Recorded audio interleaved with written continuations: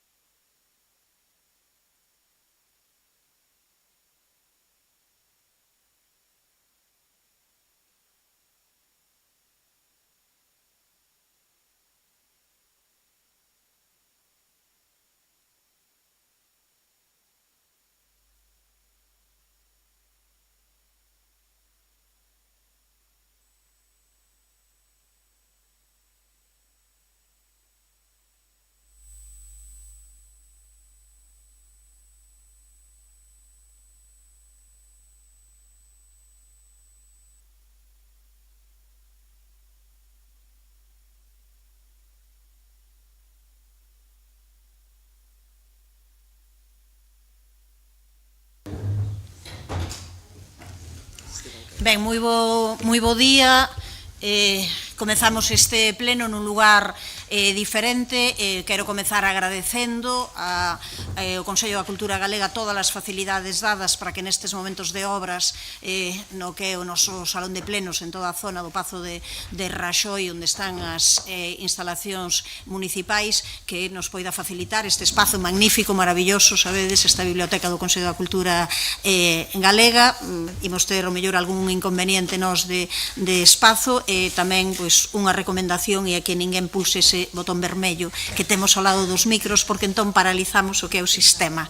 Para falar é o primeiro botón da dereita de abaixo, mellor ese, intentemos non facelo, non pulsar con ese vermello. Tamén quero aproveitar para dar a benvida a Marta Oviedo, que está aquí en calidade de interventora, que se incorpora tamén e estará presente nos puntos económicos, que temos varios para debater no día de hoxe.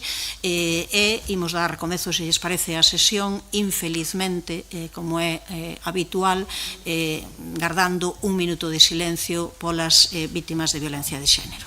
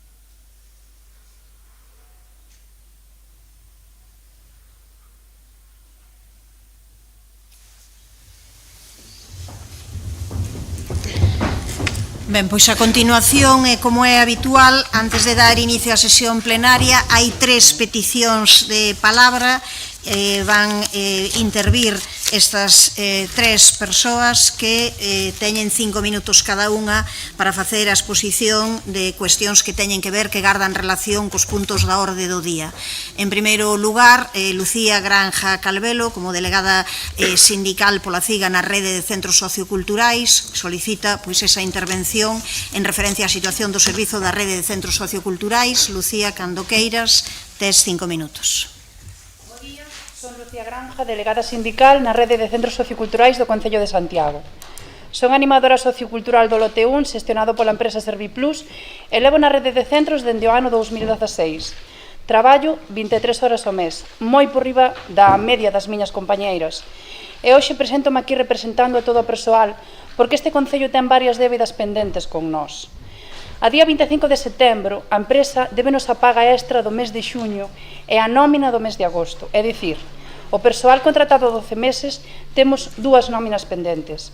Preocúpanos esta tardanza nun momento de poucas contratacións, no que estamos en activo menos da metade da plantilla, e xa agardamos o impago por defecto para os próximos meses, cando se reincorpore todo o persoal ao servizo. Que fai o Goberno ante unha solicitude de xuntanza que te damos de urxente o pasado mes de agosto? Citarnos para o 29 de setembro. Parece que na axenda municipal ter a persoal sen cobrar non é unha prioridade, porque seguimos sendo nós quen lle salva o cu aos centros, e total, se os nosos fillos pasan fame, a quen lle importa? O Concello débenos horas, á espera a unha semana de comezar o curso, de que a empresa faga os chamamentos do persoal fixo discontinuo, máis do 60%, o máis castigado neste servicio, comeza a chegarnos información de reduccións de xornadas laborais a tan 8 horas. Desde o Concello non só deixan a empresa facer o que lle dá a gana, senón que recortan horas dos servizos sen importarlle para nada que estas traballadoras precarias con menos de 10 horas e sen cobrar levan sustentando a rede de centros o último ano por amor ao arte. Cal é o pago municipal? Recortar horas de servicio para as usuarias e horas de traballo para nós. O Concello débenos tempo e diñeiro. Desde hai un ano o suministro de material para a rede de centros foi cortado pola empresa. Levamos un ano comprando material do noso peto ou buscando material de refugallo no noso tempo libre para facer as nosas actividades e que os usuarios se vexan o menos perxudicados posible.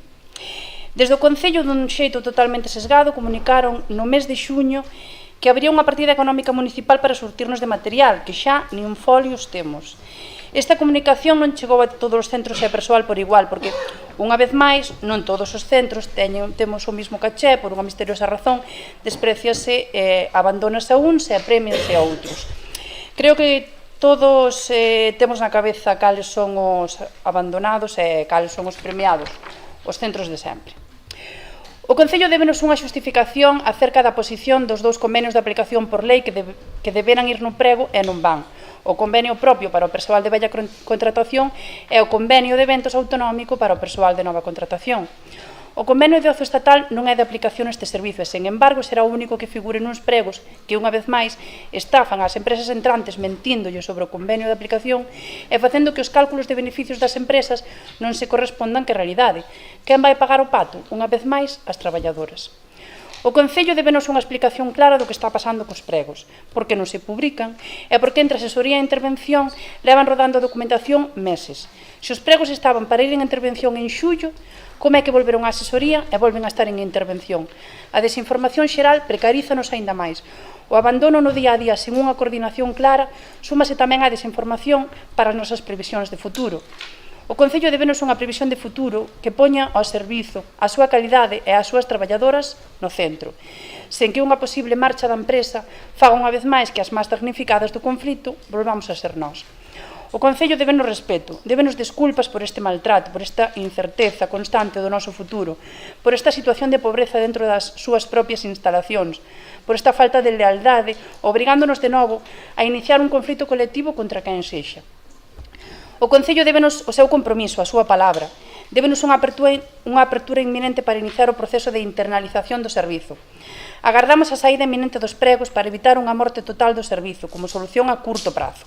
Claro que miraremos os pregos con lupa e recurriremos onde haxa que facelo ante as faltas que nela topemos. Pero non nos equivoquemos. O futuro do servizo e, polo tanto, noso, pasa por outro lado. Non nos cansaremos de dicilo e pedilo e rascalo, inda que sexa con prácticas pouco ortodoxas. A municipalización é a única solución. Grazas, Lucía. A continuación ten a palabra Joaquín García Gutiérrez, secretario xeral da Unión Intercomarcal de Comisións Obreiras Santiago Barbanza, que en nome do Comité de Empresa de Ryanair quere falar en nome dos 9 delegados das centrais sindicais, comisións e CIGA. Entón, cando queira, 5 minutos.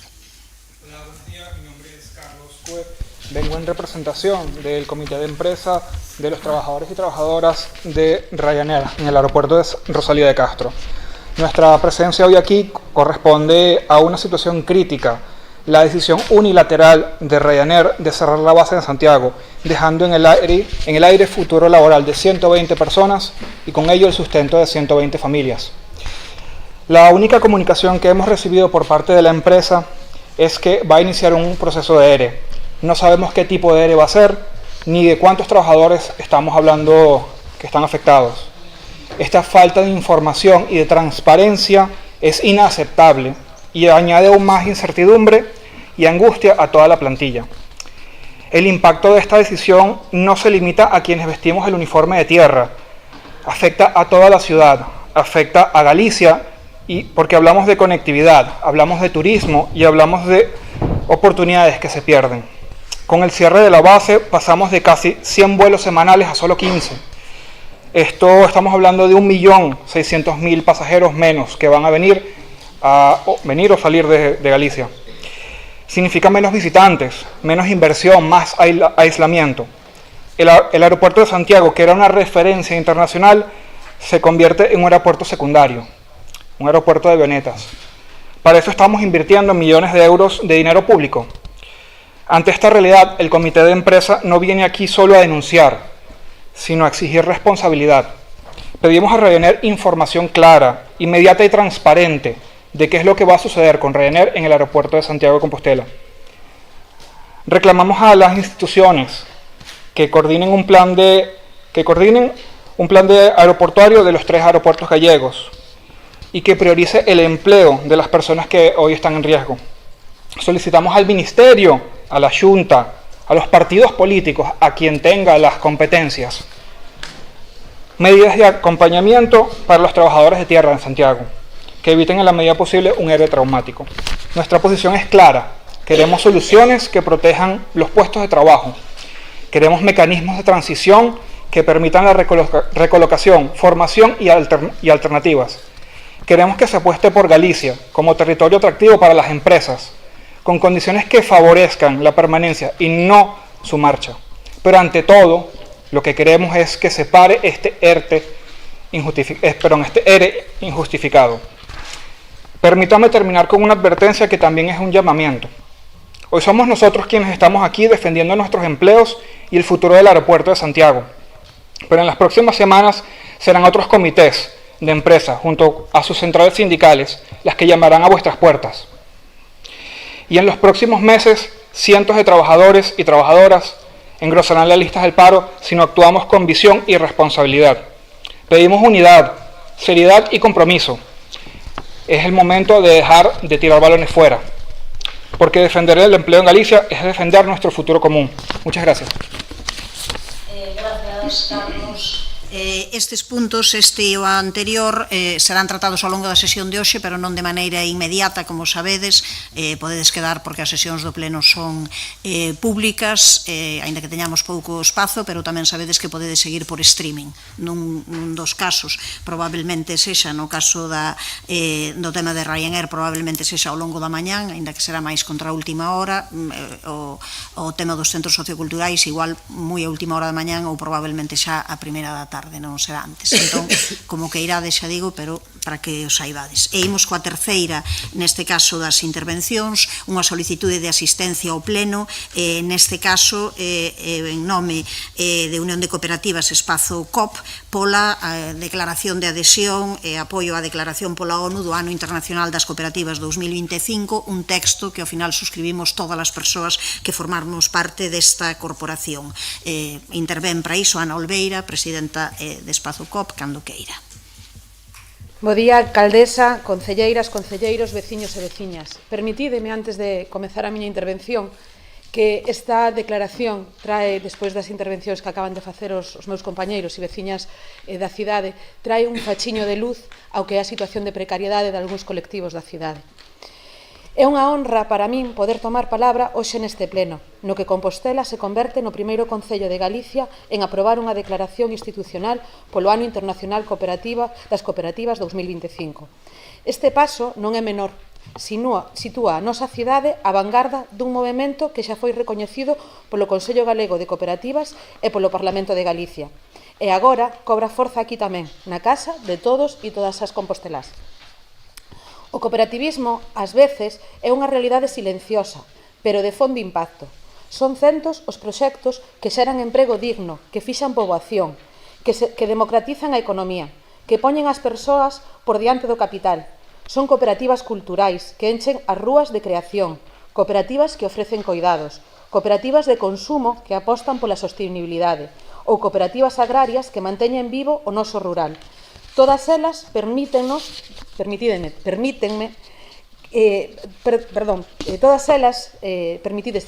temos algo en común, algo esencial, a solidariedade e o apoio mutuo como forma de organizarnos. Non é casual que a ONU declarase este 25 como Ano Internacional das Cooperativas, baixo o lema "As cooperativas construen un mundo mellor". Un mundo mellor aquí, en Compostela, significa unha cidade máis sostible, máis participativa, máis inclusiva, pero tamén significa ser conscientes de que non pode haber un mundo mellor se non é un mundo en paz. E por iso, hoxe, nesta sesión plenaria, quero facer unha lembranza expresa á dor do pobo palestino, víctima dun xenocidio que nos conmociona cada día. Non podemos mirar cara a outro lado. O cooperativismo ensínanos que fronte á injustiza a resposta é organizarnos colectivamente, coidarnos mutuamente e erguer a voz. Ese valor político e humano de dicir basta de guerras, basta de violencias, queremos vivir en dignidade e en paz.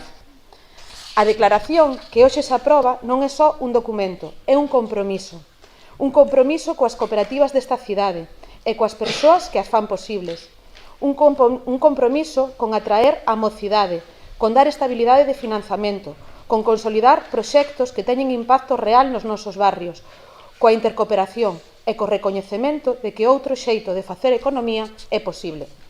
Compostela foi sempre un lugar de encontro, un espazo de diversidade e de camiños que conflúen, que sexa tamén cidade referente no cooperativismo, non só unha responsabilidade, é unha oportunidade para mostrarlle ao mundo que dende aquí tamén se pode transformar a realidade, dende os valores da democracia, da igualdade e da solidariedade.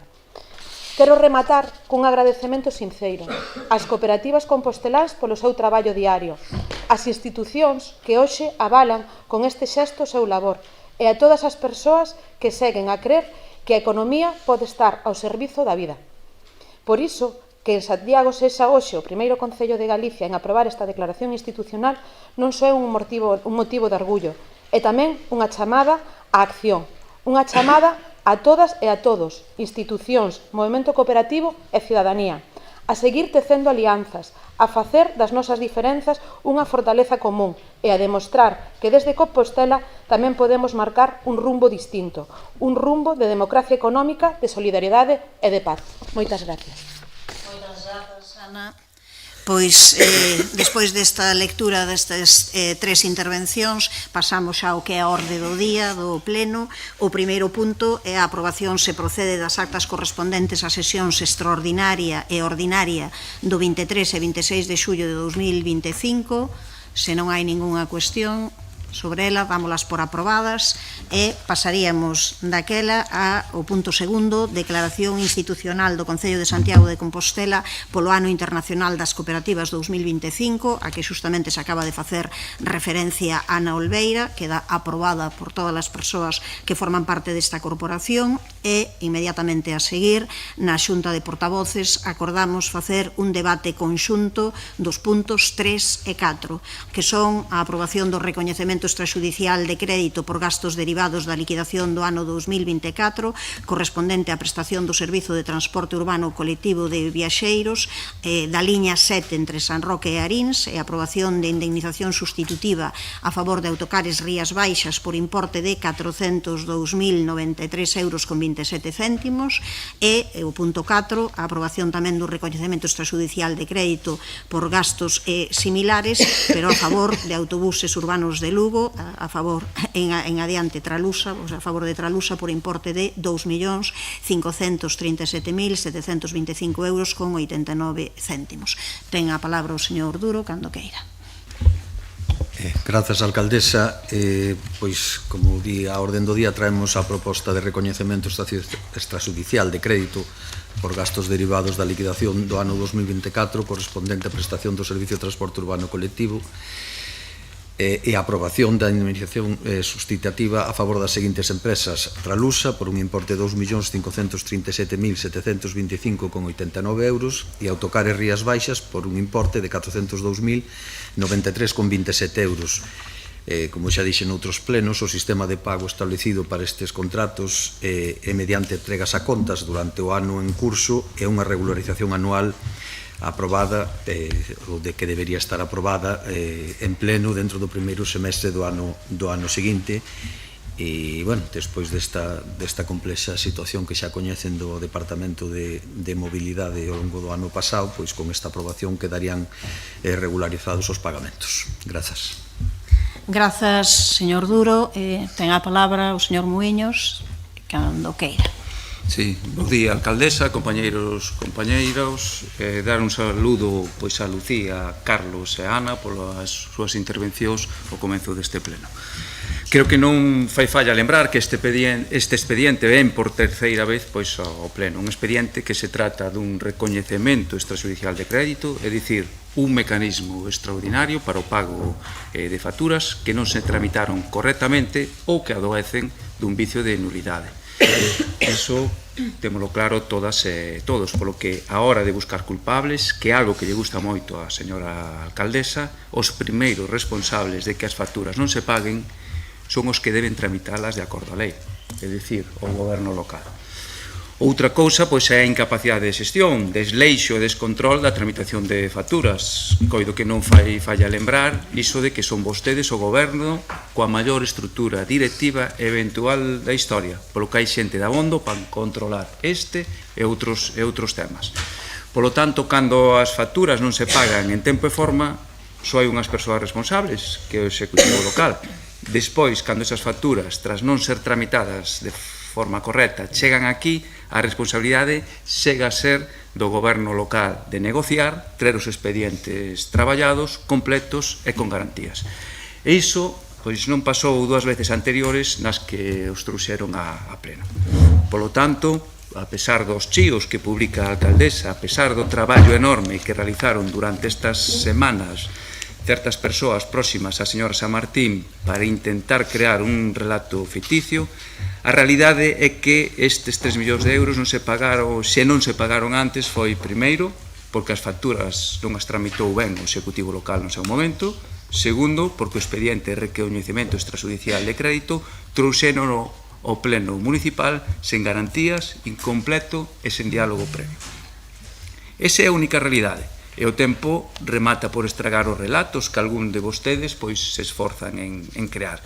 Tamén dende outros partidos políticos, pero non lles darei o gusto pois de referirme a eles, xa que despois desa tentativa de asesinato político que lles saiu mal, espéralles cando menos 2 anos de traballo incesante para tentar desprestixiarnos as 4 persoas que seguimos de non adscritos. Aquí seguiremos. Relatos á parte, a realidade é a que Nos fixemos 2 exixencias ao goberno local xa no mes de xuño para votar a favor deste expediente de recoñecemento extrajudicial de crédito. Justificar mediante un informe técnico que as facturas a pagar neste mecanismo extraordinario se axustaban a precio de mercado e, por outra banda, que se desbloqueara a nova licitación do transporte urbano.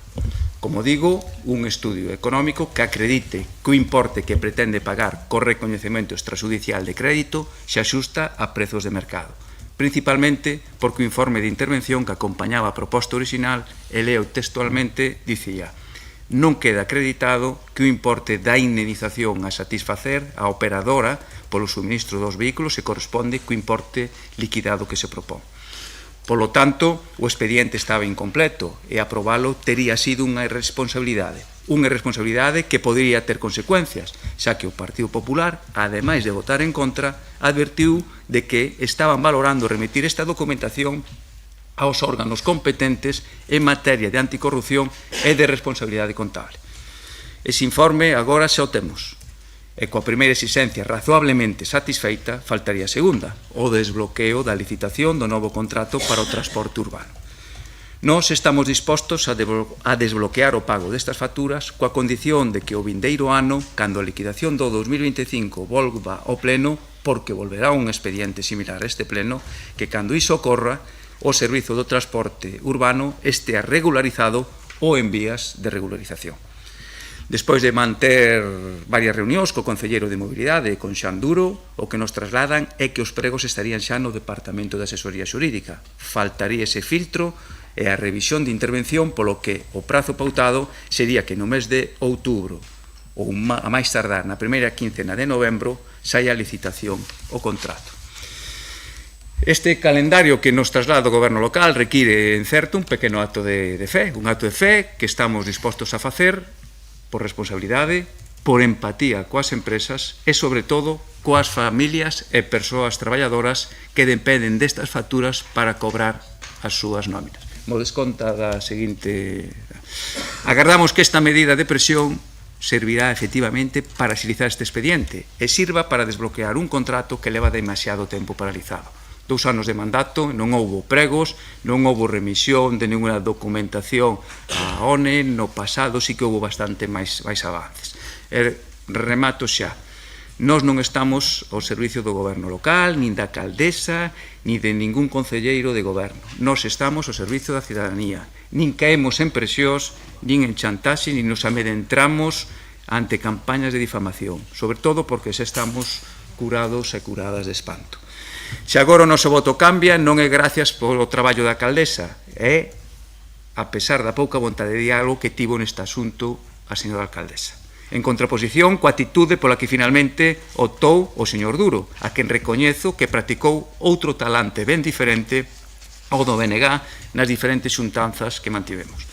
Agora sí, coas exigencias satisfeitas, votaremos a favor, pero cunha conta atrás, porque a licitación do transporte urbano debe sair nos prazos comprometidos.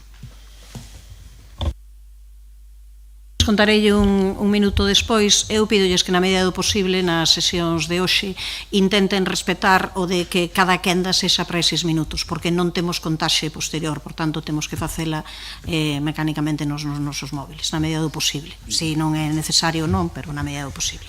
Polo Partido Socialista, señora Abal, cando queira. Moitas gracias, alcaldesa. Bueno, bo día a todas e a todos. Saludar, en primeiro lugar, a Lucía, a Joaquín e a Ana, que, bueno, tan claramente expuxeron as súas demandas, as súas reivindicacións neste pleno e que esperemos se poidan acadar precisamente o que os tres reclamaban, e dende logo demandas moi lexítimas e moi necesarias que é necesario cumplir. En relación con este expediente, pois, bueno, simplemente decir que o Grupo Municipal Socialista vai a votar o mesmo que votou nas anteriores ocasións, vai a votar o mesmo que votou con motivo da elevación de un expediente exactamente similar no seu fundamento xurídico, no seu estudo económico, nas súas causas, os seus defectos legais, exactamente o mesmo que votou no ano 2024 e tamén, se me apuran, no ano 2023 e no ano 2022. Vamos a manter a coherencia, porque se algo temos claro é que ás empresas hai que pagarlle polos servicios prestados e polos servicios contratados. Iso é imprescindible, e o que non podemos facer é que a inoperancia, que debido á inoperancia, que castiguemos as empresas, que castiguemos as familias, que cobran os salarios das súas empresas, que castiguemos as empresas, bueno, baixo o argumento da lentitude, que sí que é verdade, ou baixo o argumento da incapacidade do goberno para licitar o contrato. É urxente que o goberno licite o contrato antes de que finalice o ano, porque só así se poderán ver os verdadeiros avances, pero, bueno, o que non compartimos é deixar de pagar servicios prestados cando insisto, e isto é moi importante, non cambiou para nada o escenario en relación con outros recoñecementos extrajudiciales que se elevaron ao pleno desta corporación e se aprobaron dende o primeiro momento sin ningún tipo de dificultades. Tivemos ocasión de consultar o estudo económico. Cabe preguntarse se a vista do que resulta ese estudo económico, que os prezos son máis caros, pois cabe preguntarse se procede pagar igual. A verdad, non o sei. É dicir, claro que procede pagar, non me malinterpreten, pero é que non facía falta recorrer este camiño para chegar a este resultado cando xa sabíamos que este iba a ser o resultado. Evidentemente, o Grupo Municipal Socialista vai a votar a favor, unha vez máis, deste recoñecemento extrajudicial de crédito. Grazas, señora Val. Ten a palabra a señora Ferreiro, cando queira. Bo día a todas e a todos. A estas alturas da situación do transporte está todo dito, de dominio público que Santiago conta dende fai anos cun transporte pouco fiable e seguro, e que cando xa pensábamos que tras 2 anos de goberno nos darían a nova da licitación do novo contrato de transporte, o que acontece é que dan un xiro de 360 grados e cambian a tipoloxía de contrato, sen ningunha explicación e sin ningún informe que avale esta decisión, máis aló de dicirnos que é o que están facendo cidades como Vigo, Ourense ou A Coruña. Unha tomadura de pelo para a veciñanza. Levoulles 2 anos tomar esta decisión e que estiveron facendo ata o mes de xuño, consolidando as irregularidades que caracterizan a este servizo e, mentras tanto, as persoas usuarias do servicio de transporte padecendo as consecuencias. Responsabilidade súa é licitar canto antes un novo contrato que acabe con todas estas irregularidades e que permita a esta cidade dispor dun servizo de transporte digno e en condicións. Recordemos que hai pouco, mesmo esta semana, os veciños de Volta do Castro víronse afectados na liña 5 por unha serie de incidencias, unha avería de autobús que impediu aos veciños chegar a tempo aos seus postos de traballo e que veñen reclamando desde fai tempo unha reestruturación da súa liña. Repito, esa é a súa responsabilidade e non perpetuar no tempo as irregularidades, porque o que están facendo é convertir a ilegalidade nun costume perigoso. Pero o asunto a tratar neste REC é o pagamento da débeda de case 3 millóns de euros que se ten con estas entidades. Nos plenos anteriores quedou en evidencia a situación destes 2 servicios millonarios nos que se acordou o aluguer de 9+2 autobuses no mandato socialista, práctica seguida tamén polo goberno actual en setembro de 2023 co aluguer de outros 12 vehículos. Xa sabemos que este goberno é continuista das políticas do goberno anterior, polo que a prestación do transporte desta cidade segue a prestarse a dedo, en base a encargos de continuidade por tempo ilimitado ata dispor do novo contrato. Facturas ilegais sen informe e sen procedemento, con incumprimento da normativa de aplicación e con reiteradas advertencias do órgano de intervención, xa que é imposible saber con respecto ao aluguer dos autobuses que o prezo que se lle está pagando ás empresas é o que se lle corresponde, ao non estar acreditado que o custe a aboar polo aluguer se corresponda cun prezo de mercado xerando unha grave inseguridade xurídica. No pleno de xuño non conseguiron acordo para sacar adiante estas facturas, nin siquera tiveron a vontade de dialogar cos seus socios de goberno, que lles exixiron como requisito para negociar ese informe sobre os prezos de mercado e sobre os tempos da nova licitación. Un informe máis alá do seu contido que non está integrado no expediente deste REC. Un informe que aparece neste momento a petición do concelleiro e das concelleiras non adscritas como condición para modificar a intención do seu voto e que non se traslada a este grupo. Que validez se lle pode dar a este informe que non formou parte do expediente? E, de feito, gustaríame saber se foi examinado polo órgano de intervención. Simplemente trátase dun informe que non existe, dun informe ad hoc para sair do paso. Repito, un informe que non existe. Moitas grazas. Grazas, señora Ferreiro. Tempo para a réplica para o señor Duro. Grazas, alcaldesa. Pois, en primeiro lugar, agradecer o voto a favor deste expediente das concelleiras e concelleiros non adscritos e do concelleiro e concelleira do Partido Socialista. Eu quería ya aclarar, señor Muiños, que xa o comentei en noutros plenos, que a razón dos retrasos nestes pagos non ten tanto que ver ca xestión ou mala xestión deste concelleiro, senón co descabezamento do Departamento de Tráfico durante o ano 2024, perdendo nun prazo de 2 meses a súa xefa de servicio e a súa técnica de xestión xeral, unha por xubilación e outra por cambio de traballo, e conseguindo recuperar a normalidade laboral, por chamarlo de algún xeito, dese departamento, pois a partir do mes de marzo deste ano, que cando se pudo poñer outra vez en funcionamento a maquinaria. E, efectivamente, a documentación está agora mesmo en asesoría xurídica, así que penso que os prazos que lles trasladamos son razoables.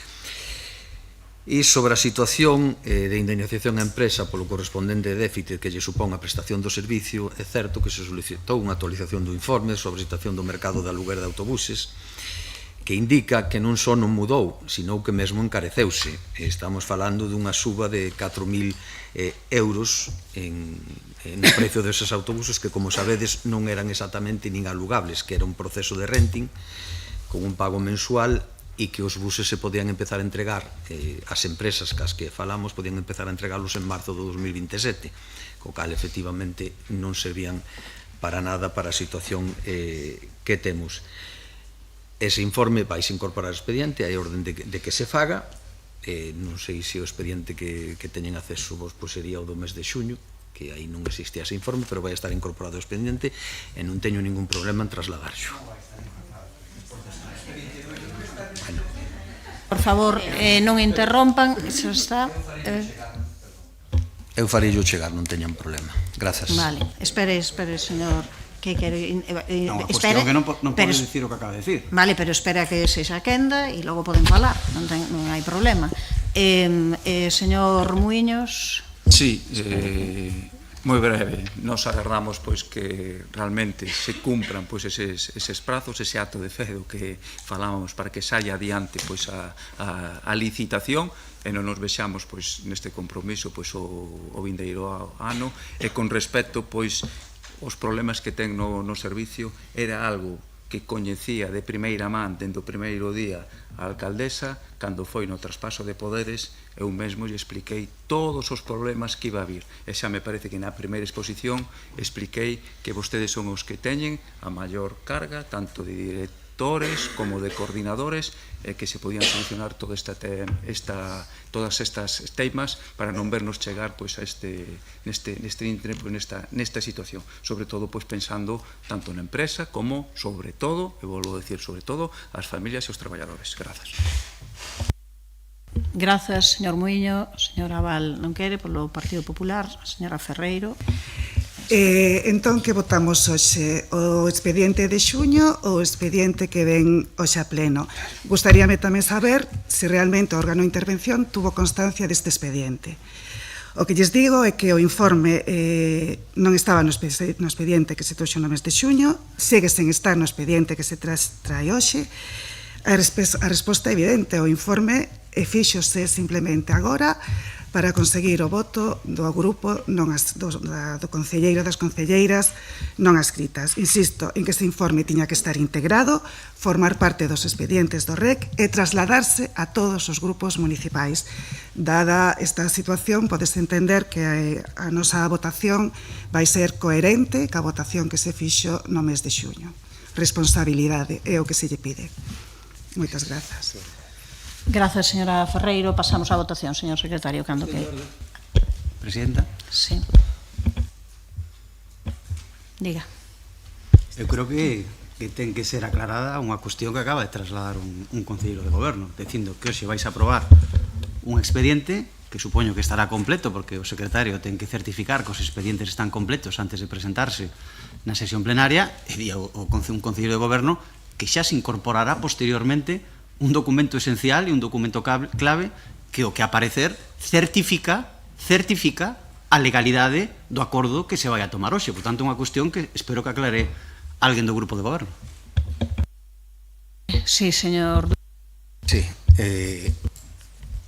o expediente que ven a aprobación é o expediente que coñecen e o expediente que evidentemente pasou por todos os filtros dos organismos do Concello. De calquera xeito, a nivel de informe de intervención, etc., é irrelevante.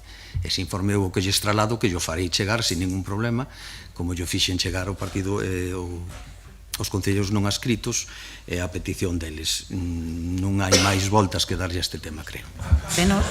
Non. A ver, pídolles que non entren nun debate. Eu entendo que hai un expediente completo, que é o expediente tal e como se traía, porque podía ser aprobado nos plenos en que foi aprobado, podía terse aprobado perfectamente. Este é un expediente completo que ten todo absolutamente en regra. Non hai, non sei se hai algunha cuestión, pero o expediente está completo, igual que sometemos a votación e ninguén considerou que non estivese completo nas veces anteriores que veu aquí.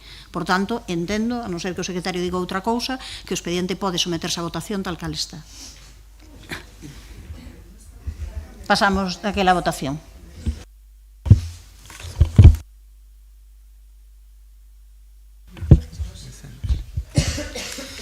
Aprobación do recoñecemento extraxudicial de crédito por gastos derivados da liquidación do ano 2024 correspondente á prestación do servizo de transporte urbano colectivo de viaxeiros e viaxeiras da liña 7 entre San Roque e Arins e aprobación de indemnización substitutiva a favor de Autocares Rías Baixas SL por importe de 402.093,27 €. Votos a favor?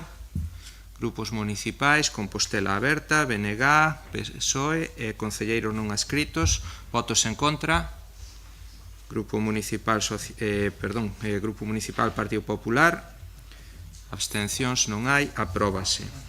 A continuación, a aprobación do recoñecemento extraxudicial de crédito por gastos derivados da liquidación do ano 2024 correspondente á prestación do servizo de transporte urbano colectivo de viaxeiros e viaxeiras e a aprobación de indemnización substitutiva a favor de autobuses urbanos de Lugo e TRAP SL, UTE da Lei 18/1982, Tralusa, por importe de 2.537.725,89 €. Votos a favor? Grupos municipais, BNG, Compostela Aberta, Grupo Socialista e concelleiros non adscritos. Votos en contra? Grupo Municipal do Partido Popular. Abstencións non hai e apróbase tamén. Pasamos daquela ao punto número 5, trátase das modificación das ordenanzas reguladoras de ingresos públicos 0.00, 1.01, 1.02, 1.04, 1.05, 3.09 e 3.25. Cando queira, señor César. Obrigado, señora alcaldesa. Traemos ao pleno este expediente de modificación de varias ordenanzas, en concreto a Ordenanza Xeral de Xestión, Recadación e Inspección dos Tributos e de outros ingresos de dereito público e 6 ordenanzas fiscais reguladoras do imposto sobre bens inmobles, sobre vehículos de tracción mecánica, sobre construcións, instalacións, obras, sobre actividades económicas, a taxa polas licenzas e outros servizos urbanísticos e a taxa pola utilización privativa ou aproveitamento especial do dominio público local a favor de empresas explotadoras dos servizos de suministración de interese xeral. A reforma da ordenanza xeral ten como finalidade mellorar a xestión da recadación dos tributos, resolver cuestións que suscitaban problemas e facilitarlle á cidadanía o cumprimento das súas obrigacións e a verificación das bonificacións a que teña dereito. Coa mudanza unifícanse regulándoas na ordenanza xeral as datas límites para presentar solicitudes de beneficios fiscais nos diferentes tributos, facilitando así o coñecemento e o trámite ás persoas contribuintes. De igual maneira, armonízase a data de adhesión ao sistema especial de pagamento coa data de solicitude dos beneficios fiscais para os ingresos que se xestionan por recibo, facilitando o coñecemento polas persoas interesadas e permitindo fraccionar os recibos en 3, 5 ou 9 prazos. Para alén disto, na Ordenanza Xeral de Xestión, Recadación e Inspección faise posíbel tamén xestionar as tasas a través de convenios que o Concello poderá formalizar con entidades profesionais ou de outro tipo. As mudanzas propostas ao respecto da Ordenanza Fiscal 1.01, reguladora do imposto sobre bens inmóveis, teñen que ver fundamentalmente co acceso á vivenda. Por un lado, estabelécese a recarga aos inmóveis residenciais que permanezan desocupados durante máis de 2 anos, sempre que pertenzan a titulares de 4 ou máis inmóveis con este uso. Trátase dunha medida para incentivar a súa utilización coa súa posta a disposición no mercado. Complementarmente, amplíase a bonificación do IBI ás vivendas de promoción pública. Deste xeito, todas as vivendas protexidas terán unha bonificación do IBI de 50% nos 3 primeiros anos, as de promoción autonómica continuarán bonificadas en 35% 10 anos máis e amplíase a 45% para as de promoción pública sempre que manteñan esta titularidade e se destinen ao aluguer. En canto a mellora enerxética, redúcese a potencia exixida para poder acceder ao beneficio fiscal pola utilización de paneis solares, pasando dos 5 kilovatios actuais aos 2 por cada 100 metros cadrados. Na senda de facilitar e reducir os trámites ás persoas contribuíntes elimínase a exixencia de que se presenten comunicación previa tanto no Departamento de Licenzas como de calquera comunicación dos departamentos municipais que xestionen os servizos básicos. Por último, adáptanse os usos diferenciados o que establece a sentenza do Tribunal Supremo de 31 de xaneiro de 2023 dictada no recurso 2265/2021 eliminando o tipo de gravame diferenciado para uso cultural. Canto a ordenanza fiscal 102, reguladora do imposto de vehículos de tracción mecánica, adáptanse as bonificacións á orden do Ministerio de Presidencia emitida en 2018 sobre vehículos de emisión cero e eco. Ademais, estas bonificacións deixan de ser rogadas e aplicaránse de oficio mantendo transitoriamente durante 5 anos as bonificacións aos tipos de vehículos bonificados con anterioridade á aprobación desta presente ordenanza. Serán así moitos máis as persoas que efectivamente se beneficien da bonificación. No que respecta á ordenanza fiscal 104, reguladora do imposto sobre construcións, instalacións e obras, o igual que acontecía coa ordenanza do IBI, equipáranse as vivendas autonómicas coas vivendas de protección pública. Alóngase tamén o prazo para presentar a autoliquidación provisional nas obras promovidas por entes do sector público até a data de adxudicación da obra, momento en que se coñece a base imponível certa do imposto. Estabelécese unha bonificación para incentivar determinadas modalidades de promoción, como son a rehabilitación para uso residencial das edificacións merecedoras de especial protección patrimonial, a promoción de vivendas protexidas con cualificación permanente en determinados ámbitos e urbanizados ou a promoción a través de cooperativas de vivendas en cesión de uso sen ánimo lucrativo. E as ordenanzas 105 e 301 e 325 tamén son adaptadas neste sentido para que coincidan os prazos de solicitude dos beneficios fiscais e de adhesión ao sistema especial de pagamento, como dixen ao comezo. Moito obrigado. Obrigada, señor César. Por parte dos concelleiros e concelleiras non escritos, non sei quen fala, a señora Rosón, cando que ir. Un saúdo cordial a todas as persoas que nos siguen por streaming e tamén pois a Lucía Granja, a Carlos Cue e a Ana Oliveira que estiveron pois no comezo desta sesión. As concelleiras non adscritas, sábeno ben, sempre estaremos de acordo cando se trata de avanzar en medidas e propostas que impliquen protexer o dereito á vivenda, mobilizar o parque de vivendas desocupadas e poñer as cousas doadas para que se impulsen promocións públicas e para que quen accede a esas vivendas poida facela cunha protección do público. Por lo tanto, pouca dúbida pode haber do noso voto a esta proposta, pero sendo conscientes do alcance real que isto vai ter na práctica. En primeiro lugar, sobre a medida que máis repercusión pública tivo ata de agora, sobre ese gravame ás vivendas desocupadas, hai que ser conscientes de que as competencias en materia de vivenda e, polo tanto, quen ten os recursos para impulsalas económicos e humanos é a Xunta de Galicia. E a Administración Autonómica, o repetimos aquí en numerosas ocasións. E, polo tanto, calquera política que se impulse a nivel municipal, alén de ser unha nova asunción de competencias por parte dos concellos, será limitada. Esta o é. Non só porque o gramame só se poida aplicar ás vivendas desocupadas de propietarios con 4 ou máis inmobles, como acaba de decir o concelleiro, é dicir, deses 6.000 fogares deshabitados que cifra o INE, vais a intervir só nunha parte, naqueles que sexan propiedade de persoas con outras 3 residencias.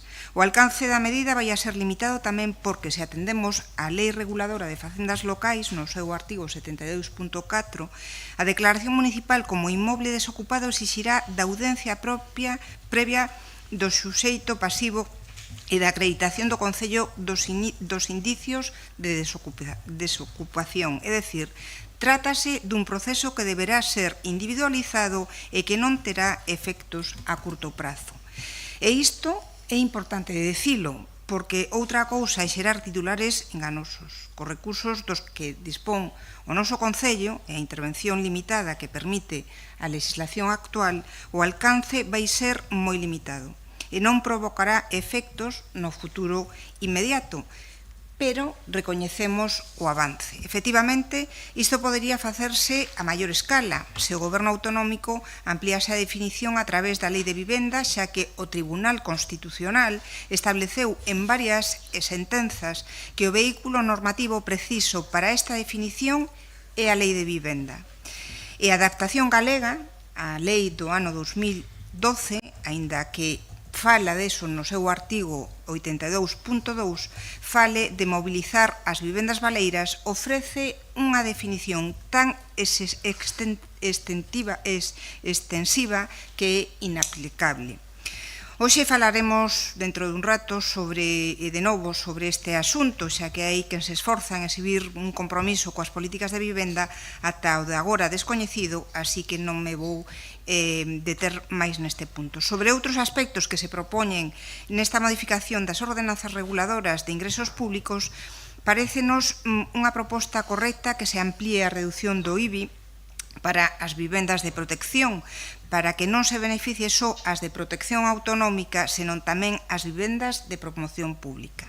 E o feito que se estenda tamén a bonificación do ICIO a estas promocións pode apuntalar o interese nestas promocións públicas das que tanto precisa Santiago de Compostela, co arredor de 1.300 persoas ou 1.300 familias solicitantes de vivenda pública que agardan na actualidade. A modificación tamén reproduce unha catalogación das construcións ou instalacións que poderían ser susceptibles desas bonificacións ata un 95% do ICIO, no caso de que sexan declaradas de especial interese ou utilidade municipal. Isto era xa algo contemplado, pero coincidimos en que o feito de que se especifiquen os supostos e os ámbitos nos que se fai extensiva esta bonificación pode incentivar determinadas modalidades de promoción, sobre todo a rehabilitación en determinados ámbitos. En fin, trátase de propostas interesantes que veremos nos vindeiros meses cal é a súa efectividade real, pero que neste punto de partida nos coincidimos no seu interese. É certo, e sábeno, que... Rematou o tempo. Total. Descontolle. Sí, pois siga, si quere. Remato dicindo que é certo e saben que o informe de asesoría xurídica que obra neste expediente propón unha serie de correccións na redacción de algúns dos artigos modificados. Sobre todo trátase de aspectos aclaratorios que deberían rectificar, pero non tratándose de cuestións insalvables, pois apoiaremos estas modificacións. Moitas grazas. Grazas. Descontarei 40 segundos despois da seguinte intervención. Polo Partido Socialista, señora Abal, cando queira. Moitas gracias. Moi brevemente, a verdade, aquí tenemos, de acordo coa sistemática que se siguen no expediente, hai dúas grandes bloques de medidas. Por un lado están as medidas propostas pola Tesourería Municipal, medidas de adaptación á normativa, de axuste legal, medidas de simplificación e unificación procedimental, medidas que clarifican xurídicamente e melloran a redacción destas ordenanzas. Parecenos moi acertada tamén a proposta que se fai en relación coa modificación do imposto de vehículos de tracción mecánica, que vai a permitir que os vehículos se incorporen ou poidan de oficio beneficiarse precisamente deste beneficio fiscal. Bueno, estas medidas, a verdade é que nos parece moi acaídas e, dende logo, pois, todo o noso apoio. Por outro lado, están as medidas propostas por urbanismo. A verdade é que son unhas medidas interesantes. Estamos moi de acordo coa modificación que se propón no imposto de bens inmobles, esa modificación da bonificación que permite diferenciar a bonificación que se aplica ás vivendas de promoción pública, que son precisamente as vivendas de promoción pública que teñen un carácter permanente de protección, con lo cual aplaudimos e estamos moi de acordo precisamente con esa bonificación, porque son estas vivendas, as vivendas de promoción pública, que teñen un carácter permanente de protección as que nos interesa impulsar no noso termo municipal. Tamén estamos de acordo coa proposta de modificación que se fai sobre a bonificación dos inmobles de uso residencial que teñan instalados sistemas para o aproveitamento técnico ou eléctrico de enerxía proviñente do sol, porque, bueno, queda constatado que a situación tal e como estaba redactado a día de hoxe, pois prácticamente ningunha solicitude podería ser estimada, con lo cual parabéns tamén por esta modificación que se propón e estamos moi de acordo. E tamén nos parece interesante a proposta de modificación que fan do artigo 8 da ordenanza fiscal do ICIO, que non exclúe calesquera outras solicitudes que poidan beneficiarse por razóns de interese artístico ou de interese social, pero a verdade é que este foco que se pon pois nos parece interesante, co cual, bueno, pois o aplaudimos. En relación co recargo de vivendas baleiras, estamos de acordo coa idea. A verdade é que se nunha situación que estamos a vivir agora, que é dunha evidente tensión do mercado do alugueiro, dunha evidente tensión do acceso á vivenda, unha situación que podemos calificar como dramática, a verdade é que estamos de acordo con esta idea. É unha medida máis das que debemos de adoptar como administración pública, como a regulación das vivendas de uso, a limitación das vivendas de uso turístico, a declaración de Santiago como zona de mercado residencial tensionado. É unha medida máis, pero estando de acordo coa idea, non estamos de acordo coas formas. É dicir, preocúpanos moi seriamente unha falta de diagnose clara da situación da vivenda baleira en Santiago para poder precisamente acotar ben a realidade a realidade ante a que nos atopamos, e para poder, en última instancia, orientar claramente a acción dos traballadores do Concello e, en última instancia, a acción dos traballadores de urbanismo. É imprescindible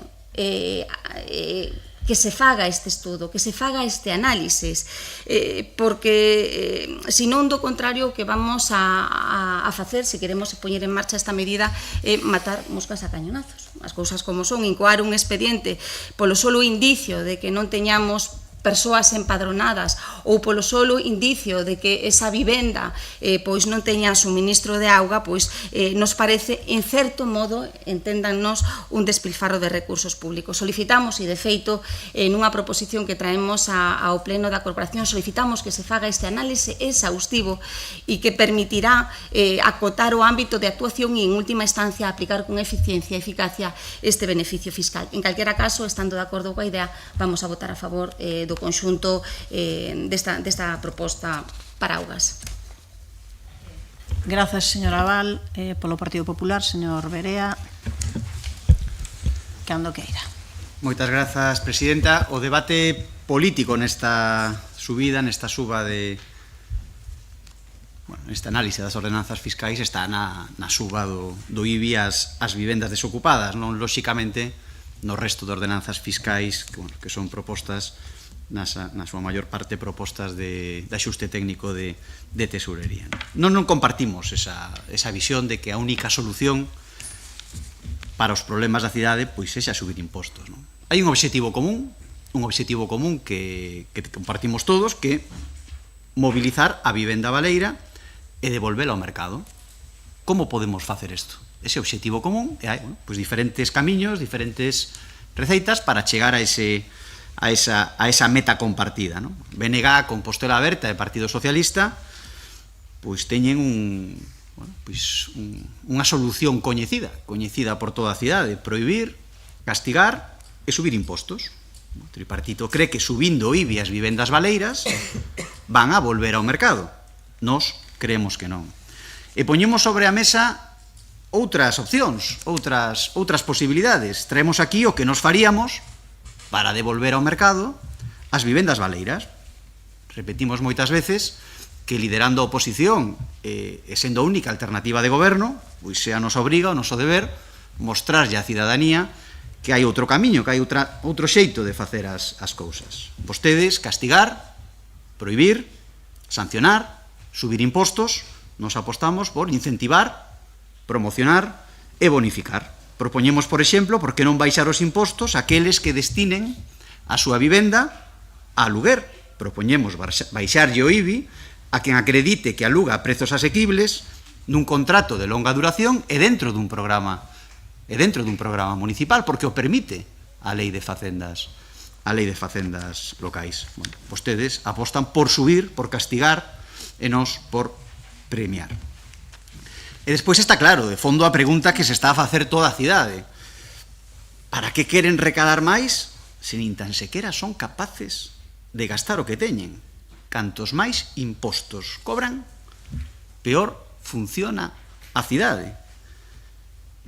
Dicía antes que nos vimos con propostas sobre a mesa, son coñecidas, repetímolas constantemente e, como dicía antes tamén, é a nosa obriga, é o noso deber traer a esta mesa que faríamos para mobilizar a vivenda baleira. O primeiro, en vez de subir o IBI, baixalo, como acabamos de explicar, aqueles que aposten por poñer a súa propiedade no mercado. Subvencións a rehabilitación a cambio de aluguer. Axudar para reformar a cambio de que o propietario destine esa vivenda a alugueiro durante un período mínimo e, por suposto, a precio asequible. A creación dun banco público de vivenda baleira. Esta é coñecida e máis que repetida, onde o Concello actúa como garante das rendas, creando fogares accesibles e indo ao cerne, a clave do problema, darlle seguridade aos propietarios para alugar as súas vivendas. Garantía pública, por suposto, e lóxicamente, para alugueiros a prezos asequibles e de longa duración. Máis medidas que traemos, que non é subida de impostos. Permitir a conversión de baixos en vivendas, en zonas onde os locais levan máis de 20 anos baleiros. Repetimos moitas veces que permitiríamos eso en Conxo, en Santa Marta, con un programa piloto, podría ser despois estenderse a outros barrios da cidade, onde hoxe hai baixos baleiros insalubres, pois habería vivendas a disposición da cidadanía.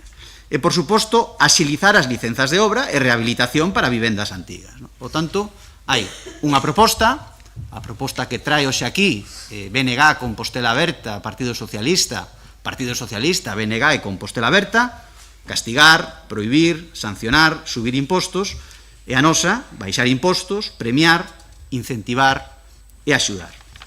E para rematar, tamén votaremos en contra desta subida do IBI, votaremos en contra tamén da modificación concreta do ICIO, na que se quere incluir dentro da bonificación do 95% de responsabilidade plenaria para cuestións sociais, históricas, etc. Nos entendemos que non hai que facer unha enumeración aí, non hai que facer unha enumeración concreta, non hai que especificar exactamente que o que se quere bonificar, porque a normativa non pode estar feita ad hoc.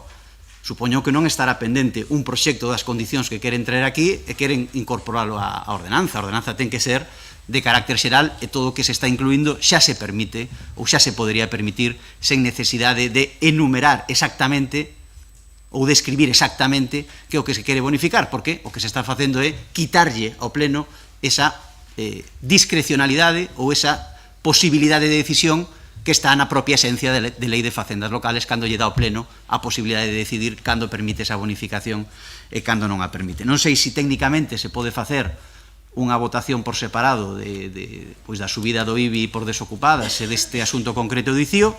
Se nos permite ese voto separado, pois votaremos en contra deses dous puntos e absterémonos, lóxicamente, en todas as outras modificacións técnicas, e se técnicamente non é posible ese voto separado, pois, lóxicamente, vémonos obligados a votar en contra.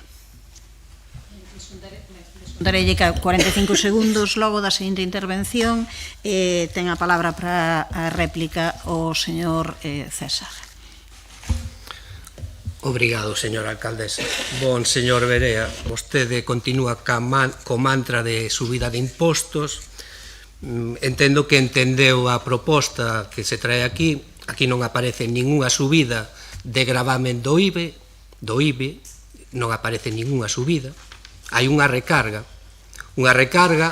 como a do seu conselleiro de Cultura, alcalde na Estrada, en 2023 fixo unha recarga idéntica a que propomos nos aquí.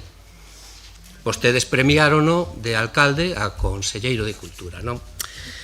Ben, dito isto, agradezo os votos favoráveis a este expediente que facilitará para moitas persoas cumprir coas súas obrigacións fiscais e beneficiarse de bonificacións a que teñen dereito. E agradezo especialmente en nome do Goberno municipal o apoio ás medidas que se inclúe en prol da mellora das condicións de acceso á vivenda. Unha das principais preocupacións da nosa veciñanza son medidas que se suman a moitas outras e que de maneira conxunta poden incentivar o uso dos inmóveis de uso residencial e rebaixarlle os custos á Xunta de Galicia se decide promover vivenda pública en réximen de aluguer, tal como a nosa sociedade está necesitando e demandando. Lamento que sexa calfor a medida positiva para a nosa veciñanza que este goberno propoña sempre encontre o Partido Popular en contra. Obrigado. Obrigada. Tempo para a señora Rosón e cando chegue aos 40 segundos de parar. Sí. Bueno, mire, sen que sirva de precedente, podo estar un pouco de acordo co señor Berea. Unha tixeira non corta só por un dos fíos, senón que polos dous, do mesmo xeito que para devolver o mercado de vivendas baleiras non só se pode penalizar a quen as mantén desocupadas, que isto se debe facer, senón tamén hai que bonificar a quen aluga esas vivendas e as aluga como nos estamos plantexando. Pero unha cousa non invalida anterior, deben complementarse, así que eu creo que se debe estudar a proposta dunha bonificación do IBI para quen teña contratos de arrendación de longa duración. Pero, insisto, son cousas incompatibles, senón que se deben combinar. Gravar a quen mantén a vivenda baleira e desocupada e bonificar quen aluga para vivir. Pero igual se esquece o señor Berea de que quen podería facer un banco público de vivenda é quen ten todas as competencias en materia de vivenda, competencias e recursos económicos para poder facelo, que é a Xunta de Galicia. Supoño que o reclamará no próximo pleno no que no Parlamento se debatan cuestións de vivenda. Nada máis e moitas grazas. Grazas, señora Rosón. Señora Abal, cando queira. Nada, simplemente reiterar o noso voto a favor e volver a poñer foco precisamente en que se faga ese estudo. Ese estudo é imprescindible para poder apuntar o tiro e para poder orientar a acción dos traballadores municipais. Bueno, esta é unha das moitas medidas que se deben de adoptar para solucionar o problema da vivenda, porque, por desgracia, non só hai unha medida, son moitas, e que se poden resumir nunha frase: poñer en marcha unha política de vivenda que ata ahora é inexistente no ámbito da Comunidade Autónoma de Galicia. Grazas, señor Berea, con 45 segundos menos, cando queira. O señor César, quizáis, porque a súa xefa é natural da Estrada, confúndese, non? Pensa que estamos aquí no Concello da Estrada. A mí dame exactamente igual o que faga un alcalde do PP noutro concello. Estou defendendo os intereses dos cidadáns de Santiago como eu entendo que se teñen que defender. E pode haber noutros sitios ou noutros lugares que teñan outra opinión. A mí dame exactamente igual o que faga outro alcalde. A mellor vostede pois ten un problema a hora de saber onde está gobernando, porque claro, pleno a pleno sigue nos sorprendendo con esas frases espectaculares, non? Que o que ten que facer é facer tremer aos veciños de Santiago. En maus de quen estamos? Ao fronte da Concellería de Facenda, que non é a Concellería menor, meterlle un recargo a un imposto non é subilo. Vai explicar ao que tiña que pagar 100, o mellor ten que pagar 200. Eso non é subir un imposto. Eu digo con esa tranquilidade, non?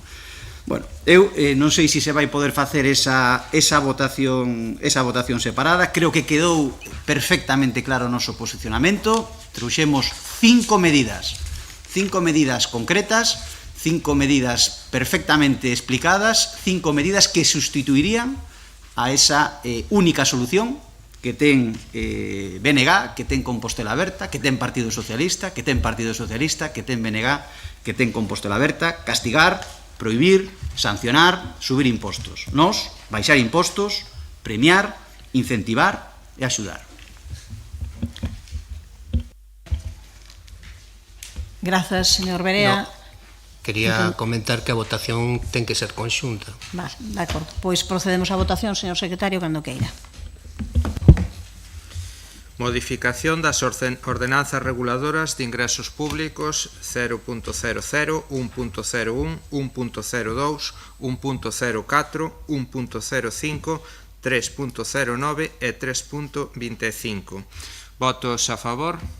Grupos municipais, BNG, Compostela Aberta, Socialista e Concelleiro non adscritos. Votos en contra. Grupo municipal do Partido Popular, abstencións non hai, apróbase. Pasamos daquela ao punto número 6, a resolución de alegacións e aprobación definitiva da ordenanza de xestión de residuos de competencia municipal. Ten a palabra o señor Domínguez, cando queira.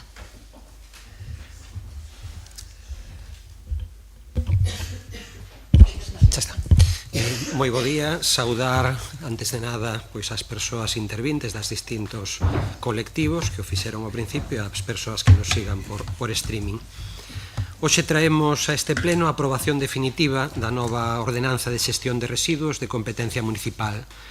Como xa explicamos no mes de abril, cando se aprobou inicialmente o texto, a presentación desta ordenanza ten como obxectivo a mellora da xestión dos residuos que son competencia municipal, unhas 40.000 toneladas no ano 24 de residuos, da fracción de residuos domésticos, para mellorar a calidade ambiental e o benestar da veciñanza de Compostela.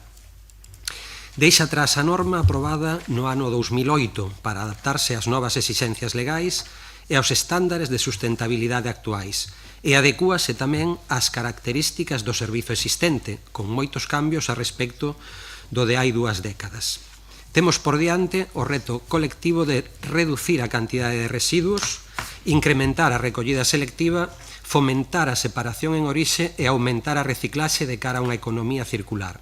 Con esta norma sistematízanse os criterios xerais cos que se presta o servizo, recollendo as definicións de cada tipo de residuo e as normas específicas, así como os dereitos e as obrigas das persoas usuarias. Algúnas das melloras concretas que inclúe esta ordenanza son a regulación integral do servizo de recollida porta a porta, con estándares claros de calidade, horarios e obrigas de separación, fundamentalmente da recollida de residuos na cidade histórica. Inclusión formal da recollida separada de todas as fraccións, garantindo a súa trazabilidade en colaboración cos sistemas de responsabilidade ampliada do produtor, o reforzo da recollida separada de biorresiduos que se converterán en compost e a maior transparencia e participación cidadá, que recibirá información periódicamente sobre a prestación do servizo. Estas novidades modernizan a xestión, optimizan recursos e favorecen a corresponsabilidade da veciñanza, imprescindible para acadar os obxectivos de reciclaxe e de prevención. Durante o proceso de exposición pública recibimos as alegacións da Asociación de Empresarios do Polígono Notambre e das empresas do propio polígono, da Asociación de Hostelería e da Asociación Veciñal da Cidade Histórica Fonseca, entre outras de particulares.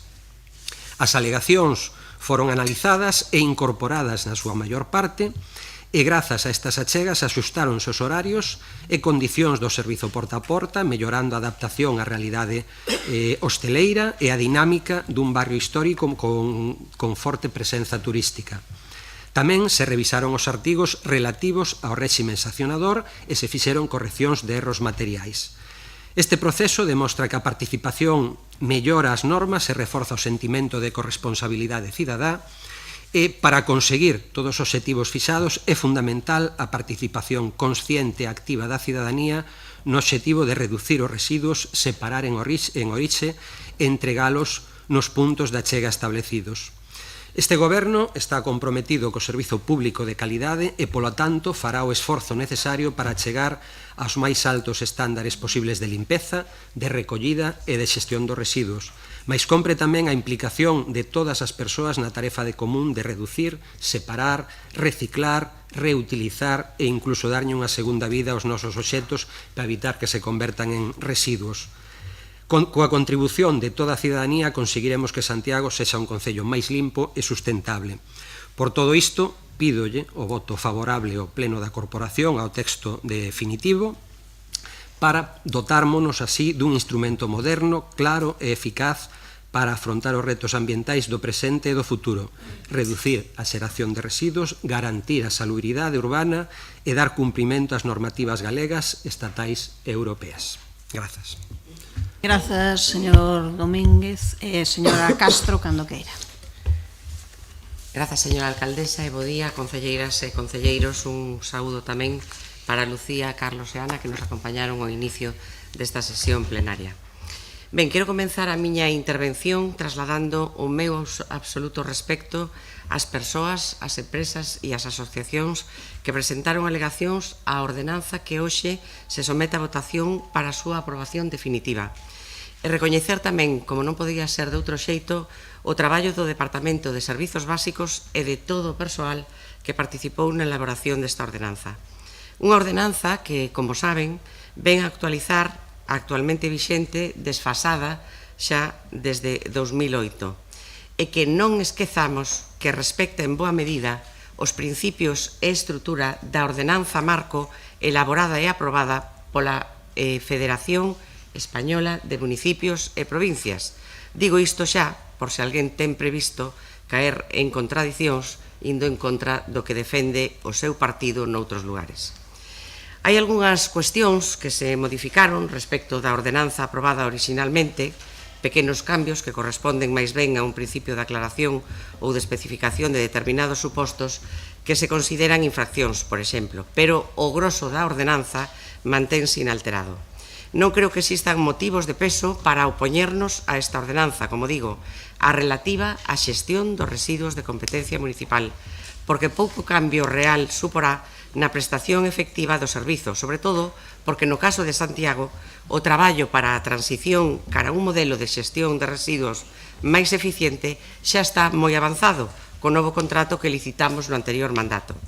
Un contrato que fixo de Santiago fora un concello pioneiro na implantación exitosa do quinto colector, por exemplo, e que nos sitúa nun contexto bastante cómodo para abordar agora esta transición normativa. É dicir, a realidade é que o cambio na práctica xa está implantada. Agora o que se fai é trasladala ao papel, pero en que vai afectar esta nova ordenanza a prestación do servicio como se leva repetindo estes últimos días?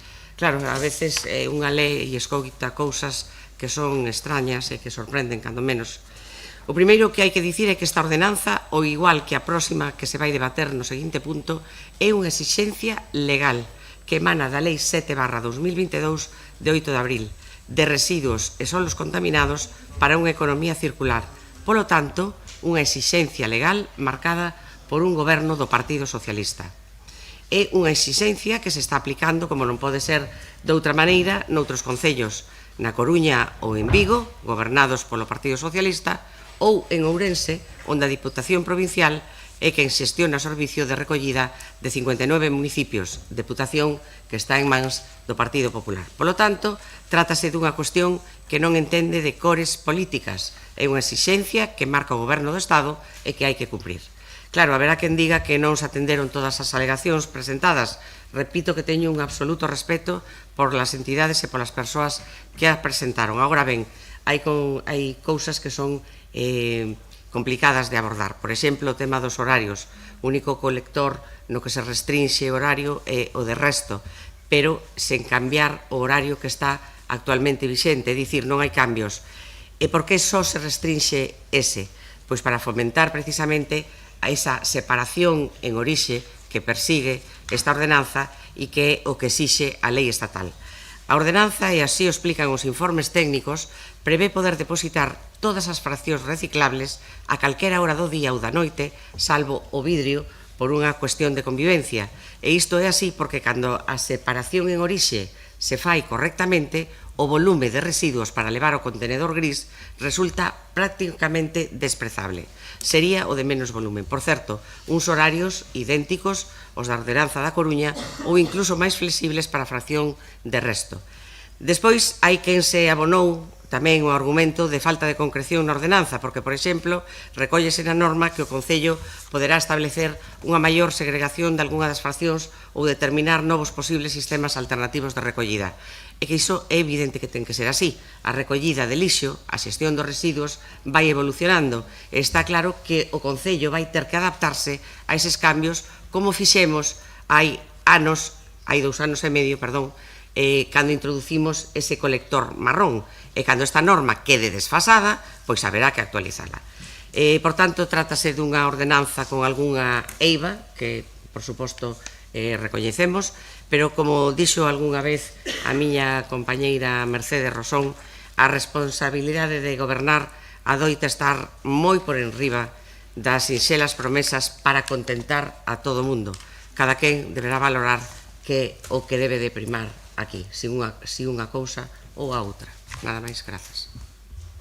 Grazas, descontarei 15 segundos despois polo Grupo Municipal Socialista, señora Abal, cando queira. Moitas gracias, alcaldesa. Bueno, xa no seu día manifestamos, eu creo que o concelleiro é plenamente consciente, manifestamos dentro do Grupo Municipal Socialista o noso desacordo co texto inicial da ordenanza. Era un texto, e sigue sendo un texto enfarragoso, inseguro xurídicamente, que vulnera o principio de reserva de lei e non clarifica elementos esenciais do servicio, deixándoos para un desenvolvemento posterior da man de normas dictadas ben pola alcaldía ou ben polas concellerías delegadas ou ben polo órgano competente en materia de residuos. Así o trasladamos ao Goberno antes de someter a ordenanza ao Pleno para a súa aprobación inicial. Tamén lle advertimos ao Goberno do procedimento seguido, totalmente ás costas das veciñas e veciños, totalmente ás costas do tecido social, industrial e económico desta cidade, que son precisamente os afectados por esta ordenanza. O Goberno non fixo caso das nosas advertencias e daqueles polvos, estes lodos. Presentáronse alegacións por parte de 47 entidades e agora traennos un texto definitivo no que non se dan resposta a estas alegacións e para intentar solucionalo con posterioridade sen pasar por control do Pleno e dos grupos políticos, remítense a instrumentos de desenvolvemento que só están en mans da alcaldesa ou dos concelleiros delegados. Ademais, neste texto definitivo introducen modificacións sustanciais baixo a excusa de que se tratan erros materiais. O que se traen hoxe non son simples erros materiais, non son erros de cálculo nin de cifras. Aquí reescriben artigos, trasladan a disposicións de desenvolvemento cuestións que antes estaban reservadas a instruccións de servicio, introducen obrigas novas en materia de residuos de aparellos eléctricos e electrónicos. Estos son cambios de fondo que deberían ser motivo suficiente, cando menos, para abrir un novo prazo de exposición ao público. Sen este trámite, vulneramos unha vez máis a seguridade xurídica e limitamos a participación cidadá. Sobre as alegacións, a alegación máis repetida foi a crítica á ambigüedade e a discrecionalidade do texto e a vulneración do principio de reserva de lei. Exemplos. O artigo 7 establece a posibilidade de que o Concello rexeite residuos comerciais non perigosos cando presenten características de configuración, volumen, peso ou alto contido de humidade que dificulte ou imposibilite a xestión. Tamén establece a posibilidade de excluir residuos domiciliarios. En ningún destes casos se determina as características. E o que é máis grave, Establece que iso se fará mediante disposicións específicas de desenvolvemento da alcaldía, do concelleiro delegado ou do órgano competente en materia de xestión de residuos. O artigo 8.2 permite establecer novas fraccións de segregación de residuos polo simple decisión do órgano competente en materia de xestión de residuos. O artigo 22.9 permite modificar o número e tipoloxía das fraccións sen pasar polo pleno pola simple decisión tamén do órgano competente en materia de residuos. Recordemos que non separar adecuadamente de acordo co réxime de fraccións que está establecido da ordenanza é causa de sanción. Díganme vostedes se isto non é innovar o ordenamento xurídico. Claro que innova o ordenamento xurídico. Claro que se crean obrigas novas, obrigas ou se establecen límites que poden expulsar as empresas ou as entidades do sistema. Están vostedes innovando o ordenamento xurídico, están vostedes establecendo a posibilidade de innovar o ordenamento xurídico, crear obrigas ex novo sin pasar polo órgano competente, o pleno desta corporación. Outras alegacións. Hai as alegacións coas que coincidimos plenamente e así o trasladamos no seu día o concelleiro. O procedimento para a saída do sistema municipal. Poden sair as empresas, as entidades do sistema municipal? Sí. Establece o seu procedimento? No. Novamente, inseguridade xurídica. Tampouco estamos de acordo coa carga burocrática que se traslada ás empresas para exixirlles documentación que xa están en mans ben da Xunta de Galicia a través dos IRGAS ou ben da Administración do Estado. Teremos que esforzarnos en mellorar a interoperabilidade e non trasladar o que non somos capaces de mellorar a interoperabilidade entre as administracións en trasladar máis carga burocrática ás empresas. Pero por seguir, o máis grave que esta ordenanza, salíndonos do ámbito das alegacións, pois exixe obrigas á cidadanía que non poden cumprir. Como lles podemos exixir á cidadanía que recicle se non teñen a súa disposición contenedores na distancia mínima que se establece? Como lle podemos exixir ás empresas do polígono ou rural que reciclen se non teñen a súa disposición contenedores? Quíteme da segunda intervención. Estamos, en definitiva, e como xa vixemos, ante un texto enfarragoso que mantén a mesma inseguridade xurídica que o texto que se someteu á aprobación inicial deste pleno. Estamos ante unha ordenanza desconectada coa realidade e por iso, como xa viñemos anunciando, vamos a votar en contra e os animamos, os interpelamos para que volvan a traer esta ordenanza a consideración deste pleno, negociada e traballada, porque eso penso que será non só con nós, sino sobre todo co destinatarios os que van a sufrir de algún modo as consecuencias desta ordenanza, nada máis. Grazas, descontarei un minuto despois. Ten a palabra polo Partido Popular, o señor Villa, cando queira. Moi bo día. Bueno, pois, logo de escoitar aos concelleiros non adscritos e ao Grupo Socialista, marcando esa posición de voto, pois, hoxe atopámonos no punto de que esta ordenanza pois non vai a seguir adiante. Eu creo que é un motivo de alegría para moitos veciños e veciñas, e agora explicarei por qué. É curioso que isto ocorra como está a ocorrer con todos os servizos básicos desta cidade, non? Está evidenciándose hoxe esa falta de diálogo que ten o goberno do Bloque Nacionalista Galego cos seus socios ou aliados que ten en fronte, que parece que ese diálogo é prácticamente nulo, xa como para entrar nun diálogo que poida haber coas entidades desta cidade ou cos veciños e veciñas. Eso xa para vostedes é ciencia ficción. O concelleiro responsable pois nos fala dun compromiso co servizo público de calidade, falando do lixo. Bueno, é curioso, e parece que estamos nunha rolda de chistes, non? Cando fala dese compromiso e temos a cidade no estado no que está. Pero como vamos a ter oportunidade máis adiante de falar da situación da limpeza na nosa cidade, vou afondar un poquinho máis no que é a propia ordenanza. Tampouco quero repetirme, a señora Val facía unha referencia á normativa na que coincidimos plenamente, na que hai grandes lagoas, vamos a decirlo así. E por outra banda, e que eu creo que o máis preocupante realmente toda a xente que nos estea a escoitar ou nos vai a escoitar, pois é a frustración de ver como vostedes non tiveron a sensibilidade da que presumen de falar cos veciños, veciñas afectados, que son en xeral toda a cidade, e tamén coas entidades. Houbo moitísimas alegacións que quedaron no olvido, moitísimas alegacións ás que vostedes pois fan caso omiso. Vostedes impoñen con esta ordenanza unha serie de horarios e requisitos aos veciños que son moi complicados de cumplir, tal e como se lles foi advertindo xa na aprobación inicial e ao punto no que chegamos hoxe. Polo tanto, esa clara e evidente falta de diálogo. Eu, pola miña banda, de momento, nada máis. Grazas, señor Villa. Tempo para a réplica para o señor Domínguez, cando queira.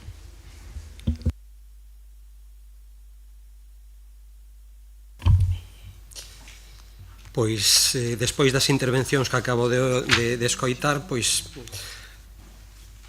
teño, parece que claro, que o texto non se vai aprobar definitivamente. Asumo que hai partidos que aproveitan todas as vías posibles para reforzar o seu discurso público de Compostela está sucia, de que o servicio non funciona, incluso nun punto onde se está aprobando unha medida que serviría para mellorar os estándares de limpeza. É curioso.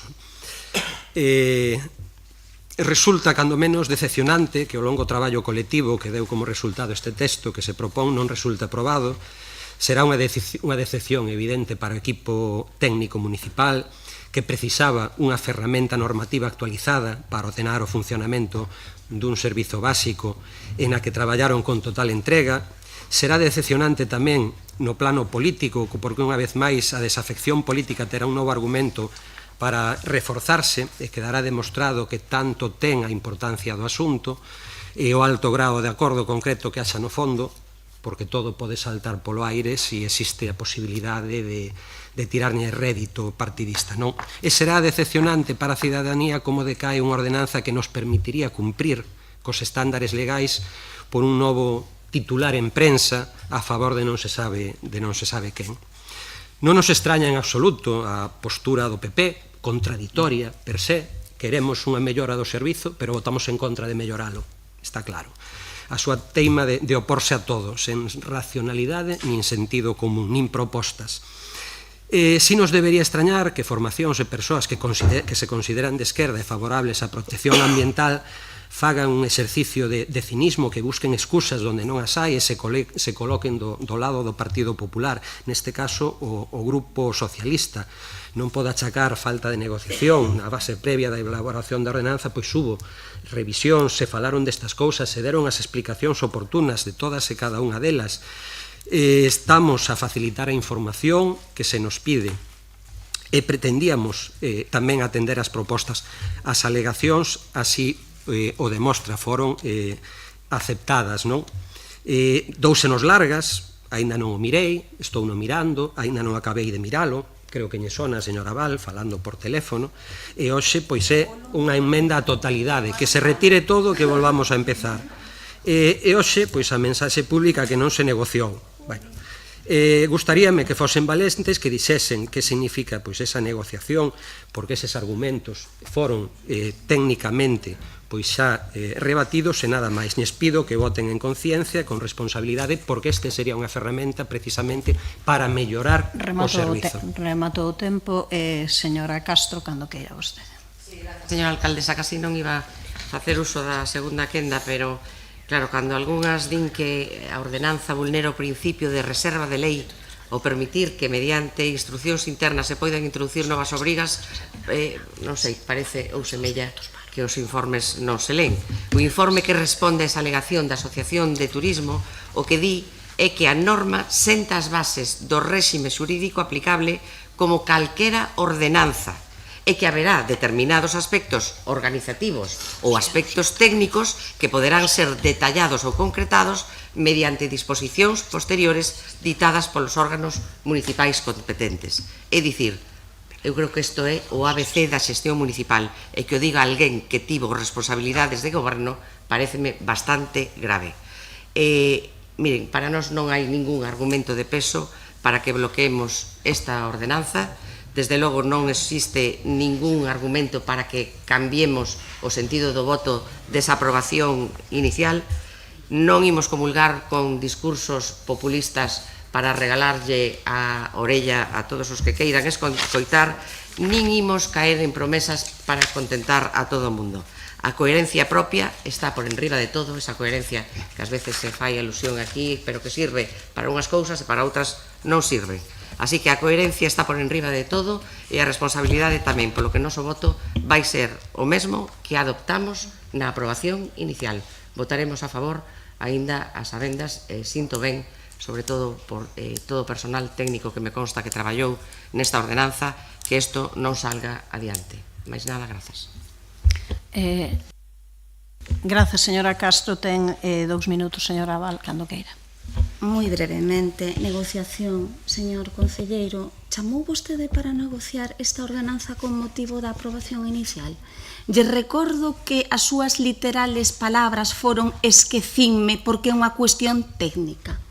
Non houbo propostas por parte deste partido. Cal foi a proposta? Retírena e negócina para evitar precisamente este efecto bochornoso que estamos a vivir agora. Porque nós si escoitamos a cidadanía e sabíamos o que iba a pasar. Eu creo que o advertimos, con lo cual, por favor, a responsabilidade é súa. E nós fomos claros, porque non se trataba de cambiar 1 ou 2 puntos, tratábase de reformular a ordenanza. O tema do principio de legalidade non o digo eu, dice o informe da asesoría xurídica e precisamente se refire a un dos artigos que acabo de citar, o artigo 7.2 do texto da ordenanza. O informe da asesoría xurídica dice que esa é unha materia reservada á lei, non o dice Marta Val, o dice o informe da asesoría xurídica que poden vostedes consultar no expediente, nada máis. Grazas, señora Val. Señor Villa. Sí. Bueno, pois este é o panorama. Vanse facer larguiños estes 2 anos, vanse facer larguiños. Eu, de verdade, que ao goberno do BNG recomendolle que se quere tentar suavizar este camiño que lle queda, pois o primeiro que ten que facer é negociar cos seus socios de goberno, que son grazas aos que están aí sentados. Pero bueno, alá vostedes, seguiremos cada pleno cunha destas. Señor concelleiro responsable da recollida do lixo, fala vostede de responsabilidade, de que o Partido Popular pois somos uns irresponsables, non? Que temos ese discurso de que Compostela está sucia, de que só buscamos un rédito partidista, de que queremos opoñernos a todo. Mire, nós, se somos 11 aquí é porque temos o apoio dos veciños e cando estamos aquí e falamos por voz deles. E Compostela, si, está sucia, xa yo digo eu, pero que eso o ve todo o mundo. Non vou afondar, porque vou falar despois do tema. Eu entendo que vostedes viven nese bloque verso no que, bueno, pois non pasean nin falan con ninguén nesta cidade, porque son os únicos que non son conscientes. Aquí recoñecen todos os grupos prácticamente, públicamente, que Santiago está sucia e vostedes non o recoñecen. Entendo que non lles interesa, porque senón, quero pensar que é porque non lles interesa, senón é porque viven noutro sitio que non é na cidade que vivimos o resto. Eso desde logo. Esa responsabilidade, precisamente, é o que nos fai, despois, como lle dicía, de escoitar veciños a veciñas e aos colectivos de Santiago, pois non darlle viabilidade a esta ordenanza, porque o único que fai é provocar inseguridade a toda a xente, e máis que inseguridade, tamén grandes eivas para tirar o lixo que xeran día a día. Polo tanto, eu repito, hoxe esta ordenanza, esta aprobación definitiva non sae adiante, polo tanto, aplíquense o conto como co resto de contratos, falen cos resto dos grupos, falen sobre todo cos seus socios, que parece que con algún sí, con outros non, vostedes saberán cal é a estrategia que están seguindo, pero desde logo que o único que estamos facendo cada pleno é visualizar a súa debilitude e os 2 anos que lle quedan por diante, que, repito, van ser duros e ben duros para a cidade e tamén para vostedes. Grazas, señor Villa. Eu 2 cuestións quería comentar. Por un lado, a todo o mundo non se oculta que a posición do Partido Popular é a mesma de sempre. Dicir que non a todo, a mí os seus argumentos son claros, o seu modelo é o de Sogama, unha ordenanza que vai por outro modelo, que o que intenta é ir a un modelo que aposte pola reciclaxe, pola separación en orixe, por outro tipo de cuestións, non interesa, unha ordenanza avanzada que, desde logo, podería ir por esa liña. Evidentemente, ese é un debate distinto a outro, pero o seu modelo xa o saben.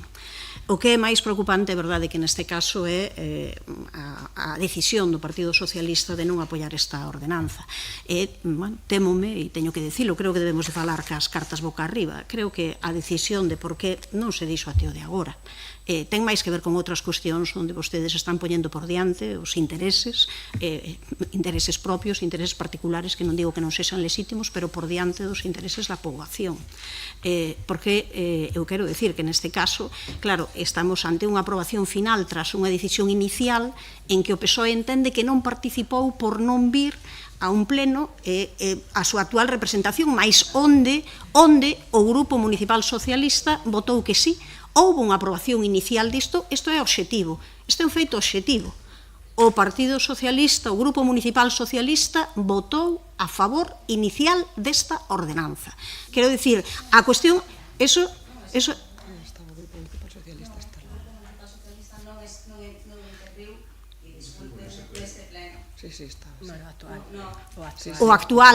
a actual representación. É dicir que houbo, claro, entón, eu insisto que desde aquela é evidente que sí que houbo, é un feito obxectivo, foi o 24 de abril do 2025. Entón, claro, eu creo que desde aquela houbo período de exposicións públicas, houbo alegacións, varias das alegacións foron tidas en conta, e entón, isto responde a outras cuestións. Entón, eu pediría, claro, porque aquí ás veces parece que o importante é deixarse ver, entón creo que debíamos de poñer outras cousas por diante. Eu creo que vai ser moi difícil justificar unha decisión moi equivocada. Pódena intentar disfrazar con todos os argumentos técnicos que queiran, pero hai cuestións obxectivas. Isto foi aprobado inicialmente, vimos a aprobación final, e na aprobación final, agora, de repente, había que volver a comezar de novo. A verdade é que é un pouco surrealista o que vai pasar. Procedemos á votación, señor secretario. Resolución de alegacións e aprobación definitiva da Ordenanza de Xestión de Residuos de competencia municipal. Votos a favor. Grupos municipais BNG, Compostela Aberta, concelleiros non adscritos. Votos en contra. Grupos municipais, Partido Popular, Grupo Municipal Socialista, abstencións non hai, non se aproba a proposta. Naquela, o seguinte punto da orde do día, o punto número 7, derrogación da actual ordenanza fiscal 3.16, acordo de imposición e aprobación da nova ordenanza fiscal 3.16, reguladora da taxa por prestación de servizos de recollida, transporte e tratamento dos residuos municipais, e modificación da ordenanza xeral 0.0 de xestión, recadación e inspección dos tributos e doutros ingresos de dereito público. Ten a palabra o señor César cando queira. Moito obrigado, señora alcaldesa. O Concello de Santiago, como o resto de concellos, está obrigado a aprobar unha taxa de lixo con dous grandes condicionantes. O tasazo imposto por Sogama aos concellos galegos, que no caso de Santiago pode chegar a supor unha cuantía próxima aos 2 millóns de euros por riba do que se pagaba o ano debido á nefasta xestión da Xunta, convertendo a Galiza no territorio que máis vai ter que pagar na sanción imposta ao Estado español por non cumprir os obxectivos europeos en materias de reciclaxe. E a segunda, a obrigación imposta polo Estado mediante a Lei 7/2022 de aprobar unha ordenanza en 2025 que non pode ser deficitaria, é dicir, que o recadado coa taxa cubra os custos dos servizos de recollida, transporte e tratamento de residuos. Estes custos, incluindo o tasazo de Sogama, aproxímanse aos 9 millóns de euros o ano. O PSOE aprobou esta lei sen definir os elementos esenciais da ordenanza, mais obrigando a que estas fosen aprobadas no prazo de 3 anos sen incorrer en déficits económicos, transferindo toda a responsabilidade aos concellos. Tendo en conta estes dous condicionantes, é evidente e legalmente inevitable que a recadación para cubrir estes custos ten que aumentar. Este goberno non ten subido ningún imposto, a pesar do que diga o señor Berea, durante o seu mandato, mas agora vese na obrigación de ter que aprobar unha nova taxa do lixo que vai implicar aumentos para algunhas persoas contribuintes.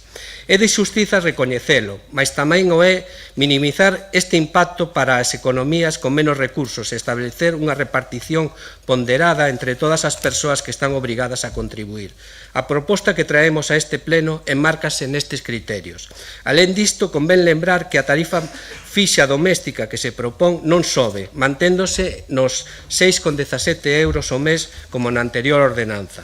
Na nova ordenanza existen 4 tramos por riba do tramo inicial, para os que se establecen aumentos de 0,80 euros ao mes.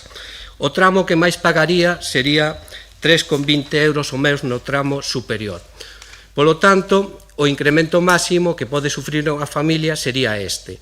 Lembrar que na anterior ordenanza o tramo superior era de 4,63 euros por riba da taxa fixa. Polo tanto, estamos falando dun aumento inferior ao da anterior ordenanza.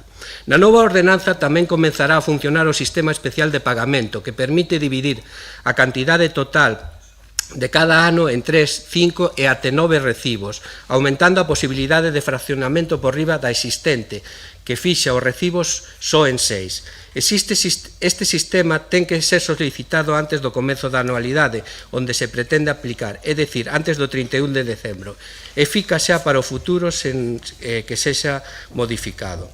Evidentemente, o sistema máis xusto para o que compre tender é a medición da cantidade de residuos xerados. Un sistema que garantiría que máis residuos xera, máis paga. Mais falta por dispor dunha tecnoloxía adecuada, que nin o contrato vixente de prestación do servizo recolle, nin parece ter alcanzado a madurez necesaria para que algunha cidade ou vila do Estado español conte cun sistema deste estilo. Todas recorren, por tanto, a indicadores alternativos que permiten calcular a taxa. Se temos en conta os principais sistemas utilizados no Estado español, que sinala o relatorio do Observatorio de Fiscalidade dos Residuos, o Concello de Santiago utiliza os máis habituais, isto é, a cuota fixa, a localización da vivenda, o valor catastral ou a actividade económica no caso da tarifa non doméstica. Na nova ordenanza mantense a cuota fixa, como dixen, de 6,17 euros ao mes. Moi poucos concellos manteñen esta cuota fixa a respecto da ordenanza anterior. Ten en conta a localización da vivenda que vai implícita no valor catastral, e o valor catastral é un indicador que permite aplicar outro elemento obrigatorio en calquera tributo, que é a capacidade económica da persoa contribuinte. Polo tanto, en canto non aparezan sistemas tecnolóxicos que permitan pesar individualmente o que introducimos no colector, a variável utilizada para xestionar esta taxa é das máis xustas a hora de gravar o servizo. Se se introducisen outro tipo de indicadores, como, por exemplo, o número de persoas empadroadas na vivenda, no caso de Santiago, dada a grande proporción de poboación flotante, esta xustiza tributaria veríase grandemente comprometida, ao non existiren un número elevado de vivendas con ningunha persoa empadroada, máis que da que residen varias persoas. Para alén disto, a ordenanza recolle diversas minoracións por cuestións ambientais e tamén económicas. Por exemplo, non pagarán nada as vivendas onde residan persoas beneficiarias dunha renda de inserción social, de garantía básica, que non superen o IPREN, etc.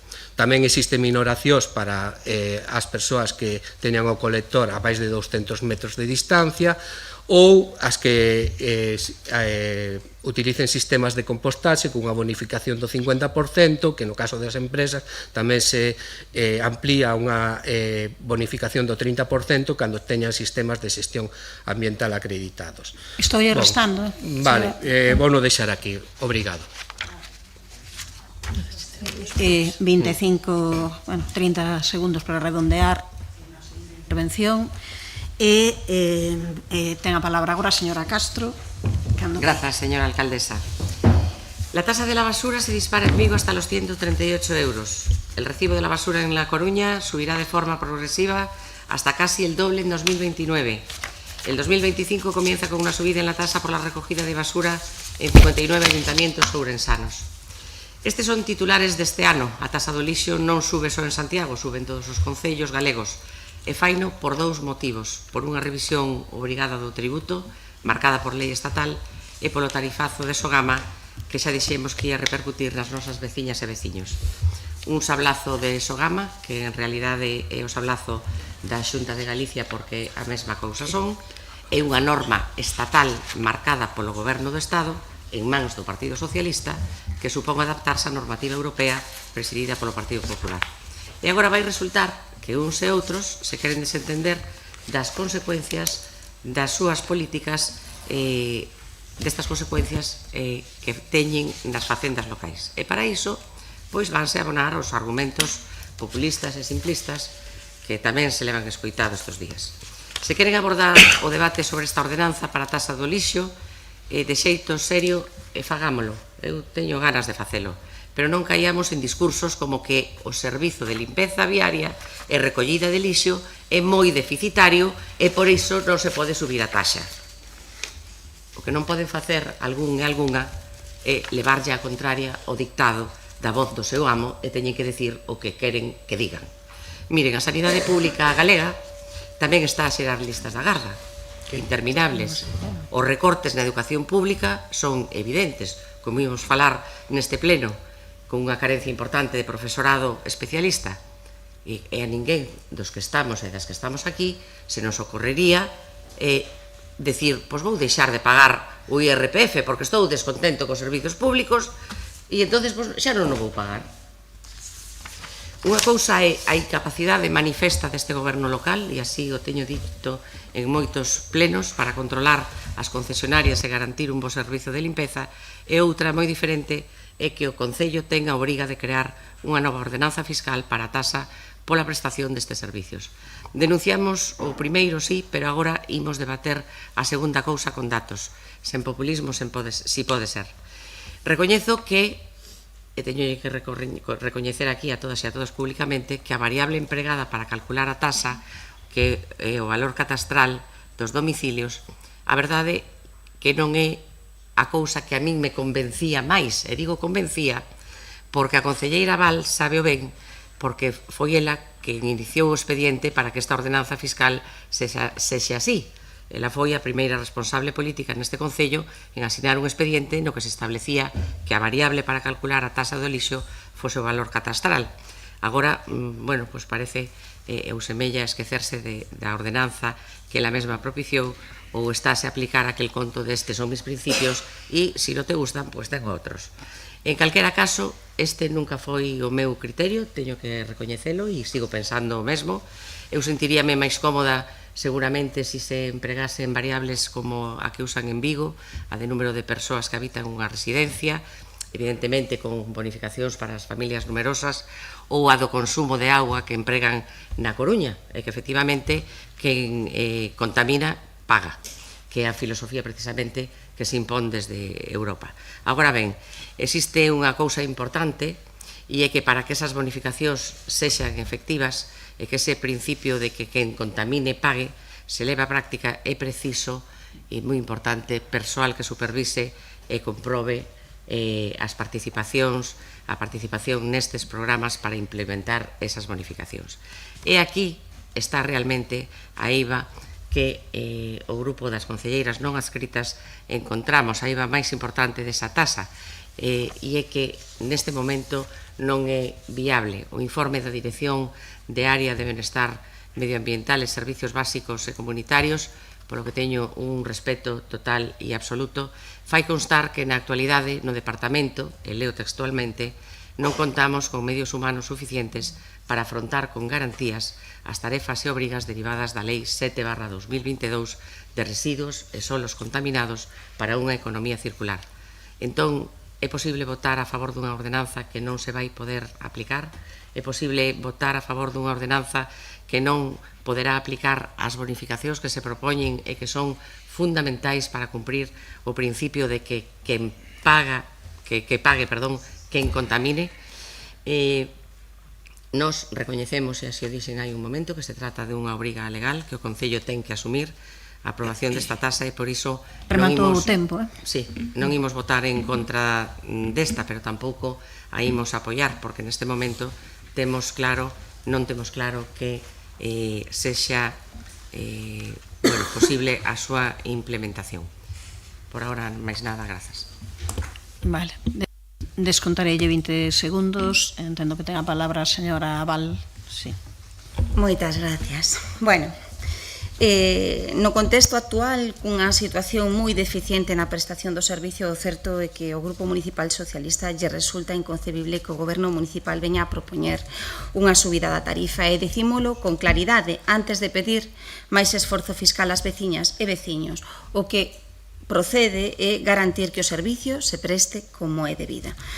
Durante estes 2 anos estánse a acumular incumprimentos graves que teñen consecuencias directas na calidade do servicio que recibe a cidadanía. Falamos dun déficit de personal escandaloso, máis de 800 personas no ano 2024, 167 no que vai de xaneiro a marzo de 2025.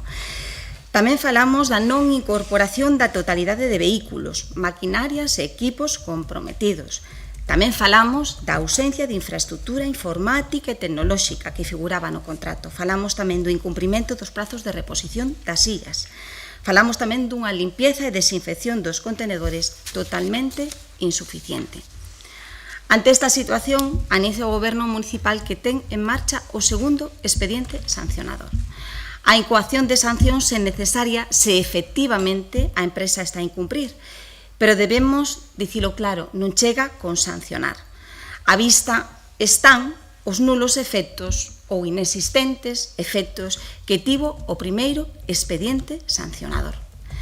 As multas por si soas non melloran a prestación do servicio nin fan desaparecer o lixo das rúas. Poden ser, evidentemente, un incentivo negativo para a empresa, pero non son suficientes se non se acompañan dun plan de corrección e dun seguimento exhaustivo. Corremos o risco de cronificar a situación. O Concello non pode limitarse a ser un mero espectador que multa e o poder adxudicador e, como tal, ten a responsabilidade de garantir que o contrato se cumpra en condicións. Antes de falar dunha subida, antes de plantear unha subida da tarifa, tense que garantir o cumprimento do contrato. Ten que establecerse unha folla de ruta que garanta no curto prazo o total cumprimento do contrato por parte da empresa adxudicataria. E a partir de aí, tocará falar da tarifa, da taxa. Será nese momento cando o Goberno Municipal deberá de abordar con claridade a subida da taxa, deberá de abordar con claridade o porqué, o para qué e o como. Esa labor explicativa e pedagóxica lle corresponde ao Goberno Municipal, non lle corresponde á oposición. E isto é moi importante que o teñan en contra, non se confundan e non o esquenzan. E o certo é que, a vista de que nos trasladaron os diferentes colectivos veciñais, sociais e económicos desta cidade, esa labor non se levou a cabo e non pode deixarse todo o período de alegacións. Parecen que vostedes xogan, ou igual que na ordenanza de prestación, a solucionar os problemas no mes de período de alegacións. Parece que nun mes se vai a resolver a prestación do servicio, parece que nun mes se lle vai a explicar á cidadanía o porqué, o para qué e o como. E así as cousas non se fan. Por todo isto, e xa como anunciamos, votaremos en contra desta ordenanza. Non porque estemos en contra de mellorar o servicio nin de garantir a súa sostenibilidade económica, sino porque non podemos avalar unha proposta que pretende cobrar máis cando non se está cumprindo o contrato, cando a xestión é deficitaria, cando as condicións establecidas no contrato a todas luces non se están a cumprir. Non se trata só de recadar, trátase de xestionar con rigor, con transparencia e tendo en conta as veciñas e veciños, aos nosos tecido social e económico que están sufrindo un nivel moi por debaixo do que o merecen. Solucionemos esta situación e a partir de aí falemos da subida da tarifa. Simplemente decir, e isto é moi importante tampouco, bueno, nada máis, non vou entrar ao trapo. Grazas, señora Val, polo Partido Popular. Señor Berea, cando queira. Escoitamos unha declaración moi grave, gravísima da alcaldesa, dicindo que se están alterando as votacións neste pleno. O Partido Socialista vota en contra por unha serie de intereses particulares e privados que vostede coñece. Cales son eses intereses particulares e privados que está negociando co Partido Socialista e que está alterando a votación en cuestións tan importantes como o lixo? Estou dicindo palabras textuais que dixo a señora alcaldesa en sesión plenaria diante dos medios de comunicación. Está vostede negociando intereses privados para manterse na alcaldía? Cales son esos intereses privados que está negociando e que dixo expresamente, repito, en sesión plenaria diante da cidadanía e dos medios de comunicación? Unha cuestión suficientemente grave como para que responda a que se está referindo e que está afectando aos cidadáns desta cidade. Porque está dicindo vostede que se están alterando as votacións neste pleno en cuestións claves como é a cuestión do lixo por intereses privados e por intereses particulares. Está aí as grabacións a disposición dos medios de comunicación e a disposición de toda a cidadanía. Que vostedes traigan neste momento unha subida de impostos para a recollida de lixo demostra que viven completamente fora da realidade. É que ni tan sequera os seus socios parece que por intereses privados son capaces de aprobala. Encheron as portadas dos periódicos cos orzamentos máis altos da historia. De que serviu? Son vostedes insaciables, para chegar a este pleno e propoñer subidas de recargo, subidas do lixo, independentemente do Concello de Facenda que pensa que o está baixando seguramente, pero subida do IBI, subida da taxa do lixo, insaciables, os orzamentos máis altos da historia desta cidade, o goberno máis moroso, o goberno coa débeda a provedores máis alta das cidades, o que máis tarda en pagar, os peores autobuses, non pagan as nóminas, non pagan as horas extras, non pagan a gasolina dos vehículos de policía e de bombeiros, as tuberías destrozadas, as estradas sen arranxar, a execución baixando ano tras ano. Non están facendo o seu traballo.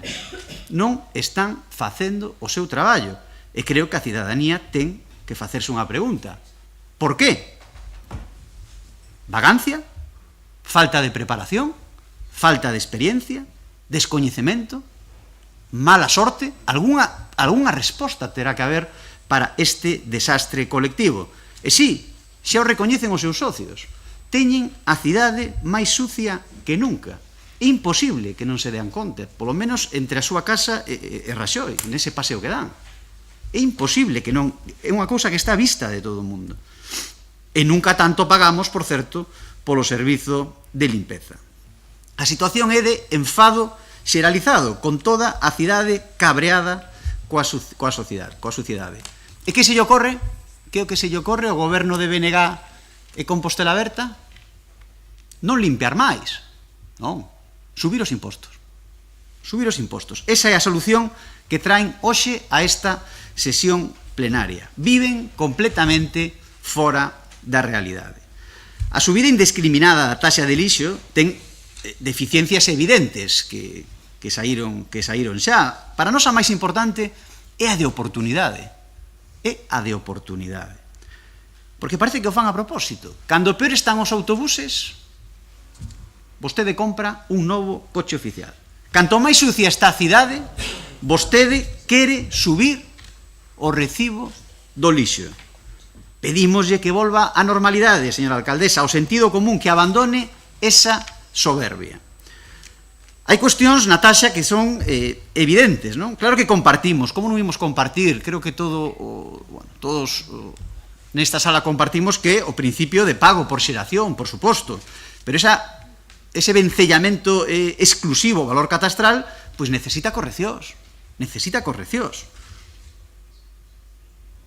Quen xera os residuos? Únicamente os pisos ou as persoas que habitan os pisos? Un piso onde vive unha viúva soa xera máis residuos que un piso de estudantes, inda que o piso teña máis metros. Por que non facer correccións nesta liña, non?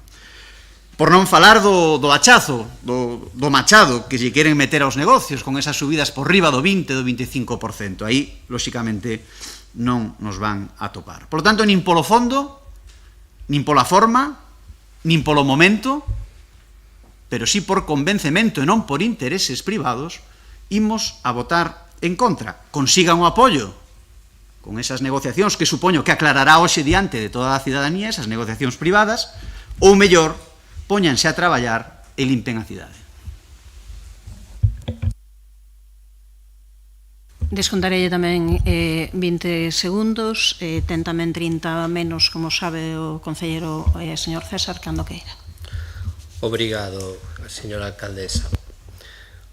Bon, todos vostedes que van votar en contra da aprobación desta ordenanza serán responsáveis das sancións que o Goberno vai impor a este Concello por non ter aprobado esta ordenanza.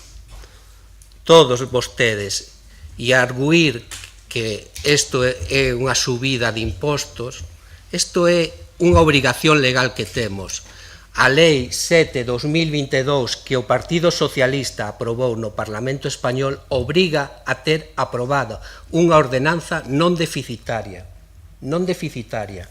Eso é o que obriga a lei. Por outra parte, a Xunta de Galiza foi incapaz de negociar o tasazo de Sogama, un tasazo que nos vai imposto a todos os concellos e que temos que repercutir na propia ordenanza. Será responsabilidade, igualmente, que non se poida establecer un mecanismo de reparto e de xestión do recibo do lixo máis xusto e consecuente coa produción de residuos dos diferentes sectores e coa capacidade económica das persoas contribuintes. Son moitas as responsabilidades que deixan de exercer con un voto negativo a esta ordenanza.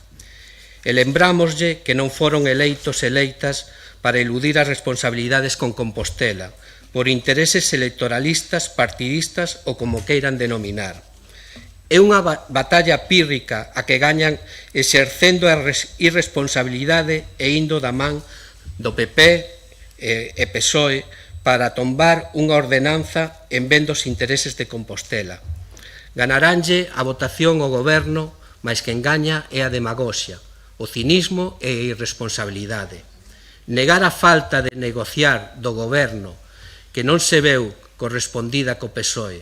Podería mostrar diferentes mensaxes de texto e máis emails para alén de chamadas telefónicas, por non falar das veces que temos encontrado persoas nas que se solicita unha reunión sen recibir resposta.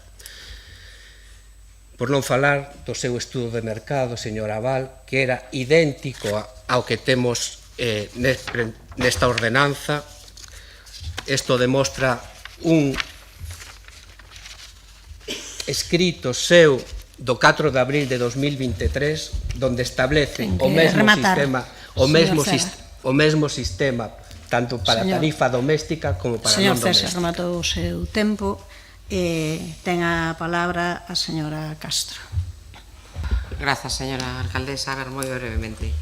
Eu xa o dixen ao inicio, a taxa sube porque a taxa debe reflexar neste momento o coste do servizo. O servizo encareceuse e xa sei que non gusta escoitar isto o Grupo Popular tamén polo sablazo de Sogama, e iso é así, é unha cousa obxectiva, non é algo que nos inventemos. O preocupante é que esta taxa moi dificilmente podería aplicar esas bonificacións que se prometen, que son as que realmente permitirían que pague máis o que contamina máis. En calquera caso, creo que algunhas persoas, e acabo de decir o señor César, non están medindo as consecuencias do que hoxe pode pasar aquí, porque é certo, se esta ordenanza non se arranxa canto antes, pois poden ter vostedes problemas serios e de paso todos. En primeiro lugar, risco financiero, porque a lei obriga que os costes de recollida, de transporte e de tratamento de residuos municipais se repercutan na cidadanía, comercios e empresa. Se resulta que a xestión de residuos remata por pagarse co orzamento xeral do Concello, vulneraríamos a exixencia legal e poderían xerarse reparos nas facturas. E, por outra banda, isto condiciona o acceso do noso Concello a moitas axudas europeas, xa que determinadas liñas de financiamento exixen acreditar que a ordenanza de xestión e sistema de financiamento do servizo se axusten á normativa europea. En fin, eu creo que esta é unha cuestión seria. Pediríalle ao goberno local que resolva os problemas estruturais no departamento que ten que resolver estas cousas e chega a un consenso co resto da corporación, e pediría tamén ao resto, incluídos as concelleiras non adscritas, pois que fixésemos algo de autocrítica e que o cinismo e os discursos populistas non se convertan nunha práctica habitual neste salón de plenos, hoxe outro salón diferente. E de paso, visto o que está ocorrendo hoxe aquí, pois tamén diríalle a alcaldesa que, bueno, moito ollo non tivo para escoller os seus socios preferentes, porque é certo que cada un elixe os seus compañeiros de viaxe, supoño, senón mírenos a nós, tamén tivemos que elixir, e aquí nos ten. Eu creo que a diferencia de todos os xeitos é que e o día a día mosanos que nós sí que atinamos ca nosa elección. Nada máis, grazas. Grazas, señora Castro. Ten a palabra a señora Val. Ten 20 segundos menos. Gracias. De verdade lles preocupa o risco financeiro deste Concello? De verdade lles preocupa o déficit? Saben cal é o principal problema desde o punto financeiro que ten a día de hoxe o Concello de Santiago? Voulo a decir, a prestación do servicio da auga. Ese é o principal problema, que ano tras ano está xerando déficits que se teñen que pagar con cargo a créditos extraordinarios, suplementos de crédito, porque non está regularizado o servicio. Eso sí que é un elemento, eso sí que é, por decirlo así, a principal causa do risco financeiro e do déficit financeiro que ten este Concello. O que lles damos a dicir, o que lle dixemos na nosa intervención, é que cuestionábamos a oportunidade á vista da situación actual da prestación do servicio. Claro que non fago tábula rasa de todo o traballado no mandato anterior. Claro que non fago tábula rasa. Pero tamén é verdade que hai un incremento superior debido ao tarifazo de Sogama. A verdade é que moitas gracias, Xunta de Galicia, por conceder ao Concello unha subida tan grata do residuo, claro que sí, pero a oportunidade, antes hai que resolver outras cuestións e despois abordaremos o que é a subida da tarifa, como hai que abordala unha vez resolto a prestación e despois abordando este problema. Pero de verdade, este é un tema e unha cuestión esencial. Si de verdade lles preocupa o equilibrio financeiro deste Concello, resolvan canto antes o contrato da auga. Poñan en riba da mesa canto antes o contrato da auga, porque de verdade que así financeiramente van a vostedes axudar ao Concello. Grazas, señora Val. Ten a palabra o señor Berea, cando queira. Repito que escoitamos unha declaración moi grave da alcaldía e sigue sin responderse nin por parte do grupo de goberno nin por parte da quenda do Partido Socialista. Creo que a declaración é suficientemente grave como para que se dé algunha explicación. Cales son eses intereses particulares e privados do que fala a alcaldesa que está negociando co Partido Socialista e que están alterando as votacións nesta sesión plenaria? Unha resposta, unha aclaración, un pedimento de disculpas ou algo terá que dicir vostede ante semellante acusación directa a un grupo claro, por certo, parece que lle dá igual porque tampouco dixo absolutamente nada. Non sei se é por asentir por pois parece que non pois a cidadanía non lle parecen por favor, non interrompan. Non lle parecen irrelevantes esas negociacións de asuntos privados e particulares que trasladou ao alcalde. Non o dixen eu, dixo ela. Será culpa miña, vamos, sinta por riba. Sin comentarios, diga yo a súa socia. En canto a Sogama, bueno, pois é evidente que é o que lles queda, pero que a suba dos impostos de Sogama é consecuencia do Partido Socialista e do BNG que apoia o Partido Socialista. Por lo tanto, que veñan aquí co discurso de Sogama cando o que están propoñendo é unha subida indiscriminada da taxa do lixo a toda a cidade, pois parece máis ben o argumento de con moi pouca validez, non? Por lo tanto, eu o tempo que queda doulle a alcaldesa para que aclare eses intereses privados e particulares que ao parecer está negociando co Partido Socialista e que non están saindo ben. Por certo, señora Mila, dona Mila, perdón, dixo vostede que buscase a alcaldesa os seus socios preferentes, que os buscou que era o Partido Socialista, non? Como dando a entender que non eran vostedes, non? Parece que entendín, porque se colla a votación de hoxe, a favor. Son vostedes a blindaxe perfecta deste goberno, non? Sigan por ese camiño, porque tamén a hora de decidir entre socios preferentes non estivo realmente acertada, creo. Miren, evidentemente, creo que todo o mundo sabemos a estas alturas que o que pretende o señor Berea é enredar todo e buscar a ver se no medio de enredo non se fai responsable o Partido Popular da decisión que tivo co taxazo de Sogama. 2/3 da xuba desta ordenanza é xustamente responsabilidade da Xunta de Galicia. Ese está o problema. E logo temos unha obriga legal que temos que cumprir. Entón, en vez de falar diso, falemos de algo que é absolutamente non só menor e insignificante, senón da compra dun vehículo que levan máis de 20 anos, 25, e sábenos vostedes, saben os compañeiros seus do Partido Popular que viaxaron neles, que son absolutamente indefendibles hoxe e inutilizáveis. Entón, claro, que nos diga iso un Partido Popular que compra coches de alta gama e que coches deportivos cando pode, a verdade que é dun cinismo, dunha demagoxia terrible. Pero vamos, independentemente diso, aquí, por favor, pídolle silencio, que eu cando falan vostedes estou calada. Así que pídolle silencio. A vostede tamén, señor Villa, pídolle silencio. Entón, primeira cuestión, nós estamos obrigadas por lei a facer esta ordenanza. Estamos obrigadas. Ao final, a poboación vai pagar, vai non pagar tendo unha reducción dos investimentos ou de cartos que tiña o Concello, ou vai non pagar a través de sancións que se lle impoñan por non cumprir. Entón, esa é a situación que temos. Nos falamos con todas as asociacións que solicitaron, explicamos como era a ordenanza, explicamos tamén que a doméstica non sobe, ten as mesmas condicións, e explicamos todas as bonificacións que hai, todas as factibles para facer menos importante ese impacto que podía ter na conxunto da poboación. Que pasa? Claro, que ao Partido Popular o único que lle importa é que paguemos os concellos, e listo, eles teñen outro modelo, afoguémolos e xa está.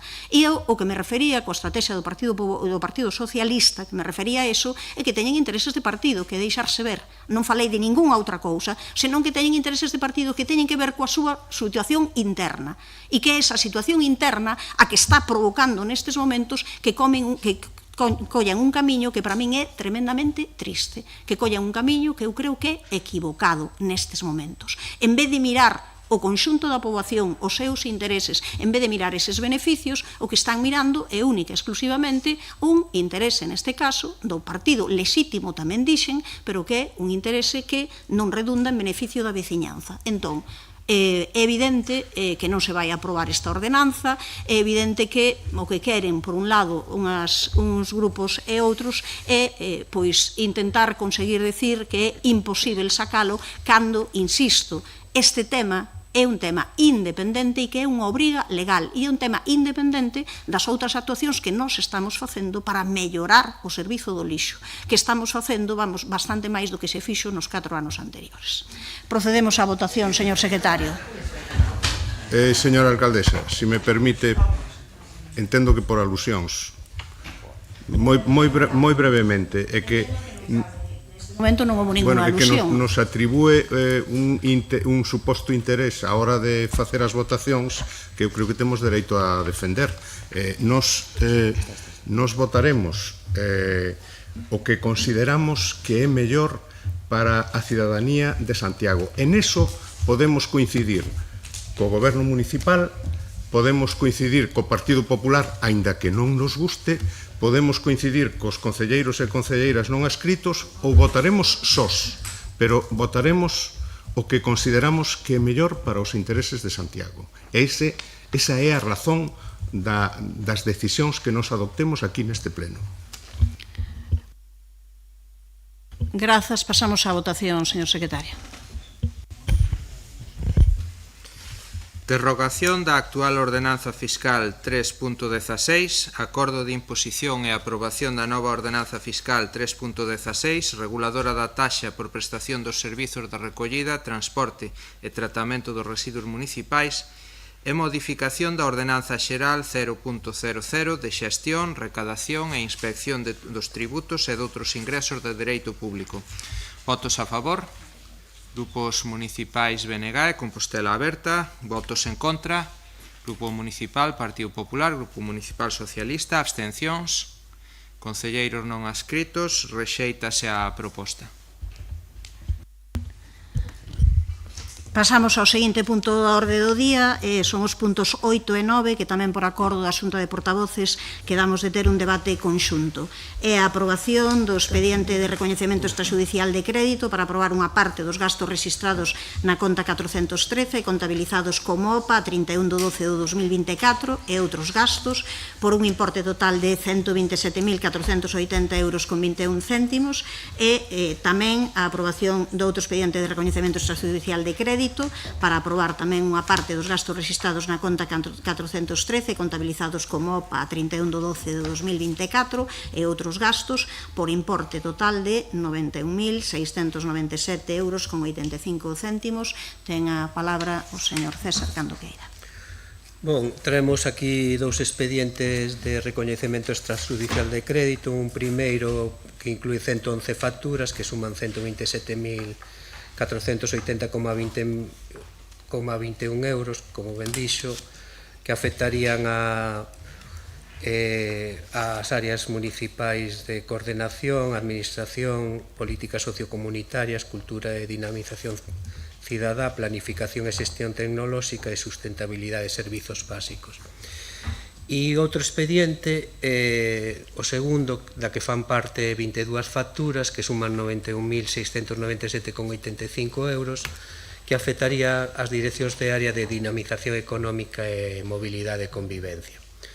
Ben, nalgúns casos as facturas xa están regularizadas, como son as de telefonía e de alarmas, en outros se corresponden a contratos nas que se está traballando para licitar próximamente, como pode ser os de servizos enerxéticos e recambios do parque móvil, e para isto solicitamos o voto a favor dos integrantes do Pleno Municipal. Moito obrigado. Obrigada, señor Muiños, cando queira. Sí, bo día de novo. Procurarei ser breve porque nos agarda un pleno longo, intenso e tenso. De novo estamos ante dous expedientes de recoñecemento extrajudicial de crédito. Volvemos a falar, e se estamos en setembro de 2025, das obrigas pendentes de aplicar o orzamento do ano pasado. Seguimos pagando a campaña de Nadal do 24, cando supoño xa deben estar a preparar a do 25. E o peor é que supoño que non tomarán nota de ninguna das consideracións que a intervención municipal lles fai sobre as facturas da anterior. Este expediente non chega por sorpresa. As facturas no caixón do ano pasado son unha tónica xeral neste goberno que conseguiu catapultarnos como a segunda cidade galega que máis tarde en pagar os seus provedores. É de auténtica vergoña a situación pola que pasa o Concello, con moitas pequenas empresas e contratistas que xa non queren traballar coa administración local porque non teñen garantía de cobrar os seus traballos en tempo e en forma. De feito, entre as facturas que hoxe traen a pleno hai unha boa mostra do que é a contabilidade do BNG, facturas de 40 euros pola reparación dun pinchazo, outras de 6.000 euros de facturas de servizo que se prestan en precario, outras facturas de 90 euros por colocar un pasador nunha porta, etc. Todo porque o goberno local contrata de xeito irregular, mantén servizos en precario ou abusa da fórmula do contrato menor, contrato a dedo. Esa é unha constante nos informes de intervención. O abuso do contrato menor para unidades funcionais que deberían agruparse en licitacións de concorrencia pública. En fin, eu quero lembrarlles algúns datos que deberán facerlles reflexionar sobre o camiño que están tomando. O primeiro é que o período medio de pago a proveedores situouse no último ano ao redor dos 60 días, o dobre do que marca a normativa. Pero vostedes teñen xa o récord de 119 días. Foi o período medio de pago nalgún mes do ano pasado. Outro dato que igual nos esquecemos, neste Concello tínhamos que aprobar o Plan Económico Financiero no pleno mes de xullo pola mala xestión contable deste goberno. Un plan económico e financiero que incluía medidas para cumprir coa sustentabilidade da débeda comercial que aínda non vemos que teña ningún resultado. É dicir, acabamos un curso político emendando a súa xestión contable e comenzamos este novo curso político cunha exhibición da mala praxe nesta materia. Como digo, todos os informes son demoledores. E é certo que hai un que me chama poderosamente a atención, igual na súa segunda intervención, o señor César mo pode aclarar. Trátase do informe do REC por gastos do exercicio económico do 2023, concretamente sobre as facturas emitidas pola empresa responsable do servizo de mantemento das instalacións térmicas dos edificios en locais municipais do Concello. Di que aquí se cometeu unha infracción moi grave da lei de bo goberno, dado que se realizaron gastos en a existencia de consignación orzamentaria previa. Di un informe que esta infracción moi grave que ten que ver coa adxudicación dun contrato que, como digo, carecía de crédito no exercicio no que se realizaron os gastos, que está sancionada coa destitución de cargo. Destitución de cargo. É moi grave o que aquí figura neste informe, aínda que entendo que esta infracción grave refírese á súa predecesora no cargo, non a vostede. Por lo tanto, nese informe, o máis grave de todos, non teño nada que reprobar o actual compañeiro de Facenda. Está aquí o informe.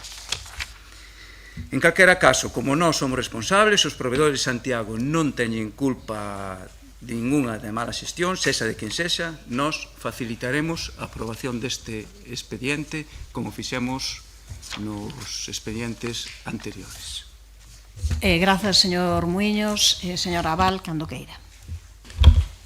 Bueno, moi brevemente, porque a verdad, por o que hai que oír, pois a veces é mellor ser breves.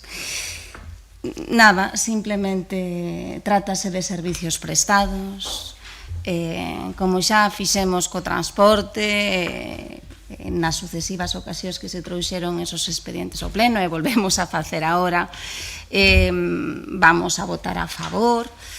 O largo deste tempo que teño experiencia coa administración municipal, a verdade é que nos encontramos con moitas situacións na que se fai contratación irregular. De aí as vontades e os beneficios que ten un plan de contratación. Parabéns ao goberno por sacar este novo plan de contratación, aínda que no mes de setembro, pois bueno, sempre está ben. Se dá unha ordenación, te dá unha visión do que é necesario abordar para ordenar e reorganizar. E durante o noso mandato, e vou a decir, no ámbito da Concellaría, que agora vostede ostenta, pois se levaron a cabo regularizacións importantes. Porque sí que é verdade, a tónica xeral do Concello de Santiago en determinadas prestacións e sin ánimo de ofender era contratar sin crédito, era contratar a dedo. E foi precisamente estas cuestións que se abordaron. Dende a miña concellaría se decidiu poñer o foco en que non chegaran 1000 facturas de impresoras. Se puxo o foco en que chegaran 12. Se decidiu poñer o foco en regularizar a contratación do servicio de ascensores. Se decidiu poñer o foco en regularizar contratación que nunca existira de extintores, de mantemento de instalacións térmicas. E podería seguir así, que son cousas que parece que non teñen moita incidencia na cidadanía, pero que son importantes porque quitan de carga de traballo a administración municipal e tamén garantizan que o servicio funcione e teñan un mantemento correcto. En consecuencia, vamos a votar a favor deste recoñecemento. Os extrajudiciais de crédito son servicios que se prestaron, queda acreditado. Os animamos a que avancen e culminen esa regularización contractual que levamos a cabo no pasado mandato. E esa é a nosa principal demanda en relación con este punto. Nada máis. Grazas, señora Abal. Señora Ferreiro, cando queira. Grazas, señora alcaldesa. Este REC son a evidencia do descontrol que ten este goberno no pagamento de facturas. O Concello de Santiago, como xa adiantou o compañeiro Gonzalo Muiños, segue a ser noticia por encabezar a lista dos concellos que máis deben a 30 de xuño, incrementándose en case 2 millóns no mes de xuño con respecto ao mes de maio. E se a isto lle engadimos que o período medio de pago é de 94,91 días, con este dato Santiago ocupa o posto do segundo concello de Galicia, despois de Ourense, con máis demora no pagamento a proveedores. Está claro que os mecanismos utilizados polo Concello non están sendo efectivos polo de agora, como se recoñece na propia documentación de soporte do expediente, onde se reflicte unha vez máis a necesidade que ten este Concello de realizar melloras estruturais para reducir os contratos menores e para reducir o prazo de pagamento a proveedores. Sen embargo, pois estas melloras, repito, non acaban de materializarse. E non é de extrañar que os datos sexan eses, mes tras mes, pois non sei como poden traer a este pleno facturas do ano 2021.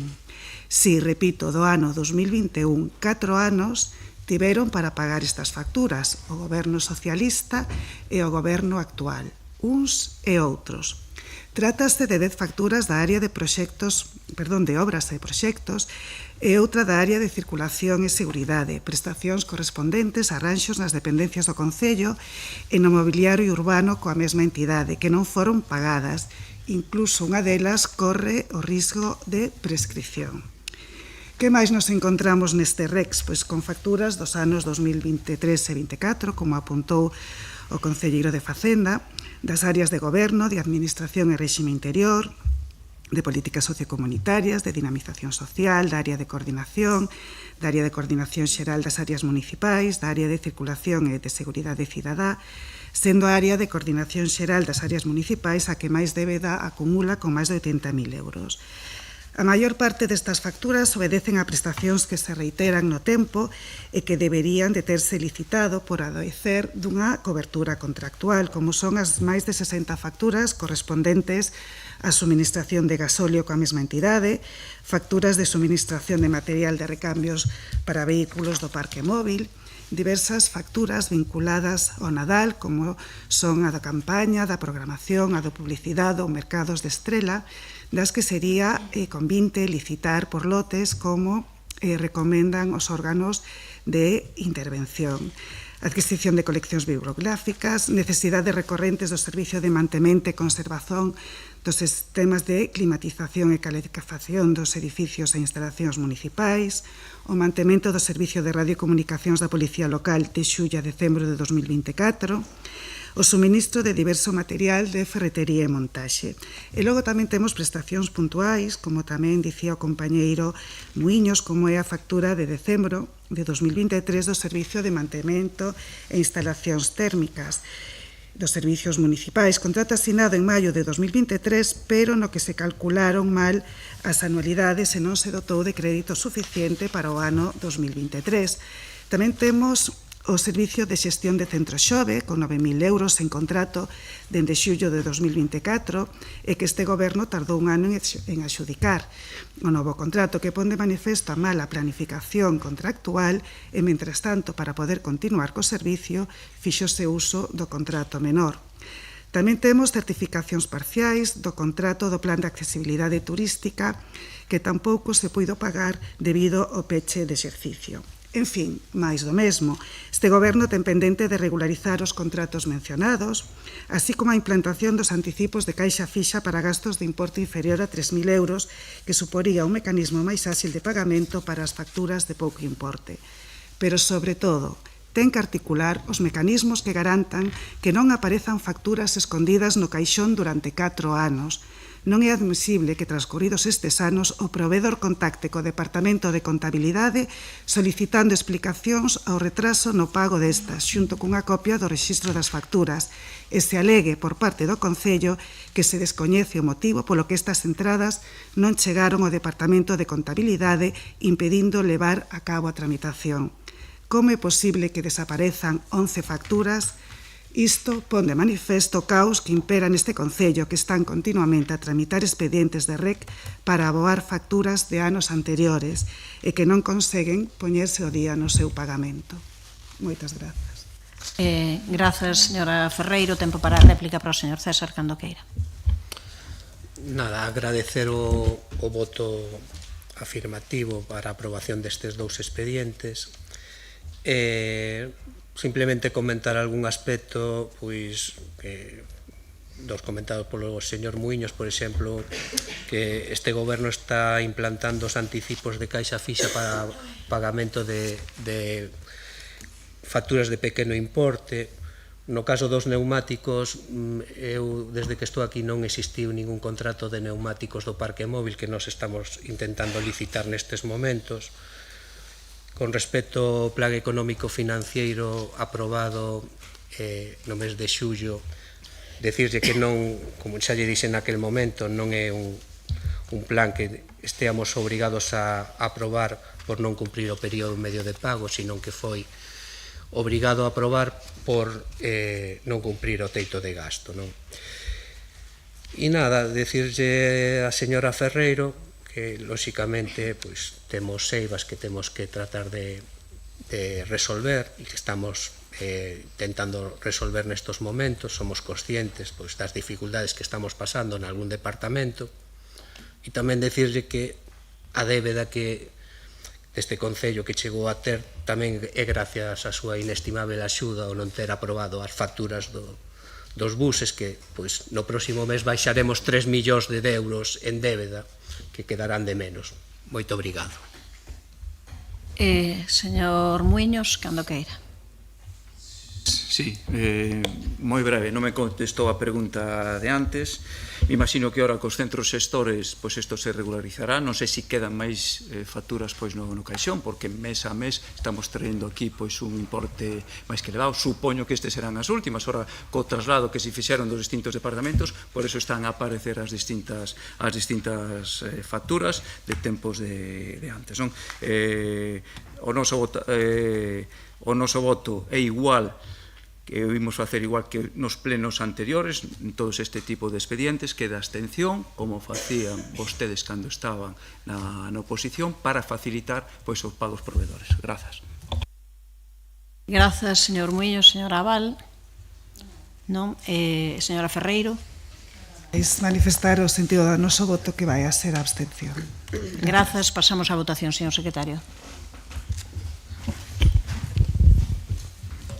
Aprobación do expediente de recoñecemento extrajudicial de crédito para aprobar unha parte dos gastos rexistrados na conta 413 e contabilizados como obrigación pendiente de aplicar a 31 de decembro de 2024 e outros gastos por importe total de 127.480 euros e 21 céntimos, coa codificación 2025 REC 02. Votos a favor? Grupos municipais, BNG, Compostela Aberta e Socialista. Votos en contra? Non hai. Abstencións. Grupos municipais, Partido Popular e concelleiros non adscritos. A continuación, aprobación do expediente de recoñecemento extrajudicial de crédito para aprobar unha parte dos gastos rexistrados na conta 413 e contabilizados como obrigación pendente de aplicar a 31 de decembro de 2024 e outros gastos por importe total de 91.697 euros e 85 céntimos, coa codificación 2025 REC 03. Votos a favor? Grupos municipais, BNG, Compostela Aberta e Socialista. Votos en contra? Non hai. Abstencións. Grupos municipais, Partido Popular e concelleiros non adscritos. Apróbanse as dúas propostas. Temos unha pausa agora, regresamos a 1:10.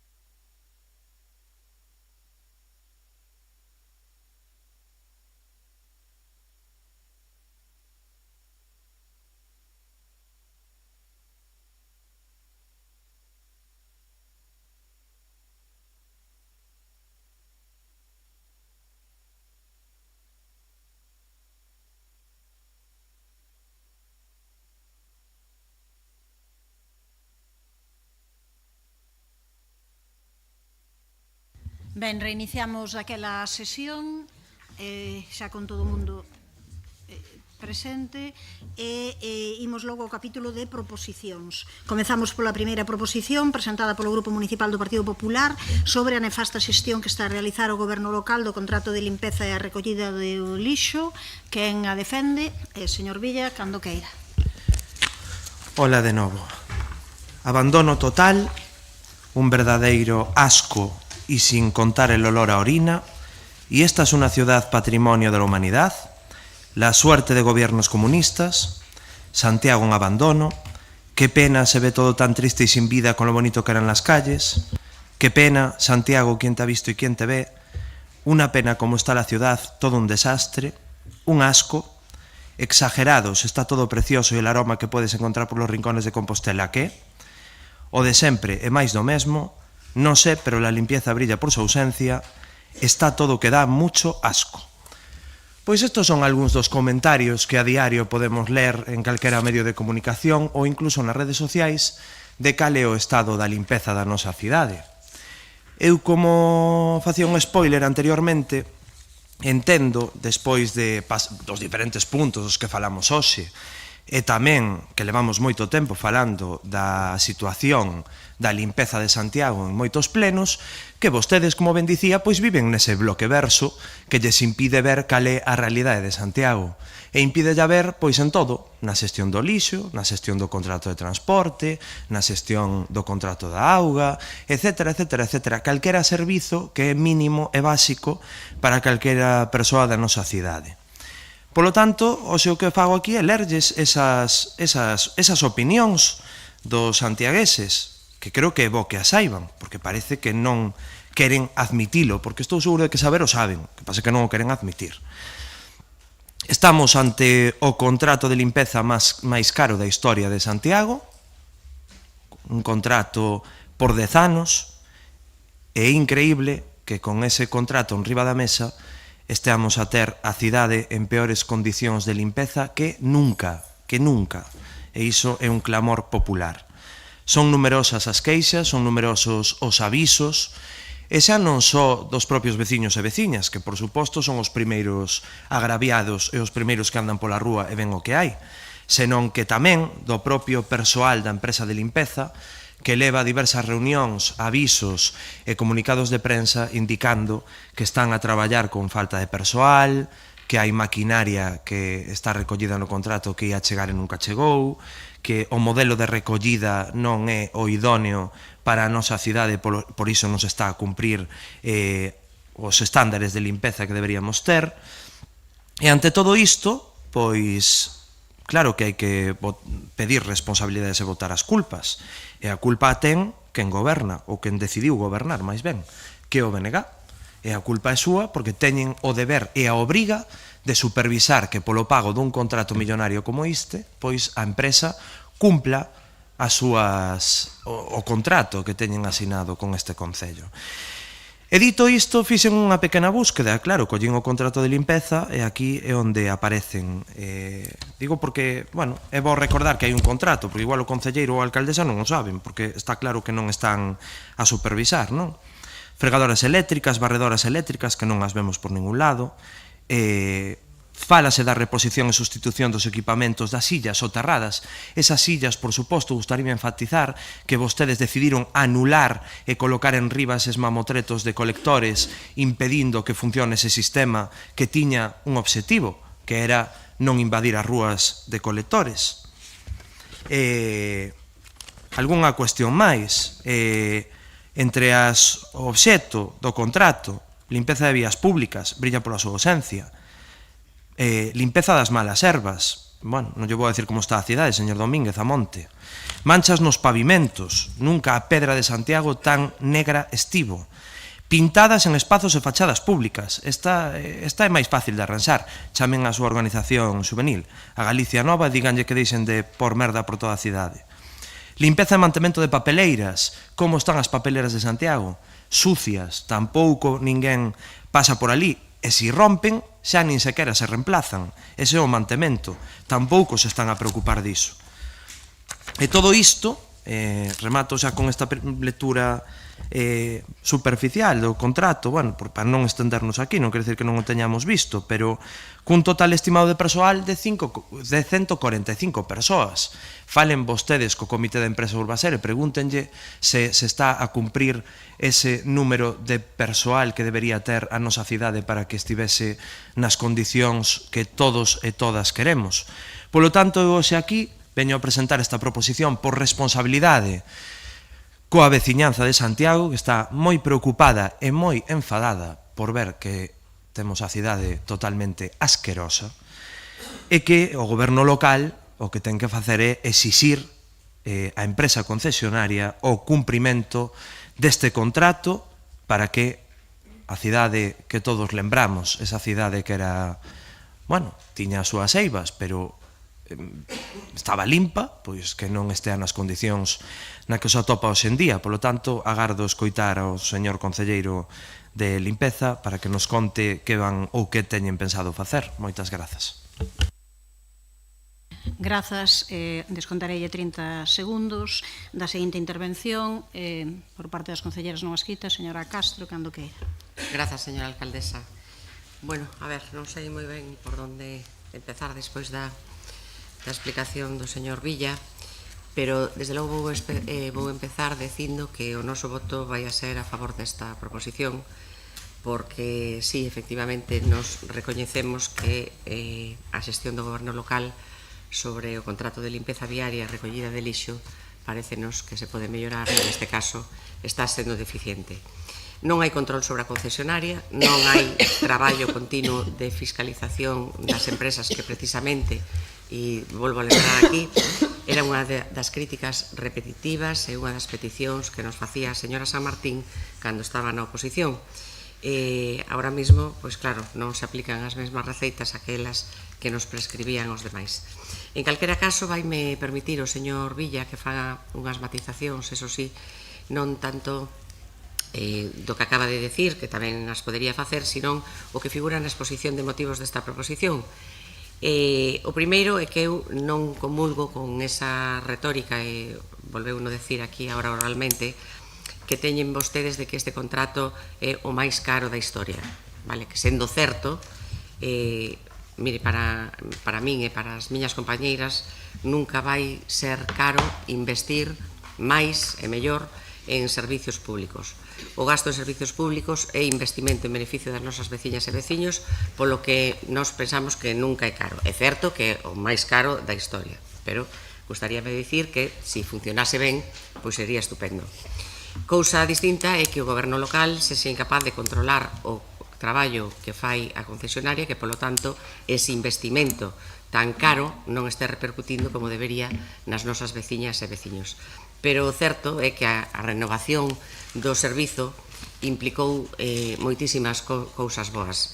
Falo de nova maquinaria, ampliación dos servicios, novas prestacións como ese Selursa, un servicio de urxencia que funciona 24 horas ao día, 365 días do ano, ampliación das zonas de baldeo, etc. E sí, en aquel momento a responsable política da licitación que renovou este servizo é quen lles fala. Gracias ao enorme traballo, como xa dixen nas dúas intervencións anteriores, de todo o Departamento de Servizos Básicos, que aínda hoxe teño que agradecer. En segundo lugar, gustaríame, non caeu agora nesa situación, pero que non nos metan no mesmo saco a todos. Non é certo que o goberno local do que eu formei parte non soubera reaccionar. Naquel momento vostede non formaba parte da corporación, pero eu lle explico, o goberno anterior tiña contratadas unhas auditorías regulares para controlar esta empresa, pero ademais diso eu tiña un control do labor da empresa e pode non acreditar calquera dos responsables da concesionaria. Parece que dicindo isto non fai falta que teña a boa, que xa non a teño, pero é certo que naquel momento o control era moi insistente e se pudera recuperar as miñas axendas de reunións ou o meu rexistro de chamadas por mor do lixo, pois verían que non me permite mentir. En calquera caso, do que se trata é de mellorar na actualidade a prestación do servicio, que é deficiente, E insisto, non por falta de recursos, porque o contrato, como din, supuxo un reforzo do investimento neste servizo público, senón porque, insistimos, falta de xestión e de control diario. Por iso eu proporíalles unha emenda in voce, que dá igual, se aceptan a emenda vamos a votar a favor, e se non aceptan tamén. E cando din vostedes na proposta de acordo que o goberno local exixa a empresa concesionaria de limpeza e recollida de lixo o cumprimento do contrato vixente, nos engadiríamos e traballa activamente polo seu cumprimento garantindo un control político constante sobre a empresa. Este servizo creemos que só se mellorará se desde o goberno local, ademais de sancionar a empresa, que está moi ben iso das sancións, pero o pau a veces non funciona, o que pode ser necesario, por suposto, é iniciar unha política de control e de fiscalización das concesionarias e, sobre todo, aproveitando esta gran estrutura que moitas veces tamén foi criticada neste salón de plenos, esta gran estrutura directiva eventual que ten neste momento o goberno local. Falo do coordinador xeral, do persoal eventual que ten, dos directores de área, etc. En calquera dos casos, insisto, acepten ou non a emenda, o noso voto vai ser favorable a esta proposición. Mais nada, grazas. Quedan uns segundos, pode repetir a emenda, por favor, como será en voce, pode repetila máis a modiño. E traballe activamente polo seu cumprimento garantindo un control político constante sobre a empresa. Grazas.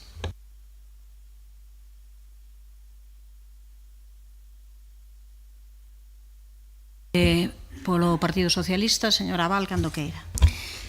Gracias, alcaldesa. Bueno, non é ninguna novedade e é evidente para todas e todos os que estamos aquí e para todas as veciñas e veciños que a limpeza e a recollida do lixo en Santiago non está a funcionar como debería. E non está a funcionar non porque o contrato sexa insuficiente, senón porque basicamente falla a capacidade do goberno para facer cumprir o contrato.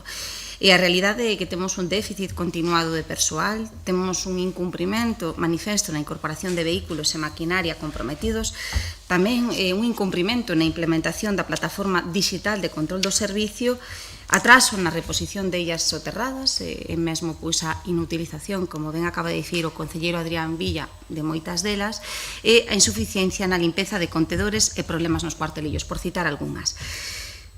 Como xa dixemos, no punto relativo á ordenanza fiscal, a incoación de sancións é necesaria e efectiva. É necesaria e efectivamente se a empresa está a incumprir, hai que sancionar, evidentemente. Pero debemos decilo novamente claro, non chega con sancionar. As multas por si soas non melloran a prestación do servicio ni fan desaparecer, como xa dixemos anteriormente, o lixo das rúas. Son insuficientes se non se acompaña de un plan de concreción e dun seguimento exhaustivo, xa que se non se fai un plan de concreción, un seguimento exhaustivo, pois corremos o risco de cronificar a situación. O noso grupo, o Grupo Municipal Socialista, pois defende neste pleno ir máis aló de exixir o cumprimento. Exiximos que se adopten medidas tales como establecer en colaboración coa empresa concesionaria un plan de acción correctivo, con cronograma de melloras medibles e verificables. Este plan debería de fixar un cronograma no que se fixen prazos concretos de incorporación de maquinaria, reposición de illas, cobertura de persoal. Outra medida, facer un seguimento proactivo deste plan de mellora. Non só, insistimos, coa imposición de medidas sancionadoras. É evidente que hai que reforzar o control da calidade. E tamén outro elemento esencial neste plan de corrección sería informar e comunicar á cidadanía de forma transparente do nivel de cumprimento das medidas e accións que se vayan prevendo no plan. Santiago non pode resignarse a convivir cas súas rúas sucias nin con servicios incumpridos. E a finalidade do goberno, como xa dixemos anteriormente, non debe ser penalizar por penalizar, sino que garantizar que cada euro do contrato reverta nunha cidade máis limpia, na que os residuos se xestionen mellor, máis cuidadosa e máis respetuosa co seu estatus de patrimonio da humanidade. Por iso, evidentemente, acompañaremos calquera medida que vaya na liña de exixir o cumprimento estricto do contrato. Pero, como xa viñemos reclamando insistentemente nas diferentes manifestacións públicas que fixemos sobre este asunto, reclamamos tamén máis control, máis transparencia e máis acción correctora, porque o obxectivo non é engrosar simplemente un expediente sancionador, sino que as rúas de Santiago estén máis limpias. Concluir esta intervención, que vamos a votar a favor da proposta do Partido Popular, se xa aceptada ou non a emenda, pero non compartimos, e isto é moi importante, non compartimos o texto da exposición de motivos. E iso é a referencia que se fai clara o Grupo Municipal Socialista. Entonces, non o compartimos, porque a responsabilidade de garantir o cumprimento do contrato non é de quen adxudicou o contrato, senón é de quen está gobernando e de quen está xestionando e executando e supervisando, e debe supervisar a execución do contrato.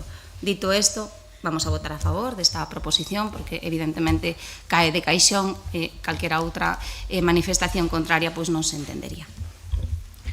Grazas, señora Val. Ten a palabra o señor Domínguez, cando queira.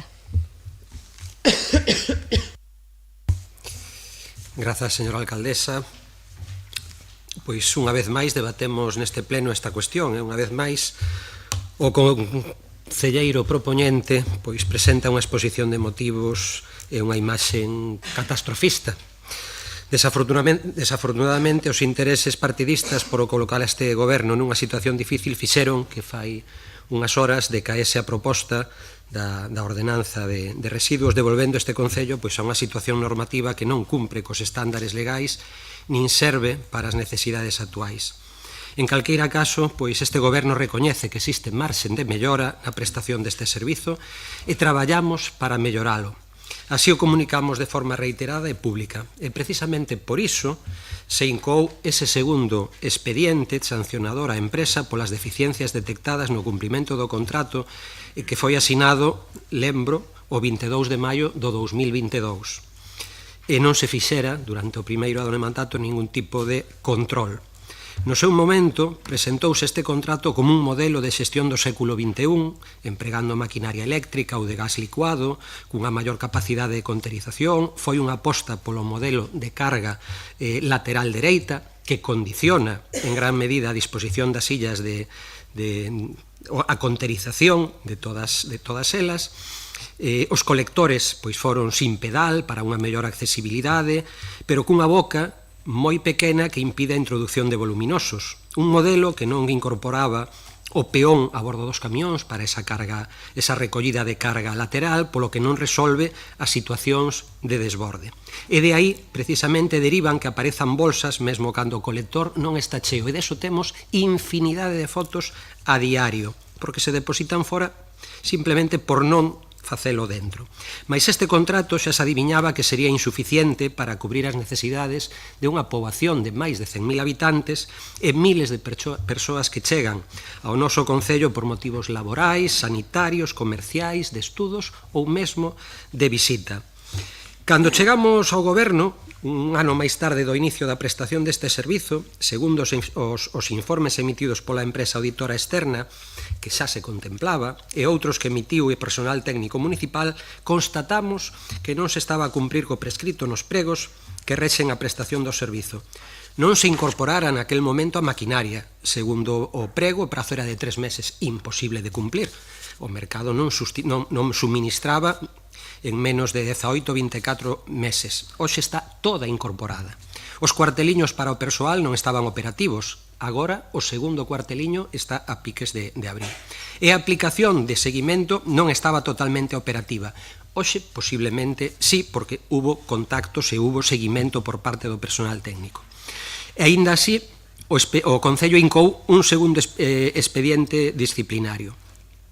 Algúnas destas cuestións foron resoltas no primeiro, mais segundo os nosos informes da auditora e do persoal técnico persisten incumprimentos, polo que se incoou, como decía, ese segundo expediente sancionador.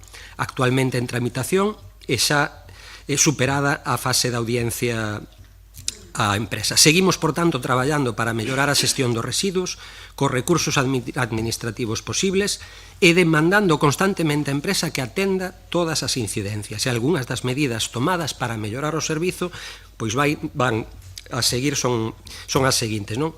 Continuamos coa renovación das illas soterradas da cidade. Neste momento rehabilitáronse 54 das 100 previstas, a 25 por ano como contempla o contrato. Mais é certo, no primeiro ano do goberno do mandato anterior non había ningunha revisada. Na cidade histórica traballamos para reforzar o servizo de porta a porta para hostelería e comercio, ao tempo que continuaremos coa eliminación progresiva dos puntos de alivia, un dos principais problemas da cidade histórica. E pedimos tamén a colaboración da cidadanía para rematar co bolseo e para que fagan uso efectivo das illas de quita e pon para que desaparezca ese bolseo. Implantamos colectores para a recollida de aceites usados, fomentamos a compostaxe directa, máis de 1.700 composteiros individuais, 15 illas comunitarias, a conterización da fracción orgánica está na rúa, con máis de 5.000 tarxetas de acceso aos colectores, estamos deseñando unha campaña para que a veciñanza tome conciencia do importante que depositar correctamente os residuos nos colectores dentro, e na chamada previa, no aviso previo da recollida de voluminosos, onde a mitade das recollidas se fan sin aviso previo. E tamén intensificando a inspección e os procedimentos para... Remato o tempo. Si me desconta na seguinte, procedimentos para sancionar a quen sexa negocio ou particular incumpla as normas. Elimináronse puntos negros en moitos puntos do rural, xa sexa na estación do Casal, en Sampaio, en moitos outros, maior control sobre os vertidos urbanos e unha recollida efectiva, e reforzamos a limpeza na cidade histórica naqueles meses de maior afluencia de turismo. Grazas. Descontarelle 25 segundos e pasamos para o tempo de réplica. Tiña 30 segundos menos, lémbrese, señor Villa, cando queira. Moi ben. Bueno, minuto a resultado. Está San Roque cortado porque rompeu o depósito dun autobús. Está a rúa chea de gasoi. Tomen nota, seguimos pa bingo. Eso é o minuto resultado. Señora Castro, bueno, eu creo que queda claro que cando falamos do contrato máis caro da historia se lee a exposición de motivos, pon ante este contrato fundamental para o día a día da nosa cidade e a cantidade económica indicada anteriormente era de esperar que mellorara considerablemente a recollida do lixo. A crítica non é o que custou o contrato. A crítica é que é de esperar que con ese custe teñamos a prestación mellor que nunca, digo eu, a mellor posible, non? Eu non formaba parte da anterior corporación, correcto, pero era santiagués, levo toda a vida vivindo en Santiago e puiden comprobar como cando entrou en vigor ese contrato xa houve moitos problemas, así o manifestaron os traballadores, había falta de maquinaria que non chegou cando tiña que chegar, xa empezaba a albiscarse a onde íbamos a chegar hoxe. Polo tanto, responsabilidade teñen pouca, porque foi pouco tempo e había uns meses para que chegara a maquinaria, etc., pero algunha hai. Evidentemente, o peso está no actual goberno. A emenda in voce, por suposto que co que propón, pois estamos de acordo, polo tanto aceptamos. Señora Val, pois do texto, dígolle o mesmo que a señora Castro, o mesmo porque estaban as dúas daquelas, compartían espazo vital, agora tamén, pero máis tenso. E señor Domínguez, madre mía, bueno, vostedes agora meten todo no saco, non é a cousa, a cuestión. A culpa de todo é do PP, a culpa é de Sogama, que son os que, por certo, lle están bonificando porque se non tiñan que pagar máis por culpa do goberno central, a culpa é nosa porque dicimos que non a todo. Bueno, en fin, alá vostedes, a cidade ben sabe de que son as culpas que non controla isto. Por suposto, como non lle chega con botar a culpa ao PP, tamén lle bota aos turistas. É dicir, a sociedade da cidade e que os contenedores desborden é culpa dos turistas. Bueno, en fin, é vostede un meme, realmente.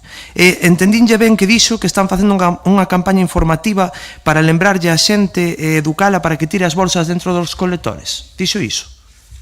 Sí, señor Domínguez? Hola, bo día. Dixo vostede... Sí, non, é que era porque xusto neste momento mandanme unhas fotos por WhatsApp e como pode comprobar, porque teño aquí 8. En todas elas hai bolsas fora porque os contenedores xa desbordan. Remoto o seu tempo. Non é que non entren as bolsas, señor Domínguez, non teña tanta cara dura. O problema é que non se está facendo a recollida que se ten que facer. Non mintan, por favor. Señora Castro, cando queira. A verdade é que non iba a intervir, pero teño que facelo. Decía o señor Villa cando empezou este novo contrato, que eu creo que é un contrato estupendo para esta cidade, non creo que este mal dimensionado tamén, como dixo o señor Domínguez. Decía vostede que xa había problemas no comezo deste contrato.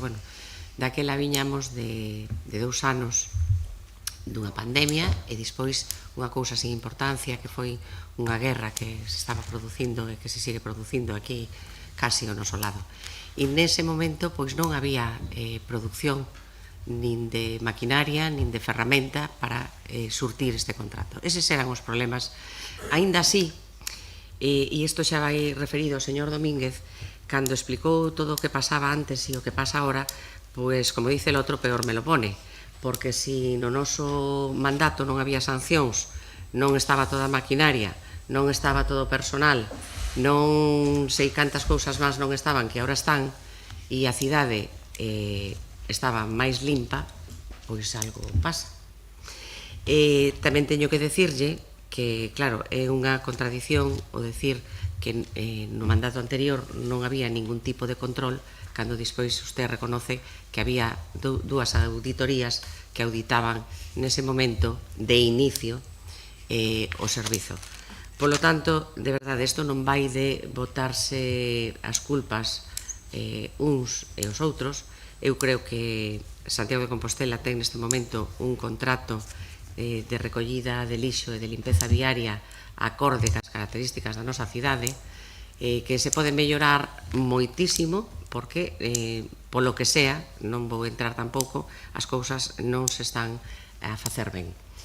E por último, sí, unha cousa moi importante.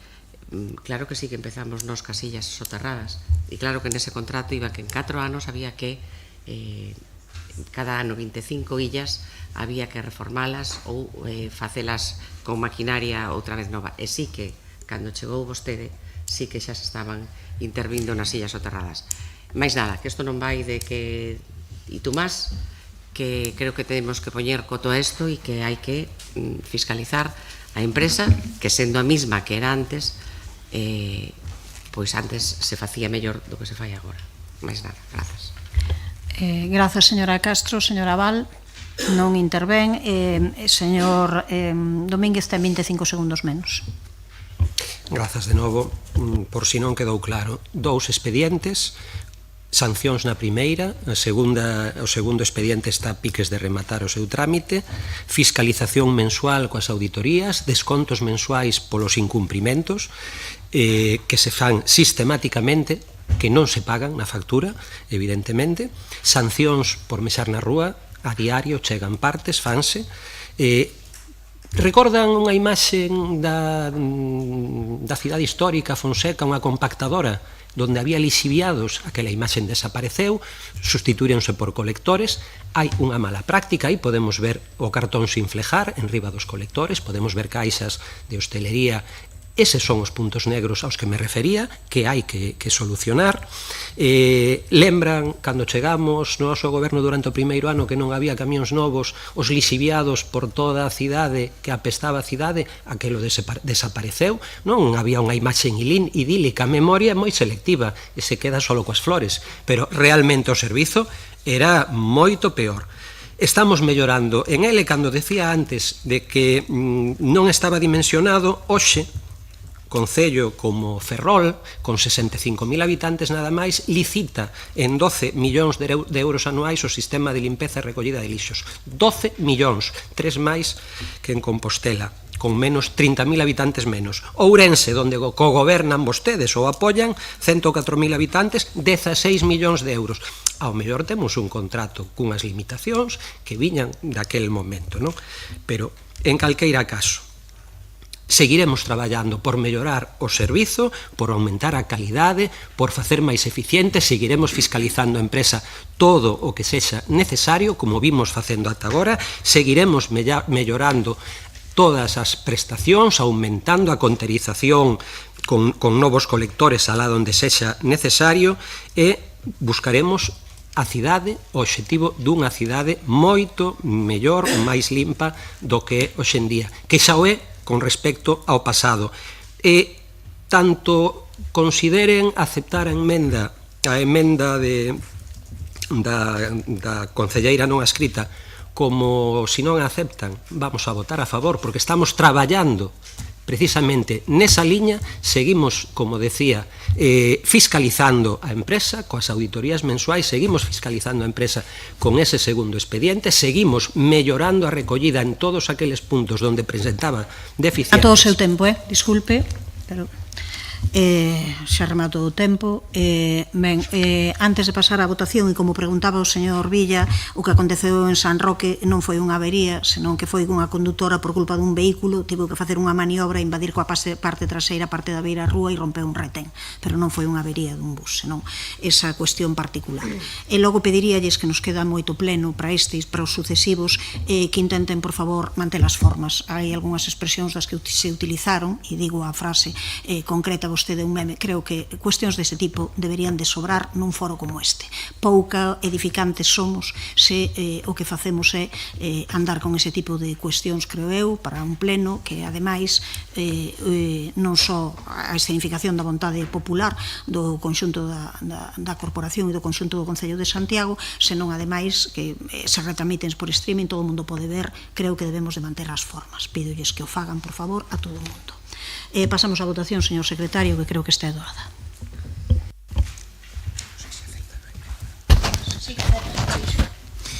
Bueno, proposición presentada polo Grupo Municipal do Partido Popular sobre a nefasta xestión que está a realizar o Goberno local do contrato de limpeza e recollida de lixo, coa aceptación da emenda transaccional en voz.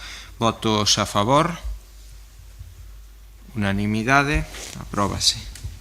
Pasamos daquela ao punto número 11, unha proposición presentada polo concelleiro non escrito don Gonzalo Muiños Sánchez para optimizar a competitividade e atraer novas conexións ao aeroporto Rosalía de Castro cando queira.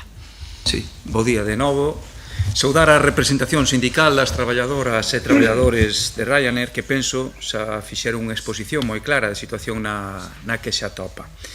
Igual me equivoco, vostedes me corrixirán, pero creo que as administracións públicas deben estar a carón da cidadanía e prestar especial atención a aqueles colectivos máis vulnerables. Xa só por iso, por un principio de solidaridade, sen sequera falar das afeccións que o peche da base de Ryanair terá en diferentes sectores económicos do noso municipio, se estaría justificado un consenso de toda a corporación nesta cuestión. Como saben, a proposición que presentamos presta atención ás necesidades que ten o noso aeroporto de Medrar, de avanzar na captación de novas conexións e de suplir a marcha de Ryanair ou os recortes de Iberia. Pero, sobre todo, o que buscamos nesta proposición é instar as administracións competentes a protexer as 135 persoas que compoñen o persoal de terra da aeroliña e que agora se atopan nunha situación de absoluta incerteza. O que solicitamos con esta iniciativa é que se active un plan específico de protección do persoal a través do Ministerio de Transportes e do SEPE, que a Xunta de Galicia e o Goberno do Estado active mecanismos de acompañamento laboral para garantir alternativas de emprego para as persoas que poidesen resultar despedidas. Pedimos que se protexa a clase traballadora, que se protexa a máis de 100 familias que poderían quedarse unha fonte de ingresos estable nas vindeiras semanas. E sí, isto tamén nos leva a falar da promoción do aeroporto Rosalía de Castro, da necesidade enorme que ten Lavacolla de despegar como principal aeroporto de Galicia. Por iso reiteramos aos organismos competentes que avancen no mapa de rutas acordado na xuntanza do Comité de Coordinación Aeroportuaria de Galicia e que deseñen e implementen unha estrategia conxunta de promoción dos 3 aeroportos galegos, con implicación, por suposto, do goberno local. Promocionar o aeroporto nos destinos emisores, avanzar na cooperación entre os 3 aeroportos de Galicia e reforzar a negociación coas aerolíneas para que novas operadoras se podan asentar na nosa cidade. É fundamental o servicio do aeroporto para o sector turístico, pero tamén o é para o sector empresarial. Polo tanto, Estrategia conxunta a avanzar en políticas de promoción do aeroporto e reforzar o traballo, insisto, tamén dende o goberno local para que novas operadoras poidan interesarse no noso aeroporto, porque iso, ademais de alternativas de voo e novas conexións, poderá xerar emprego e supor unha alternativa viable ás persoas que agora poden ser despedidas. Grazas, señor Muiños. Ten a palabra a señora Rozas.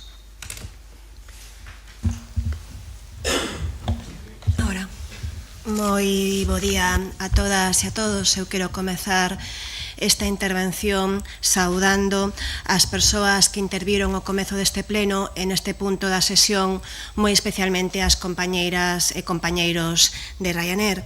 E quero tamén reiterarlles toda a miña solidariedade e a do meu grupo municipal de Compostela Aberta, todo o noso apoio a estes momentos tan difíciles e de incerteza que están a vivir.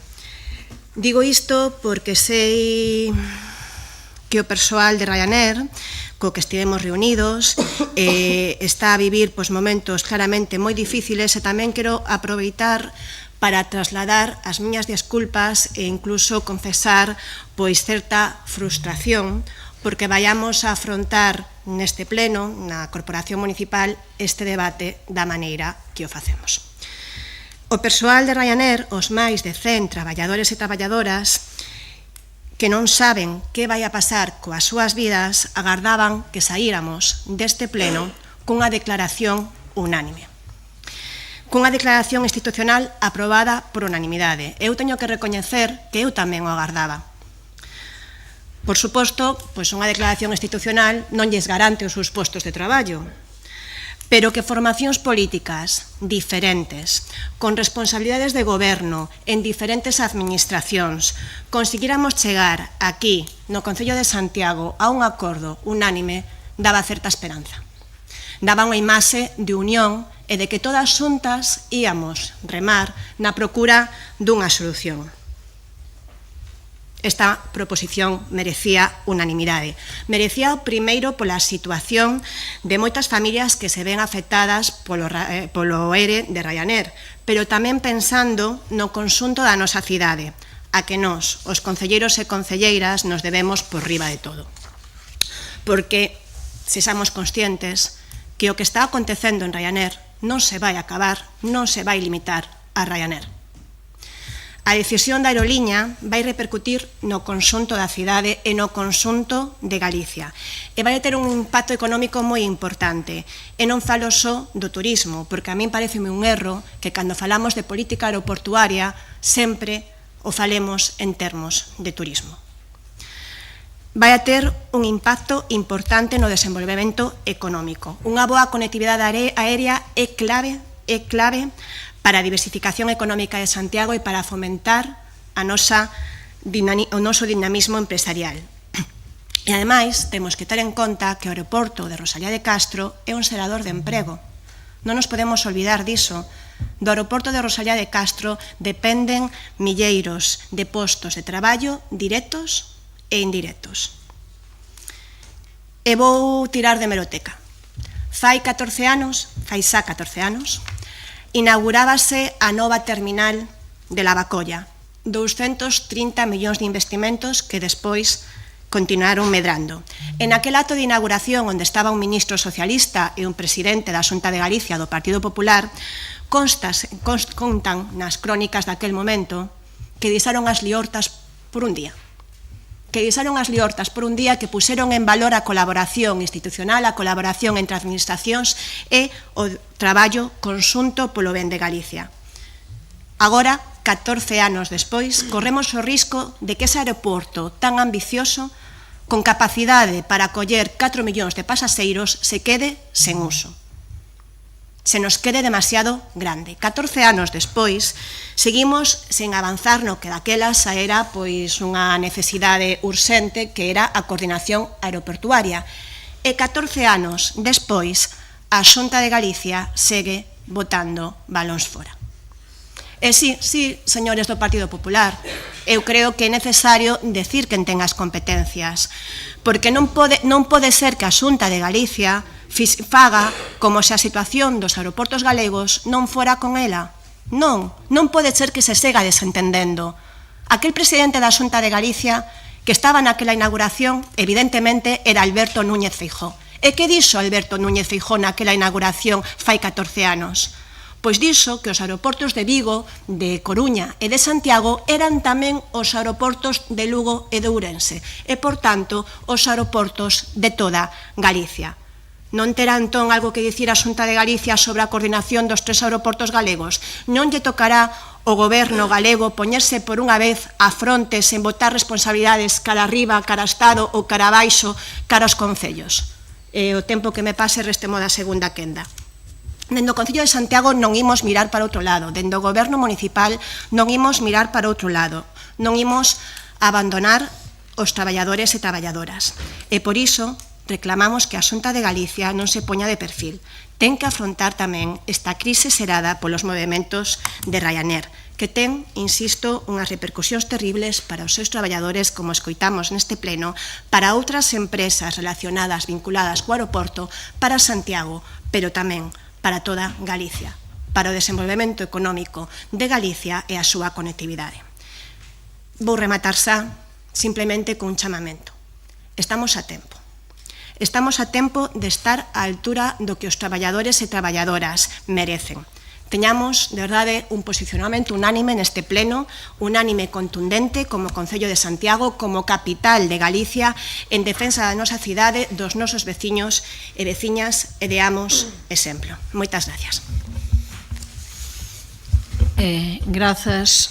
Restarei un minuto da seguinte intervención. A continuación, o señor Guinarte, cando queira.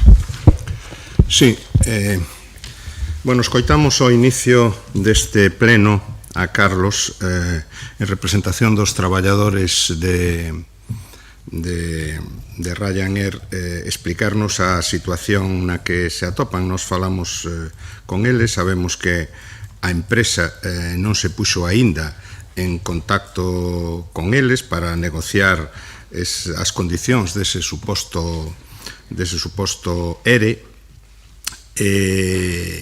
Efectivamente, eu concordo co que acaba de decir a concelleira María Rozas, que este tema merecería, sen dúbida, unha declaración institucional deste pleno municipal, porque é un tema que non afecta solo, que xa sería, por eso, bastante, e xa sería importante, non afecta solo os traballadores de Ryanair no noso aeroporto, sino que afecta a un ámbito moi importante do conxunto da cidade, pola repercusión económica que ten e pola incidencia que ten no ámbito da conectividade aérea e da posición que o noso aeroporto ten e debe manter, cando menos, no sistema aeroportuario galego-español. A verdade é que esta situación que agora desembocou con esta espantada de Ryanair, tamén hai que decilo, era algo que en certo modo se vía vir, porque hai que lembrar que Ryanair retirou a principios do ano 2025 un dos avións que tiña basados en Santiago, anunciou unha reducción do 28% das prazas. No inverno recortou as conexións internacionais a unha e no verán a 5, lonxe das 10 que había en anos anteriores. E non nos enganemos. Isto responde a unha política empresarial, de maximizar os beneficios empresariais por parte desta empresa. Ryanair non se vai de España, e se se vai de España vaise a outros sitios porque pensa ou cree ou ten obviamente calculado polos seus expertos que vai obter maior beneficio económico, pero dentro de España curiosamente vaise a aeroportos que pagan máis tasas das que pagan por pasaxeiro en Santiago, porque non sei se o saben, pero o sistema de tasas aeroportuarias en España é diferente en función do nivel do aeroporto, onde máis se paga en Madrid, Barajas, despois en Barcelona, despois en 4 ou 5 aeroportos de máximo nivel, Alicante, Gran Canaria, Tenerife Sur, Málaga, Palma, e logo entra o Grupo de Santiago, onde está Bilbao, Sevilla, algunhas outras illas. E o que sabemos é que Ryanair vaise, entre outros sitios, a Málaga ou a Tenerife Sur, onde vai pagar máis tasas por pasaxeiro. Por tanto, deixémonos de aceptar o relato que nos queren facer nesta cuestión e asumamos que é unha empresa privada que o que pretende é maximizar o beneficio e que os intereses dos traballadores pois están, lamentablemente para esa empresa, e non é algo novo, porque é unha política de empresa moi coñecida, están no último lugar. Por tanto, a preocupación nosa, como Concello de Santiago, debe centrarse en primeiro lugar na situación dos traballadores, na situación na que quedan eses traballadores de Ryanair. Por eso, apoiamos totalmente esta proposición. É certo que a ese tema se refiren os puntos 1, 3, 4 e 5. O punto 2 fala do tema da tan traída coordinación aeroportuaria, que lamentablemente, e non é por pesimismo, senón por realismo, pois é unha entelequia na que haberá que seguir traballando, pero que, parece que está moi lonxe de ser acadada, pero a preocupación inmediata agora ten que ser a preocupación pola situación dos traballadores de Ryanair. Grazas, señor Rinarte. Ten a palabra a señora Louzao. Ben, pois moi bo día a todos e a todas. Desculpade que teño a voz un pouco tomada. Quería saudar primeiro a Lucía e a Ana en esta proposición, de forma especial a Carlos, porque quero comezar precisamente amosando a solidariedade absoluta do Bloque Nacionalista Galego cos traballadores e traballadoras afectadas polo ERE presentado por Ryanair. Tamén dicindo que tan pronto fomos coñecedoras do anuncio de recortes de Ryanair no noso aeroporto, desde o Goberno Municipal decidimos convocar un Consello de Administración de Incolsa de forma urxente, entendendo que esta é unha cuestión a que deberíamos facer fronte de forma unida cunha postura conxunta de Concello. Nesta xuntanza acordamos intentar facer unha declaración institucional. Este goberno intentouno ata o último momento, pero lamentablemente, como acabamos de comentar, non foi posible. Este é o motivo de que non tivéramos presentado nada a este pleno e por iso unímonos agora a esta proposición e xa adianto o noso voto a favor. Desde o Goberno Municipal somos plenamente conscientes do momento complexo polo que está atravesando o aeroporto de Santiago Rosalía de Castro neste 2025, logo de que 2024 rematara co seu máximo histórico de tráfico.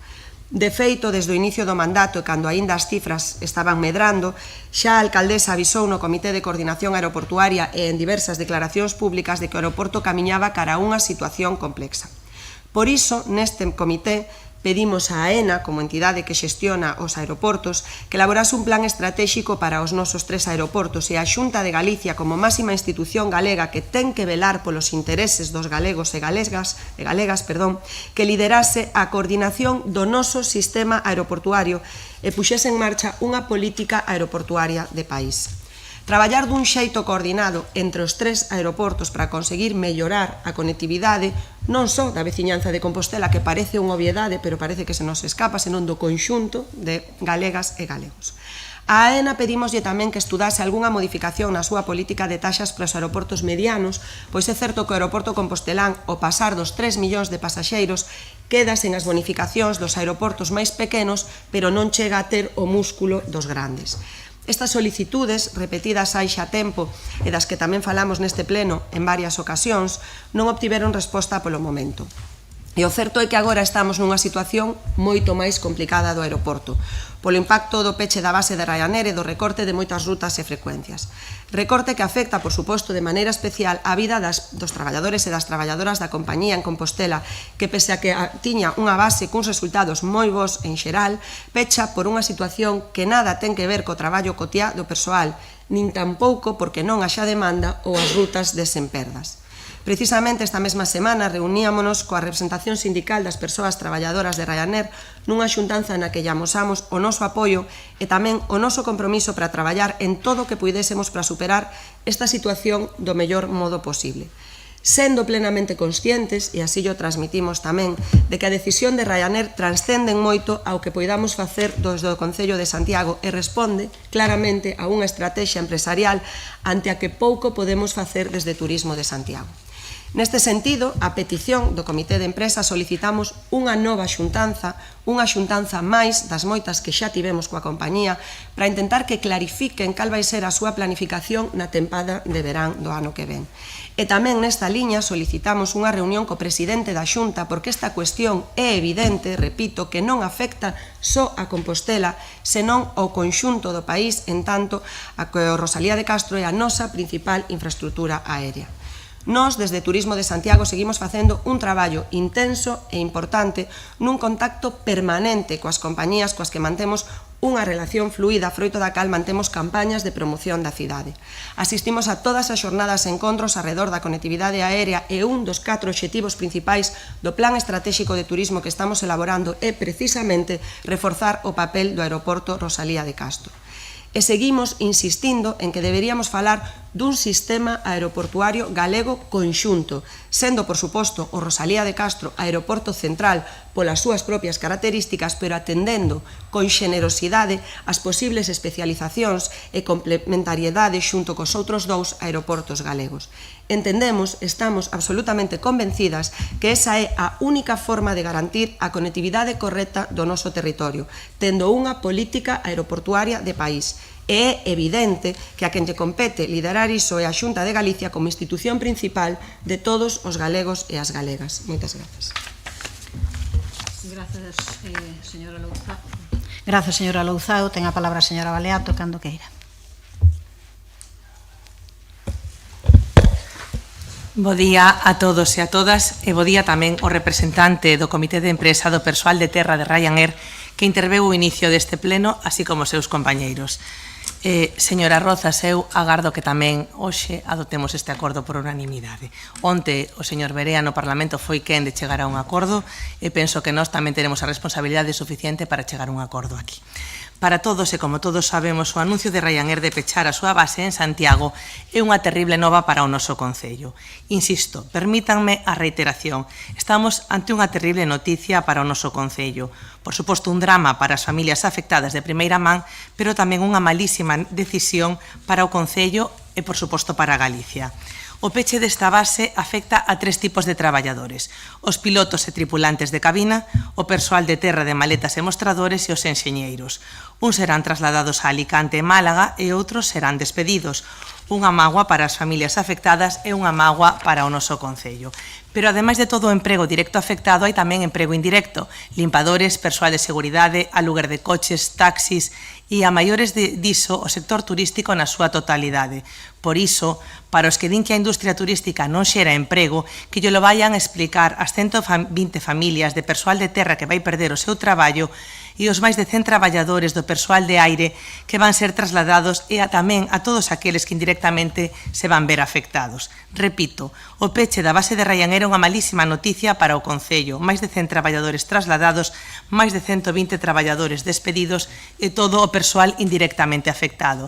Un drama, se me permiten que o diga así, en mayúsculas, non só para os traballadores e para o Concello, senón tamén para a mobilidade de todos os galegos e galegas e tamén para a mobilidade de aqueles que nos queren vir visitar, así como para a economía e para o turismo.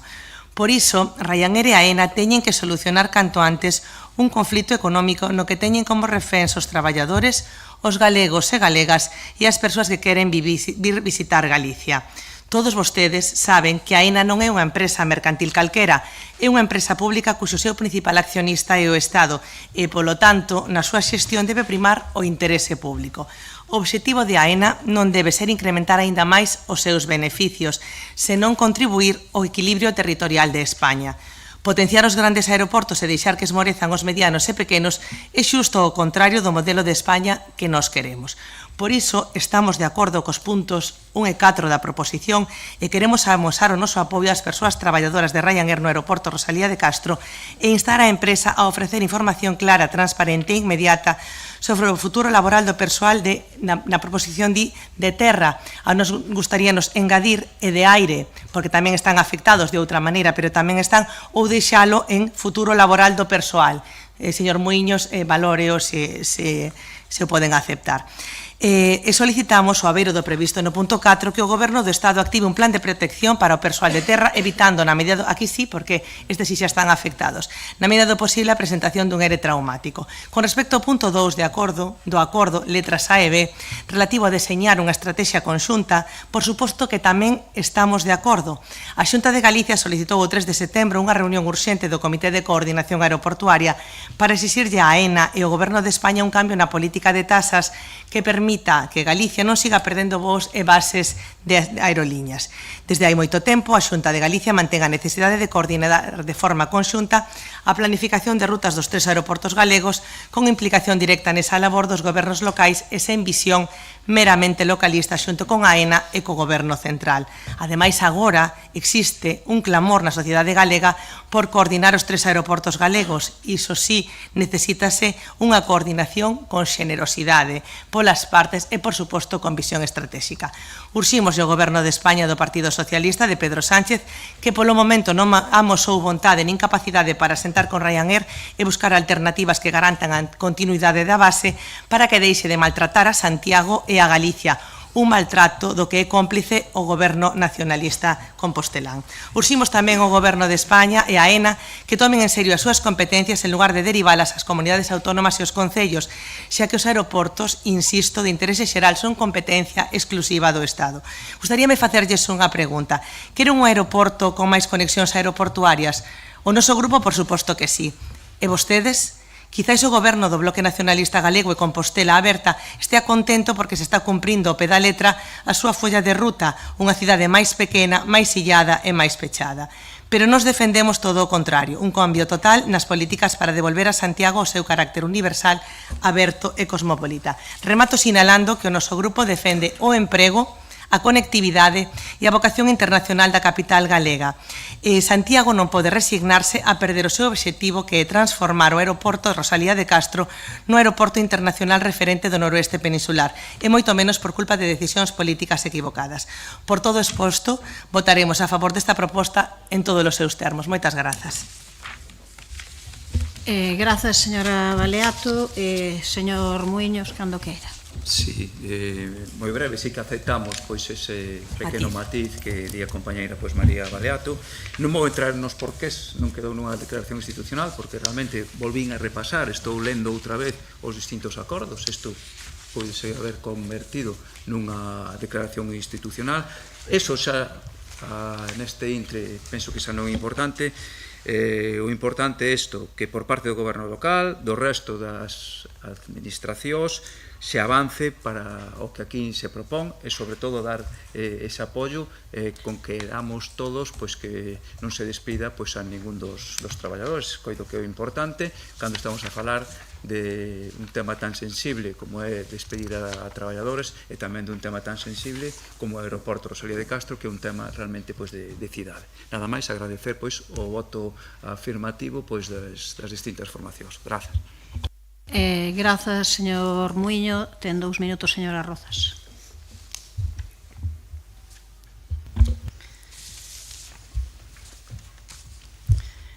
Bueno, alégrome que finalmente teñamos unha unanimidade. Creo que para os traballadores e traballadoras era importante. Así que só 2 reflexións moi rápidas e moi curtas, sen ningún tipo de ganas de xerar polémica, porque creo que é importante que haxa consenso nun tema como este.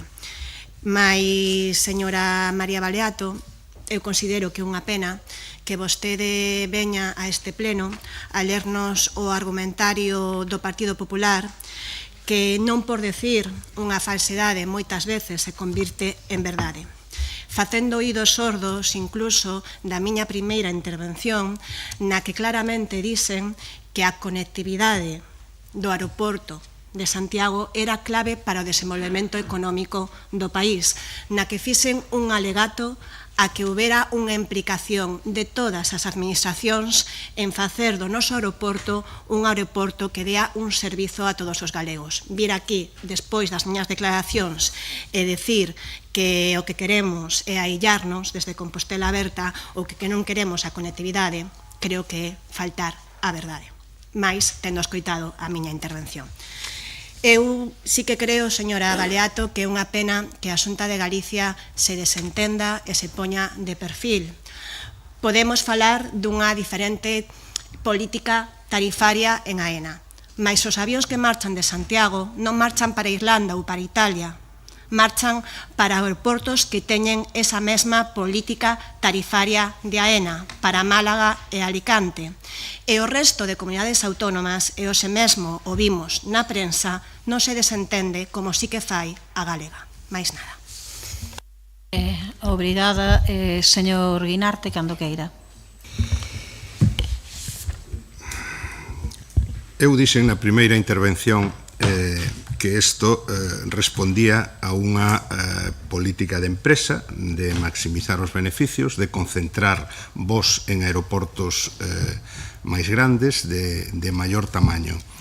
E, sinceramente, eu creo que alégrome, por suposto, de que esta proposición vai a sair adiante co voto unánime do Pleno Municipal, pero lamento, sinceramente, que o Partido Popular pretenda blanquear a actuación da empresa Ryanair. Porque a verdade é que Ryanair leva avións de Santiago a aeroportos que ten tasas máis elevadas, como son Alicante e Málaga. Por tanto, non se vai de Santiago porque o aeroporto de Santiago teña unhas tasas moi elevadas. Estiveron congeladas do 21 ao 26, sabíase perfectamente cal iba a ser a subida, como é proporcional. En Alicante e en Málaga van subir máis que en Santiago, no ano 26. Efectivamente, que AENA é unha empresa que ten unha parte pública e unha parte privada, pero que invirte os seus beneficios na mellora das infraestructuras aeroportuarias españolas, entre elas o aeroporto Rosalía de Castro, o aeroporto de Santiago, como vai a investir este ano. Por tanto, que me parece que é unha comparación que lamentablemente desenfoca a cuestión. Hai outro tema, evidentemente, hai outro tema, e é que moitos aeroportos próximos aos nosos reciben axudas públicas de comunidades autónomas moi elevadas. E iso distorsiona, sen dúbida, a competencia. Asturias, 18,8 millóns de euros, Cantabria, 18 millóns de euros en 4 anos. A principal beneficiaria desas axudas é Ryanair. En Galicia, a comunidade autónoma non aporta un euro desde o ano 2009 para favorecer a conectividade aérea. Mire, nun foro que houbo onte no que estaba a alcaldesa Miriam Louzao, o presidente da Confederación de Empresarios de Galicia dixo literalmente, porque o teño apuntado en castelán, porque o dixo en castelán: el Parlamento de Galicia debe liderar la coordinación y complementariedad del sistema aeroportuario de Galicia y la Xunta debe impulsarlo. Eso foi o que dixo. O señor diputado do Grupo Popular, pois igual pode tomar nota desta suxerencia do presidente da Asociación de Empresarios de Galicia. Grazas, señor Guinarte. Ten a palabra a señora Louzao, cando queira. efectivamente, dixo así tal cual, e xa falamos algunha vez nos comités aeroportuarios nos que tamén forma parte e coincidía nesa opinión. Non me vou repetir nos argumentos que xa se comentaron, solamente vou dicir que mágoa, que visión máis simplista, señora Baleato. Digo por iso de reducir sempre o problema do Rosalía de Castro con que non somos non sei que fóbicas e que nos alegramos moitísimo de que o aeroporto lle vai a fatal porque non queremos que a xente visite Compostela. Claro que nos preocupa ter un crecemento turístico sostible, ordenado e que non teña un impacto negativo na vida cotiá da nosa cidadanía. Claro que nos preocupa. E a vostedes tamén lle debería preocupar. Pero iso non significa que queiramos poñer unha cancela en Lavacolla e que non pase ninguén. Por se hai que aclaralo unha vez máis para que conste en acta, aínda que volverán ao seguinte pleno volvendo a dicilo unha vez máis. Empeza a ser un pouco cansina, polo menos para min, a cantinela de que queremos unha cidade pechada e gris, pero vostedes siguen con eso de que unha mentira repetida 1000 veces deben de pensar que se vai converter en verdade. Que mágoa que teñamos un verdadeiro problema en riba da mesa, máis de 100 traballadores e traballadoras na corda frouxa, e vostedes volvan coa súa cantinela arredor do terribles e malignas que somos no BNG. Ante este drama que di vostede con mayúsculas, pódenos explicar que fixeron vostedes, porque vostedes din que apoian ao persoal agora afectado, pero poden explicarnos como, que fai ou fixo o Partido Popular como axuda, de forma concreta, porque eu estou desexando escoitalo, pero estou segura de que o Comité de Empresa... Por favor, señor Villa. Pídolle que estea en silencio mentre se interveñen outras compañeras de corporación.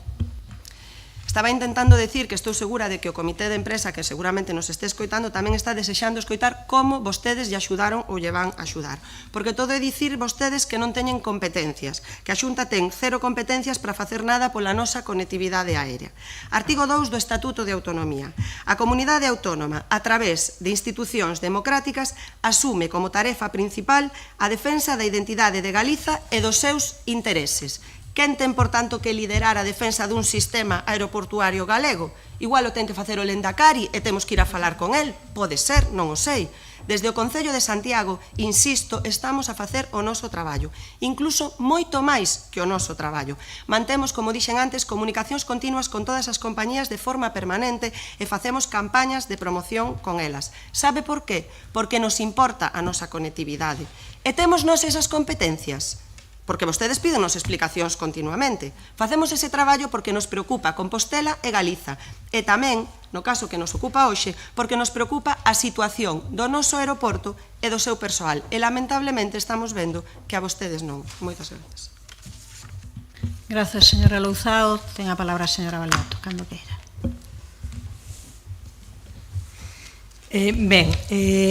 Por suposto, señor Guinarte, eu, si coas miñas palabras se pretendeu, se entendeu que eu blanqueaba a imaxe de Ryanair, en absoluto esa é a miña, nin a miña opinión, nin a opinión deste grupo o que neste momento represento. Nos non blanqueamos en absoluto a actuación de Ryanair e ademais é que a criticamos enormemente. É un tema que nos preocupa absolutamente. Con respecto á señora Louzao, decirlle que, por suposto, eu nestes momentos non goberno. Cada quen é responsable das súas decisións e das políticas que tome, nada máis que dicirlle. Nos defendemos o emprego dos traballadores afectados polo peche da base de Ryanair en Santiago e os empregos indirectos que se poidan ver tamén afectados. Defendemos a conectividade de Santiago e de Galicia. Defendemos e con moita insistencia a vocación internacional da capital de Galicia e perseguimos o obxectivo de transformar o aeroporto de Lavacolla no aeroporto internacional referente do noroeste peninsular.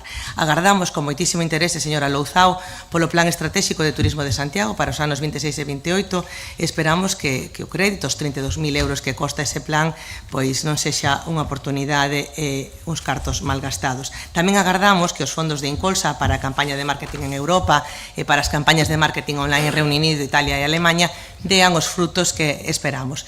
E nos, remato, dicimos sí a un Santiago máis aberto ao mundo, máis universal e con máis conexións aéreas. E, por suposto, dicimos sí e axudaremos no que poidamos os traballadores de Ryanair. Nada máis e moitas grazas. Grazas, señora Baleato. É únicamente unha cuestión ou dúas. A primeira é mostrar a solidariedade de parte de todo o Concello e con este agradecemento, creo, de unanimidade a respecto de solidariedade e intentar que os seus problemas non signifiquen ao final despedimentos, ver que vías de solución hai e tamén pola nosa parte mostrarnos en disposición ben a través dese Comité de Coordinación Aeroportuaria, que por certo xa está convocado para o próximo 3 de outubro, ben tamén a través das fórmulas que sexa falando cas compañías, incluindo Ryanair, ben falando co presidente da Xunta e as posibilidades que temos de conseguir dunha vez por todas non andar reiterando sempre, porque é certo que este debate e esta discusión para moita xente di, pois é o mesmo que hai 5 anos, é o mesmo que hai 10 anos, é o mesmo que hai 15 anos, e creo que nos debería de servir para decir alto, paremos e consigamos xuntarnos todas as administracións, xuntarnos o tecido empresarial, xuntarnos o tecido socioeconómico e decidir avanzar nunha liña de complementariedade, de especificidade, de especialización, en unha liña que favoreza que haxa ese sistema aeroportuario galego que sería o lóxico na liña en que temos que falar, que o temos que abordar. Deberíamos de facer iso tamén, e eu pediríalles, creo, deixando na gaveta prexuizos, estereotipos e únicamente intentos de difamación de outras persoas ou de outros grupos ou de outros colectivos. Porque se podía facer isto mesmo de chegar a un acordo unánime, que xa digo que todo o mundo temos que celebrar e que nos felicitar, pero tamén se podía facer con un poquinho máis de elegancia. Señor secretario, cando queira. Proposición presentada polo concelleiro non adscrito don Gonzalo Muñoz Sánchez para optimizar a competitividade e atraer novas conexións ao aeroporto Rosalía de Castro. Coa emenda proposta pola concelleira do Partido Popular, votos a favor. Apróbase por unanimidade. Pasamos á seguinte proposición, neste caso presentada polo Grupo Municipal do PSDG-PSOE para impulsar a xestión dos recursos humanos no Concello. Señora Abal, cando queira. Gracias, alcaldesa. Bueno, pois temos que dicir que a xestión dos recursos humanos no Concello está en un punto crítico. Temos procesos selectivos convocados no pasado mandato que seguen sen rematar, ofertas de emprego do ano 2023, 24 e 25 sen convocar, xefaturas de sección e de servicio vacantes e unha dependencia excesiva das comisións de servicio. O resultado é unha administración con máis temporalidade, con máis sobrecarga de traballo, vacantes prolongadas e unha evidente perda de coñecemento interno. E isto non é un problema interno da Casa do Concello, isto afecta directamente a calidade dos servicios que recibe a cidadanía e tamén xera frustración no propio persoal municipal que ve limitadas as súas posibilidades de promoción. Vexamos algúns exemplos. Hai 6 procesos selectivos convocados no ano 2023 con proposta de nomeamento por parte do Tribunal que afectan a 33 prazas. 3 propostas de nomeamento están dende finais de 2024 e outros 3 dende marzo de 2025 e aínda non se resolveron. Da convocatoria das prazas ofertadas en 2023 non temos noticias. Da convocatoria das plazas ofertadas en 2024 só coñecemos que o pasado día 8 de setembro se publicaron as bases específicas das 21 prazas de promoción interna. Da convocatoria das ofertas da oferta de emprego público de 2025 pois tampouco nada sabemos. As xefaturas de sección, o concurso de provisión de xefaturas de sección segue sen convocarse, maila que o concurso específico para cubrilas está aprobado en mesa sindical dende 2024. E en cuanto ás xefaturas de servicio por libre designación, só se resolveu a de recursos humanos e segue pendente urbanismo, licencias, rehabilitación e vivenda, supervisión de proxectos e obras e o servicio de extinción de incendios e salvamento.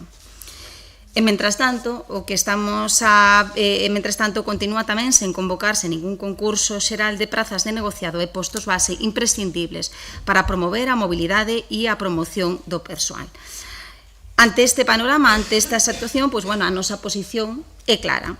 Antes de que remate o ano 2025, deben resolverse todos os procesos selectivos convocados en 2023 con nomeamento inmediato das persoas que superaron este proceso selectivo.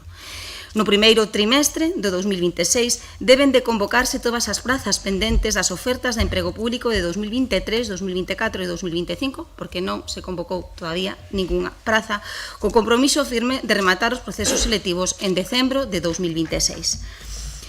Este mesmo ano debe convocarse o concurso específico de provisión das xefaturas de sección e resolverse os de xefaturas de servicio e debe convocarse canto antes un concurso xeral de prazas de negociado e postos base. E finalmente, e isto é moi importante, porque aquí o Goberno incumpre un compromiso asumido ou incumpriu polo de agora, ou non deu cumprimento polo de agora, un compromiso asumido en febreiro de 2024 no pleno, no primeiro trimestre do ano 2026, o Goberno debe elaborar e aprobar o Plan Estratégico de Recursos Humanos comprometido, como xa acabo de decir, xa en febreiro de 2024 e do que aínda non sabemos nada. Este plan é importante porque recordemos que a media de xubilación no Concello de Santiago está por riba da media estatal. Está preto do 40% da plantilla, que se xubilará nos próximos 4 anos. Hai que planificar e hai que acelerar o relevo xeracional e por iso este plan é moi importante. Insistimos, isto non é un asunto interno da organización municipal, hai que acelerar estes procesos selectivos, hai que superar, para poder superar esta fase ou esta situación de provisionalidade na que están algúns postos, porque, bueno, esta situación pois notase no funcionamento do Concello. As licencias tardan máis en saír, os servicios sociais acumulan listas de espera, os proxectos estratégicos da cidade sobren atrasos e todo isto pois xera malestar na cidadanía e unha imaxe de parálise do Concello. En definitiva, sen planificación de recursos humanos non hai administración moderna nin servicios de calidade e o que pedimos hoxe aquí creo que é algo lóxico e básico, é vontade política para sair do inmobilismo. Queremos que canto antes se desbloqueen estas situacións e, sobre todo, tamén canto antes se elabore e se aprobe ese plan estratégico de recursos humanos imprescindible pois para abordar o necesario relevo xeracional. Grazas, señora Val. Señora Castro, cando queira. Grazas, señora alcaldesa. Do mesmo xeito que o pago das facturas vai lento, moi lento, e xa o temos falado aquí, superando o período medio de pago a proveedores que marca a lei, tamén esa inercia semella trasladarse a outros expedientes. Hai que ter en conta, en calquera caso, que o personal é o que é e o personal chega onde chega. Agora non sei se estamos falando, como falei antes, nas outras intervencións, dunha falta de control político ou simplemente dunha imposibilidade do Departamento de Persoal de asumir o traballo, precisamente pola limitación de equipo que tamén aqueixa ese departamento. Non o sei, e supoño que o explicará agora o señor César. En calquera caso, falouse moitas veces neste salón de pleno dos quistes de xestión que sufrían algúns departamentos, e sobre todo o de persoal e de réxime interior. Quero recordar que diso falou moitas veces, o que acabo de decir, que agora presenta esta proposición. En fin, creo que tamén hai que facer algo de autocrítica. Referencianse aquí procesos selectivos que comenzaron no 2023. E miren, eu podo ter a miña opinión sobre os erros ou acertos que cometeu o goberno do que eu formei parte. Incluso podo ter a miña opinión sobre a capacidade ou o traballo de algunha das partes do equipo do que formei parte. O que en ningún caso vou facer públicamente é enmendar a acción do goberno do que eu formei parte, precisamente por lealdade a ese goberno. Así que, aínda entendendo que esta proposición procura fundamentalmente emendar a acción do goberno da señora San Martín e particularmente a do actual concelleiro de Persoal e Réxime Interior, seguramente esta moción puidera supor unha emenda á acción de goberno da concelleira de Persoal e Réxime Interior durante o pasado mandato da concelleira Val, así que nós imos optar pola abstención nesta proposición da concelleira que presenta esta proposición. Nada máis, grazas. Grazas, señora Castro. Ten a palabra o señor César, cando queira. Obrigado, señora alcaldesa. Ben, respondendo esta proposición ou argumentándoa, os procesos selectivos convocados no ano 2023 están todos finalizados e apenas fican un número reducido de prazas para tomar posesión, tendo previsto que o fagan durante as próximas semanas. A respecto da convocatoria durante o primeiro trimestre do próximo ano de todas as ofertas de emprego existentes desde 2023, vostede, señora Val, é máis exixente que a legislación vixente, do que ten feito persoalmente cando era concelleira responsable da área de persoal. Esta legislación vixente exixe que exixe vostede para os demais, mas non para vostede. O prazo máximo para publicar as convocatorias é de 3 anos desde a data de publicación da oferta correspondente, mas vostede convocou en 2023 prazas que viñan desde o ano 2017 e que xa estarían caducadas. No noso caso, a oferta de emprego de 2023 foi publicada en decembro de 2023, co cal teríamos ata decembro de 2026 para convocala. Mais co fin de optimizar os recursos, acumularánse as prazas correspondentes a ofertas de emprego de ese ano, de 2024 e de 2025. No primeiro trimestre do ano 2026 publicaránse a convocatoria de bombeiros condutores 3 prazas da oferta de 2023 e ao longo do ano publicaránse as correspondentes ás outras ofertas de emprego, priorizando, lóxicamente, a correspondente ao ano 2023. Polo que se refire ás prazas da Policía Local C1 correspondentes á oferta de emprego, as ofertas de emprego 2023-2024, actualmente están 9 persoas nomeadas, funcionarios en prácticas, e en outubro serán nomeados funcionarios de carreira. As 21 prazas da oferta de emprego de 2024 a maior nos últimos anos, incluindo as prazas que ficaron vacantes durante o primeiro trimestre deste ano, publicouse a convocatoria no DOGA do 2 de xullo de 2025. No referido ao concurso específico de provisión dos postos vacantes de xefatura de sección, estánse revisando as bases do mesmo e tentaránse publicar neste ano ou no primeiro trimestre do ano 2026.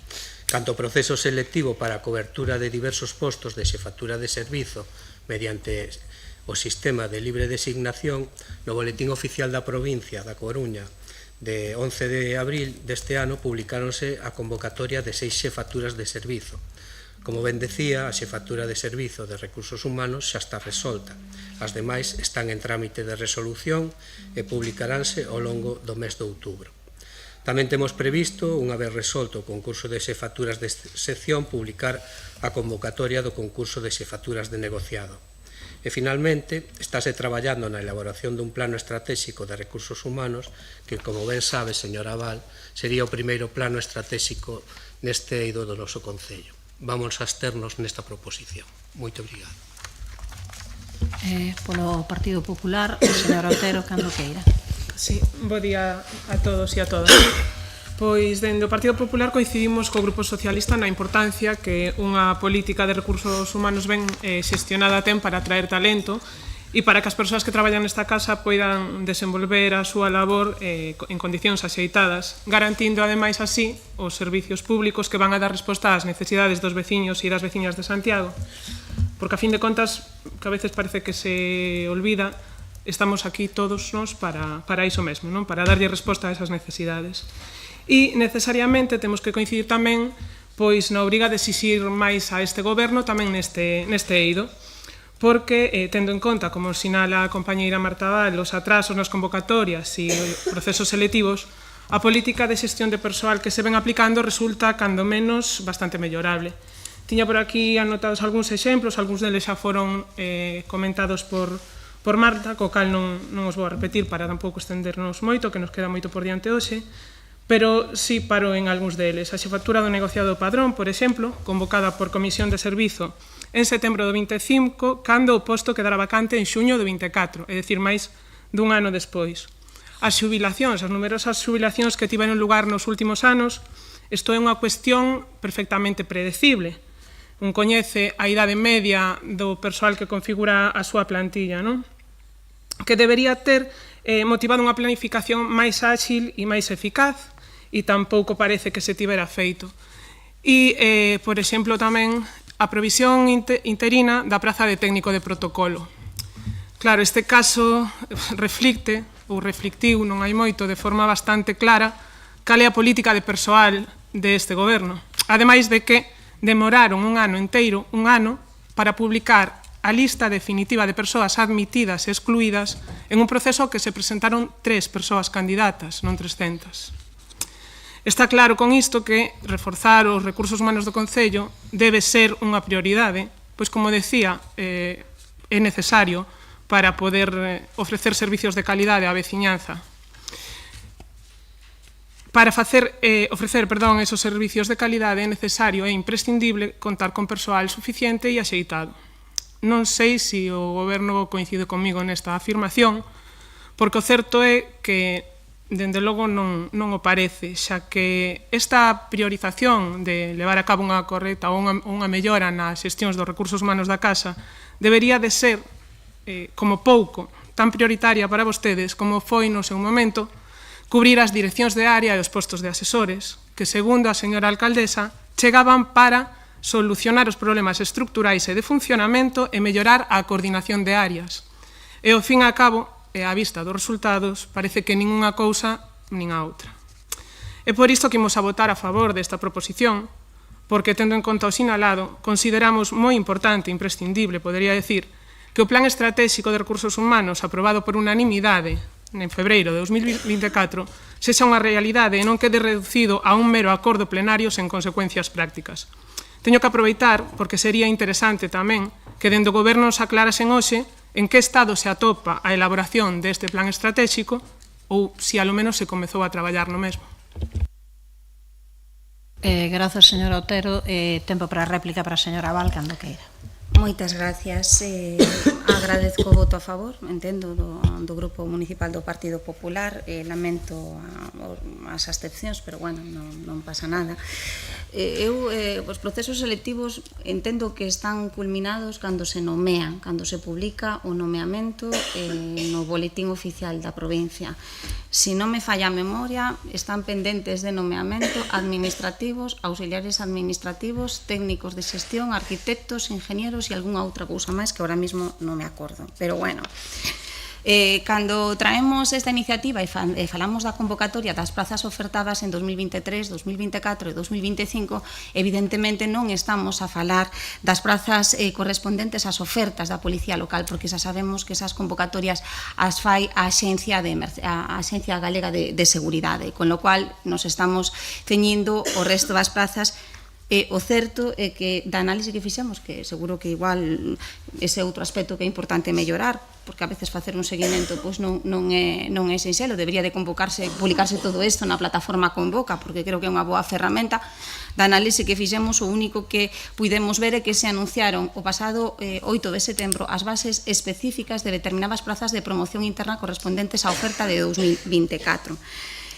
Agardamos que se resolva, que se proceda a convocatoria canto antes do concurso de xefaturas de sección e tamén que se resolva canto antes o concurso de xefaturas de servicio, porque a verdade non entendemos que convocándose ao mesmo tempo unha se resolverse e o resto pois estuvese estén sin resolver. A verdade é que nos chama un pouco a atención sendo obxecto dunha única convocatoria esos lapsus temporais tan amplos. En calquera caso, agardamos que se resolvan canto antes. En canto ao plan estratégico de recursos humanos, nós sí que tivemos unha folla de ruta, o digo simplemente a efectos, porque aquí non, como se suele dicir, non viñen a falar do meu libro, pero tivemos unha folla de ruta de recursos humanos no Concello. Sirva só un dato, durante o noso mandato convocáronse máis de 260 prazas para a súa provisión por diferentes sistemas. Concurso, promoción interna, conseguimos a estabilización, convocar 92 prazas para a estabilización. Eu creo que non sei se habrá, me atrevo a presumir, Concello que alcanzara semellante fito. Dito isto, evidentemente quedaron moitísimas cousas por facer e agradecemos que o Goberno Municipal continue coa labor iniciada. Simplemente unha pregunta, porque non me quedou claro, non sei se teñen previsto facer un concurso xeral, non entendín, para convocar as plazas para prover mediante concurso xeral as plazas de negociado e os postos base. Gracias. Grazas, señora Val. Señora Castro. Nada, reiterar o noso posicionamento de voto, que será a abstención, e como me gustan moitos refráns, solamente para acabar a miña intervención con aquelo de dime de que presumes e te diré de lo que careces. Nada máis, grazas. Castro, señor César, cando queira. Bon, señora Val, eu creo que o que acaba de decir a señora Castro resume bastante ben tamén a miña opinión. Venga este pleno a exixir que fagamos o que vostede non deu feito. Vostede chamalle plan estratégico ao que acaba de decir que era unha folla de ruta. Unha folla de ruta eu non sei que tipo de documento é, pero bueno, o plan estratégico é algo máis extenso e algo máis analítico que unha folla de ruta que non sei se podíamos sustituir por folla volandeira ou algo así, pero, bueno, está ben. Se ese é o seu plan estratégico, nos esperamos facer algo mellor o que sería o plan estratégico. Canto a señor Otero, comentarlle que, claro, a situación do persoal deste Concello parte de que houve partidos que no 2008 aprobaron unha cosa que se chama taxa de reposición, que vostedes apoiaron, e que vostedes tamén foron parte do goberno deste Concello durante 4 anos e que deixaron tamén a situación como a deixaron, non? Entón, quero decir que vir aquí a dar leccións sobre política de persoal, pois tamén, non sei, non é moi constructivo, non? E canto, bueno, o que como comenta de que, bueno, a pregunta que me fai do concurso de xefaturas de negociado xa respondín. E vamos por fases, primeiro se faturas de servizo, despois de sección e a continuación virán as de negociado, non? En canto a transparencia, en canto a recursos humanos neste Concello, tamén a cousa está bastante, deixárona bastante mal, non? Nos estamos traballando para que as listas da Garda sexan públicas e transparentes, a través como vendido o programa Convoca, e esperamos avanzar nos próximos meses bastante neste asunto. Moito obrigado. Bueno, o noso voto vai ser abstención. Señora Otero, cando queira. Sí, señor Manuel César, cando algo non funciona neste Concello ou cando vostedes non son capaces de resolvelo, sempre, curiosísimo, sempre é responsabilidade ou competencia de outra administración. Vale. Resulta que, segundo vostede, a situación actual é consecuencia da taxa de reposición. Vale. Esa taxa de reposición está recollida nos orzamentos estatais de 2022. Estatais. Quen goberna en Madrid?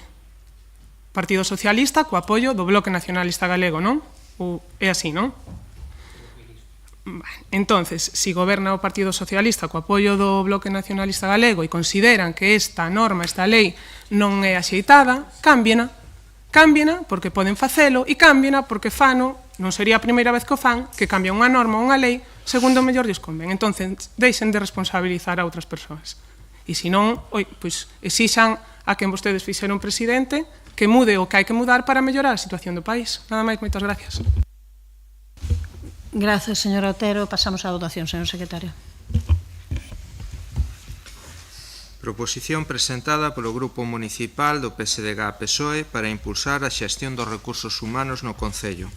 Votos a favor, Grupo Municipal Socialista e Partido Popular. Votos en contra, non hai. Abstencións, Grupos Municipais, BNG, Compostela Aberta e Concelleiros non adscritos. Apróbase a proposición.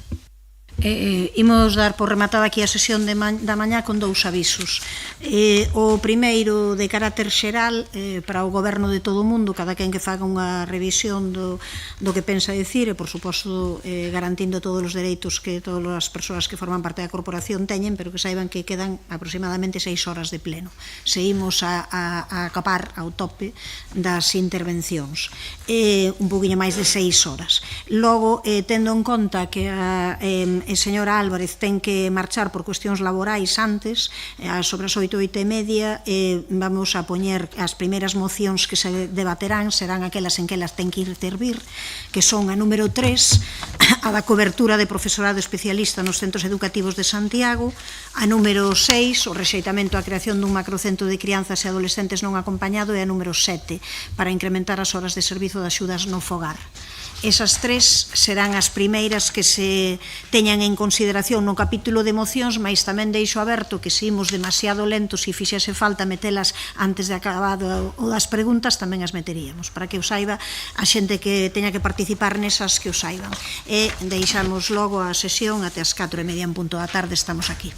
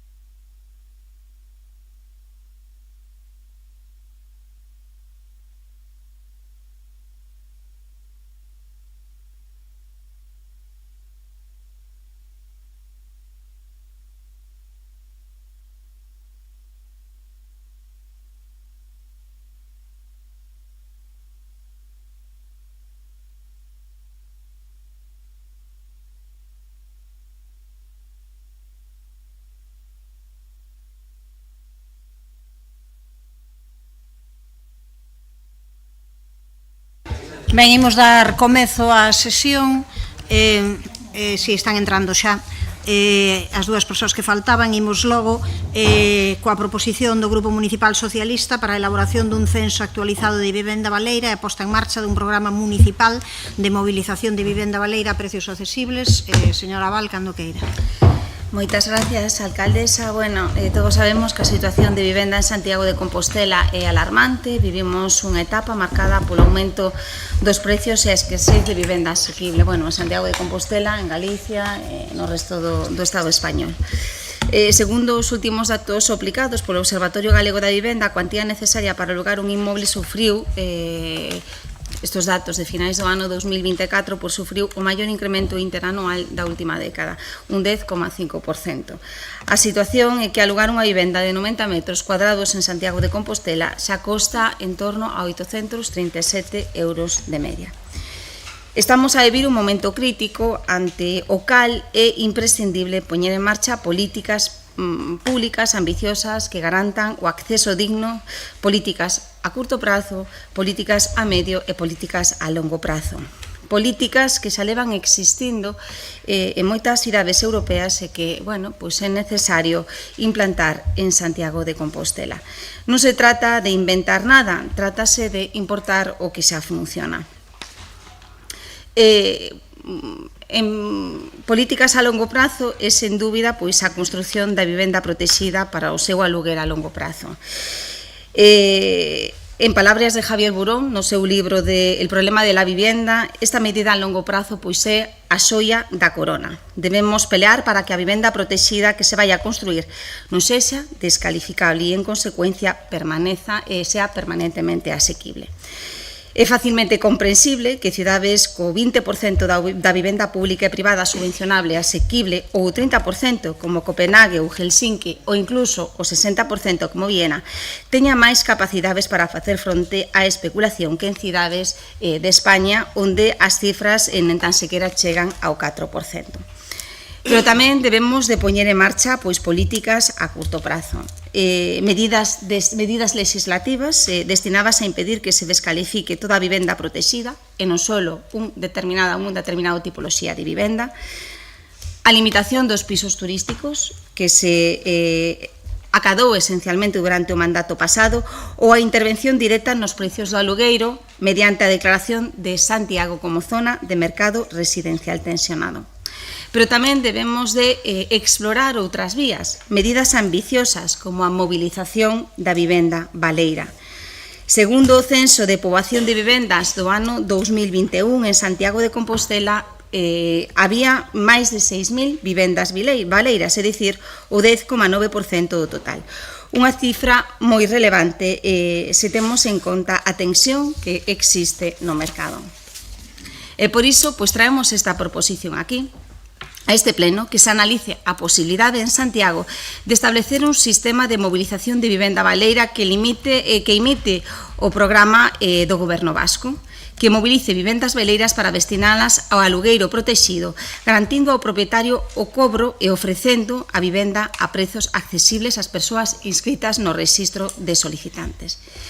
É un sistema que ofrece garantías para ambas partes e que leva máis de 20 anos demostrando eficacia. É dicir, é un programa que se implantou no Goberno vasco, na Comunidade Autónoma Vasca, no ano 2003, e o certo é que a día de hoxe todo parece indicar que está a ter moito éxito. O programa vasco é un programa de captación no que a administración é a que aluga a vivenda ao propietario, lle paga ao propietario e despois a aluga a un dos demandantes inscritos no rexistro de vivenda a prezos asequibles e á vista dos seus ingresos medios ao ano. E isto é moi importante. Dende o Grupo Municipal Socialista entendemos que Santiago necesita algo semellante, recoñecéndolles que a competencia, igual que a competencia en materia de construción de vivenda protexida permanente, a competencia na definición do carácter permanente da vivenda protexida, entendendo que a competencia debera de ser da Xunta de Galicia. O certo é que se a Xunta de Galicia non fai nada ao respecto, porque non leva facendo nada ao respecto, eu creo que somos as administracións locais as que nos tenemos que poñer por desgracia, a traballar arreo neste asunto, porque o certo é que estamos a vivir unha situación crítica e eu creo que somos conscientes do tensionamento do mercado que está a haber. E por iso traemos a aprobación deste pleno esta proposición.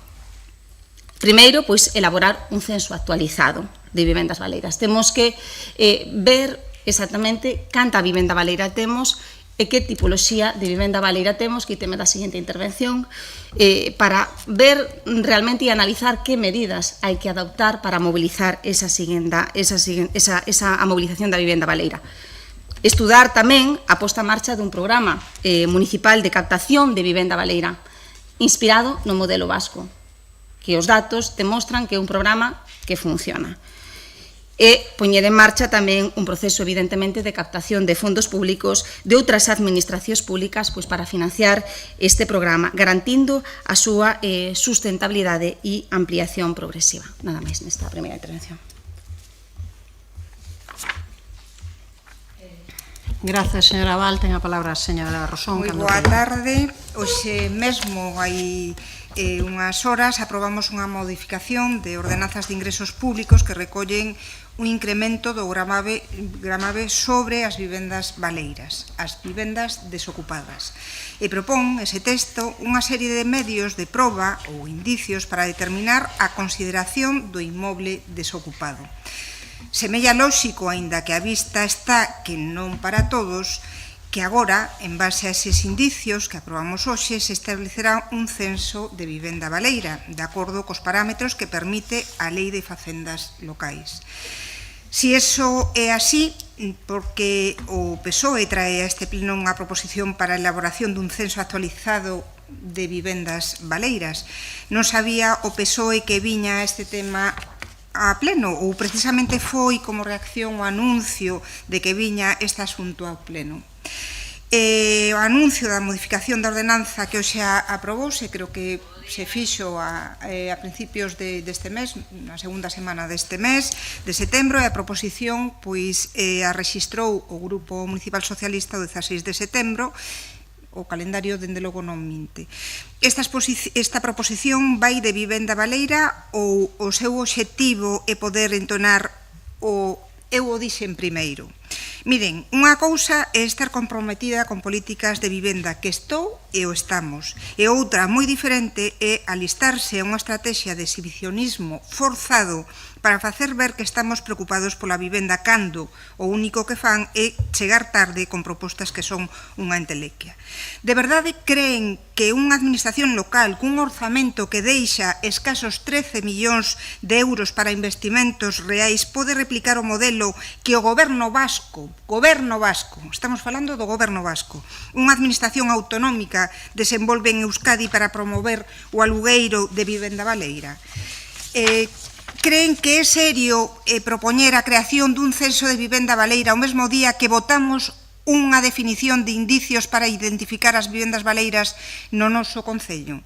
O programa Bicigune, que leva 22 anos aplicando o goberno vasco, supón unha intermediación entre propiedade e os inquilinos dos inmobles, pero é que se trata dun goberno autonómico, coas competencias de vivenda e cos recursos para poder facer políticas de vivenda, que o goberno, dende logo, vasco, está onde estivo sempre, que é alturas das circunstancias, cousa que non se pode decir do goberno galego. A proposición que traen aquí é simplemente impresentable, porque blanquean a Xunta de Galicia eximindo o Partido Popular dunhas obrigas que son desa administración, como repetimos aquí centos de veces. Ademais, é inasumible elaborar en 6 meses un censo de vivenda baleira actualizado, con informes técnicos, audiencia aos interesados e toda a tramitación que debe seguir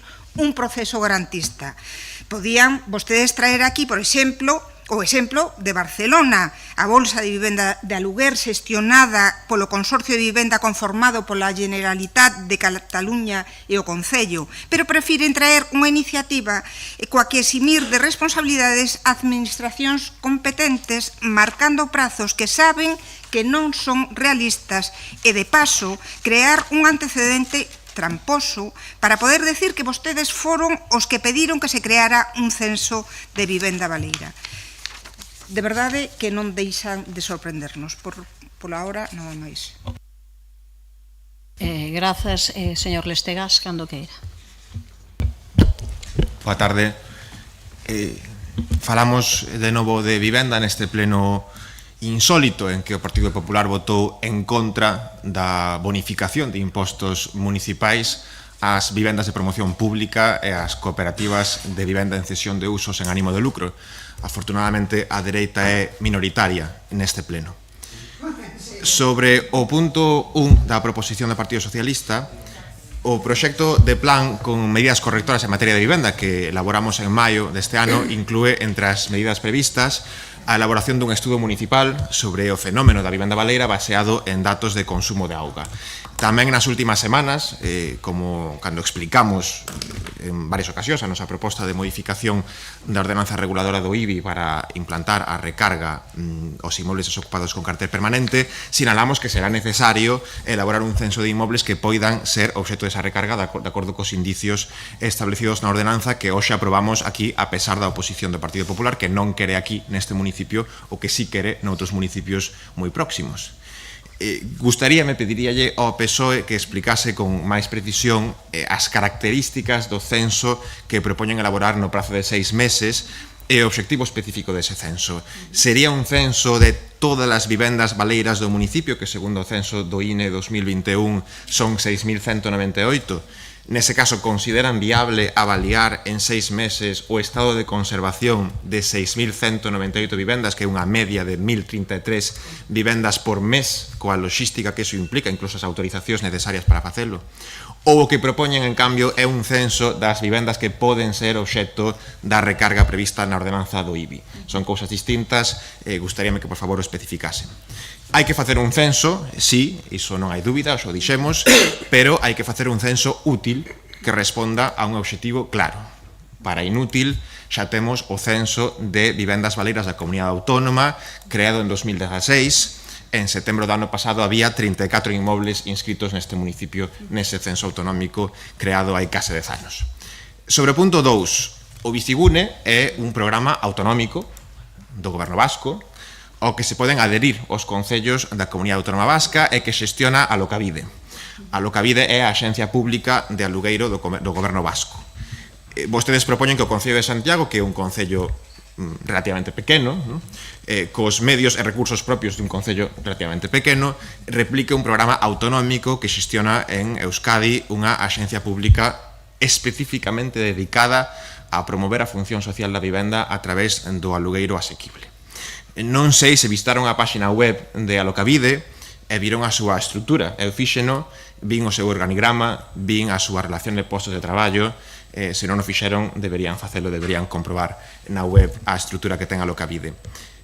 As comparacións son odiosas, pero como mencionan o Bicigune do Goberno Vasco, creo que pode ser interesante facer unha comparación rápida e xeral entre Galiza e Euskadi en materia de vivenda baleira. Segundo os datos do INE de 2021, en Euskadi o 6,5% das vivendas están baleiras. É a segunda comunidade autónoma con menor porcentaxe de vivenda baleira. En Galiza o 28,8% do parque residencial está baleiro. Somos a comunidade autónoma con maior porcentaxe de vivenda desocupada, duplicamos a porcentaxe estatal do 14,4%. 10 dos 20 municipios españois de máis de 10.000 habitantes con máis porcentaxe de vivenda baleira son municipios galegos. É máis razoable para os concellos adherirse a programas autonómicos para a movilización de vivendas baleiras que crear os seus propios programas municipais duplicando innecesariamente as ferramentas disponibles. De feito, no proxecto de plan con medidas correctoras incluímos unha proposta neste sentido que o IGUS desprezou no seu requirimento de emenda do 8 de xullo. Neste concello xa se puxo en marcha hai anos, en 2018, un programa con este obxectivo, o programa Aviva, pero non funcionou, non se inscribiu case ningunha vivenda, creo que só foran 3. O Bicigune creouse en 2003 e xestionaba en abril deste ano máis de 7.000 vivendas. Euskadi é un éxito nesta materia despois de moitos anos de traballo porque o Bicigune é só unha ferramenta máis, unha entre moitas que configuran a política de vivenda vasca que está a anos luz da política de vivenda galega. Vexamos como estamos aquí en Galiza. Spoiler, estamos mal. En 2022, a Xunta creou un programa de movilización de vivendas en alugueiro. En febreiro de 2025 había 8 concellos adheridos ao programa que incorporaran 35 vivendas das que 15 estaban nese momento alugadas. E había 22 entidades privadas colaboradoras que incorporaran 63 vivendas das que 36 estaban alugadas nese momento.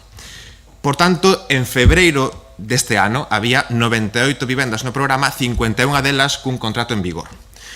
O INE indica que en Galiza hai 506.370 vivendas baleiras. Por tanto, ese programa da Xunta de Galicia captou o 0,02% do noso parque residencial vacante e mobilizou o 0,01%. En abril había 21 vivendas disponibles para alugar a través dese programa en toda Galiza. En xullo creouse o programa Fogar Vivo, que substitúe o anterior programa de movilización de vivenda baleira e reformula o programa Realuga, outro programa que existía. Veremos que resultados ten este programa, oxalá funcione, oxalá non seña unha transferencia de recursos públicos aos propietarios das vivendas sen un retorno significativo para a sociedade. Pero nin siquiera é exactamente un programa de movilización de vivendas baleiras, porque abonda que un inmóvel esteña sen arrendar durante 3 meses para que poida incorporarse ao programa. A realidade é que ata agora todos os programas de movilización da vivenda baleira a través de axudas públicas que puxo en marcha este Concello ou a Xunta de Galicia fracasaron. E iso non podemos ignoralo. Sobre o terceiro punto non teño nada que comentar. Gracias. Grazas, señor Lestegas. Polo Partido Popular, señor Berea, cando queira. Moitas grazas, presidenta. Pois o Partido Socialista, benvidos ao programa electoral do Partido Popular de Santiago. Benvidos. Dicía unha frase pola mañá o señor Guinarte que a mí sorprendeu, porque eu diño como un político serio con trayectoria, con certa educación. Dixo, ás veces coincidimos co Partido Popular aínda que non nos guste.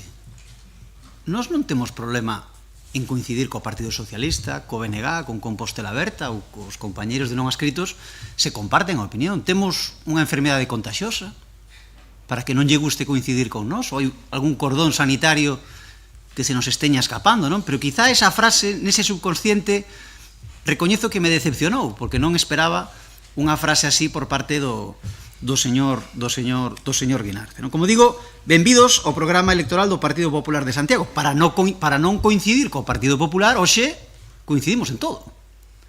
Coincidimos en todo. Ata traen aquí unha proposta do Partido Popular de Santiago.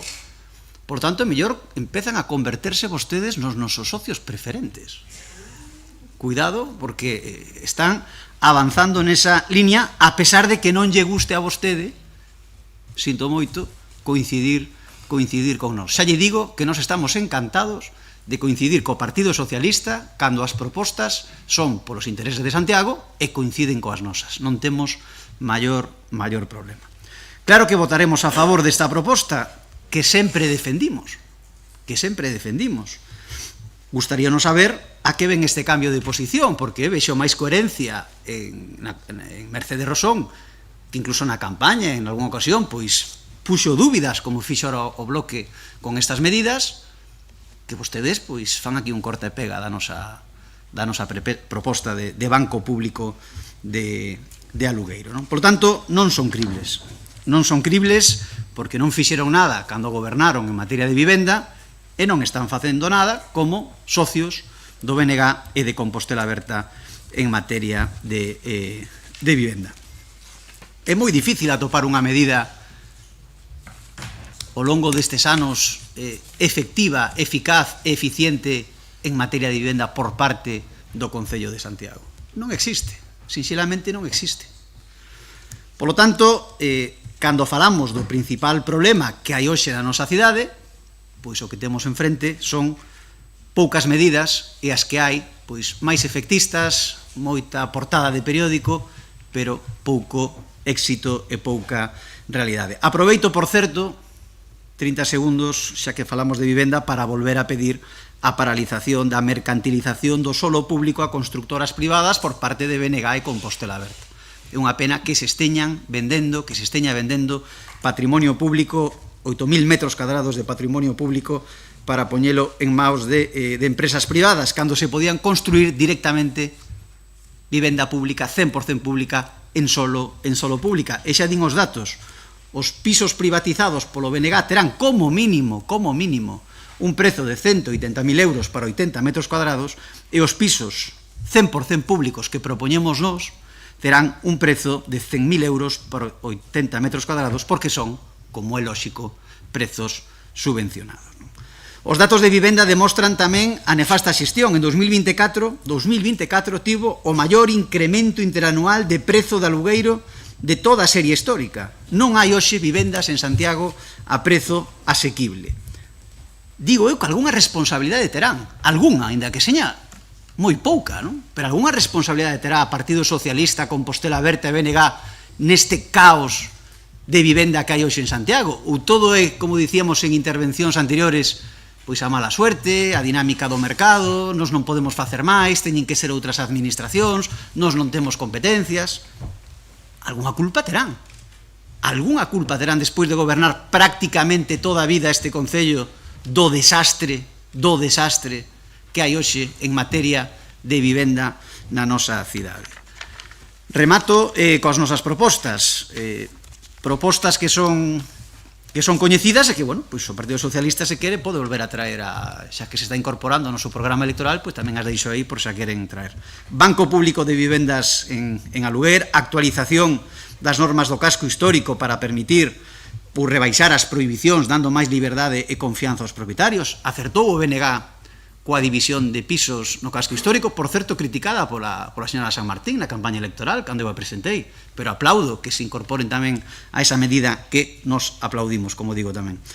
Modificación do plan xeral para facilitar a construcción de vivenda 100% públicas en mercantilización do solo público, regulación das vivendas de uso turístico por zonas saturadas e non a través dunha prohibición total, permitir vivendas en baixos nos barrios de Conxo, en Santa Marta, bueno, tantas medidas que están aí que serían responsabilidade e competencia exclusiva deste Concello e que, como estamos vendo, non se están poñendo en marcha. Grazas, señora Val, 30 segundos menos. Moi ben, moitas gracias. Eu creo que ao principio da miña intervención decíamos que hai varias medidas que adoptar en materia de política vivenda, medidas a longo prazo, que é a construción de vivenda protexida de carácter permanente e medidas a curto prazo, unha das cales pode ser a movilización da vivenda baleira. Medidas a longo prazo. A Xunta de Galicia, a verdade é que se manifestou, estivo totalmente e está totalmente ausente nestas medidas a longo prazo.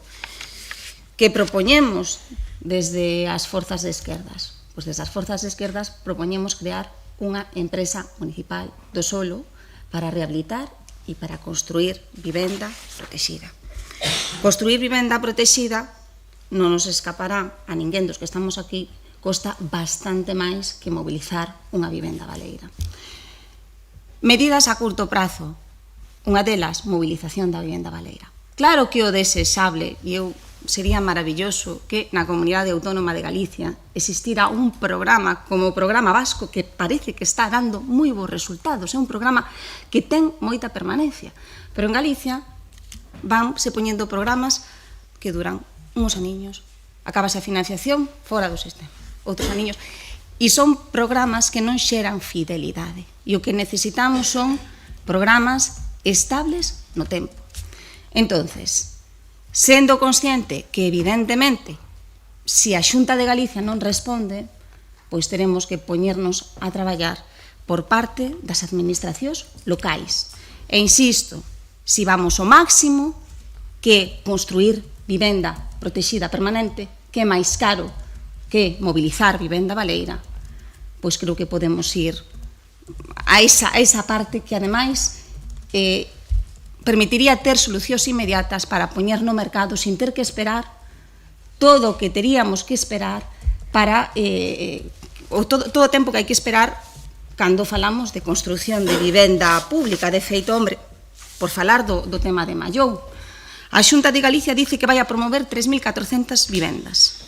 Solo o 20%, é dicir, 690 se van a promover en réxime público. Os primeiros inmobles estarán finalizados en 2029. Os primeiros inmobles, que non sei cantos son esos primeiros inmobles. Entonces, bueno, Medidas a longo, medidas a curto. Sería ideal que o fixera a Xunta de Galicia, se non o fai a Xunta de Galicia, desde as administracións locais tenemos que tomar cartas no asunto. Pídolles que respeten os tempos, por favor.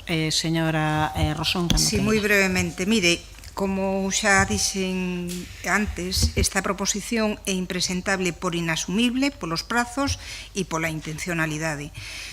O presidente da Xunta seguro que está satisfeito, xa está o señor Berea, sabendo que hai 2 novos concelleiros no pleno de Santiago de Compostela eximindo o goberno galego das competencias de vivenda. Hoxe gaña o Partido Popular.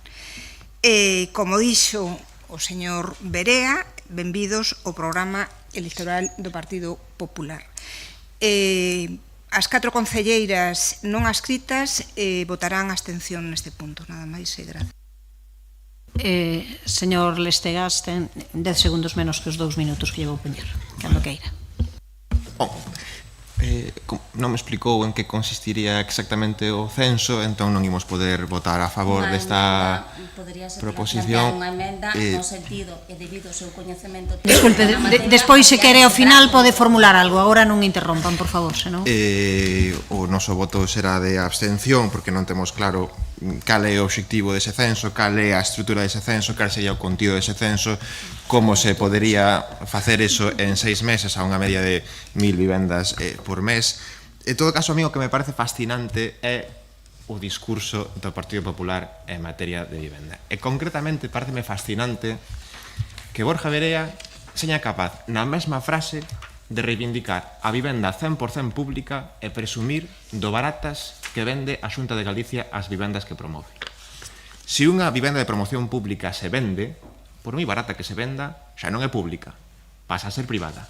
E, por tanto, non se pode na mesma frase falar de vivenda 100% pública e falar do barata que se vende esa vivenda, porque a vivenda de promoción pública pode venderse ou pode manter a súa titularidade pública e dedicarse ao alugueiro. Esas últimas son as vivendas 100% públicas. As outras son vivendas que promove unha administración pública, pero non son vivendas públicas, pasan a ser vivendas de titularidade privada. Creo que isto é bastante evidente. Gracias. Tempo para o señor Berea, ten 25 segundos menos, cando queira. Bueno, dígalle vostede ás familias que poden comprar un piso de 80 metros cuadrados por 100.000 euros que non son vivendas públicas. Están moi ben as teorías que non levan a ningún sitio, como dedicar todos os minutos a falar da Xunta de Galicia e das políticas de vivenda da Xunta de Galicia cando vostede é o responsable de vivenda deste Concello. Creo que dixo que a Xunta de Galicia mobilizou 0,000001. Vostede cero. Vostede mobilizou cero. Ese é o que vostede pode poñer sobre a mesa aos cidadáns de Santiago despois de 2 anos de xestión ao fronte das políticas de vivenda. E digo máis, empresa pública de vivenda, que apoiamos todos. Que fixo vostede? Que apoiamos todos. O Partido Popular de Santiago apoia a creación da empresa pública de vivenda. Está no programa electoral. Que fixo vostede? Que fixo vostede? Nada. Estou falando do Partido Popular de Santiago de 2025. Vaya vostede a falar cos responsables de 2011. Que manía con ese tema. 2025, apoiamos a empresa pública de vivenda. Que fixo vostede? Creo que non é para rirse. Que fixo vostede da empresa pública de vivenda? Absolutamente nada. Que fixo vostede co rexistro de soares? Ademais de encher, como é habitual, moitas portadas de periódico, paralizado completamente e con conflictos xudiciais a ver que responsabilidade patrimonial acaba tendo o Concello de Santiago. Alquiler ou construcción de vivenda pública, decíamos antes. 0,0 non sei canto a Xunta, vostede, cero. Declaración de zona tensionada, escoitámolo todo bravo, esa bravuconada, non vamos a cambiar nada. Todo está perfecto. Será Xunta, primeira reunión, hai que cambiar todo. Por tanto, estiveronse vostedes rindo dos cidadáns, ou pasouse vostede de bravo. Pansouse vostede de bravo e, bueno, pois tuvo que ser un pouquiño máis manso e ter unha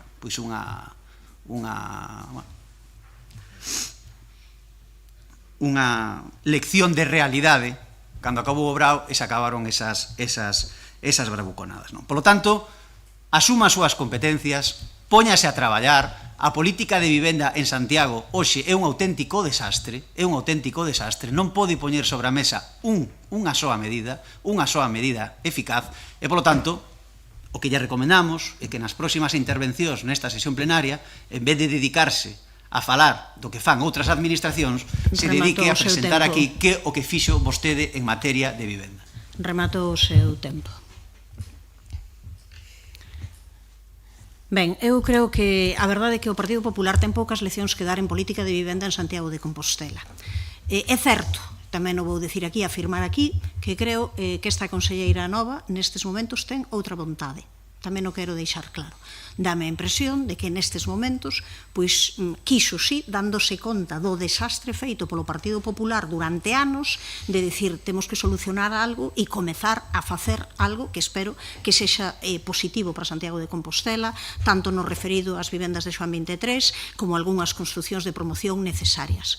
Mágoa que iso non vai acompañado tamén dun programa de rehabilitación de vivendas que nós lle propuxemos a IGUS e que nos dixeron que non, que nin de broma, cando programa similar a eso, resulta que se lle ofreceron a Concello de Ferrol, non? Entón, bueno, tamén está ben deixar claro, desde cando nos últimos anos, en todo o tempo de goberno do Partido Popular na Xunta de Galicia con competencias en vivenda, cantas vivendas hai en Santiago de Compostela feita, de cando son as últimas. Visto ese desastre, esperemos, eu teño confianza, creo que non podemos ir por ese camiño de haber vostedes nós e tal. Oxalá, nós traballaremos man a man, desde logo, sin ninguna dúbida, con esta conselleira, si está en disposición de dar un paso adiante. Ese paso adiante hai que miralo tamén en outras moitas cuestións, onde, desde logo, nós estamos traballando por primeira vez na historia deste Concello o rexistro de Xoar estivo ao final unha poxa pública, é algo importante, é unha mensaxe relevante para o conxunto da poboación. Insisto en que tamén creo que falar da empresa municipal de vivenda, que foron vostedes justamente os que chegaron ao goberno e decidiron eliminala, e eu pensei que vostedes din que non son aquel Partido Popular que é outro Partido Popular, non sei, para o que lles interesa son un, para os que non son outro. A verdade é que de momento as siglas son as mesmas e a política esa, polo menos terán que recoñecer que eso foi o acontecido neses momentos. Se queren, decimos, o Partido Popular naquela altura decidiu rematar con Emuvisa e ao mellor agora resulta que está a favor. Pero, por favor, creo que exactamente igual que vostedes din eso das leccións, un pouco de modestia ao Partido Popular en tema de política de vivenda, cando menos en Santiago de Compostela, tamén era necesaria. Pasamos á votación, señor secretario, cando queira.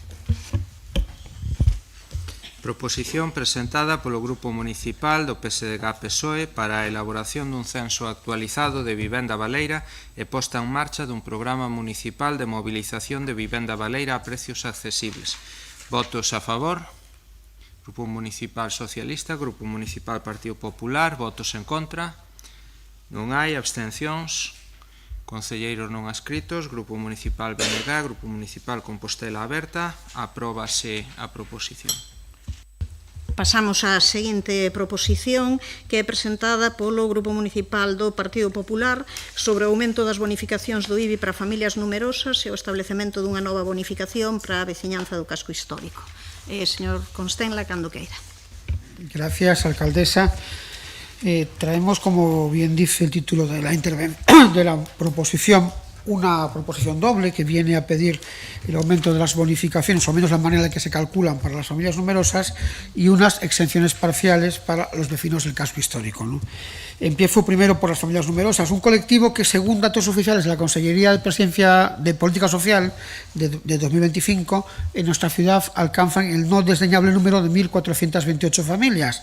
La Ley Reguladora de Haciendas Locales permite a este colectivo una bonificación del IBI que oscila entre el 10 y el 90%. Y si bien es cierto que nuestro concello está entre las ciudades más top de Galicia en cuanto a la aplicación de esas bonificaciones, bueno, pues creemos que es un momento en el que quizás hay que dar un paso más de compromiso, como digo, con esta realidad tan importante para la sociedad compostelana como son las familias numerosas, bueno, pues en el sentido de que se pueda realizar una mejor o distinta aplicación de esas bonificaciones, ¿no? En este sentido sería deseable pues que se sustituyese el requisito de ingresos familiares anuales brutos per cápita por ingresos familiares anuales netos per cápita, o que se eliminase el requisito de tener que estar todos los miembros de la familia que figuran en el título de familia numerosa pues empadronados en el mismo domicilio, ¿no? Ya que esto perjudica, por ejemplo, pues a las familias numerosas separadas o divorciadas, o bien aquellas que tienen pues a uno de sus miembros pues por razones de estudio, pues viviendo fuera del núcleo familiar, ¿no?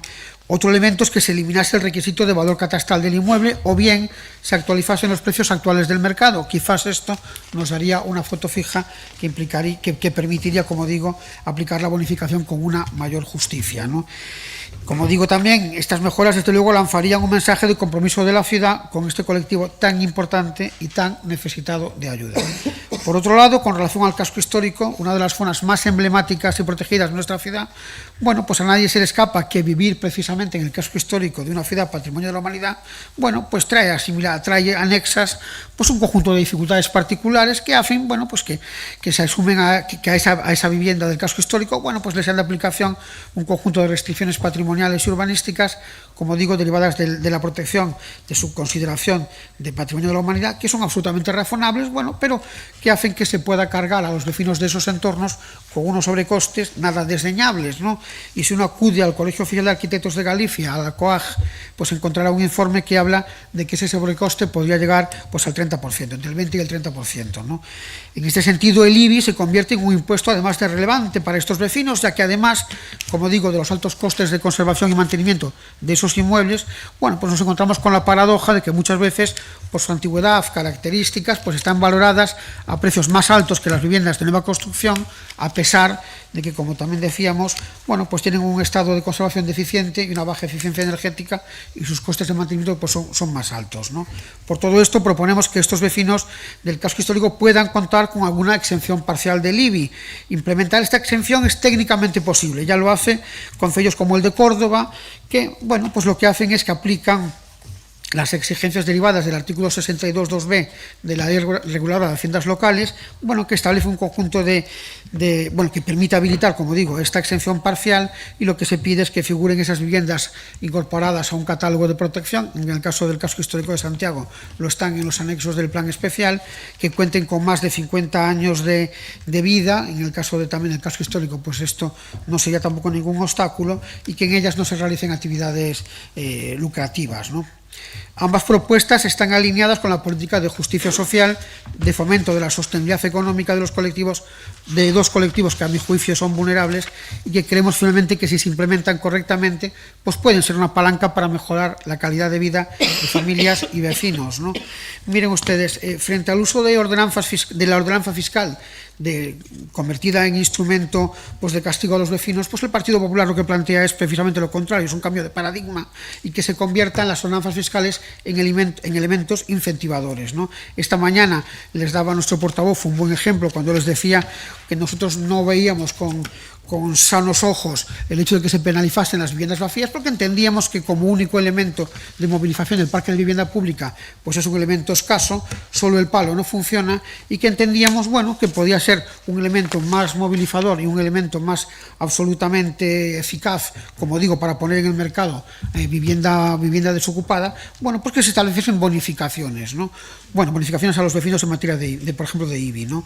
Bueno, pues como digo, estamos ante una medida que entendemos que no es populista, sino una medida razonable, equitativa y responsable. Muchas gracias. Gracias, señor Constenla. Ten a palabra a señora Rosón, cando quere. Bueno, a proposta que fai o Partido Popular, e así o entendo, é unha proposta de estudo. De feito, o terceiro punto do acordo o expresa claramente, fala de encargar un informe técnico para ver a viabilidade económica e xurídica destas bonificacións do IBI para familias numerosas e para as veciñas e veciños da cidade histórica. Polo tanto, non nos pechamos a isto, a que todo isto se estude e se poida abordar desde un debate sosegado, un debate transparente. Para nós é fundamental que esas bonificacións de levarse a cabo non teñan únicamente en conta só eses criterios, ser familia numerosa ou vivendas no centro histórico, senón que teñen que contemplar ademais as variables socioeconómicas, eso é determinante como o nivel de renda da unidade familiar, a fin de que sexa unha bonificación que realmente chegue a quen ten que chegar, as clases medias, as traballadores que precisan dese apoio extra das administracións públicas. E por outra banda, esa bonificación do IBI aos veciños do casco histórico efectivamente pode funcionar como unha medida de discriminación positiva que convide a novos residentes a interesarse pola rehabilitación de vivenda e a sentarse na zona do plan especial. Polo tanto, estaría ben contemplalo, agora ben, isto debería limitarse única e exclusivamente ás vivendas de uso residencial para alugueiro convencional ou para residencia habitual. Evidentemente, dentro do casco histórico xa sabemos que non deberían de operar vivendas turísticas, aínda que algunha parece que hai bastantes que o fan irregularmente, pero ademais, para que esta medida sirva para asentar poboación, temos que garantir que non se converta nun incentivo indirecto á especulación e á creación de segundas residencias baleiras.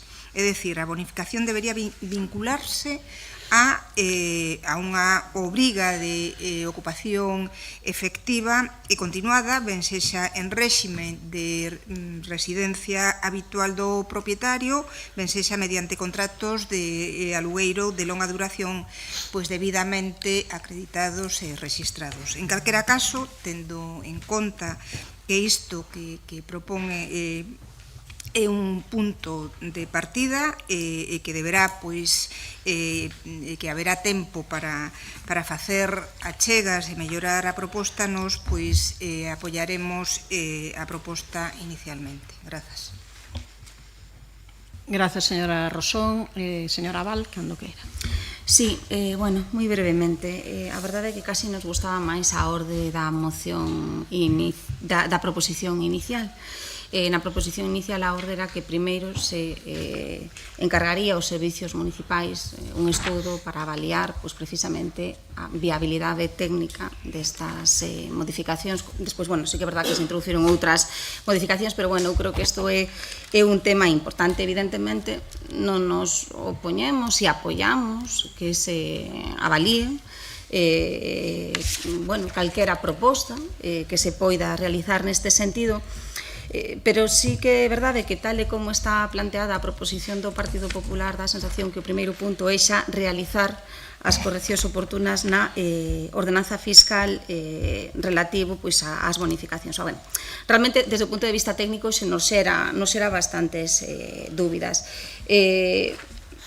Os ingresos para trámites fiscales, bonificacións de IBI, o parámetro de ingresos que se empregan é os ingresos brutos. Son os ingresos brutos que constan na declaración da renta. Básicamente porque estamos ante un censo moi elevado e hai que establecer fontes de información garantistas e prácticamente, se me permitides, que permitan automatizar a xestión destas bonificacións. O mismo pasa co tema de eliminar o requisito do empadroamento e sustituílo de algún modo por, non sei se serían declaracións ou o que corresponda. Volvemos a estar un pouco na mesma. De algún modo, creemos que as dificultades técnicas de aplicar é difícil, sobre todo, insistimos, polo gran volume do censo de inmobles. E non entendemos o requisito de eliminar o valor catastral e sustituílo polos precios do mercado. Sobre todo porque a última ponencia, creo que do ano 2009, se non me equivoco, eu creo que se facemos eso, realmente o que facemos é limitar os inmobles que poden acceder a este beneficio fiscal. De feito, por eso teño que recoñecer que non alégrome que me asintan, porque a verdade é que me xeraba dúbidas este punto, porque se cambiamos o valor catastral Polo prezo de mercado, eu creo que o efecto que se vai a producir é limitar o número de inmobles que poden acceder a este beneficio fiscal. Eu creo que isto é a clave esencial que xustifica que, bueno, que pidamos a votación por puntos se é posible, porque dende logo non estamos en contra do punto terceiro, pero o resto, bueno, non será dúbidas. Sobre o punto segundo, que me saltaba este punto tamén tan importante, a ver, a política fiscal e as bonificacións do IBI, hai que tratalas no seu conxunto.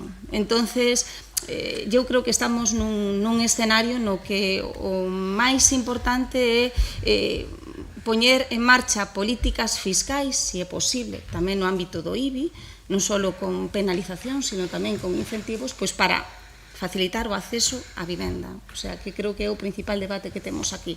Con lo cual, claro, porque hai que ter moi claro que calquera bonificación que se faga vai haber que repercutilo en outro ámbito. Entonces, entendo o planteamento do Partido Popular, sí que é verdade que vivir no casco histórico ten unha sobrecarga, eso é verdade, pero tamén entendemos que a política fiscal e as bonificacións do IBI pois hai que tratalas no conxunto do termo municipal, avaliar o impacto no conxunto do termo municipal de Santiago e non só no que é o casco histórico. E, bueno, nada máis nesta primeira intervención. Grazas, señor César Cando Pereira. Boa tarde, obrigada, alcaldesa. Antes de entrar no contido desta proposición é necesario determinar que é o que propón o Partido Popular.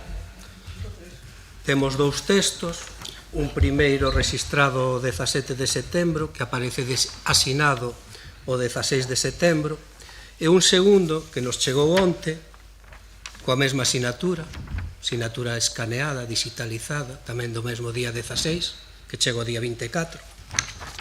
Habría que falar algún día de como se pode asinar pois desta maneira.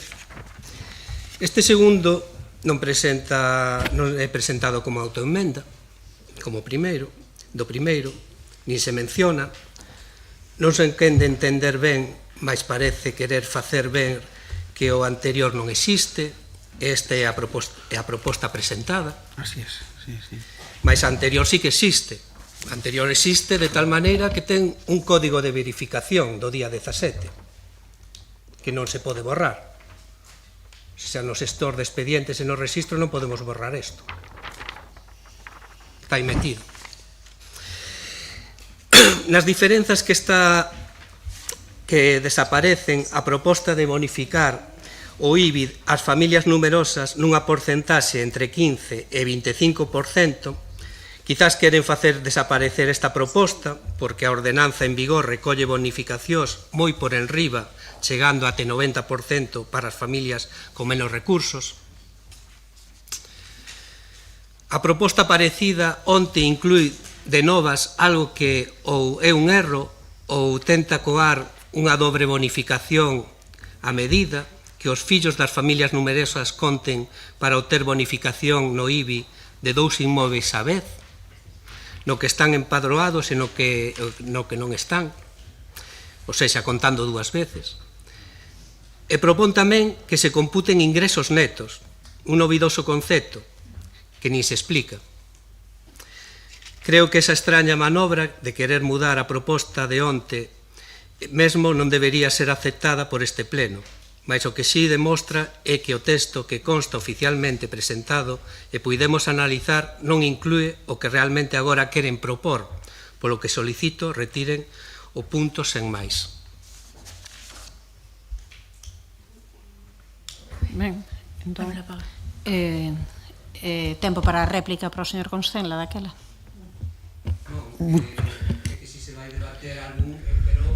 Bueno, continuar, pero entendo que non nos retira. No, pero vamos a ver. Non nos retira, pois entón sigue. Espere, sí, vale. Diga simplemente, si non nos retira, entón continuamos. Pero usted puede decir no debatan, no debatimos. Cuando toque mi turno yo le contesto. Él parece que en fin, que no que ha acabado su interpelación. Non acabou. A pregunta é, se non retiran, el continúa. No, entendo, non No, que o único que quero é que aclare. El pídelle que retire, entendo que non a retiran. Entón, continúe falando. En canto acabe el, que acabe, que está na súa quenda. Acabe, señor César. No, pero que vamos debatir? O primeiro ou o segundo texto? Porque retirar non o retira. Que vamos debater? A ver, Entendo, conteste eso, sí. Veña. Yo como si... Conteste eso. Mire, don Manuel, yo se lo explico así más despacito para que lo entienda bien, ¿no?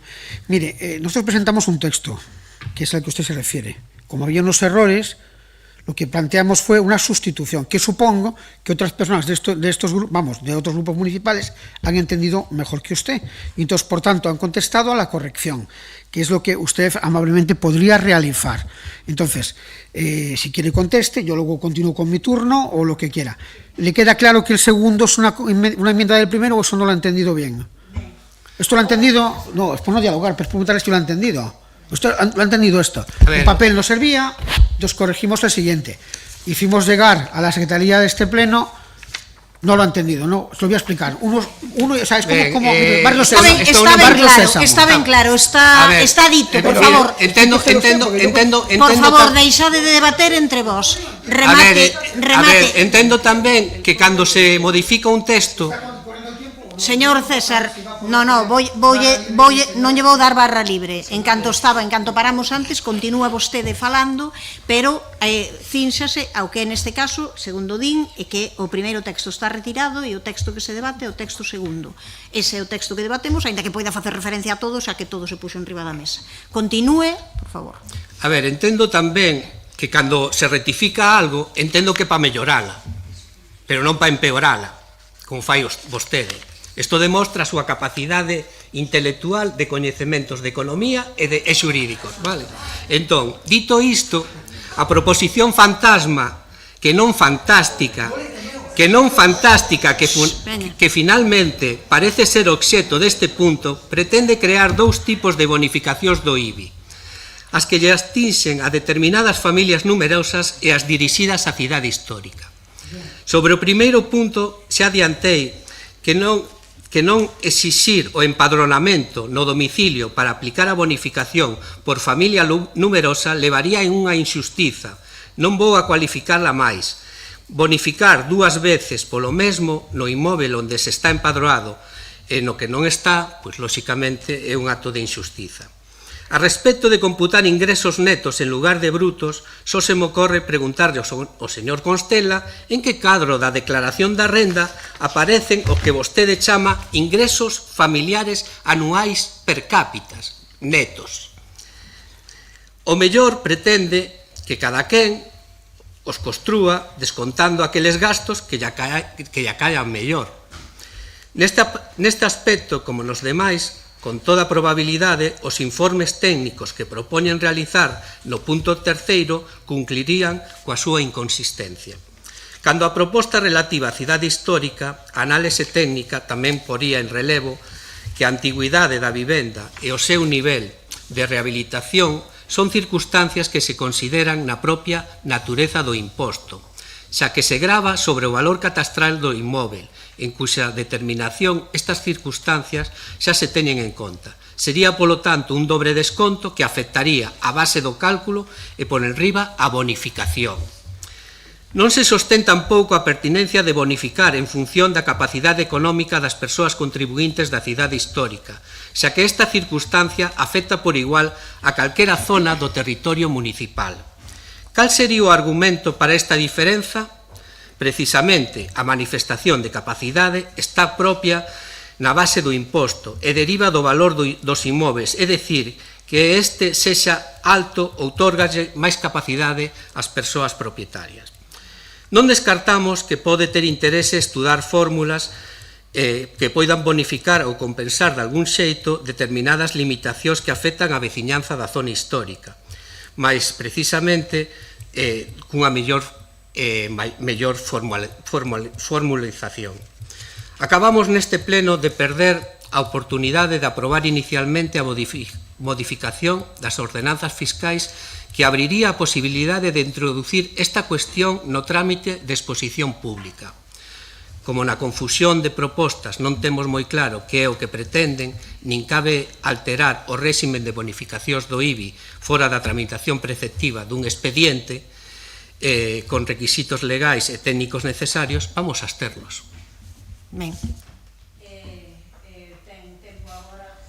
Tempo para Unha réplica. cuestión, señora alcaldesa. Sí. Pola mañá vostede chamaba a atención un compañeiro por referirse como meme a...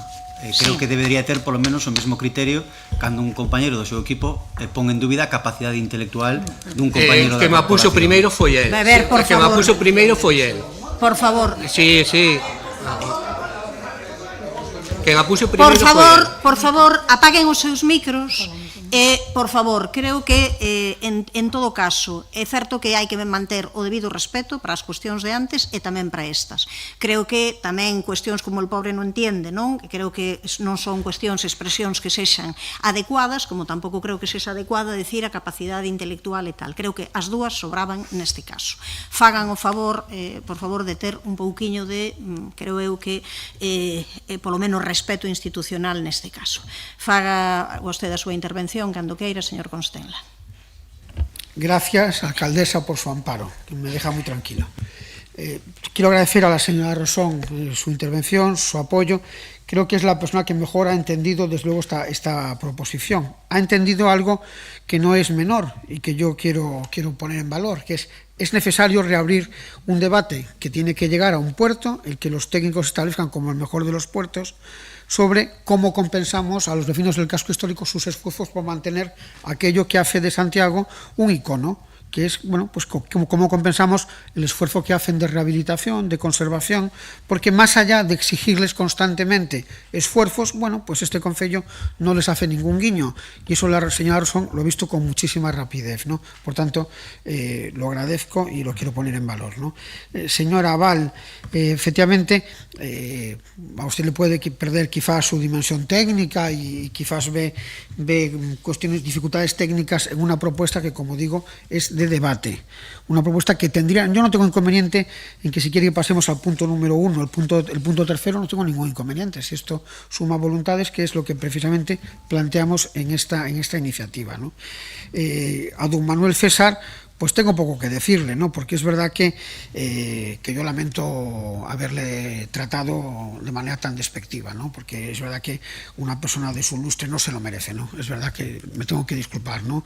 Usted es para mí un absoluto valor de la cultura financiera y económica de este país. Alguien que dice que en los presupuestos da igual los ingresos porque están para no cumplirse, pues se tiene mucho mérito, ¿no? Por tanto, como digo, me quiero disculpar por las palabras que usé al calificarlo, porque son absolutamente injustas, absolutamente fuera de lugar, y por tanto no debería haberlas pronunciado, porque, como digo, para mí usted es un icono de la economía compostelana, ¿no? Miren, lo que es evidente es que hay que poner en marcha una nueva cultura, ¿no? No podemos seguir pidiendo a los vecinos esfuerzos sino acompañarlos en ese esfuerzo. Cuando ustedes presentan la tasa turística y la planteamos como una manera que deben tener los visitantes que llegan a nuestra ciudad para compensar las externalidades negativas que sufren nuestros vecinos, y eso a ustedes les parece bien, bueno, pues esta propuesta va en el sentido de decirles que tenemos que compensar a nuestros vecinos que sufren más, en este caso los del casco histórico, sus externalidades negativas, que es que nada o casi nada les acompaña, ¿no? Por tanto, en su esfuerzo, como digo, de conservación. Es verdad que hay un programa de rehabilitación del consorcio, es verdad, pero a todas luces es insuficiente, absolutamente corto en objetivos y corto en alcance, y bueno, pues por tanto hay que intentar llegar a esa vía, ¿no? Por no volver a insistir en lo mismo, olvídese usted del primer papel, porque, como le digo, había un error que fue corregido con la presentación del segundo, y si tiene algún particular, pues con muy gusto lo escucho. Gracias. Señora Rosón, sí, moi brevemente, a ver, eu creo que a proposta é certo que chegou esa corrección un pouco inexplicable, pois fora xa casi de prazo. En todo caso, o punto número 3, o terceiro, condiciona o resto. O sea, o obxecto desta proposta ten que ver con un análise sosegado e tranquilo, como dixen, desta cuestión que pode, se se utiliza correctamente e xustamente con xustiza para as persoas que habitan a cidade histórica, pois pode ser interesante. Por lo tanto, ratificamos pois o noso voto favorable a esta proposta. Gracias, señora Rosón. Señora Val, cando queira. Sí, moi breve. A ver, fora descalificativos e todas esas cuestións que a veces se dan neste debate, tristemente, a verdade, concordamos plenamente coa exposición que fixo o concelleiro de Facenda. Creo que fixo unha exposición magnífica da situación, dos inconvenientes técnicos de aplicar as propostas que están sobre todo no punto 1, pero desde logo tampouco, bueno, estamos en contra de que se estudie. Entonces, non estamos en contra nin de que se estudie, dice do punto de terceiro, ni moito menos de trasladar o punto cuarto de que se traslade de acordo pois a asociacións de veciños do centro histórico, a todos os colectivos que vostede indica aquí, con lo cual, bueno, se acepta a votación por puntos, pois estupendo, se non, pois o certo é que nos vamos a abster no conxunto da proposición, porque, bueno, sin prexuicio de mellor criterio, e insistindo que compartindo a verdade, análise moi escrupulosa e considero que moi clara que fixo o Concelleiro de Facenda, pois non podemos compartir o fondo de todos os puntos. Gracias, señor César. Obrigado, señora alcaldesa. Ben, o señor Constela utilizou a segunda intervención outra vez máis para denigrar o contrario. Ante a falta de argumentos, vostede o que fai é denigrar e insultar ao contrario. A súa capacidade intelectual queda por escrito, non a vou calificar eu, queda por escrito, e a van a calificar os técnicos municipais, e cos informes dos técnicos municipais vai quedar claro cal é a súa capacidade de coñecemento económico e xurídico sobre esta cuestión. Non teño máis que decir. Creo que neste caso vou non decir tanto para un como para outro. Fixeron ouvidos... despois lle deixo que ten un minuto, é certo, pero quero dicir isto antes. Fan ouvidos sordos tanto un como outro a cuestión, a consideración que eu dixen. Un, utilizando a ironía que non viña a conto, entón, se admite, admítese de verdade, e se non, cálase, e é algo, pois, de educación básica. E outro, volvendo a insistir, nunha argumentación que dixen que non se utilizasen unos cualificativos que non son permitidos. Así que pídolles, por favor, a vostedes e ao resto. Creo que non son maneiras. A xente que estea vendo este pleno por streaming está dicindo, pero, a ver, esta xente está ben, estamos en mans desta xente. Por favor, uns e outros, fagan o favor de non utilizar determinados cualificativos. Quero utilizar un minuto, entendo, final. Ten dereito a un minuto, veña. Simplemente para aclarar, no hai inconveniente que se vote por puntos, y incluso lo que sugería antes, que si está más cómoda en que el tercero pasa a estar en el primer lugar, pues no, tampoco tengo ningún inconveniente, me parece además muy razonable, o sea que es lo que juzgue más oportuno. Señor secretario, pasamos a votación logo, entendo que con ese cambio de lugar, se queren, ou non? Por puntos se achega, vale, de acordo. Pois pasamos a unha votación desta cuestión por puntos. Ben. Noso voto é de abstención en todos os puntos.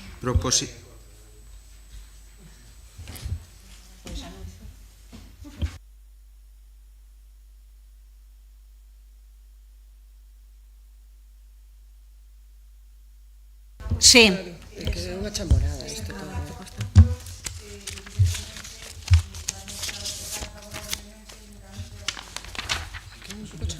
Perdón, que non escoitei. Sí.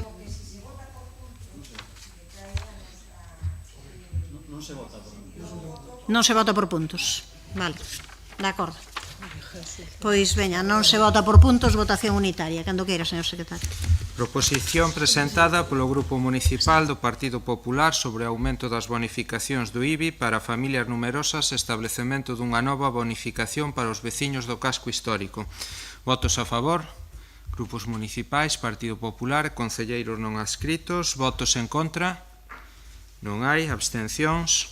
Grupos municipais, BNG, Compostela Aberta e Partido Socialista. Apróbase a proposición. pasamos xa ao seguinte punto, é o punto número 15, toma de coñecemento de resolución da Alcaldía de Delegación de Atribucións. Punto número 16, toma de coñecemento das resolucións da Alcaldía, das Concellerías Delegadas e acordos da Xunta de Goberno Local.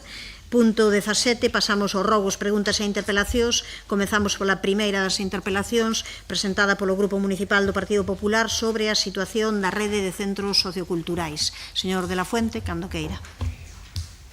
Boas tardes a todos. A pesar de que a situación da rede de centros socioculturais xa hai tempo que é insostible, o concelleiro non parece tomarse en serio os problemas que traballadores e usuarios e grupos da oposición veñen denunciando desde o inicio mismo do mandato, e hoxe mismo podemos comprobalo ca intervención da representante dos traballadores dos centros socioculturais nesa exposición clara, cruda e grave que fixeron da súa situación, e que creo, señora alcaldesa, que ben merecía naquel mismo momento a súa intervención, o exercicio do seu dereito a intervir cando quere no pleno para contestarlle aos traballadores tanto dos centros socioculturais como de Ryanair. Como os propios traballadores manifestaron, non sabemos que se esconde detrás desta indolente e neglixente xestión, pero non ten explicación que pasados xa 2 anos dándolle voltas a unha nova licitación destes contratos, aínda non se teñan licitado. En setembro de 2023 xa se advertiu de que os contratos remataban en xuño de 2024 e que esos contratos non estaban funcionando e que, polo tanto, era necesario ir pensando na licitación duns novos contratos. Decidiron prorrogalos por un ano, ata o ano 2025, ata xuño de 2025, alegando, como única razón, que os contratos, o prego dos contratos, admitían perfectamente a prórroga do contrato, olvidando ou quizá ignorando que a prórroga é obligatoria para o contratista, pero non para o órgano de contratación, e que esa prórroga hai que justificala en razóns de interés público, e pensamos que había razóns de interés público suficientes para non prorrogar os contratos e licitalos de novo. En novembro do ano pasado se anuncia unha reestructuración do departamento xustificada na mellora e na eficiencia do traballo desenvolvido por ese departamento, o cual pon de manifesto que non estaba funcionando adecuadamente. En decembro pasado se lles promete a empresas e traballadores que en febreiro sairán os pregos, pero chega febreiro e non se publican, tampouco se publican en marzo, tampouco se publican en abril nin en maio, que temos coñecemento de que na Xunta de Goberno o que se acorda é unha nova prórroga. Prórroga ata outubro, o sea, hasta a semana que ven. Dixo o conselleiro naquel momento que, como xa estaba todo listo, sacamos a licitación seguro a tempo para formalizar os contratos antes de que rematara a prórroga. Polo tanto, desde hai máis de un ano, mentira tras mentira. Tiraron para diante coas prórrogas de contratos para sacudirse un problema a costa dos traballadores e dos usuarios, que viron nese ano deterioradas os primeiros as súas condicións laborais, o manifestaron claramente hoxe aquí, creo que o escoitaron todos, e os segundos a calidade das actividades que pagaron. A pesar de coñecer as consecuencias, prorrogaron os contratos facendo imposible a viabilidade das prestacións. Uns contratos que xa non dan resposta ás necesidades das actividades dos centros nin ás lexítimas demandas dos traballadores, foron prorrogados sistemática e periódicamente, agravando unha situación a que o concelleiro non parece saber ou non parece querer dar solución. E esa é a cuestión que queremos dilucidar hoxe. Señora alcaldesa, non saben ou non queren licitar estes contratos? Non saben ou non queren afrontar esta situación? Vostede é responsable directa do que está pasando, non pode mirar cara ao outro lado, é a alcaldesa e a presidenta da Xunta de Goberno Local. En setembro de 2024, hai un ano, o concelleiro manifestou no pleno, e cito textualmente, os pregos técnicos están elaborados. Setembro de hai un ano. Hai un ano os pregos estaban elaborados, porque non se licitaron esos contratos? Cal é o resultado dos informes técnicos e xurídicos que supoño que pediron sobre esos pregos? Ante esta situación, señora alcaldesa, señor concelleiro, xa que non dimite, pensamos que debería de cesalo porque a situación é grave. Temos claro que hai unha falta de compromiso ca resolución do problema dos centros socioculturales e da situación que están vivindo decenas de traballadores que cobran as súas nóminas con retraso. Ata dúas manifestaron hoxe. Falta de compromiso, por outro lado, que se estende tamén cos propios traballadores do Concello aos que se lle debe máis dun ano de horas extraordinarias. No pasado mandato, vostede, en concreto, foi inmisericorde denunciando ao anterior goberno pola súa falta de rigor, xestión e capacidade para sacar estes contratos. A concelleira daquela, Goretti San Martín, e cito textualmente, lle recriminaba ao goberno daquel entón o mínimo que debe facer un goberno municipal é afrontar a licitación deses contratos básicos. E citaba transporte, agua, lixo e centros socioculturais. Curiosamente, levaba un ano de goberno o goberno de señor Bugallo gobernando e xa reclamaba a licitación destes contratos que a día de hoxe siguen estando pendentes máis de 2 anos despois de estar vostedes gobernando. Por iso interpelamos a señora alcaldesa, porque nós, igual que os traballadores, xa non podemos creer na palabra do concelleiro, a que nos responda. Refrenda a alcaldesa a xestión da Concellería de Centros Socioculturais? Segue mantendo a opinión que mantiña no anterior mandato? Afrontar eses contratos básicos é o mínimo que se lle pode pedir ao goberno? Pensa facer algo cun departamento que non fai o mínimo según o seu propio baremo? Moitas gracias. Restarei un minuto e medio da seguinte intervención. Señor Duro, canto queira. Señora alcaldesa, unha cuestión non debeu de ler correctamente ou íntegramente o contido da interpelación, interpelamos a alcaldesa. Lin perfectamente, pero como sabe, pódese delegar perfectamente a interpelación na resposta no concelleiro que ten esta competencia, que é o señor Xan Duro. Bueno, non atopei no regulamento ningunha facultade de delegación. Eso é algo, primeiro, que xa se fixo en máis veces, nunca foi cuestionado por ninguén, e, lóxicamente, aquí exactamente igual que vostedes teñen unha primeira quenda e segunda quenda, e o grupo decide quen contesta en cada unha delas. Neste caso, o concelleiro... O contido do artigo 18 bis do regulamento é clarísimo. Os grupos parlamentarios, os concelleiros, poderán interpelar ao goberno municipal e a cada un dos seus membros. A interpelación non é a calquera, entre outras cousas porque a opinión do concelleiro xa a coñecemos, xa debatimos isto 3 ou 4 veces, xa sabemos o que podemos esperar da súa resposta, e a resposta que nos vai a dar nin lle vale aos traballadores nin nos vale a nós. Necesitamos que a alcaldesa dea a resposta á situación actual. Non imos a poñernos a debater entre nós cando ese artigo di eso, enténdese ao goberno no seu conxunto, ou cada un... Entendo vostede, eu non entendo. Entendo eu, por suposto, estou facendo eu a interpretación, son neste caso quen dirixe o pleno, e a miña interpretación é que esa cuestión e significa que pode ser a cada un dos seus membros, e neste caso son os membros que son responsables de cada unha das áreas. Se apoderán algún artículo do reglamento para facer esa delegación? O mesmo artigo do reglamento non sei se o que vostede secretario acaba nos de pode dicir. ilustrar sobre si existe esa posibilidad de delegación ou en que artículo está mencionado. Señor secretario, é unha cuestión, insisto, que son únicamente ganas, xa digo, de botar leña ao lume, porque esa cuestión é o habitual aquí, que foi habitual, non me parece mal, pero xa aconteceu máis veces aquí que unha interpelación realizada, o goberno pode decidir, igual que cada grupo pode decidir quen fala e quen non fala. Pero vostede acaba de interpelar que fale... Unha interpelación ao goberno, eu fixen unha interpelación á alcaldesa. Está claro no contido, creo. Si quere podemos ler. Pon interpelación á alcaldesa. Vostede acaba de facer unha pregunta ao señor secretario, non imos debater entre nós. Que comente o señor secretario se quere comentar algo. Ben, aquí é certo que a dicción literal do artigo é a que é, pero tamén é certo que o pleno pois ven facendo uso desa práctica de que cando é interpelada a persoa titular da alcaldía, xa non neste mandato, senón no anterior, e incluso no anterior pois viñase admitindo sen dificultade a que delegase a contestación no concelleiro correspondente. Pero la costumbre en este pleso, en esta corporación da para muchas cosas, porque aquí cada vez que quieren hacer algo que no está en el reglamento, resulta que es costumbre.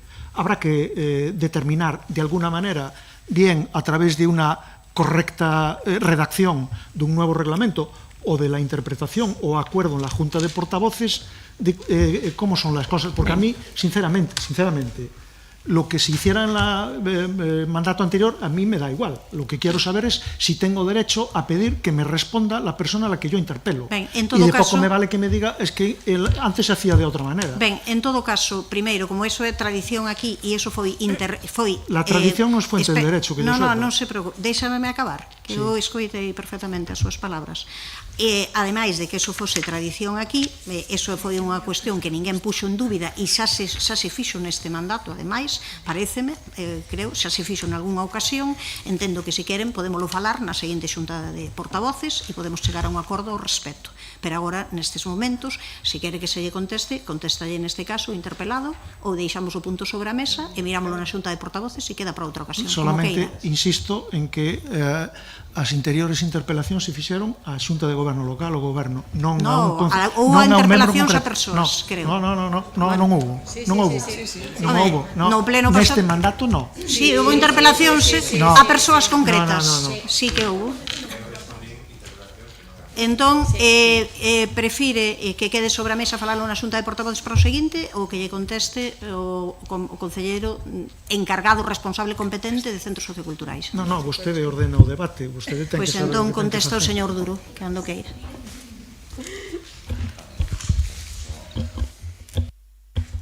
Pensei que libraba. Ben, señor de la Fuente, tentarei darlle resposta a todo o que pregunta, mas antes diso gustaríame facer algunhas reflexións.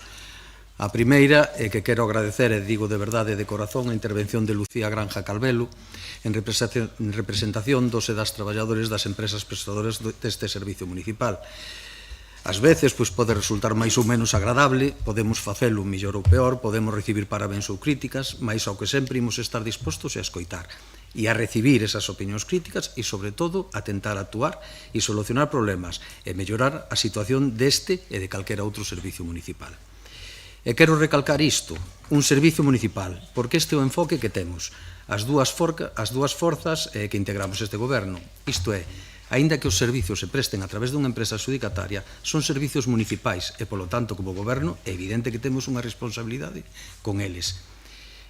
Explico isto, que pode parecer lóxico, pero que non sempre é, o que quizáis non era lóxica que se utilizou en algúns gobernos que nos precederon. E tamén nesta dinámica, diferente a nosa, de non escoitar o persoal traballador de empresas que prestan servicios municipais, podamos atopar o cerne da situación que hoxe temos nunha parte da actividade dos centros socioculturais. Con isto non quero botar balóns fora, senón falar dunha realidade que existe e que é preciso coñecer para mellorar. Esta é unha problemática que nos veu dada e que pensamos que está en vía de solventarse e por iso levamos traballando todo este tempo. A estas alturas, creo que todos os partidos que estamos aquí representando, pois temos exercido accións de goberno e todos tivemos responsabilidades políticas nos centros socioculturais. Tendo isto en conta, calquera persoa coñecedora da realidade poderá observar que gobernos se teñen mollado e arremangado para tentar ordenar este servicio e que gobernos se teñen deixado levar por dinámicas que realmente demostraron non ser o mellor para este concello, para o propio servicio nin para o conxunto da veciñanza. E dígollo, pois porque vostede comeza a súa interpelación, permítame un paréntesis, de todas as preguntas que formulou na súa intervención ahora mesmo, non hai ningunha recollida na interpelación, pero bueno, voume ciñir a súa interpelación. Digo que comenzaba a súa interpretación insinuando que non nos tomamos en serio os problemas dos traballadores e usuarios, e xa hai que ter valor para indicar isto. Cando queira, falamos de como se xestionou este departamento na etapa 2011-2015, no goberno dos tres alcaldes. Xa sei que vostedes son o Partido Popular novo e renacido, que nada teñen que ver con esa etapa, son a versión 2.0, 3.0 do Partido Popular, e non coñecen de nada aos concelleiros e asesores daquela etapa. Pero igual non estaba de máis que lle pedir a algún compañero seu do partido o dossier que tiñan elaborado na súa etapa de goberno e sobre este departamento concreto, un relatorio elaborado desde dentro do seu propio partido. En fin, Fala vostede dun contrato que xa non dá resposta ás necesidades das actividades nin ás legítimas demandas dos traballadores. E non o di vostede na interpelación, pero xa engado eu, traballadores e traballadoras, porque ademais, neste caso, é moi mayoritario o persoal feminino. E sobre as legítimas demandas, termo que comparto totalmente, falaremos máis adiante. Sobre non dar resposta ás necesidades das actividades, aquí entrame dúbidas se vostede fala de oidas ou se realmente coñece todas as horas contratadas que hai nos centros socioculturais. Comento isto porque cando me delegaron estas competencias o actual contrato acaba de cumprir o seu primeiro ano. Tiña por diante outro ano máis e a posibilidade de 2 anos de prórroga, perfectamente legais e atrévome a dicir que habituais en case todos os contratos públicos. Porque, señor da Fuente, cando vostede fala torticeramente de prórrogas sistemáticas, sabe perfectamente que as prórrogas están contempladas nos contratos asinados polas empresas e son absolutamente legais. E aínda teríamos máis marxe de prórroga, que xa lle adianto que non íbamos a executar totalmente. E comento isto porque, evidentemente, o problema deste contrato non está no número de horas. Supoño que iso vostede xa o sabe. Pero como para vostede todo vale, aí coloca o que lle dá a gana. E aproveito neste sitio para agradecer tamén o traballo de toda a equipa dos centros socioculturais e como se teñen implicado en manter un servicio coa maior calidade posible e cunha enorme riqueza de propostas. E todo isto con baixas laborais no servicio e despois da maior reestruturación de todo o departamento nos últimos anos. Isto permitiunos dotármonos dun servicios centrais efectivos localizados en Cornes, mantendo a descentralización dos diferentes equipamentos con novas persoas responsables e reforzando as labores de dirección a través da cobertura da área de políticas sociocomunitarias. Teño a certeza e teño de convencemento que estamos sementando e traballando na liña correcta para que a mellora do departamento e no servicio de centros socioculturais teña un carácter estrutural e non sexa un mero parche que veña a solucionar unha determinada conxuntura como foi pasando todos estes anos. E sobre o cobro das nóminas somos conscientes de que está habendo atrasos. A empresa xa está advertida e é consciente das súas obrigas, porque os impagos son da empresa, non do Concello, que leva meses priorizando estas facturas porque somos conscientes da delicada situación da empresa e dos traballadores. E que volvo a lembrar, que xa o dixen en pleno, aínda que vostede xa o sabe, que ten a súa orixe en causas externas ao Concello de Santiago. Ora voulle responder as preguntas concretas que tiña na interpelación. A verdade, sendo bastante consciente que tanto lle tengo que lle vaya a contestar. Primeiro pregunta cales son as causas reais de que non teñen a día de hoxe licitados contratos de xestión de rede de centros socioculturais. Penso que yo acabo de explicar, xa na miña introducción. Actualmente o prego está pendente de informe de fiscalización na intervención municipal, que é o último paso antes de poder iniciar a nova licitación. Preguntan tamén, é certo que os pregos levan meses elaborados? Home, presupoño que vostede algo sabe de contratación pública, polo que saberá que os servicios técnicos dos departamentos inician un expediente para licitar un novo contrato e que despois pasa por diferentes informes e outros departamentos, como é o caso de contratación, orzamentos, contabilidade, asesoría xurídica e finalmente intervención. Entendendo isto, non sei a que ven a súa pregunta, sinceramente. O Departamento de Centros Socioculturais fai o seu traballo e logo entra nos circuitos municipais e todos os departamentos contribuímos a levar a bo fin esta licitación, que, como digo, está na súa última fase. Descónteme, alcaldesa, si me paso. Pregunta se comprometeu o goberno nestes pregos algo que agora non pode cumprir. Evidentemente, todo o que aparece nos pregos, que aprobaremos na Xunta de Goberno, e reitero que espero que sea nun prazo moi breve de tempo, todo o que aparece neles vaise cumplir. Continúa o seu cuestionario con se sometemos os pregos a informes técnicos e xurídicos legais preceptivos. É evidente que se siguen os procedementos legais e non iremos á Xunta de Goberno cuns pregos que non conten con todos os informes que, reitero, están ultimando.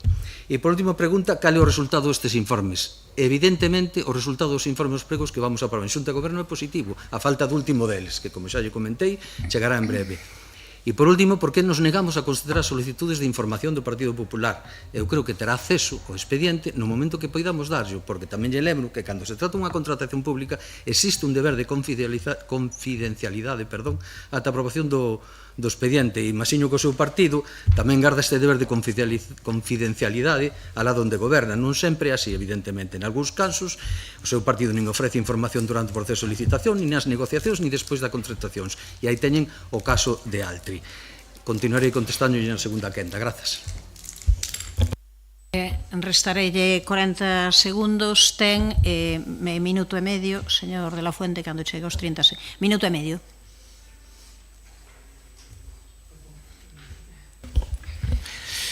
Señora alcaldesa, pareceume unha cobardía non intervir hoxe pola mañán despois da intervención dos traballadores afectados pola situación de centros socioculturais cando tiña posibilidade regulamentaria de facelo, e pareceme unha cobardía que non conteste ahora a esta interpelación que sabe que está dirixida directamente a vostede, porque queríamos saber cal é a súa opinión ou coñecemento do que está pasando neste departamento. Como xa preveíamos, o señor concelleiro de Centros Socioculturais non dixo nada que non dixera antes. Non dixo nada, non dixo ningunha mentira que xa non dixera antes, porque non aportou nada novo. A historia está en que levamos un ano desde que anunciaron que os pregos están elaborados, non me diga que tardaron ou están tardando un ano en obter eses informes preceptivos. Respecto a se estamos dispostos a debatir a xestión dos centros socioculturais do ano 2011 a 2015, sí. Si tamén está disposto a debatir a xestión de centros socioculturais do ano 2015-2019. As metemos as dous nun conxunto e facemos un debate cando queira vostede. Xa sabe quen gobernou nesa época, verdad? E xa sabe os conflictos que houve nesa época. Quere que yo recorde? Respecto das prórrogas, xa lle insisto, son obligatorias para o contratista, pero non para vostede. Hai que fundamentalas en razóns de interés público. E xa solo un segundo e remato. Respecto ao acceso ao expediente, en febreiro se pideu documentación respecto ás solicitudes de rescisión de contrato e de enriquecemento de servicio postal, e iso está sin contestar, e iso non ten que ver co expediente que está en marcha. Simplemente non queren contestar, porque non son transparentes. Ten que respetar os tempos. Quenda para o señor Duro, ten 40 segundos menos. Gracias, alcaldesa. Bueno, quedábame por comentar, como lle dixen, na miña primeira quenda sobre a súa defensa das lexítimas demandas dos e das traballadores, na que o noso grupo político sí que acredita e sí que apoia, cando estamos na oposición e cando estamos no goberno. E se por algo nos estamos atrasando é basicamente porque buscamos solucións a estes problemas que non creou o noso goberno, mas que esperamos poderlle darlle solución. E niso colocamos a maioría do noso esforzo, porque esa é unha das nosas sinais de identidade. Pero mire, xa que estamos falando de lexítimas demandas das e dos traballadores, das que vexo que agora son firmes defensores e alégrome non sabe canto, creo que desde o seu partido poderían falarlle disto a moitísimos colectivos, como as traballadoras de residencias privadas concertadas coa Xunta de Galicia, mobilizades, as traballadoras das empresas Serveo nos servizos de limpeza de centros hospitalarios dos Sergas, as enfermeiras precarias en loita que teñen que soportar un índice de temporalidade nos Sergas de máis do 50% en numerosos contratos. E, por último, gustaría tamén que lle falase... Quere facer o favor de deixar escoitar o señor Duro? Isto é inaudito. Eu entendo que esta cuestión que di está perfectamente relacionada. Continúe, señor Duro. Isto é inaudito. Eu de verdade que non dou crédito con vostede. Por favor, continúe, señor Duro. É que isto non me parece en absoluto serio, señor de la Fuente, en absoluto serio. Continúe, señor Duro. Pois mira, vou celebrar a última das lexítimas demandas na que vostedes están agora tan concienciados, que son os bombeiros forestais, dependentes da Xunta de Galicia, que aínda hai un ano estuveron acampados aquí na Praza do Obradoiro, aquí acampados na Praza do Obradoiro, manifestándose, adiantándonos a consecuencias da súa precariedade que padecimos este verán.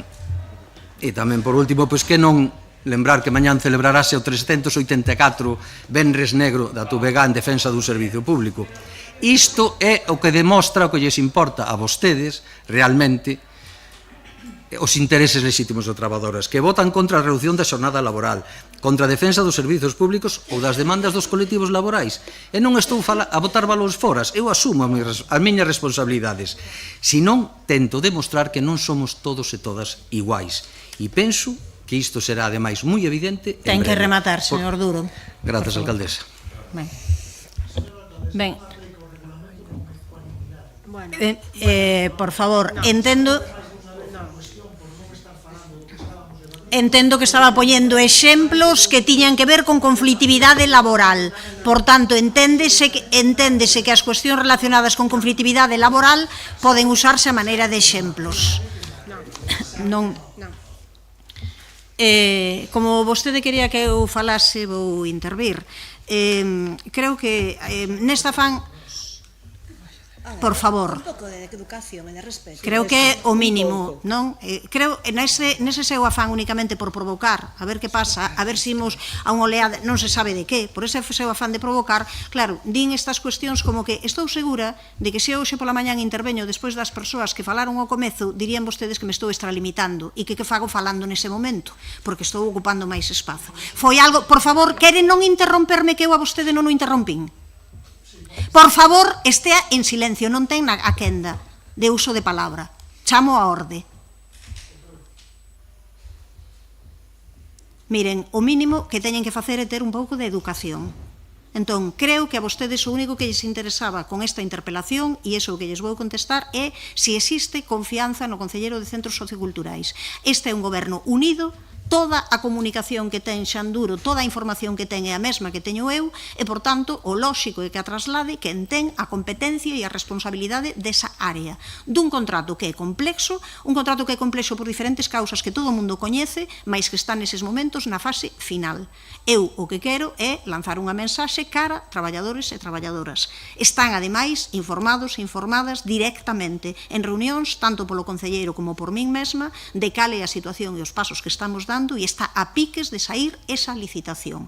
Por outro lado, non van a encontrar fisuras neste goberno, nin van a encontrar nestes momentos de estas cuestións que queren vostedes insistir, de a ver se hai unhas diferenzas. A comunicación, toda a información que hai, tena o señor Xanduro, que é o lóxico, que a traslade el ao conxunto de membros da corporación. E pídolles, por favor, que deixen de tensar as sesións plenarias. Vamos a pasar á seguinte interpelación. A seguinte interpelación é presentada pola concelleira non adscrita, dona Mercedes Rosón, sobre a tramitación da solicitude para a declaración de Santiago de Compostela como zona de mercado residencial tensionado. Señora Rosón, cando queira. Bueno, esta interpelación, e quero que quede claro dende o principio para evitar confusións, facémola, e o señor Lestegas sábeo, non porque creamos que o Concelleiro de Urbanismo sexa o único responsable desta dilación nos prazos para a declaración de zona de mercado residencial tensionado. Facémola porque o noso traballo é fiscalizar a acción do goberno local e exixir transparencia e información nun proceso que xa se foi dilatando moito no tempo. É importante lembrar que en xaneiro do ano 2024, é dicir, hai máis de un ano e medio, eu mesma defendín neste pleno municipal unha proposición para impulsar a declaración de Santiago como zona de mercado residencial tensionado. E, desde aquela, foron varias as iniciativas que trouxemos ao pleno exixindo avances na súa tramitación porque víamos pouca dilixencia na elaboración do informe ou para conformar a mesa sectorial que exixía a norma. Agora ben, tendo claro que a tramitación non foi a máis dilixente, tamén temos claro que hai unha absoluta falta de respecto da Xunta de Galicia e do Partido Popular para que esgrima non declarar Santiago como zona de mercado residencial tensionado, que a documentación que se achega dende Raxoi non xustifica adecuadamente que o noso Concello sufra un problema de tensión habitacional. Mais aínda, cando o propio Observatorio de Vivenda de Galicia, dependente do Instituto Galego de Vivenda e solo, é dicir, a propia Xunta de Galicia, no ano 2023, en abril de 2023, sinalaba nun informe que Santiago era un concello tensionado. De feito, nese informe, repito, da propia Xunta de Galicia, sinalábase que dos 17 códigos postais de Santiago, 12 serían zonas tensionadas. 12. Polo tanto, está máis que xustificada a declaración como zona de mercado residencial tensionado para topar o prezo dos alugueiros. E a Xunta sábeo.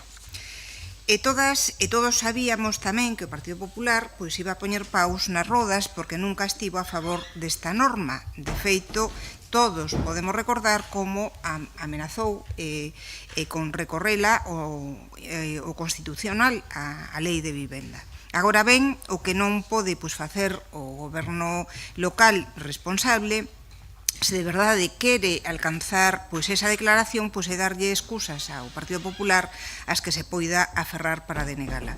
Recoñecemos tamén que, polo que trascendeu os medios de comunicación, os argumentos esgrimidos para a solicitude dunha nova documentación no mes de xullo poderían carecer de sustento xurídico, porque a denegación susténtase, e agora o concelleiro, pois supoño que mo poderá confirmar ou correxir, en que a Xunta entende que os datos dun portal inmobiliario para fundamentar o documento de diagnose non son adecuados porque non son oficiais. E fronte a iso, pois o artigo 18.3 da Lei polo dereito á vivenda pois di que teñen que ser datos obxectivos non oficiais.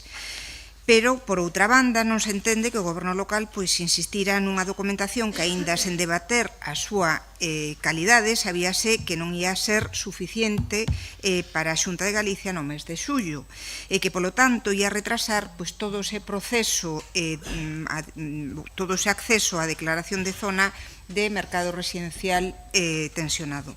Do mesmo xeito que se descoñecemos ata agora cales foron os motivos polos que vostedes non accedereron a propiciar pois unha reunión técnica solicitada pola Consellería de Vivenda entre o persoal do IGUS e do propio Concello, toda vez que esta proposta fora formulada segundo pois as afirmacións feitas públicas ata agora antes do desestimento da solicitude. Unha reunión que pola contra pois accedeu a celebrar o pasado 1 de setembro do presente ano, cando xa fora desistida pois a solicitude en cuestión. Por lo tanto, pregúntolle o concelleiro, presentouse xa ese recurso de reposición anunciado ante a resolución da Xunta de Galicia, en que se sustenta dito recurso, din que van a alcanzar a declaración de zona tensionada antes de que remate deste ano, en que estado se atopa a reformulación da documentación inicial atendendo as exixencias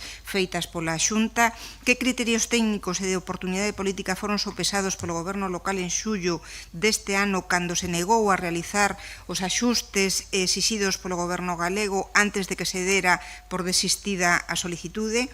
Se é certo que a Consellería de Vivenda propuxo unha reunión técnica entre o persoal do IGUS e do Concello antes de que a solicitude se dera por desistida. Cal foi o motivo polo que non se propuxou ese encontro? Cales son os argumentos xurídicos nos que o goberno galego sustenta a desestimación da solicitude e a non validez da mesma?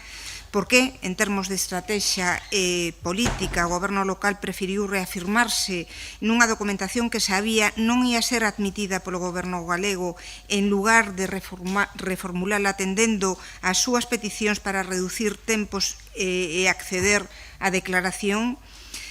A partir do mes de xullo especificamente desde que o IGUS solicitou unha reformulación da documentación, pesou máis o criterio técnico ou a oportunidade política e a estrategia partidista na toma de decisións? Estas son as preguntas que lle queremos facer, que espero que é seguro que contestan. Grazas. Grazas, señora Rosón. Ten a palabra o señor Lestegas, cando queira. Grazas, alcaldesa. Vou responder unha por unha as preguntas, algunhas delas que vou responder conxuntamente dúas delas. En relación co recurso de reposición, o recurso de reposición presentouse o 5 de setembro, teño aquí, susténtase en 3 consideracións xurídicas que vou resumir moito, tendo en conta que, ainda que teño 7 minutos, idealmente vou tentar non ocupalos todos, pero non prometo nada. En primeiro lugar, susténtase na indebida aplicación do artigo 68 da Lei do Procedimento Administrativo Común das Administracións Públicas. Non estamos no suposto de que a solicitude non reúna as mencións mínimas exixidas pola normativa aplicable ou que non se achegue a documentación mínima preceptiva. O IGUS discrepa, entre outras cuestións, sobre as fontes de datos empregadas e sobre o contido material da documentación. Por tanto, non estamos nun debate sobre os requisitos formais da solicitude, sino sobre aspectos substantivos do expediente que deberían ser analizados na resolución que puxese fin á vía administrativa. Amparándose nun suposto incumprimento formal, o IGUS evita pronunciarse sobre o fondo da cuestión, vulnerando dereitos recoñecidos na Lei do Procedimento Administrativo Común das Administracións Públicas. Ademais, o IGUS ignorou a nosa resposta do 23 de xullo ao seu requirimento de emenda, xerándonos total indefensión. Teño aquí esta resposta que nos enviamos o 23 de xullo con 13 páxinas argumentadas con todo detalle que non recibiron ningún tipo de resposta por parte da Xunta de Galicia. En segundo lugar, o recurso de reposición susténtase na incorrecta aplicación dese artigo 68 da Lei do Procedimento Administrativo Común das Administracións Públicas. O requirimento de emenda non indicaba as consecuencias do incumprimento ou do cumprimento defectuoso do requirido e non facía referencia á omisión de documentos preceptivos nin tampouco a fallas nos requisitos formais da solicitude, senón que valoraba a documentación presentada e sinalaba aspectos materiais que consideraba que debían completarse. A incorrecta realización do trámite de emenda situou tamén este Concello nunha situación de indefensión porque a posibilidade de ternos por desistidos non era previsible, non era razoable. En terceiro lugar, o Concello cuestiona a procedencia das emendas solicitadas polo IGUS, como xa fixo previamente no escrito de alegacións de 23 de xullo, que, insisto, non foi respondido. Especialmente relevante é o relativo ás fontes de datos empregadas na diagnose, ás que facía referencia vostede na súa interpelación. O requirimento de emenda afirmaba que o cumprimento dos requisitos enunciados na Lei polo Dereito á Vivenda, nese artigo 18.3 que vostede mencionaba, debe acreditarse partindo única e exclusivamente dos datos que figuren en estatísticas oficiais ou en poder de organismos públicos. Pero esta afirmación é incorrecta. Efectivamente, como vostede sinalaba, a lei exixe que se utilicen datos obxectivos, pero isto non significa que deban ser exclusivamente oficiais. Se o IGUS consideraba que a documentación achegada por este Concello non permitía comprobar se se dan as circunstancias definidas pola Lei polo Dereito á Vivenda, o que tiña que facer, o que procedía, era abrir un período de proba e identificar que extremos concretos non estaban acreditados. Iso é o que establece o artigo 77 da Lei do Procedimento Administrativo Común, pero non é o que fixo o 5 de agosto na súa resolución. En todo caso, como explicamos en numerosas ocasións, a documentación presentada polo Concello reproduce datos procedentes de fontes oficiais e fontes non oficiais. Na nosa resposta ao requirimento de emenda, que xa fixen alusión e que foi ignorada, explícase e demóstrase con detalle ao longo desas 13 páxinas. A seguinte pregunta é sobre en que estado se atopa a reformulación da documentación inicial. Estamos á espera da resolución do recurso de reposición que presentamos o 5 de setembro, que a Xunta debe resolver no prazo dun mes. Da resolución dese recurso dependerá a forma en que se reformula a documentación, pero en paralelo adaptamos a memoria justificativa e recollemos e analizamos datos complementarios que nos exixiu o IGUS, ainda que non son necesarios para a declaración, e ademais exixilos infrinxe tamén a Lei de Procedimento Administrativo Común das Administracións Públicas. Despois vou responder xuntas dúas preguntas sobre os criterios técnicos e de oportunidade política. Creo que os fundamentos do recurso de reposición que expuxen, inda que fose dunha forma sintética, son moi indicativos de cales foron eses criterios, pero sí quero deixar claro que non existe esa dicotomía que vostede suxire entre criterio técnico e oportunidade política. Non existe esa dicotomía. En este asunto, técnicos e políticos traballamos mao a mao dende o principio con criterios compartidos.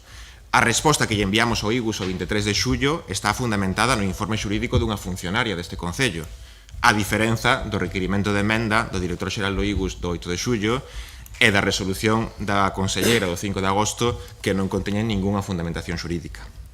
En relación coa reunión técnica, hai unha pregunta tamén sobre a reunión técnica. Este goberno nunca rexeitou ningunha solicitude de xuntanza formulada pola Consellería de Vivenda ou os seus organismos dependentes. Acudimos sempre que se nos convocou. A última xuntanza solicitada por esa Consellería, concretamente polo IGUS, tivo lugar o venres 4 de xullo. Ao final daquela xuntanza, o director xeral preguntoume por algúns asuntos que non eran obxecto da xuntanza, pero que eran do seu interese, pero nada dixo sobre a nosa solicitude de declaración de Santiago como zona de mercado residencial tensionado. E 2 días hábiles despois, o martes 8 de xullo, recibimos a súa emenda á totalidade da documentación presentada por este Concello. Por tanto, é obvio que isto non vai de manter ou non manter xuntanzas e tampouco a resolución dun procedimento deste tipo pode depender de manter ou non manter xuntanzas. A seguinte pregunta é sobre cales son os argumentos xurídicos en que o Goberno galego sustenta a desestimación da solicitude e a non validez da mesma. Ningún.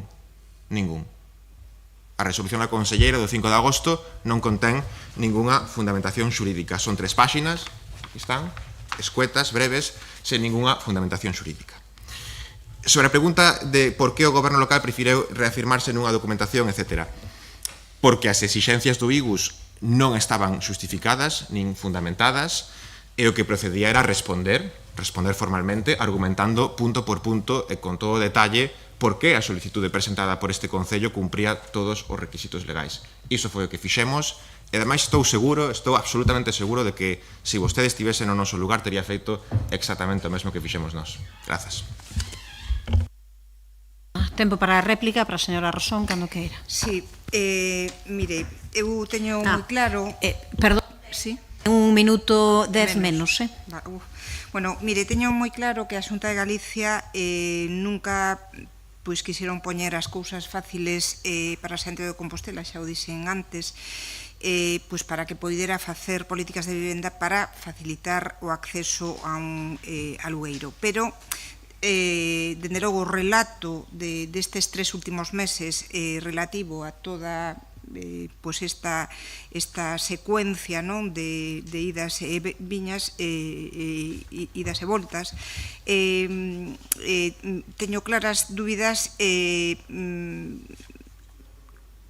a donde realmente se quería chegar a este punto, tanto por parte da Xunta como por parte de vostedes, porque dá a sensación de que estiveron botando uns a outros pois balóns fora con respecto a este tema, non? Dende logo, non se pode entender de outra forma porque vostedes pois preferiron reafirmarse pois nunha documentación que sabían que non ia ser admitida pola Xunta, independentemente de que eu confío plenamente en que a documentación aportada polo Concello se axustaba ao que marca a lei e de que pouca dúbida pode existir de que Santiago de Compostela pois ten un problema serio de falta de vivenda, algo que garda, por certo, relación directa con que a Xunta, a Administración, coas competencias e os recursos para facer políticas de vivenda que ainda, pois a día de hoxe, despois de 16 anos ininterrumpidos de goberno, pois non ten inaugurada nin entregada nin unha soa vivenda en Santiago. Tempo para a réplica, señor Lestegas. Moi brevemente, porque son as 6:15, ainda nos faltan rogos, preguntas, mocións. Supoño que ningún quere dormir aquí, ainda que o lugar non está mal. A documentación que elaborou o Concello está publicada, está na páxina de transparencia do Concello, sigue publicada, ainda que xa acabou o período de exposición pública, decidimos que seguise aí publicada e animo a calquera persoa a estudala, a lela e a sacar as súas propias conclusións. Grazas. Ben, pois pasamos ao capítulo de rogos. O primeiro rogo presentado polo PSDG-PSOE sobre a reposición das porterías e canastras en Amio. Señor Guinarte, cando queira. Sí, moi breve e moi sinxelo. As festas de Amio foron nos primeiros días de agosto. Durante esas festas retiráronse, como é lóxico, as porterías de fútbol e as canastas de baloncesto para facilitar os actos festivos. O problema é que, alo menos cando este rogo foi presentado, non foron repostas ou non tiñan sido repostas no seu sitio. É lamentable, sobre todo, que pasara o verán, o mes de agosto case completo e o mes de setembro prácticamente completo tamén, sen que as persoas que utilizan ese espazo, sobre todo os nenos e nenas, pois non poidesen disfrutar do espazo tal e como é o seu uso máis propio. Non é un rogo complexo, non é unha obra, en fin, nada complicada. Falamos de, en fin, repoñer as porterías e as canastas, cumprir o mínimo que creemos que se lle debe exixir ao Concello, que é manter dispoñibles para o seu uso os espazos públicos. Por tanto, o que facemos é rogar que se proceda á reposición inmediata das porterías e das canastras nese espazo de Amio que foron retiradas, como digo, a principios do mes de agosto. Ten a palabra a señora Lueiro. Ben, pois boa tarde a todos e a todos, si se pode dicir boa tarde, porque a verdade é que estamos dando un espectáculo lamentable. En primeiro lugar, non sei quen lle trasladou a vostedes esa queixa, porque compre aclarar que o refletido na exposición de motivos non se axusta á realidade, por unha razón. Na pista de Amio non había canastras, si porterías. E estas porterías retiráronse hai máis dun ano, e non volveron a instalarse logo de telo falado coa veciñanza. Nesa pista hai máis de 7 festas ao ano. Para cada unha delas hai que retirar as porterías e máis o peche perimetral, o valado. Foi por iso que lle propuxemos á veciñanza se querían campo da festa ou campo de pista deportiva, e escolleron festa. Non temos ningún inconveniente en volver a instalar as porterías ali e o peche perimetral, pero foi o falado coa veciñanza. E tampouco temos ningún inconveniente en volver a falalo, porque se cambiaron de opinión, instálanse nada máis. Vale. Pasamos ao seguinte rogo do Grupo Municipal Socialista sobre a mellora do aparcamento das rúas de Valentín Varela Iglesias e do escultor Ferreiro. Tamén, señor Guinarte, non? Ben, é moi breve. Os aparcamentos que están nestas dúas rúas, Valentín Varela Iglesias e escultor Ferreiro, nas beiras do Xardín da Choupana, pois os aparcamentos, os aparcadoiros, a verdade é que presentan un estado bastante lamentable. Están feitos de pedras, de chapa unida con cemento, pero están prácticamente en algunhas zonas todas rotas e levantadas. Eso, pois presenta obviamente problemas tanto para os vehículos como para os peóns, dificulta tamén a accesibilidade, e o que pedimos é moi claro que se actúe con urxencia para reparar o firme deses espazos e, por tanto, se mellore as condicións deses aparcamentos, nada máis que eso. Grazas, señor Guinarte. Contesta o señor Domínguez. Sí, boa tarde, grazas, alcaldesa. Pois a situación dese aparcadoiro está detectada polos servizos municipais, porque xa se ten actuado aí de maneira recorrente, non? Sí, é unha chapa plana de lousa que, malia que está integrada estéticamente, pois o resultado non é o axeitado para unha zona de aparcamento, tanto pola tensión que sufre, pois como pola carga dos propios vehículos, non? Nas maniobras de estacionamento. Procederase a estudar a posibilidade de sustituir o pavimento actual por outro máis adecuado, que soporte as cargas e que permita garantir a seguridade e a durabilidade ao mesmo tempo que se integre, pois tamén estéticamente, pois na zona. Rogo da concelleira dona Mila Castro para o reacondicionamento do paseo central do Parque de Salgueiriños. Cando queira. Grazas, señora alcaldesa. Ben, este é un rogo que afecta ao Parque de Salgueiriños, que é un lugar, donde numerosas familias e a xente que vive, sobre todo en Salgueiriños, pois han convertido nun lugar de encontro e de lecer. E a continuación, pois decir tamén que do mesmo xeito que nos días anteriores á presentación deste rogo, veciñas e veciños nos trasladaron as concelleiras non adscritas a súa preocupación polo adoquinado do paseo principal do parque, tamén teño que decir que hai uns días nos trasladaron o seu agradecemento por ter presentado este rogo hoxe aquí, porque semella que o efecto foi inmediato. Xa dixemos que non é a primeira vez que sucede isto, trátase do principio de acción-reacción, e parece ser que o goberno local xa se puso mans á obra sobre este estado lamentable que tiña o adoquinado no paseo central, algo que supuña un risco evidente para a seguridade das persoas, sobre todo das persoas maiores e con mobilidade reducida. Así que, si este é o camiño para tentar solucionar os problemas das veciñas e veciños, pois seguiremos traendo rogos a este salón de plenos. Mais nada, grazas. Sí, grazas de novo. Bueno, non sei se era unha crítica pola premura e eficiencia, pero unha vez que se registrou este rogo, procedeuse a inspeccionar o lugar, como non podía ser de outro xeito, non? O pavimento que temos ali pois son lastros prefabricados de formigón que permiten a permeabilidade e a integración das zonas verdes, pero que son moi inestables. Algúnas desas pezas están rotas e outras faltan, polo que, feitas as comprobacións, trasladaremos a incidencia á empresa responsable de conservación e mantemento dos espazos públicos para, pois, no menor espazo de tempo posible, pois poder restaurar e garantir a seguridade dese itinerario. Pasamos ao seguinte rogo presentado por dona Mercedes Rosón relativo ás obras de ampliación do Centro Sociocultural da Rocha. Sí, bueno, a alcaldesa máis eu somos moi conscientes de cando arranca este compromiso ca veciñanza da Rocha Forte, fomos arte e parte pois, todos esos compromisos que fomos adquirindo dende eu creo que ano 2021.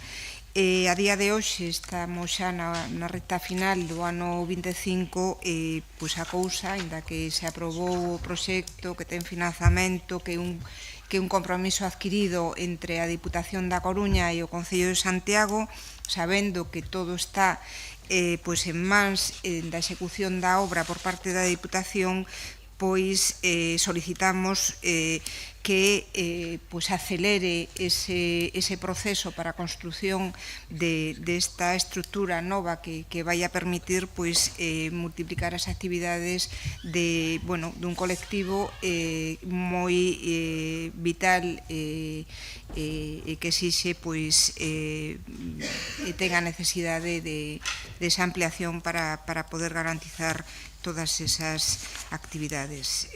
Nada máis e grazas. Grazas, contesta o señor Domínguez. Grazas de novo. Pois sí, é un proxecto que ven, creo que do 14, un expediente do 18, e unha financiación como proxecto europeo do 20.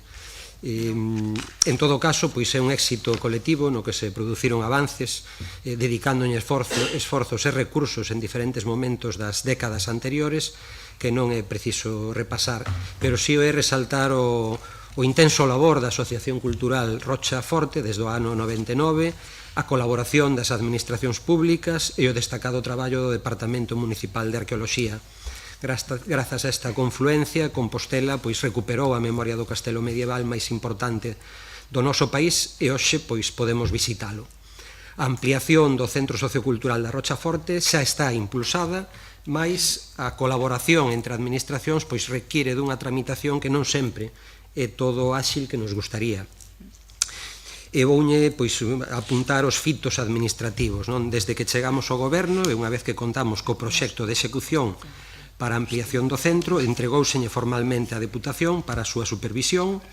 Cando tivemos resposta desta, as observacións que nos achegaron foron enviadas ao equipo redactor, así no mes de abril do 24 para que modificase o documento. En setembro do mesmo 24 aprobouse en Xunta de Goberno o proxecto constructivo e unha vez acordados os termos en decembro do 24 a Xunta de Goberno aprobou a solicitude para a formalización do convenio que rese a colaboración coa Deputación.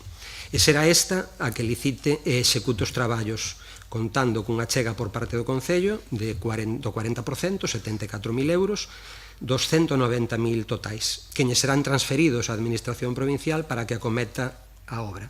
Demos conta dos avances e da folla de ruta a seguir ante a veciñanza no Centro Sociocultural da Rocha pois esta primavera e seguindo as indicacións da Deputación con base nas súas previsións orzamentarias e na tramitación interna do expediente nos próximos meses, según nos din, licitarase a obra e executarase pola Diputación.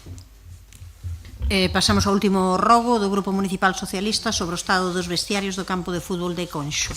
Señor Guinarte. Sí, nunha reciente reunión que tivemos coa Asociación de Veciños Conxo Aberto, eles nos pediron que trouxeramos a este pleno municipal unha petición que sabemos que o goberno municipal coñece, ou eso nos dixeron eles, porque ten que ver coa situación dos vestiarios do campo de fútbol de Conxo, que é unha situación pois lamentable. Acompañamos unha foto que eu vexo que ten a concelleira responsable da área de deportes e realmente pois convirte ese espazo nun lugar que non reúne, xa non digo as mínimas condicións de habitabilidade, ni siquiera de dignidade, non? E por tanto, se é posible que se faga unha intervención urxente para resolver este problema, con independencia de que ese espazo necesita unha intervención máis a fondo que adecue esas instalacións en fin, os tempos, digamos, e as convirta pois en axeitadas. Contesta a señora Lueiro cando queira. Ben, pois a preocupación é lóxica e compártoa. No mes de marzo, tal e como comentei no pleno dese mesmo mes, a unha pregunta do PP, solicitamos unha memoria técnica e unha valoración para a súa reparación. Os trámites administrativos non van ao ritmo que nos gustaría, que a actualidade precisa, mas nas vindeiras semanas quedará arranxado o teito dos vestiarios do campo de Conxo e tamén do campo Manuel Paz Nogueira do Castiñeriño, porque o contrato está asinado. De todos os xeitos, gustaríame aclarar que aí ponse que non se poden utilizar con seguridade. De termos detectado algún perigo, a instalación estaría pechada. Ben,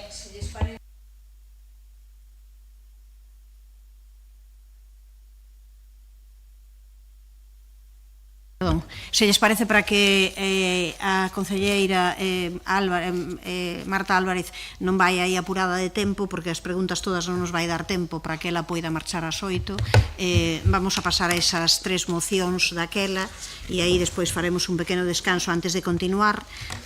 Vamos a pasar logo coa moción número 3, presentada polo PSDG-PSOE sobre a cobertura de profesorado especialista nos centros educativos de Santiago. Quen a defende, o señor Guinarte, cando queira. Esperamos a que a localice.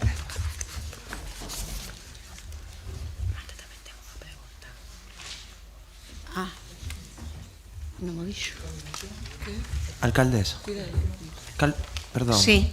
No, que cal vai ser a orden, quero dicir. A orde sería... Vai facer a 3, digo as que a 3, ten que intervir ela. A 6 e a 7. 3, 6 e 7. E o caso que me acaban de dicir que Marta tamén ten unha pregunta. Bueno, pois entón vamos a facer primeiro esa pregunta e logo a 3, 6, 7 e aí facemos un descanso e continuamos co resto.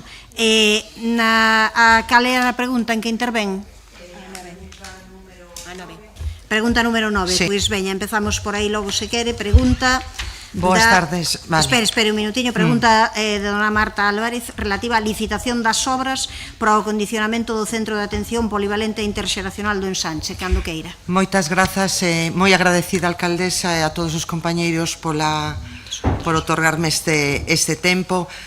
Pois esta pregunta é unha pregunta dirixida en relación ao Centro Polivalente e Interxeracional do Ensanche. Vou intentar ser breve na exposición de motivos que todos coñecemos, si decir que a Casa de Persoas Maiores, que coñecemos agora como Centro de Atención Polivalente e Interxeracional do Ensanche, pois trátase, como todos sabemos, dun proxecto estratégico para combater a soedade non desexada e promover un envellecemento activo desde unha perspectiva interxeracional.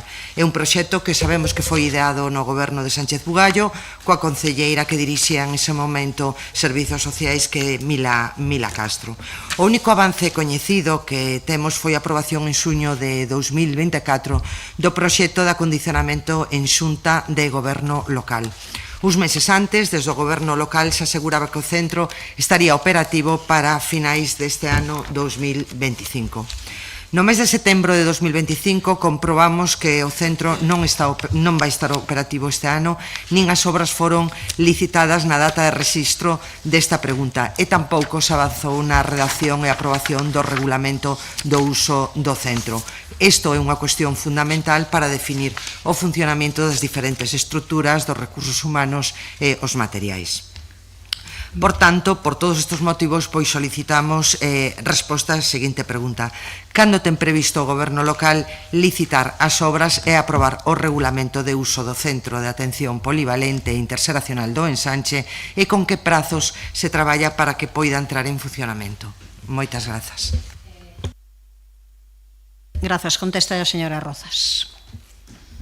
Moi boa tarde a todos e a todas.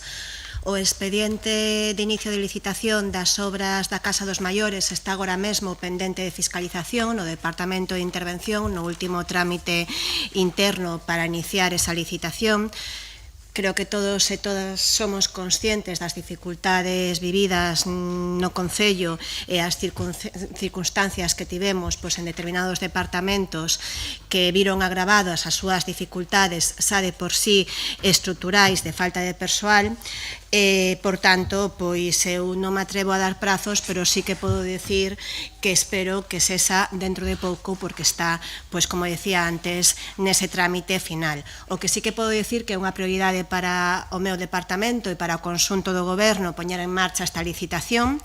É unha licitación ambiciosa, mesmo podemos decir que moito máis do que inicialmente se prevía, con un orzamento de case 2 millóns de euros, que é bastante elevado. Tamén é certo que as instalacións estaban en bastante mal estado, bastante peor do que tamén inicialmente preveíamos. É unha obra que durará 10 meses segundo o proxecto aprobado.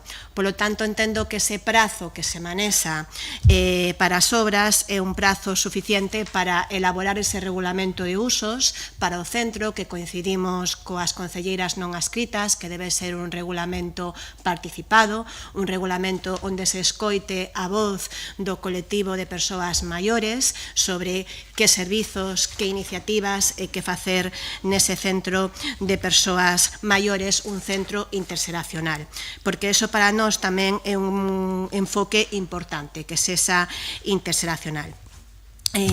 Nada máis pola miña parte, gracias. Non sei se quere utilizar o minuto. Nada, moitas grazas. Entendemos que o cerre dos tempos, pechar os tempos é complicado, pero si compartimos pois os tempos con lentitude e co bo facer e co boa estrutura que vemos en intención por parte da Concellería. Grazas. Xa non quere utilizar o minuto, entendo. Non. Pasamos daquela a moción, como decíamos, a moción número 3 é a moción do Grupo Municipal Socialista sobre a cobertura de profesorado especialista nos centros educativos de Santiago de Compostela. Ten a palabra o señor Guinarte.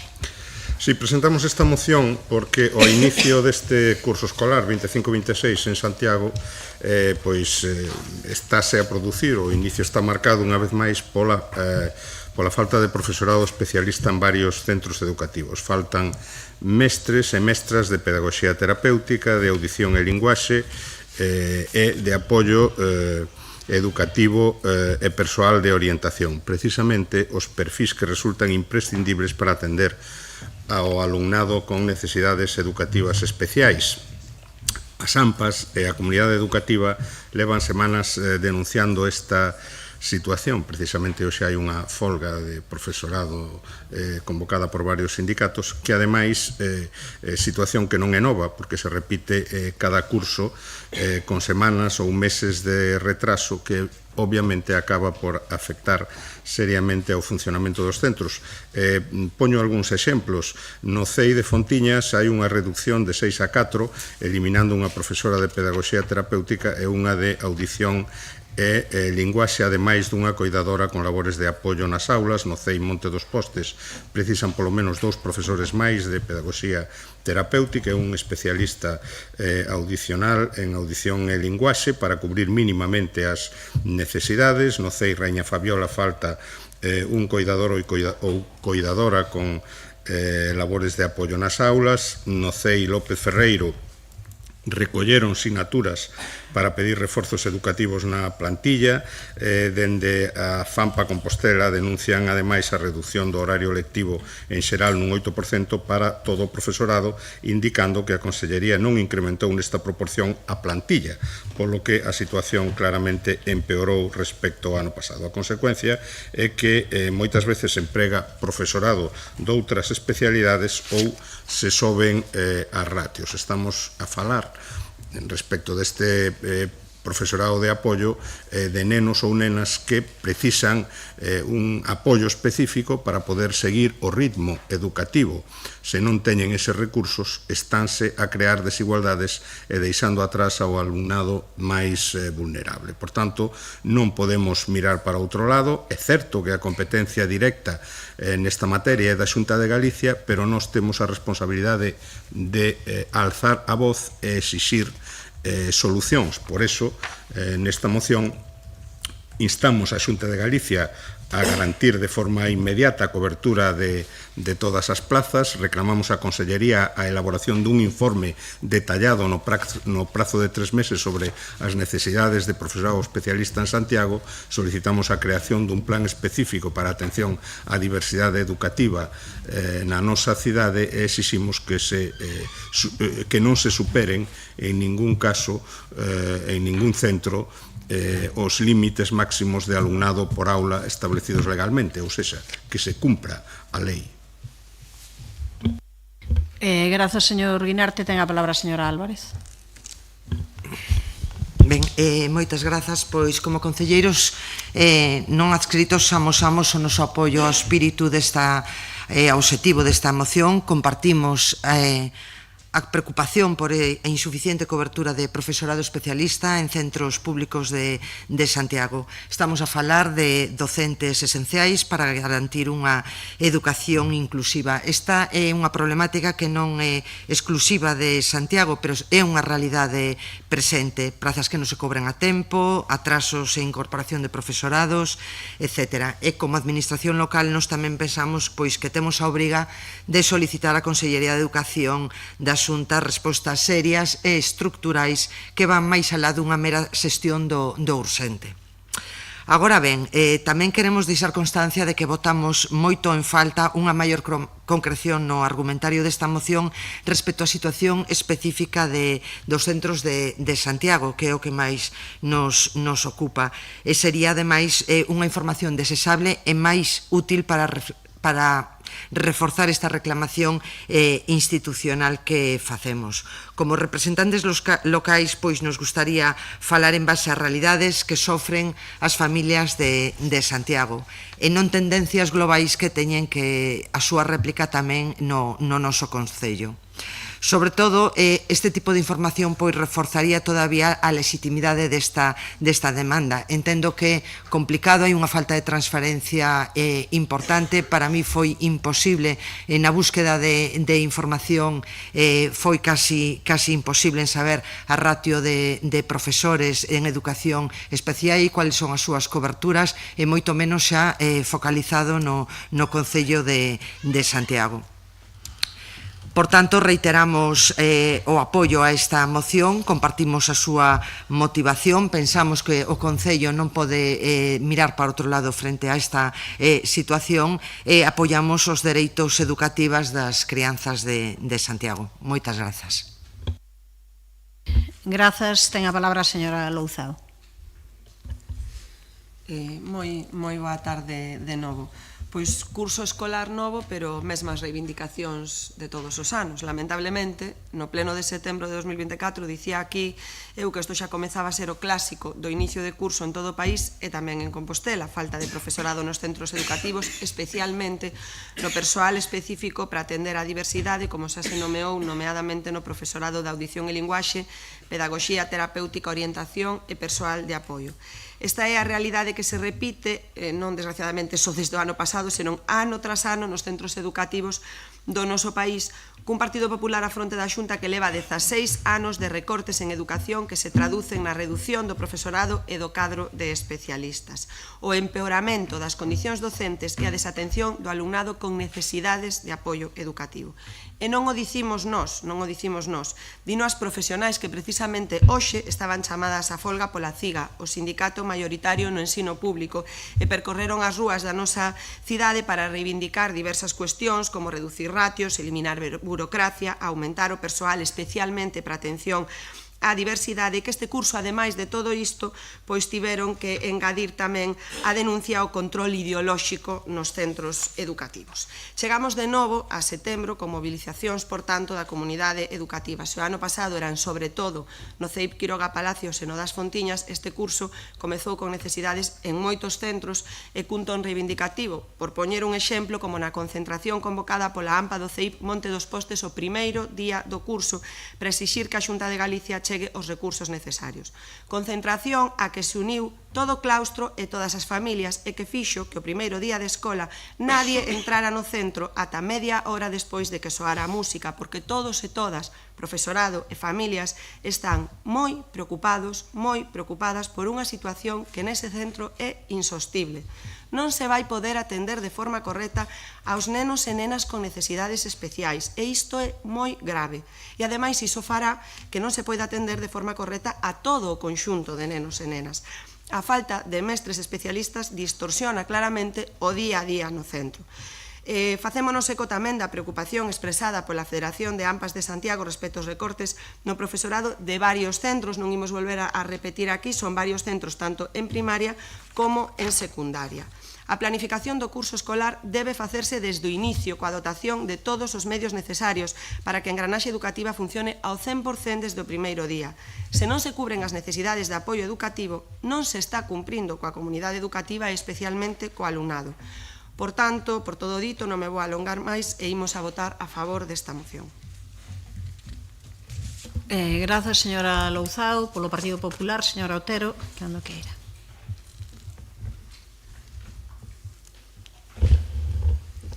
Boa tarde a todas e a todas. Gracias, alcaldesa. Como levamos todo o pleno facendo referencias ao ir e non ao ir, quero comezar a miña intervención facendo unha lembranza que estamos na Semana Internacional das Persoas Xordas. Entón, esta humilde concelleira considera fundamental un recoñecemento expreso a todas aquelas persoas con problemas auditivos que, lamentablemente, son protagonistas esta semana.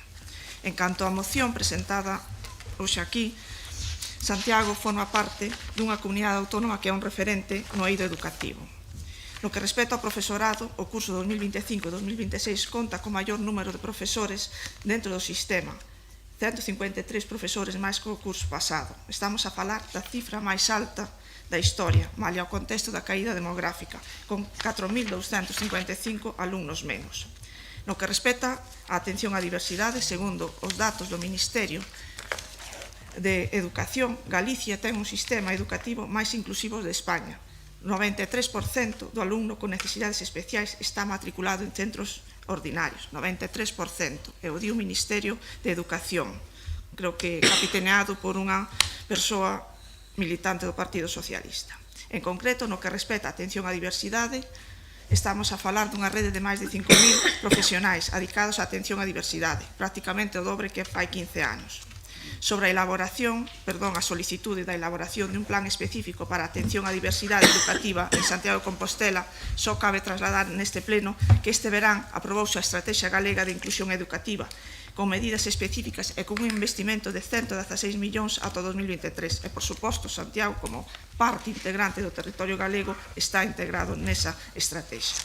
No que respecta a rateos, sempre temos que ter presente que a rateos son en aplicación da normativa vixente. En segundo lugar, no caso de Santiago de Galicia, por vontade propia, estánse reducindo estas rateos no marco dun acordo histórico coas organizacións sindicais asinado fai 2 anos, menos o sindicato ao que fai uns momentos se fixo alusión.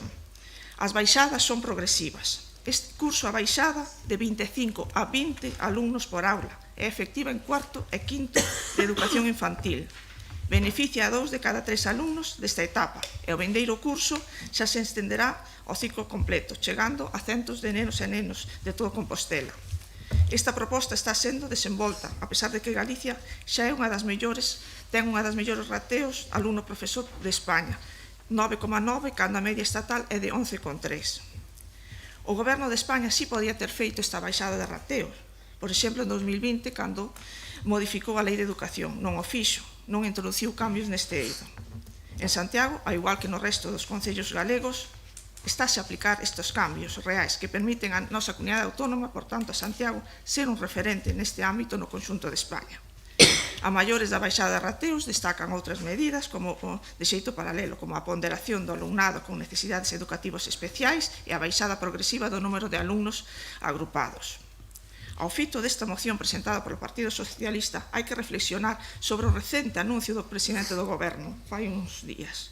Impulso dunha lei que reduza as horas lectivas do profesorado e baixada dos rateos alumno-profesor e a gratuitidade na educación de 0 a 3 anos ás familias por debaixo do umbral de pobreza. Un anuncio sin consenso con quen paga os salarios do profesorado.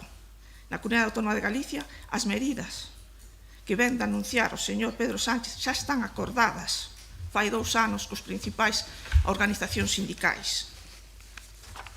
Por eso, agardamos que o Grupo Municipal Socialista tamén inste ao Goberno de España a colaborar económicamente cun orzamento para este fin. Por último, compañeros e compañeras socialistas, se tendes oportunidade de trasladar ao señor Sánchez que a gratuidade de educación de 0 a 3 anos en Galicia, en Santiago, para as familias é pólvora mollada, pois xa esta medida leva anos implantada na nosa comunidade autónoma. Moitas gracias. Grazas, restarei 20 segundos. Señor Guinarte, quere usar a súa quenda cando queira.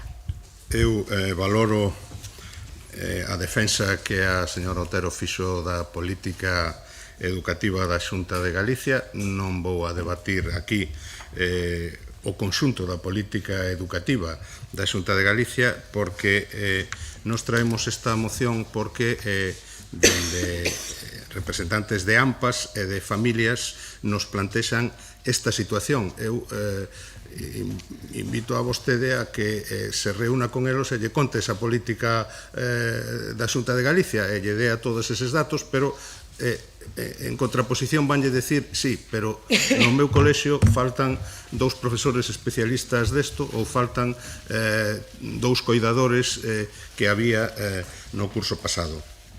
Obviamente non plantexamos aquí, porque nos temos os datos completos das necesidades de todos os colexios, que non están accesibles nin publicados en ningún lado. Poñemos exemplos de 5 colexios, se non me equivoco, pero que creo que son bastante representativos dunha necesidade real. Son colexios de Santiago, son nais e pais e nenos e nenas de Santiago. Eu creo que a nosa obriga é reclamar para eles o mellor trato posible, que, insisto, non é máis que pedir o cumprimento da lei. Grazas, señor Guinarte. Señor Álvarez. Pola nosa parte non discuto para nada tampouco as cifras que diches. Esas cifras pois puiden encontrarlos, non puiden atoparlas, non atopei a nivel local de Santiago, pero sí as voces que nos chegaron tamén foron por parte da AMPAS e profesorado de centros escolares de Santiago que presentan carencias. Como representantes públicos, pois por eso estamos falando aquí. Moitas grazas. Grazas, señora Louzao. Señora Otero, está moi ben solidarizarse coas persoas xordas no pleno municipal, pero despois ver a unha familia cun neno ou cunha nena xorda ou cega, como é o caso que coñecemos algunha das persoas aquí, ver como sufre porque o seu neno ou a súa nena non ten atención adecuada na súa aula, pois é outro cantar. Fala vostede aquí de números como se non falase de persoas. E o sindicato maioritario, o que o sindicato que fixo alusión hai un momento, pode dicir o nome, non lle pasa nada, de verdade. A CIGA é o sindicato maioritario no ensino. Tamén o conselleiro de Educación dicía nos últimos días que as protestas das últimas semanas en máis de 50 centros do país, non é só en Compostela, respondían a desaxustes puntuais. A min estas cuestións, a verdade, que me parecen un pouco unha falta de respeto. Unha falta de respeto ás familias destes nenos e nenas con necesidades especiais que están sufrindo, de verdade. O sea, non é unha cuestión que estemos inventando aquí, que pode vostede ir polos centros e falar con eles e con elas.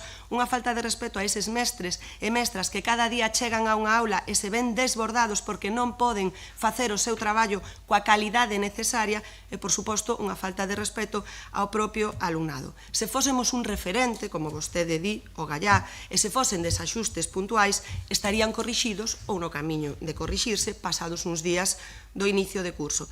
Pero, lamentablemente, sabémolo por outros anos, nos que tamén se protestou moito en algúns centros, non chegaron a corrixirse en todo o curso. Así que non son desaxustes, son tomaduras de pelo. E falamos, dicíao antes, e insisto, de nenos e nenas con necesidades especiais, con situacións moi complicadas, moitas veces. E as administracións públicas temos a obriga de atendelos como unha prioridade, e non só de dicilo aquí, no inicio dun pleno municipal. O conselleiro de Educación, falando de desaxustes puntuais, e vostede, de que somos un referente. Pois agardemos, pois, vamos tomarlle a palabra, vamos a ter boa fe, e agardemos, pois, que o axuste nestas semanas que xa están chegando un pouco tarde. Grazas, señora Louzao. Ten 20 segundos menos, pero cando queira, señora Otero. Simplemente está ben poñer deberes, pero tamén importante cumprir os deberes propios. Moitas gracias. Grazas. Pasamos á votación, señor secretario. Moción presentada polo PSDG-PSOE sobre a cobertura de profesorado especialista nos centros educativos de Santiago. Votos a favor. Grupos municipais socialista, BNG, Compostela Aberta e concelleiro non adscritos. Votos en contra. Non hai abstencións. Grupo municipal do Partido Popular. Apróbase a moción. Pasamos á seguinte moción, a moción número 6 na orde do día, moción dos grupos municipais de Compostela Aberta e do Bloque Nacionalista Galego para mostrar o rexeitamento á creación dun macrocentro de crianzas e adolescentes non acompañados. Ten a palabra a señora Rozas. Boa tarde de novo a todas e a todos. Traemos a este pleno unha moción conxunta coa que os dous grupos de goberno queremos que a Corporación Municipal se posicione e mostre o rexeitamento do Concello de Santiago á creación de centros específicos para acoller menores migrantes non acompañados e, polo tanto, o rexeitamento o modelo que se vai impor no macrocentro de Monforte de Lemos. Quero aclarar que registramos esta moción antes de que se tivera producido o ataque a estas instalacións e quero deixar ben claro que condenamos rotundamente ese ataque, un ataque racista, un ataque que mostra dun máis delito de odio de moitos que estamos a vivir nos últimos anos, lamentablemente, no noso país. As diferentes entidades do terceiro sector que traballan no ámbito da inclusión e da protección da infancia levan días trasladando que este non é o modelo e trasladando tamén que non houbo ningún tipo de diálogo e reclamando outro modelo e ao mesmo tempo reafirmando os argumentos que aquí contemplamos nesta moción.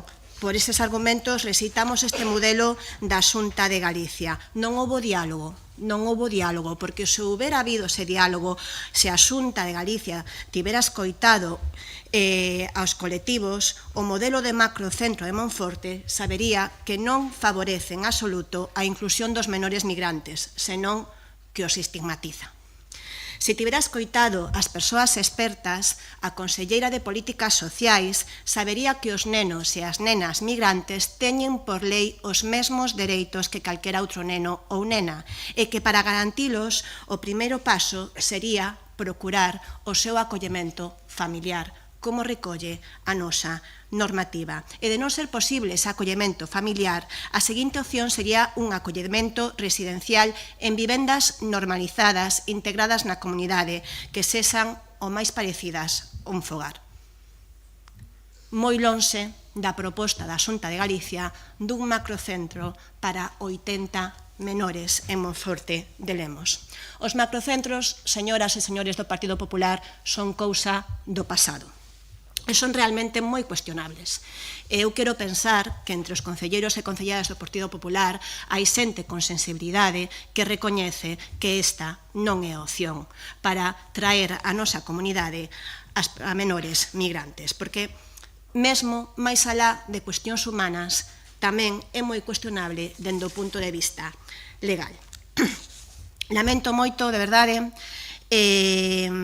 moitas declaracións escoitadas estes días e moitas decisións, porque creo que se alimentan eses discursos de odio que decía ao principio da miña intervención que son enormemente peligrosos e, ademais, estánse a utilizar os nenos e as nenas migrantes como arma.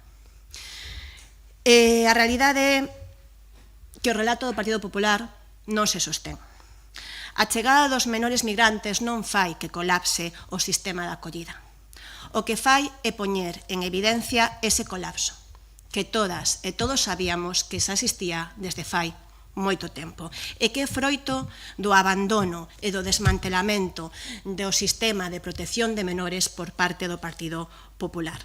O tempo que me pase, señora alcaldesa, réstemo da segunda quenda.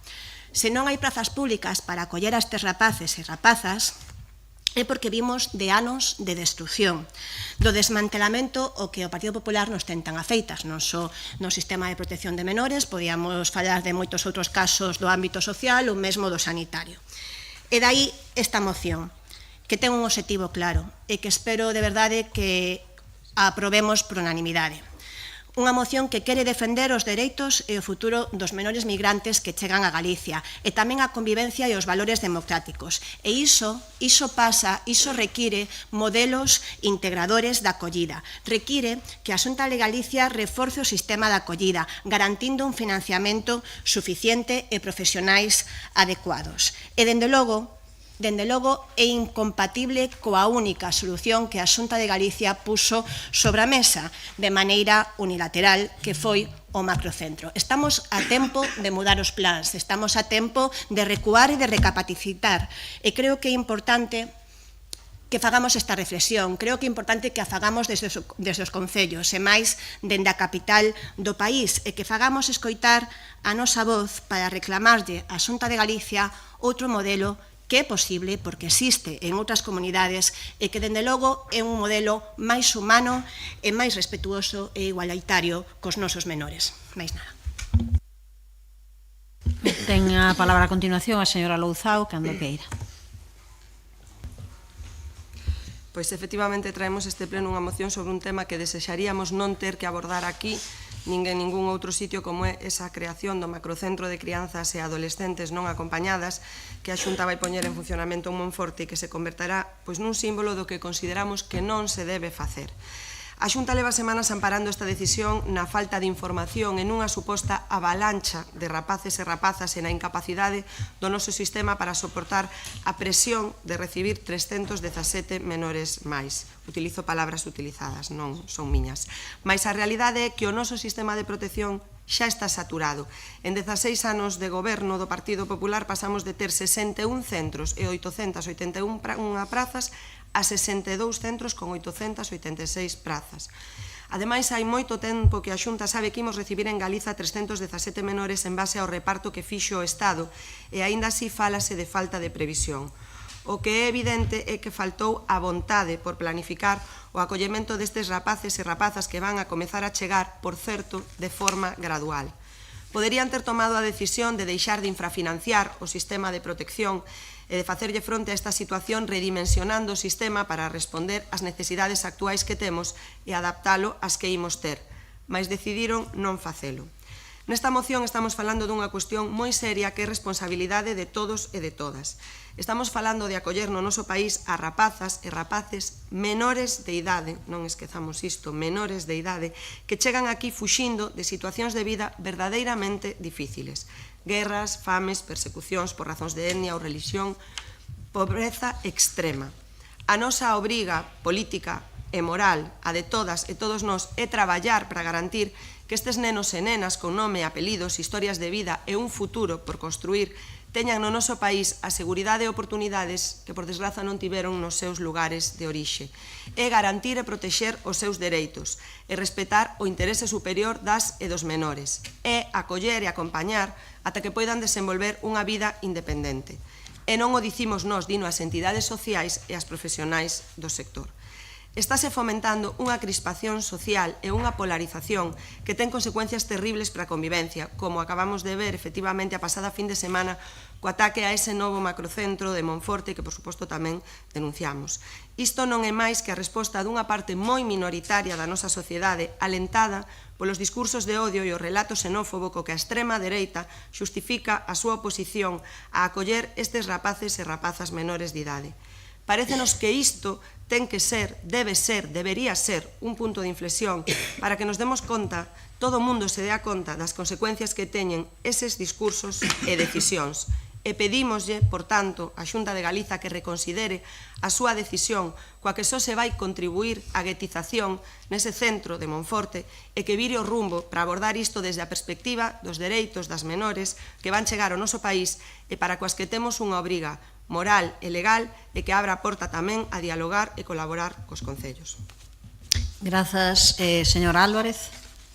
Pois, pola nosa parte, partiríamos coa pregunta que responde ao ataque con que ese incendio foi provocado no macrocentro de Monforte a menores non acompañados da semana pasada. Quen atacou e quen prendeu lume a ese centro quere a integración deses nenos, desas nenas, ou prefere que desaparezcan? Se o que queren é que desaparezcan, que tipo de narrativas e discursos alimentarían esa necesidade de que deixen de existir? Se cadra que os que segrega e os estigmatiza, creando para eles unha residencia pois que é exclusiva, apartándoos das sociedade, arrebatando a clandestinidade que lle vai permitir pois unha mellor integración e deixarnos nos marxes, impedindo que a través da socialización con seus iguais poidan desenvolverse en contornas amables propias de rapaces da súa idade. Os discursos de odio e actos deste tipo son os que falan dos menores como persoas que son ilegais, sen dereitos e delincuentes, cando do que deberíamos estar a falar é de como protexerlos de verdade. Non apoiamos este tipo de decisións como esta da construción de macrocentros que crean centros específicos para crianzas, adolescentes, migrantes non acompañados, pois porque rompe o sistema de acollamento, porque segrega a estes nenos e está a imposibilitar a súa integración. Si estamos por a labor de apoiar que desde as administracións públicas se protexa de verdade a infancia e o traballo pola integración, nunca pola segregación, estigmatización e o alimento de discursos de odio. As consecuencias deste camino acabamos de velas con exemplo que temos sobre a mesa. Moitas grazas. Grazas, señora Álvarez. Señor Guinarte. Quero empezar tamén por condenar da forma máis enérxica o ataque que tivo lugar a pasada semana ao espazo previsto como centro de acollida de menores migrantes en Monforte. Intolerable é que, obviamente, amosa algo moi perigoso que a min non me gustaría ver en Galicia en ningún momento.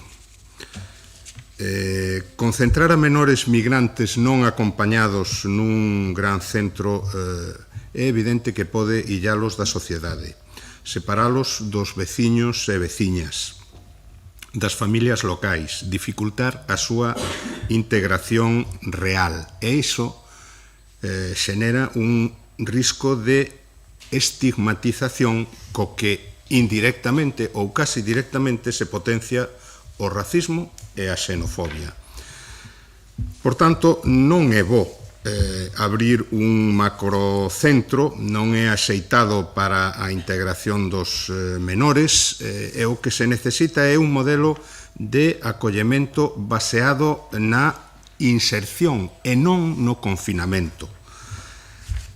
Este centro non debe convertirse en excusa para que a Xunta non mellore os recursos no acollemento máis distribuído ou familiar, porque non se trata só de darlles un teito a estes menores, trátase de darlles unha vida digna, oportunidades reais e acompañamento. E un macrocentro, por moi boas que sexan as súas instalacións, evidentemente corre o risco de convertirse nunha nave de confinamento.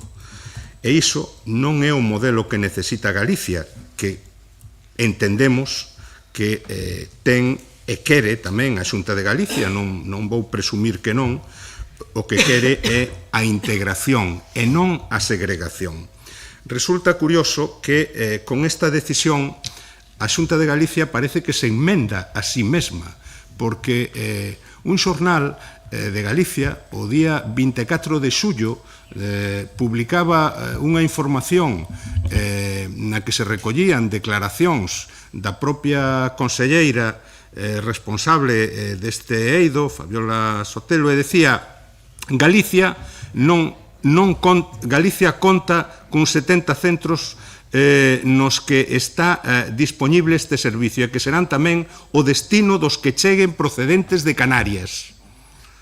Creemos que é un modelo que funciona moi ben e contamos con varios casos de inclusión de xóvenes que agora están traballando e estudiando. Eso decía no mes de xullo. Evidentemente, leválos a un macrocentro a Monforte é unha enmenda á totalidade á propia política que defendía a Xunta de Galicia hai uns meses. Obviamente, a mellor política é a política de integración e proximidade, centros pequenos, en barrios en contacto coa sociedade. O contrario é concentración masiva, que só fomenta guetos e rexeitamento social.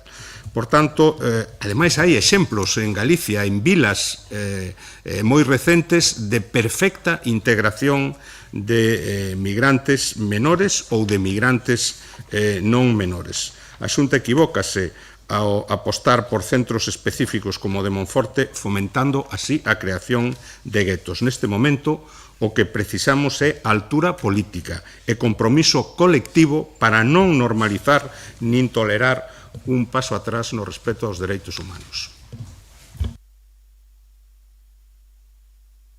Grazas, señor Guinarte, polo Partido Popular. Señor Rubio, cando queira.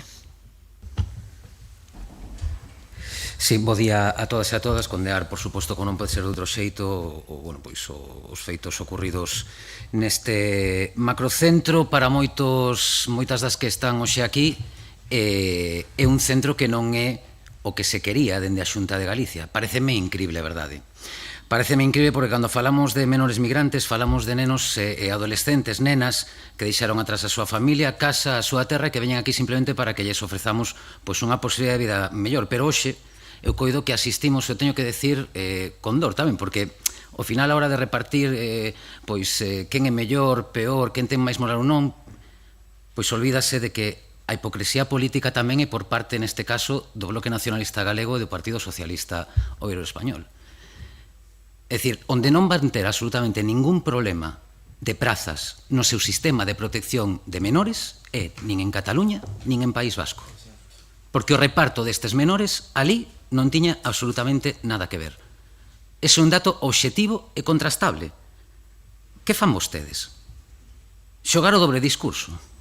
Alá apróbase, mándase, e é certo que o que están pedindo nesta moción, o que están pedindo de planificación, de recursos, de información, é precisamente o que non achega o Goberno estatal á Xunta de Galicia para poder acoller a estes menores migrantes.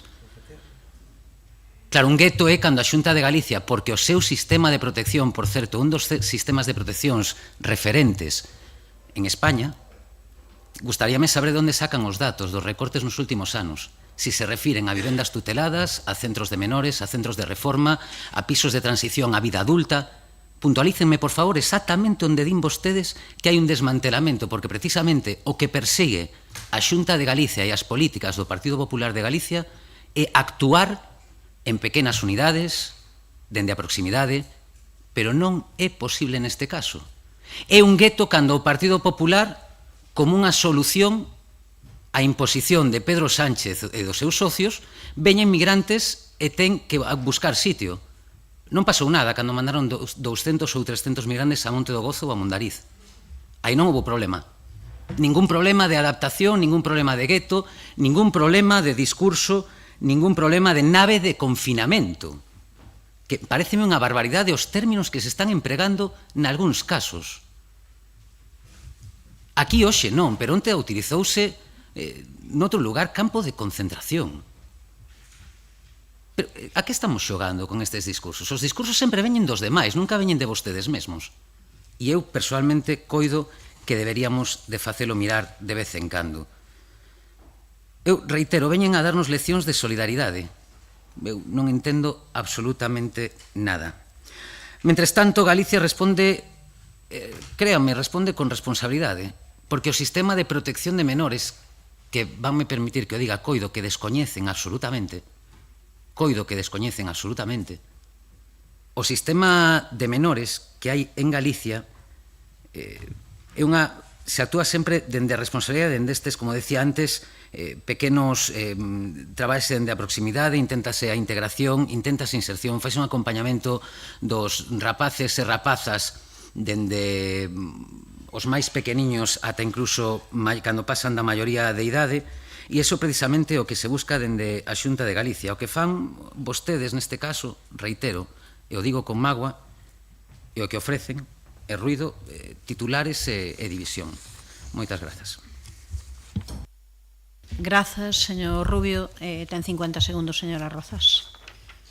Bueno, non teño moito tempo, mas sí que me gustaría respostar resumidamente a esta intervención do señor Borja Rubio. Señor Concelleiro do Partido Popular, estamos a falar de atención a menores migrantes e vostede nos está a falar de Euskadi e de Cataluña. Señor Borja Rubio, todas e todos os que nos dedicamos ao ámbito social sabemos que fai moito tempo que un menor busca un recurso en Galicia e que están saturados porque levan moito tempo sen apostar por reforzar ese sistema. E o único que lle pedimos aquí, que eu creo que deberíamos ter o seu apoio, é que non aposten por un modelo desagregador, que non aposten por un modelo discriminatorio e que os menores migrantes teñan os mesmos dereitos que os menores galegos. É o único que pedimos. É unha pena que o Partido Popular non estea de acordo e veña con excusas. Señora Louzao.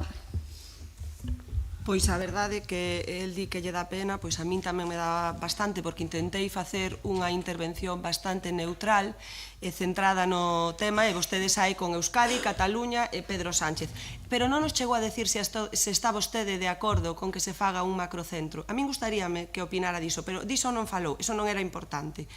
Foise polos cerros de Úbeda e falou vostede de outras cousas, pero non se centrou no que estamos pedindo aquí, que creo que fomos bastante claras. Está claro, por desgraza, que o que fan vostedes con isto é pois intentar confrontar co Goberno do Estado na carreira electoral, que é unha mágoa, porque eu non quería utilizar ese argumento, pero está claro, porque Euskadi, Cataluña, Pedro Sánchez, estamos falando de menores, e estamos falando de que pedimos que a Xunta rectifique e que non aposte por un macrocentro e por intentar guetizar, poder que os nenos e nenas estén integrados, como dicíamos, en diferentes lugares, en barrios, cunha vida totalmente normal e integrada. É do que estamos falando, e vostedes véñennos con Euskadi, Cataluña e Pedro Sánchez. Que mágoa, a verdade é que o único que se me ocurre pedirlle ao Partido Popular que deixe de utilizar aos nenos e nenas para intereses partidistas. Moitas grazas. A ver, por favor, silencio. Ten a palabra a señora... Por favor, silencio. Ten a palabra a señora Álvarez. Pois pola nosa banda non hai ánimo de dar leccións de solidariedade a nadie, simplemente pois hai ánimo de traballar nun modelo integrador e mostrar o noso rechazo a este tipo de macrocentros que creemos que non é o modelo a seguir. Moitas grazas. Grazas, señor Guinarte. Non sei se é capaz de lelo dende aí. Di, ¿por qué Galicia no tiene centros de menas? La Xunta defiende que su sistema facilita la inclusión al facilitar que los menores extranjeros se relacionen con otros jóvenes. 14 de xullo do ano 24. Pois eso me parece que non concorda exactamente co que agora están propoñendo. Bueno, o que lle faltaba realmente a este pleno para ser un pleno para esquecer é a introducción do discurso de Ayuso e de Cataluña e do País Vasco.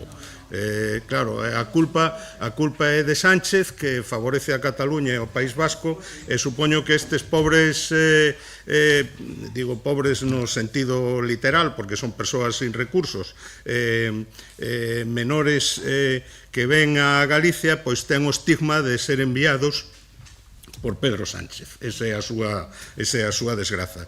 O sea, Galicia que ten 300 concellos, non somos capaces de repartilos de ningunha maneira que non sexa metelos a todos nun macrocentro. Eu pediríalle que volvan á política que defendía a concelleira Fabiola García, que volvan a esa política, simplemente que volvan a esa política. Defendía non fai tanto.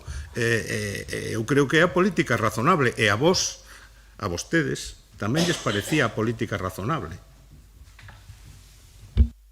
Grazas, señor Guinarte. Señor Rubio, cando queira. Eu, de verdade, que non sei se me toman o pelo ou si estamos nun foro serio, É dicir, despois de levar escoitando 2 anos plenos onde calqueira cousa que teña que ver co Concello de Santiago non se bote a culpa a outras administracións e non pasa nada, agora eu traio o discurso de Ayuso, nin máis nin menos, a este pleno municipal, porque digo a realidade, e a realidade é que hai un reparto de menores a comunidades autónomas de España, que a Galicia tocañe 317, e que o sistema de protección non os pode asumir. Disto informou a Xunta de Galicia o Goberno estatal e fixo caso omiso. Igual que un dato obxectivo que hai dúas comunidades autónomas de España que non reciben menores. Eu non entrei a valorar absolutamente nada diso. O que sí que entrei a valorar, señora Louzao, e o fixen na miña intervención, quizáis estaría ben escoitar cando falan os demais, o que sí que valorei é a opinión do macrocentro, do que vostedes chaman macrocentro, porque a política da Xunta de Galicia foi no que baseei a miña intervención é o que acaba de decir o señor Guinarte que se publicou no ano 2024. O que non me deron vostedes é ningún só dato do desmantelamento, porque ese é o comodín que teñen vostedes. Calqueira cousa que teña que ver ca Xunta de Galicia, o desmantelamento do sistema, o desmantelamento de calqueira cousa que teña que ver ca Xunta de Galicia. E así unha e outra vez. E sí que podo decir, señora Louzao, que é unha mágoa que vostedes sí que utilicen a menores con fins políticos traendo esta moción a este pleno hoxe. Porque vai cambiar nalgo o que se aprobe hoxe neste pleno nesta cuestión. Realmente vostedes escoitaron onte as intervencións xa no Parlamento de Galicia acerca deste tema. Non quedou claro o que é un gueto, que vostedes chaman gueto, que non pasa nada cando fai o goberno estatal no Monte do Gozo ou a Diputación da Coruña con 15 menores non acompañados nun centro titularidade da Diputación, nun concello do BNG, por certo. Rematou o seu tempo, Moitas señor Rubio. grazas. Grazas. Pasamos á votación, señor secretario. Moción presentada polo Bloque Nacionalista Galego e Compostela Aberta para mostrar o rexeitamento á creación dun macrocentro de crianzas e adolescentes non acompañados. Votos a favor. Grupos municipais, BNG, Compostela Aberta, Concelleiro non adscritos e Grupo Socialista. Votos en contra. Grupo Municipal do Partido Popular. Abstencións non hai. Apróbase a moción. Pasamos á moción número 7, moción presentada polo Partido Popular para incrementar as horas do servizo de axuda no fogar. Quen a defende, señora Otero, cando queira. Boa tarde a todos e a todas novamente. O Servizo de Axuda no Fogar, comumente coñecido como SAF, é un servizo municipal segundo o refletido na Lei de Servicios Sociais de Galicia do 2008, a lei publicada e impulsada por o goberno bipartito de PSOE e BNG. En xullo do 2023, a 4 días dos comicios electorais, o BOE publica un Real Decreto do Goberno de España que introduce modificacións no sistema de dependencia, sin consensuar coas administracións xestoras dos servicios municipais autonómicos. Así, esta reforma, sen dotación económica, incrementou as intensidades do SAF nun 83% para as persoas con un grau 1 de dependencia e en máis dun 34% para as persoas con grado 3. Repito, incrementou as intensidades horarias, pero sin dotación orzamentaria. Esta reforma entrou en vigor ao día seguinte, o 20 de xullo, e con carácter retroactivo. Quere dicir que as persoas usuarias do SAF municipal que tiñan recoñecido xa este servizo tiñan o dereito a solicitar a ampliación. Esta medida electoralista, por suposto, tivo repercusión no orzamento municipal, neste e en todos os concellos españois. Tendo presente que o Servizo de Axuda no Fogar é un servicio que está financiado por 3 administracións, a estatal, a autonómica e a local, e, a parte, a cuota que lle corresponde ao usuario. Ahora ben, a administración estatal incrementou as intensidades do SAF, pero sin dotación económica. Recorta as achegas, sobrecargando, por tanto, a administración municipal. Recentemente, pasado xullo, o Goberno de España remitiu ao Congreso dos Diputados a reforma da Lei de Dependencia e Discapacidade, unha reforma que inclúe unha ampliación outra vez do servizo de axuda no fogar, neste caso non das intensidades horarias, pero sí dos servizos a prestar. Agardemos que esta reforma legislativa teña unha dotación económica, que non se repita a situación do 2023 e que non repercute negativamente outra vez no orzamento municipal. No 2021, a FEGAN negociou o aumento do financiamento autonómico das horas do SAF. 4 anos despois, actualmente, está aberto un proceso de negociación coa FEGAN para outra vez incrementar este prezo a hora, o que suporá un balón de oxíxeno para o orzamento municipal. Confiemos, pois, nas boas facultades negociadoras da FEGAN. No 2024, o Concello de Santiago asinou un novo contrato para a xestión do SAF, cunha subida importante do orzamento e cun un teito máximo de 400.306 horas. A día de hoxe, este Concello conta con horas disponibles sen asignar e tamén ten lista da garda para a asignación do servicio, tendo en conta que esta lista da garda actualízase semanalmente. Co novo contrato, reduciuse o número de persoas en lista da garda, pero actualmente seguimos tendo lista da garda. Como dixen, cada semana actualízase.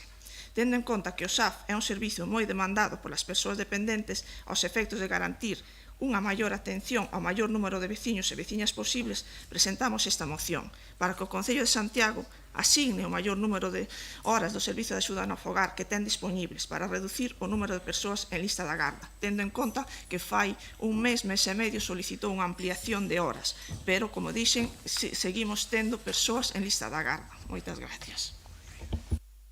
Grazas, señor Otero. Señora Álvarez. Boas de novo.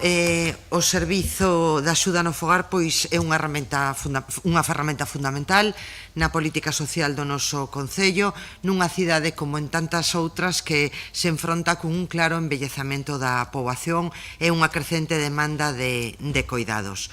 Reforzar este servicio, pois, a parte de necesario, pasa a ser urxente. Cada vez máis as persoas maiores pois queren manterse e moverse pola súa contorna de sempre, pero para que isto sea posible pois é imprescindible contar con apoio de profesionais que lles axuden nas súas tarefas diarias. O SAF, para moitas persoas maiores e familias compostelás, pois é o único punto de apoio público ao que poden acudir. A realidade actual é clara, as horas asignadas son a veces insuficientes, existen lista de gardas e hai familias que teñen que facer malabares para atender a persoas dependentes cando non reciben esta cobertura necesaria por parte dos servizos municipais. Todo isto pois pode provocar desigualdade, tensións familiar e unha pérdida de calidade de vida.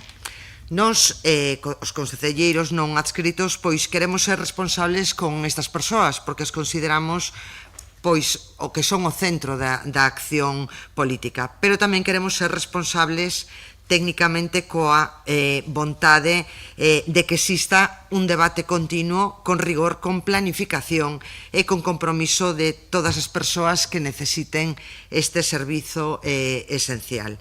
Queremos pois darlle razón ao que se pide, o que se solicita e o que se dá. Polo momento, nada máis. Grazas.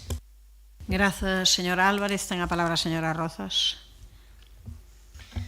Pois moi boa tarde a todos e a todas. Eu teño que recoñecer que cando lín esta moción sorprendeume que o Partido Popular a presentara e máis, sobre todo, que a presentara a señora Yolanda Otero. E sorprendeume porque o que nos está a pedir é algo que xa estamos a facer, pero despois de escoitarlle a súa intervención, quero decir que incluso me parece de certo descaro. E vou explicar por qué.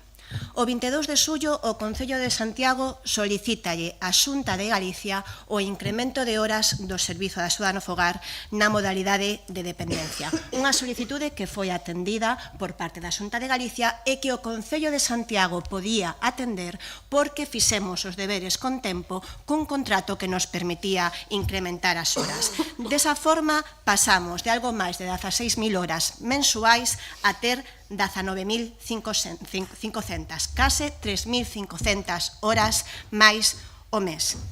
E fixemos esta petición co obxectivo de reducir a lista da garda, co obxectivo de non ter unha gran lista da garda.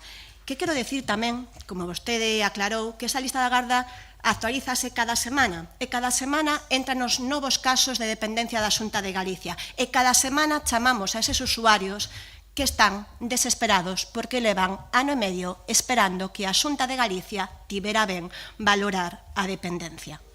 Eses usuarios, o 17 de setembro, fai unha semana, mércores 17 de setembro, a lista actualízase cada mércores, a Xunta de Galicia meteu novos casos e tiñamos 21 persoas en lista da garda. Todos eses usuarios xa foron atendidos, xa foron chamados, algúns están dados de alta, outros están na tramitación porque o ben están hospitalizados, non se encontran en Santiago ou outros motivos. Dende que solicitamos ese incremento de horas á Xunta de Galicia, finais de xullo, mes de agosto polo medio, incorporamos a 38 persoas máis o servizo. Desta forma, vimos atendendo 570 persoas no servizo da axuda no fogar na modalidade de dependencia. Unha cifra que está moi por riba dos anos anteriores e que aínda temos marxe de mellorar dando altas novas e sen demoras prolongadas. Tamén atendemos o incremento de horas, que a vostede lle parece tan mal, porque di que veu sin financiamento por parte do Estado, pero non se preocupe, que xa asumimos o Concello de Santiago, a Xunta de Galicia non. Damos ese incremento de horas. Quero dar un dato. Ano 2020, plena pandemia.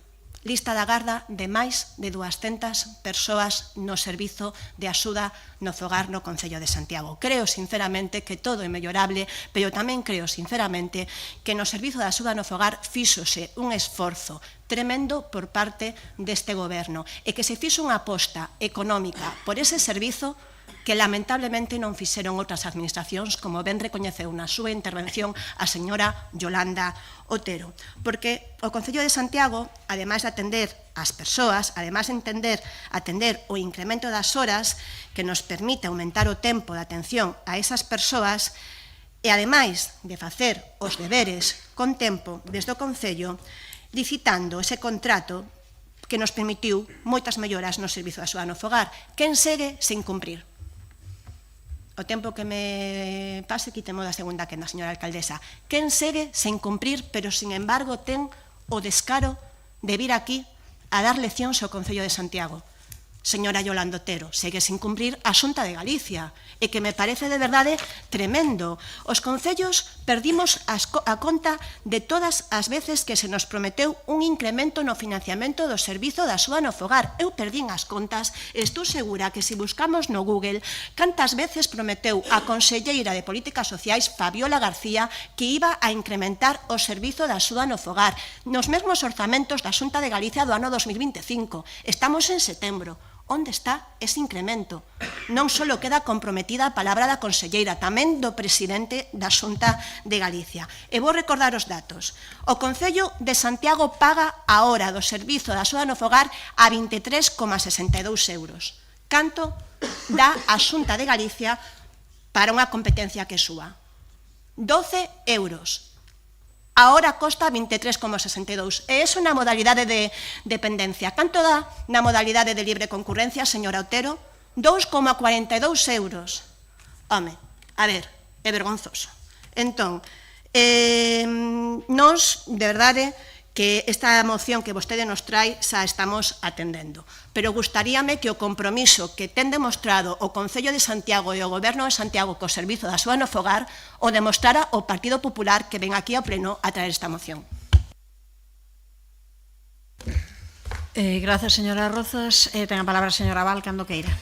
Moitas gracias, alcaldesa. Bueno, eu creo que non podemos esquecer o contexto no que se produce este debate. Estamos nun momento no que o servicio de axuda no fogar está en boca de todo o mundo porque non hai Concello de Galicia que non recoñeza que xestionar este servicio está afogando os seus orzamentos debido ao infrafinanciamento por parte da Xunta de Galicia, que recordemos ten a competencia exclusiva en asistencia social, artigo 27 e 23 do Estatuto de Autonomía.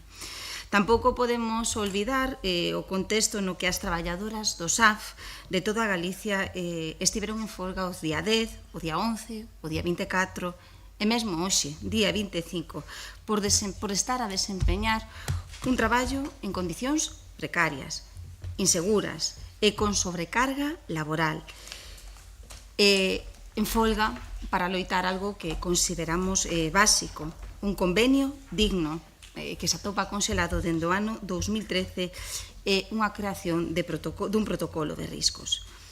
O Partido Popular trae esta moción afondando todavía máis nesa amnesia competencial para seguir impoñendo obrigas alleas aos concellos. Non hai que esquecer que a Comunidade Autónoma de Galicia ten a competencia exclusiva en asistencia social e correspóndelle xestionar no seu ámbito territorial os recursos e servicios necesarios para a valoración e atención á dependencia. Creo que agora a concelleira María Rozas acaba de ofrecer uns datos bastante importantes sobre o retraso da Xunta de Galicia, o importante retraso da Xunta de Galicia na valoración e atención á dependencia.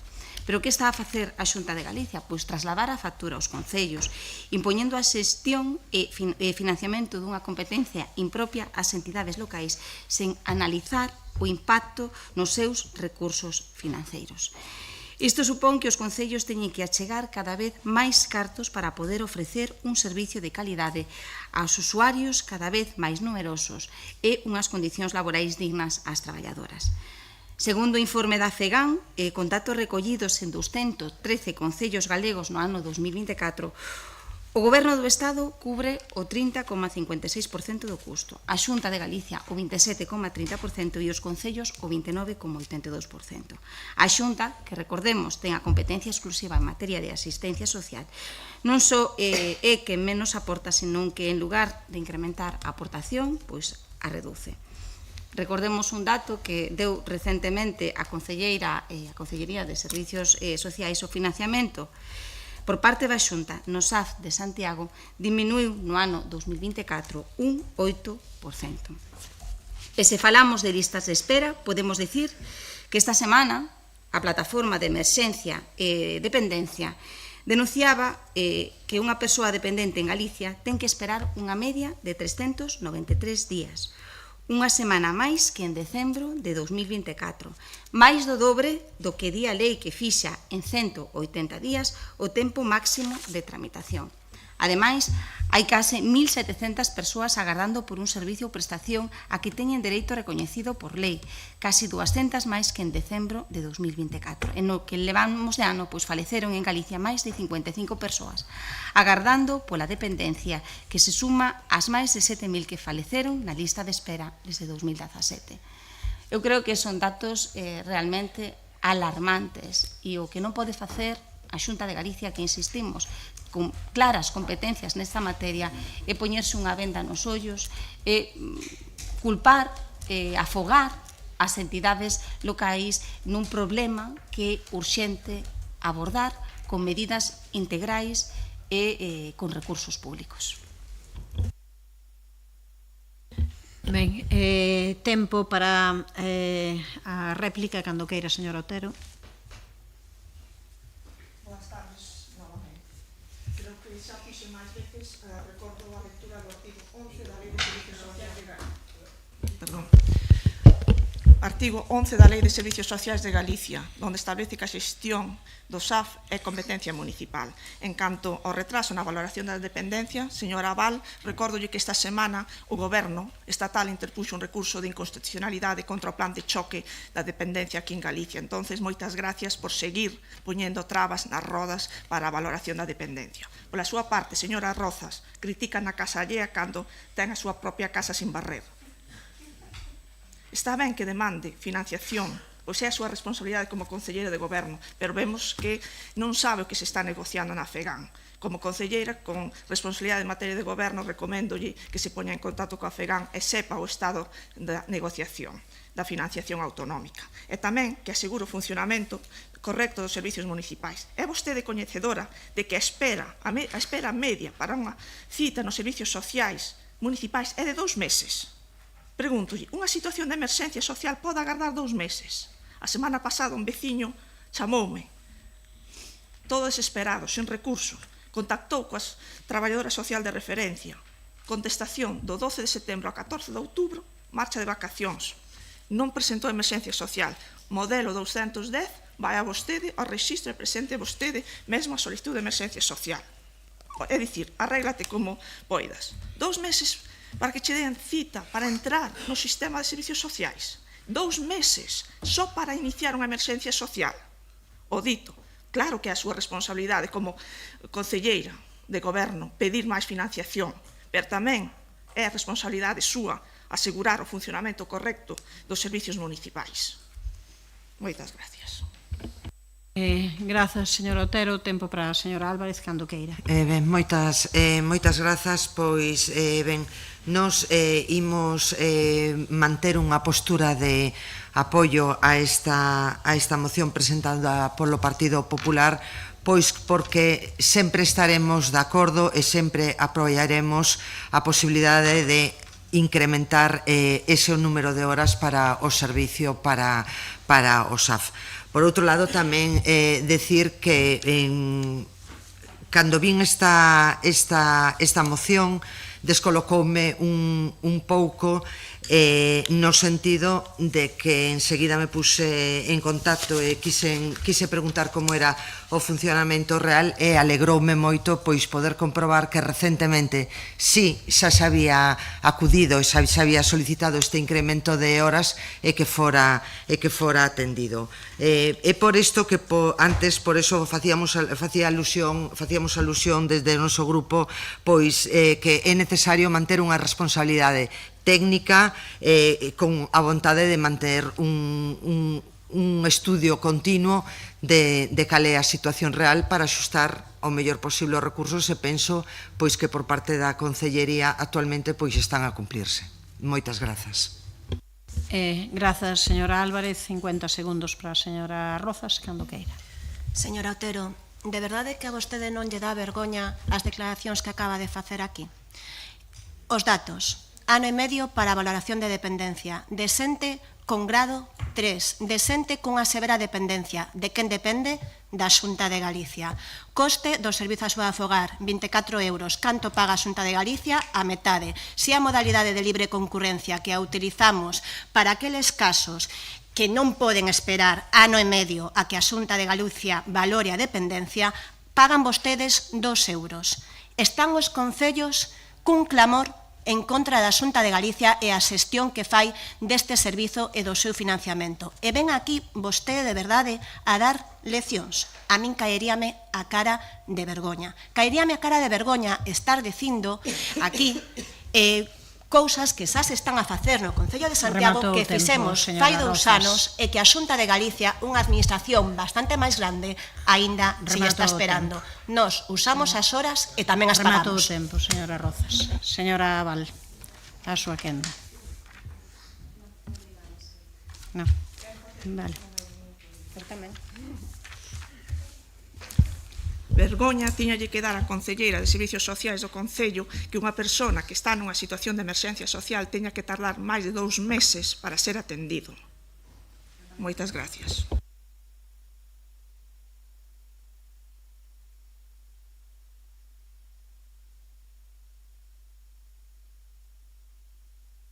Que non, acaba de poñer en cuestionamento os servizos municipais, Goretti, que non existe, pero que non existe esa cuestión de por alusións, sí. Porque senón serían todos os debates absolutamente. Que sí que existe que o Partido Popular utiliza a diario. Non ten, sería infinito esa cuestión, sinto moito, pero non é unha cuestión por alusións esta.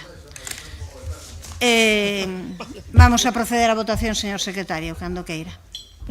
Moción presentada polo Partido Popular para incrementar as horas do Servizo de Axuda no Fogar. Votos a favor? Grupo Municipal do Partido Popular, unanimidade, apróbase.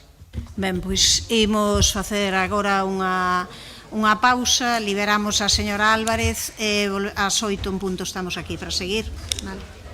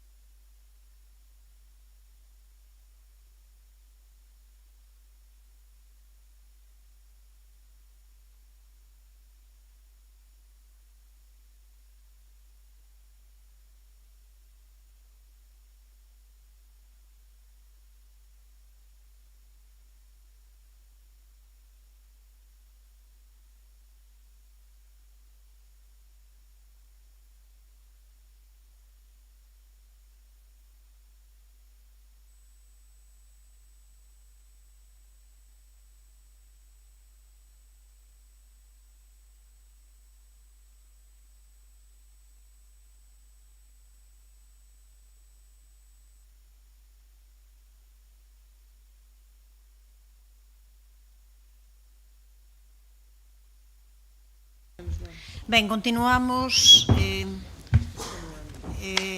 Logo, falta aí, entendo que algunha persoa que estará entrando. Ben, imos continuar logo coa sesión.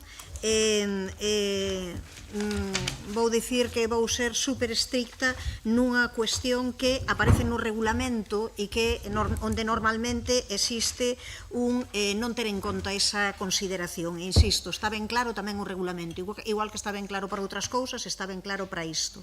Consumida a quenda final, a Presidencia poderá dar por rematada a discusión que se pechará cunha intervención de quen defenderá a proposta, na cal manifestará durante un tempo máximo dun minuto se a rectifica ou ratifica.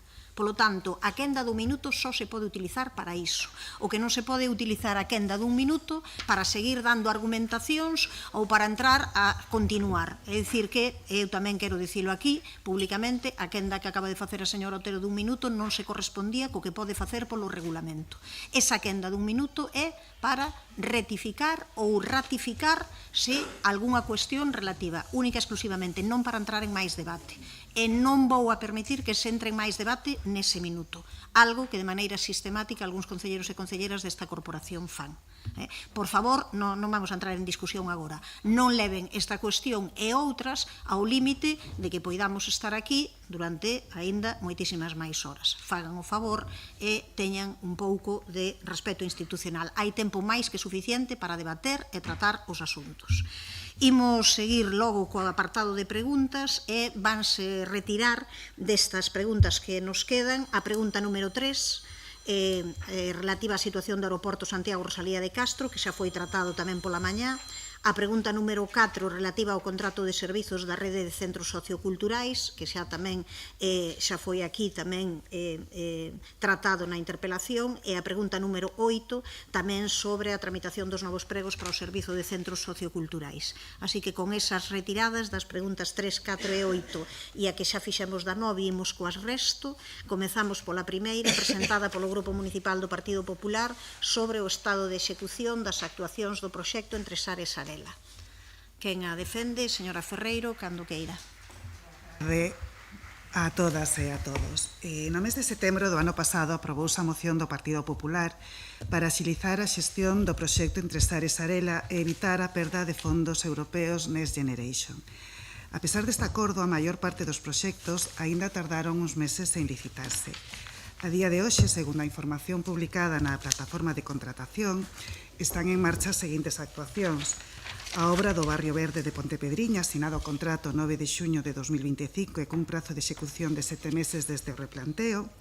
A actuación de restauración ambiental e creación do Laboratorio Vivo Urbano Agroecolóxico no Xardín Botánico, asinado o contrato o 10 de xuño de 2025 e con un prazo de execución que ten como data de finalización o 30 de setembro deste ano.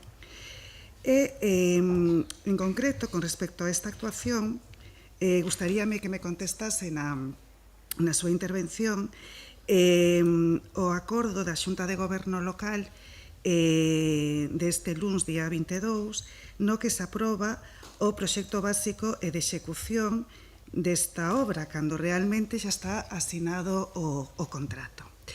Sigo co resto de actuacións, a de recualificación e recuperación ambiental da área verde do barrio de Cornes, asinado o contrato 16 de xuño de 2025 e tamén con un prazo de execución que remata o 30 de setembro deste ano. A actuación da mellora da biodiversidade e conservación ecolóxica do Monte de Viso, asinado o contrato o 28 de agosto de 2025 e cunha data de finalización tamén do 30 de setembro. E o Plan de Comunicación e Sensibilización que se asinou precisamente este luns día 22 de setembro e con un prazo de finalización tamén do 30 neste caso de novembro, pero vencellado a que rematen o resto dos contratos. As 4 últimas actuacións teñen uns prazos moi axustados, tendo en conta a data de asinatura de contrato e a data de remate prevista nos contratos, como é o caso do Viso, que se asinou o pasado 28 de agosto, e tamén o do Plan de Comunicación. Por outra parte, nada sabemos da licitación da obra de naturalización da Lagoa do Auditorio de Galicia, restauración fluvial do río Corgo e mellora ecolóxica das áreas verdes contiguas. Cando xa temos o proxecto, supostamente, dende fai 4 meses. Outra actuación que comprende o proxecto é a do Plan de Gobernanza e Participación, que tampouco se acaba licitada. Tendo en conta a proximidade do prazo de remate do proxecto, 31 de decembro, pois formulamos a pregunta oral de cal é o estado de execución das actuacións comprendidas no proxecto. Grazas. Contesta o señor Domínguez, cando queira. Sí, moitas grazas. Pois nada, vou intentar ser breve porque o proxecto entre Sar e Sarela pois abrangue pois unhas 13 actuacións en total e a situación dos distintos expedientes pois é a seguinte: asistencia técnica externa para o apoio na coordinación e xestión técnico e administrativa do proxecto foi adxudicado o 11 de novembro do 2024 e está en execución.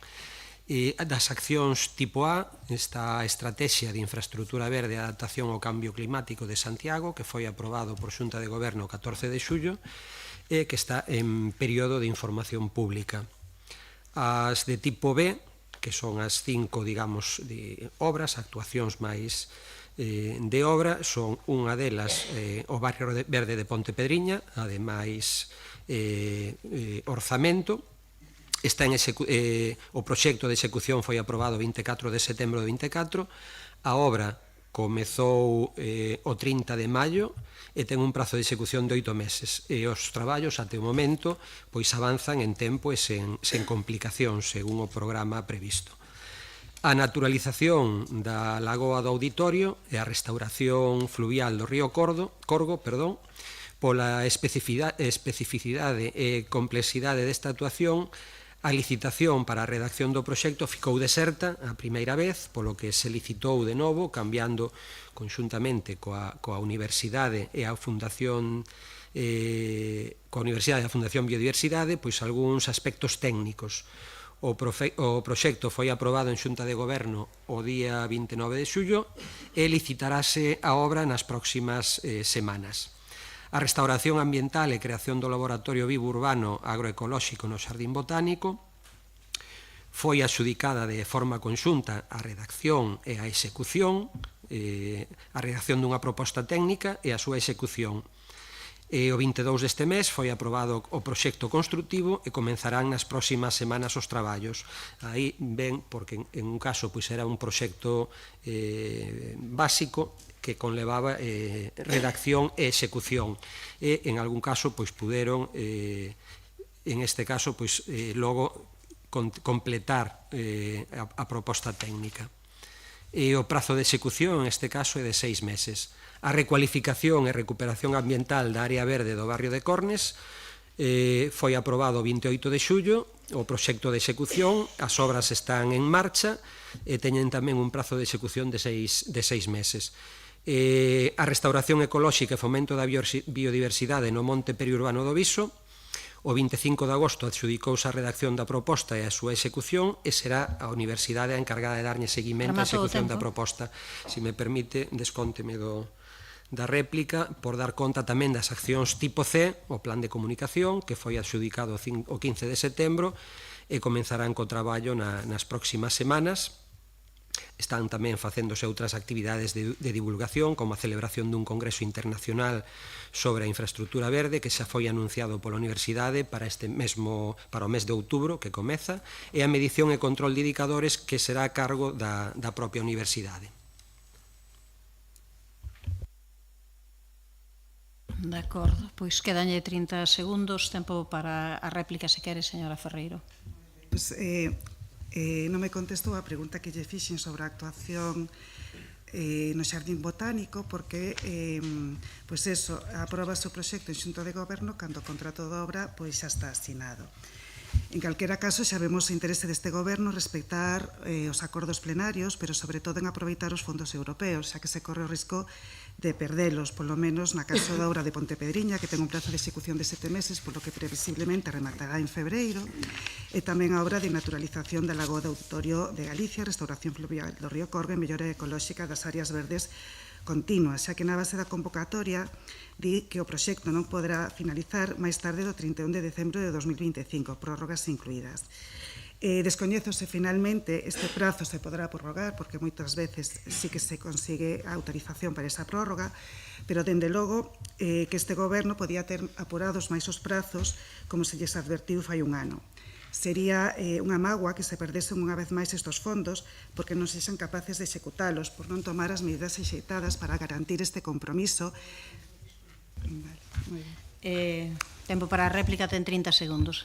Señor A prórroga foi comunicada fai escasas semanas, solicitouse unha nova prórroga o 4 de setembro para ter de prazo ata o 31 de maio e os motivos dos retrasos veñen precisamente polo quedar deserto o proxecto da Lagoa do Auditorio e polos informes sectoriais que eran necesarios, tanto de Augas de Galiza como da Comisión de Patrimonio polos elementos catalogados que había na contorna.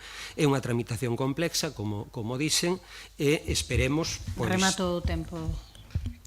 Pasamos á seguinte pregunta, realizada por don Gonzalo Muiños sobre o pagamento das horas extraordinarias pendentes da Policía Local. Sí, non vou a ler a exposición de motivos que todos a temos aí, entonces para acelerar este pleno tan longo, xa vou directamente á pregunta. Todos sabemos que dende o mes de novembro de 2024 están sin regularizar o pagamento das horas extraordinarias da policía, entonces a pregunta vai nesa liña. Que medidas ten previsto adoptar o goberno municipal para regularizar no máis breve prazo posible o pagamento das horas extraordinarias e tamén en que punto xa topa o proceso para reforzar a plantilla que todos sabemos que é escasa para poder cumprir os servicios mínimos de unha cidade como a nosa. Grazas. Grazas. Ten a palabra o señor César, cando queira. Obrigado.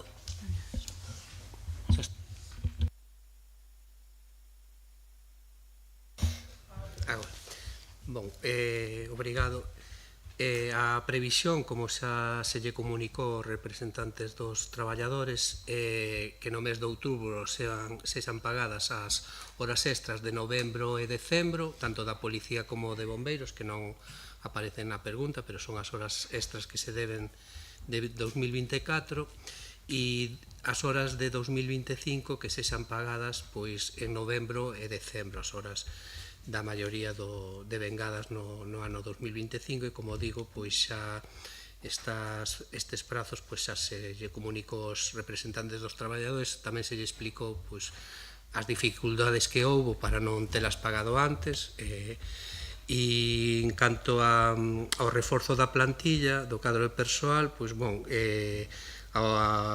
os 9 funcionarios en prácticas das ofertas de 2023-2024 pasarán a funcionarios de carreira no próximo mes, se todo vai ben, e como tamén dixen pola mañán, a oferta de emprego de 2025 é das maiores dos últimos anos, con 21 efectivos que se van a ofertar, e foi publicada xa no DOGA do 2 de xullo de 2025 e estamos agardando que a Axencia Galega de Seguranza desenvolva os procesos selectivos. Agradecer a comprensión e a implicación tanto da Policía Local como do Servizo de Extinción de Incendios. Obrigado. Non sei se quere usar o minuto, señor Muiños, que ten. Sí, que nos vindeiros meses a ver se pode facer ese esforzo para o pago realmente destas e sobre todo xa as destos meses para que se vaya regularizando e non teñan que agarrar, xa digo, dende novembro de 2024 e se van a voar, como quen di, un ano despois. Grazas. Grazas, non sei se quere facer... Non, pasamos logo á pregunta número 5, presentada polo Grupo Municipal do PSDG-PSOE, relativo ás novas licenzas de taxi. Señor Guinarte.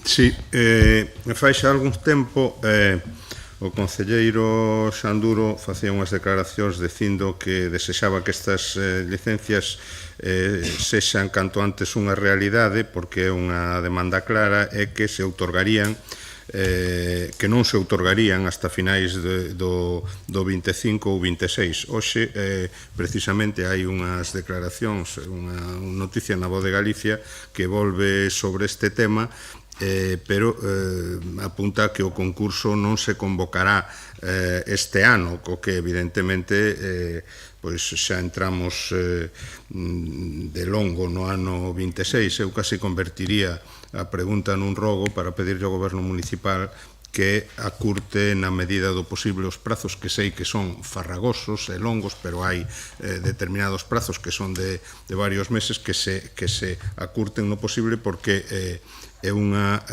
necesidade acuciante para o conxunto da cidade, xa non digo para o turismo, para o sector hosteleiro, senón para calquera que precise coller un taxi na cidade. Grazas, señor Guinarte. Respondelle xa o señor Duro, cando queira. Gracias, alcaldesa. Bueno, pois ten razón, un procedimento bastante farragoso. O decreto 103/2018, que regula a lei 4/2013, pois despois de facer a memoria na que teñen que aprobar, na que solicitas novas licencias e xustificar as novas licencias con un estudo bastante profundo e xustificado, unha vez que elabora xa os criterios de adxudicación, pois ten que volver a informe vinculante da Dirección Xeral de Mobilidade, e está ali ahora mismo, esperando que nos contesten ese informe. Non sei se quere, non pasamos daquela seguinte pregunta, pregunta presentada polo Grupo Municipal do Partido Popular sobre a creación dun censo de locais comerciais baleiros. Señora Otero, cando queira. Hola de novo. Vou a ser máis breve aínda que na primeira intervención. Supoño que todos estaremos de acordo en que a situación do comercio compostelán non é boa.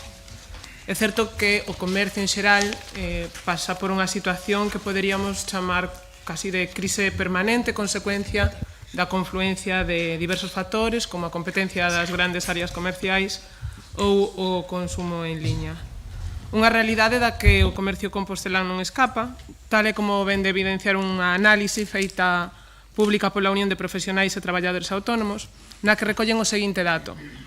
No último ano pecharon en Santiago máis de 100 comercios. Isto supón algo máis de 8 comercios ao mes.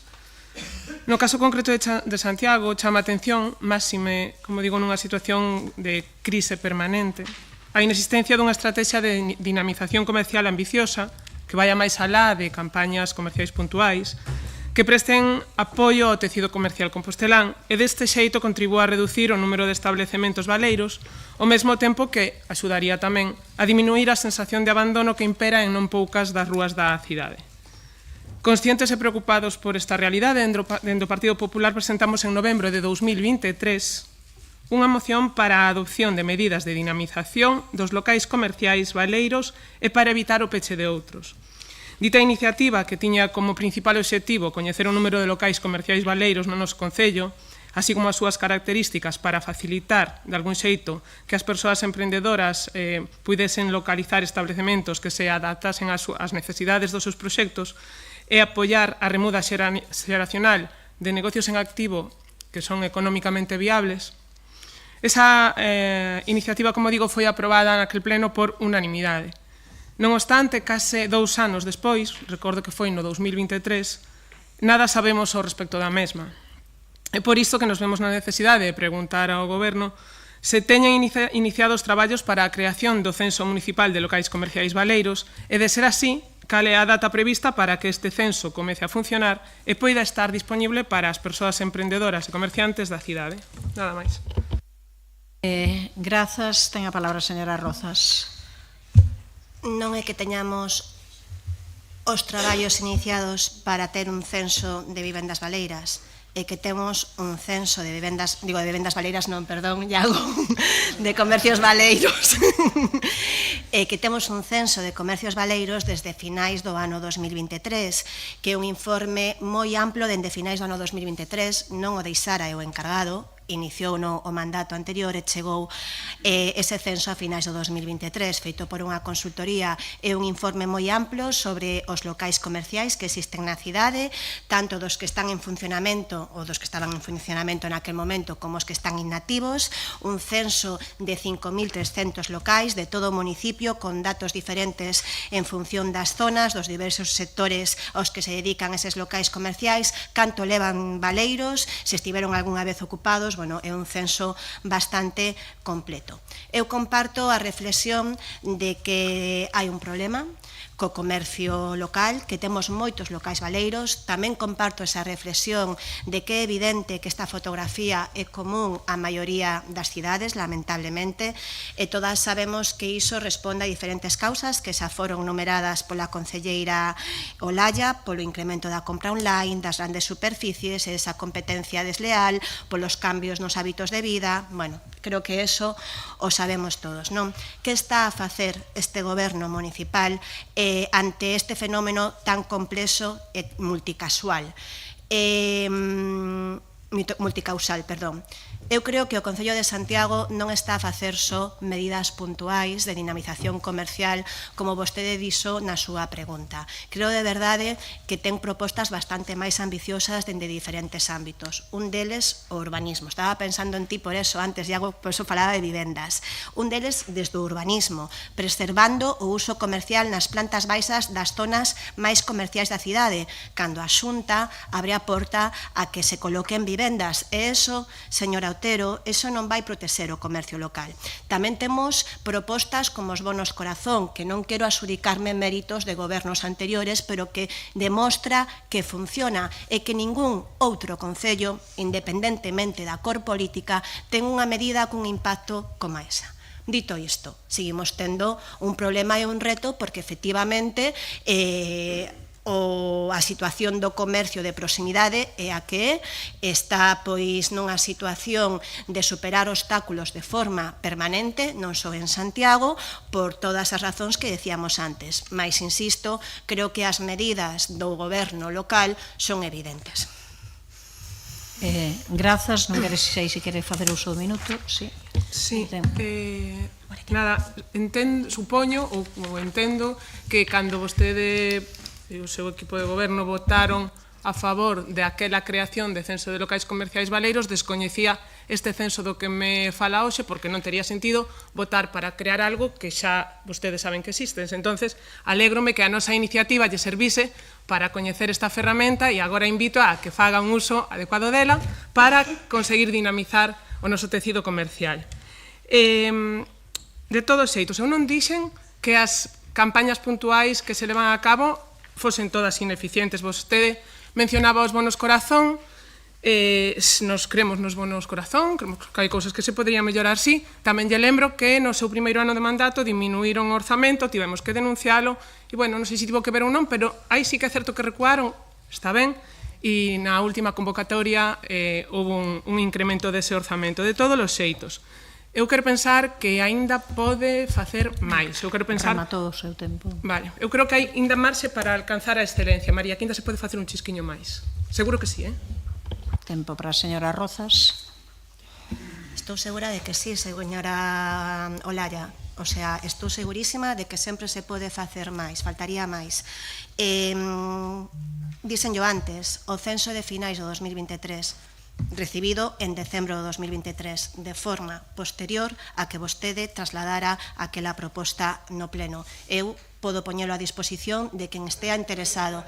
É moi amplo, moi extenso, e creo que tamén moi interesante, porque ademais de ter pois o censo, tamén ten información sobre as dinámicas comerciais de cada zona de Santiago. Facilítolle sen problema, como tamén o poño a disposición do resto dos grupos municipais. Eu non recortei os bonos corazón, este goberno non recortou os bonos corazón, teño que recordar que no orzamento de 2023 había 225.000 euros, no 2024, primeiro aprobado por este goberno, 450.000, e no deste ano, 2025, 600.000. Entonces, eso non é de todo verídico. Nada máis, gracias. Pasamos daquela seguinte pregunta presentada pola concelleira dona Mila Castro relativa ao proceso de selección da praza de técnica ou técnico superior en protocolo. Cando queira. Grazas, señora alcaldesa. Ben, en xuño de 2024 a Xunta de Goberno local aprobou a oferta de emprego público para o ano 2024. Nesta oferta, en quenda libre, aparece recollida, entre outras, a praza de técnico superior ou técnica superior de protocolo. A continuación, o Goberno municipal adoptou a decisión de cubrir esta praza de forma interina. e publicou o anuncio de presentación de solicitudes para a lista de agarda, así como as bases reguladoras para a provisión interina da praza e posto de técnico técnica superior de protocolo. O 2 de xullo de 2024 publicase o anuncio da resolución da lista provisional de aspirantes admitidas e admitidos, excluídas e excluídos no proceso, pero resulta que tivemos que agardar ata o 4 de setembro, como quen di Antonte, un ano e 2 meses despois, para ver a resolución desa lista definitiva. E claro, tivemos que agardar hasta aí, despois de terse producido a dimisión da xefa de protocolo, que era ata ese momento. A pregunta que nos facemos hoxe aquí é cales son as razóns polas que permaneceu paralizado ese proceso da selección da praza interina de técnica ou técnico superior de protocolo, cando o 2 de xullo xa tiñamos unha lista que podía seguir avanzando ata o 4 de setembro de este ano. E hai unha cousa que aínda que non está na pregunta, pero teño unha dúbida que aínda me preocupa un pouco máis, e é que as bases de esta convocatoria de praza dicía que a data, lugar e hora de celebración da proba será publicada na resolución pola que se aprobe a lista definitiva de persoas admitidas na páxina web e no tabuleiro de dictos de Santiago de Compostela. O caso é que na resolución da lista definitiva, que foi o 4 de setembro deste ano, insisto, na lista definitiva de admitidos, non aparece nin data, nin lugar, nin hora do exame. Certo que isto non está na pregunta que fixen eu aquí, pero é unha dúbida que teño, e que quen me queira responder, que non sei que me vai responder a esta pregunta, nos pode aclarar por que tampouco isto se cumpre cando se decía nas bases, pois eu agradezo. Mais nada, grazas. Grazas, señora Castro. Contéstalle o señor César. Obrigado de novo. A ver, aínda que non estaba na pregunta inicial, a resposta está relacionada coa dificultade de continuar con este proceso ou iniciar este proceso selectivo, que é a constitución do tribunal. A constitución do tribunal non foi nada fácil, non hai funcionarios especializados do grupo A1 nin nesta administración nin en administracións da contorna. Entón, foi moi difícil constituir un tribunal que tivesen coñecementos de protocolo e que fosen funcionarios de carreira do grupo A1. Esa é a razón fundamental. Na nosa vontade, lóxicamente, está dotar esta praza. De feito, no cadro de persoal de 2024 xa levamos orzado o diñeiro para cubrir esta praza, que agora, coas probas que desenvolva este tribunal que xa está nomeado, pois cubrirase interinamente e posteriormente desenvolveránse as probas para cubrila de maneira definitiva. A nosa vontade é que esta praza se cubra profesionalmente, non como con persoal eventual como se viña facendo até agora, e a data de celebración desa proba pois a ten que dirimir o tribunal nomeado, que agora nestes momentos pois é quen vai a decidir pois a data e o lugar de celebración da proba. Tempo para un minuto, se quere, señora Castro. Como levamos moito tempo aquí, a falta de oxígeno xa non me deixa rexir ben, pero ca dúbida que presentei, a pregunta inicial, cales son as razóns que ano e 2 meses este paralizado o proceso? Na búsqueda dun tribunal, esa é a resposta? Vale. Pois sí que tardou en aparecer o tribunal, pero a dúbida despois de decir que xa apareceu o tribunal, que xa temos a publicación da lista definitiva o 4 de setembro, por que aí non aparece, se xa temos o tribunal, nin a data, nin o lugar, nin a hora de celebración da proba? Nada máis, grazas. Grazas, señora Castro. Señor César. Nada, explicar novamente que a constitución do tribunal non foi tarefa fácil. Non foi tarefa fácil, entón agora está nomeado o tribunal e agora o desenvolvemento de todo o proceso están nas mans del, non do propio tribunal, non do servizo de persoal. Pasamos á derradeira pregunta de hoxe, presentada polo Grupo Municipal do Partido Popular sobre o estado de abandono da aldea de Corexo. Señora Barcia, cando queira. Boa tarde a todos e a todas. Hoxe traemos este pleno pois a voz dos veciños e as veciñas de Corexo, situado en Marrozos, por si non saben, parece que non, que está desaparecido no mapa para vostedes. Levan anos reclamando solucións a problemas que lles están afectando diariamente a súa vida. Agardo que os veciños poidan ter hoxe aquí unha resposta, xa que non se presenta nin unha chamada, nin contestacións, nin van a visitalos. Estamos en setembro do ano 2025 e a primeira queixa formal foi presentada no ano 2023, estado desa queixa pendente. Problemas moitos, entre eles as árbores dunha finca privada medran ata o punto de ocupar a vía pública. As podas non se realizan e a estrada é tan estreita que dificulta o paso. A propia empresa de transporte público e transporte para os escolares xa lle advertiu que de seguir así non vai pasar o bus escolar e vai afectar a moitas familias que lle van poñer un taxi, van ir vostedes a por los rapaces. Cal é a solución? Quen está pagando esta inacción? Os veciños e as veciñas. O Concello ten a obriga legal de notificar a propiedade para limpiar as fincas e podar as árbores, e isto non se cumpre. Tamén está a pasar o mesmo na Lavacolla. O que piden non é nada extraordinario. En setembro, de novo, volven a presentar outra queixa e esta sí é contestada. Dá para analizar e dá moito, pero cousas a destacar que sí que sorprenden. O que vou ler é o seguinte: existen outras vías de comunicación e reclamación máis axeitadas que para presentar o Concello, que usar a línea verde. Para que se usa a línea verde? Explíquenlle aos veciños que vía usar para cada reclamación, por favor.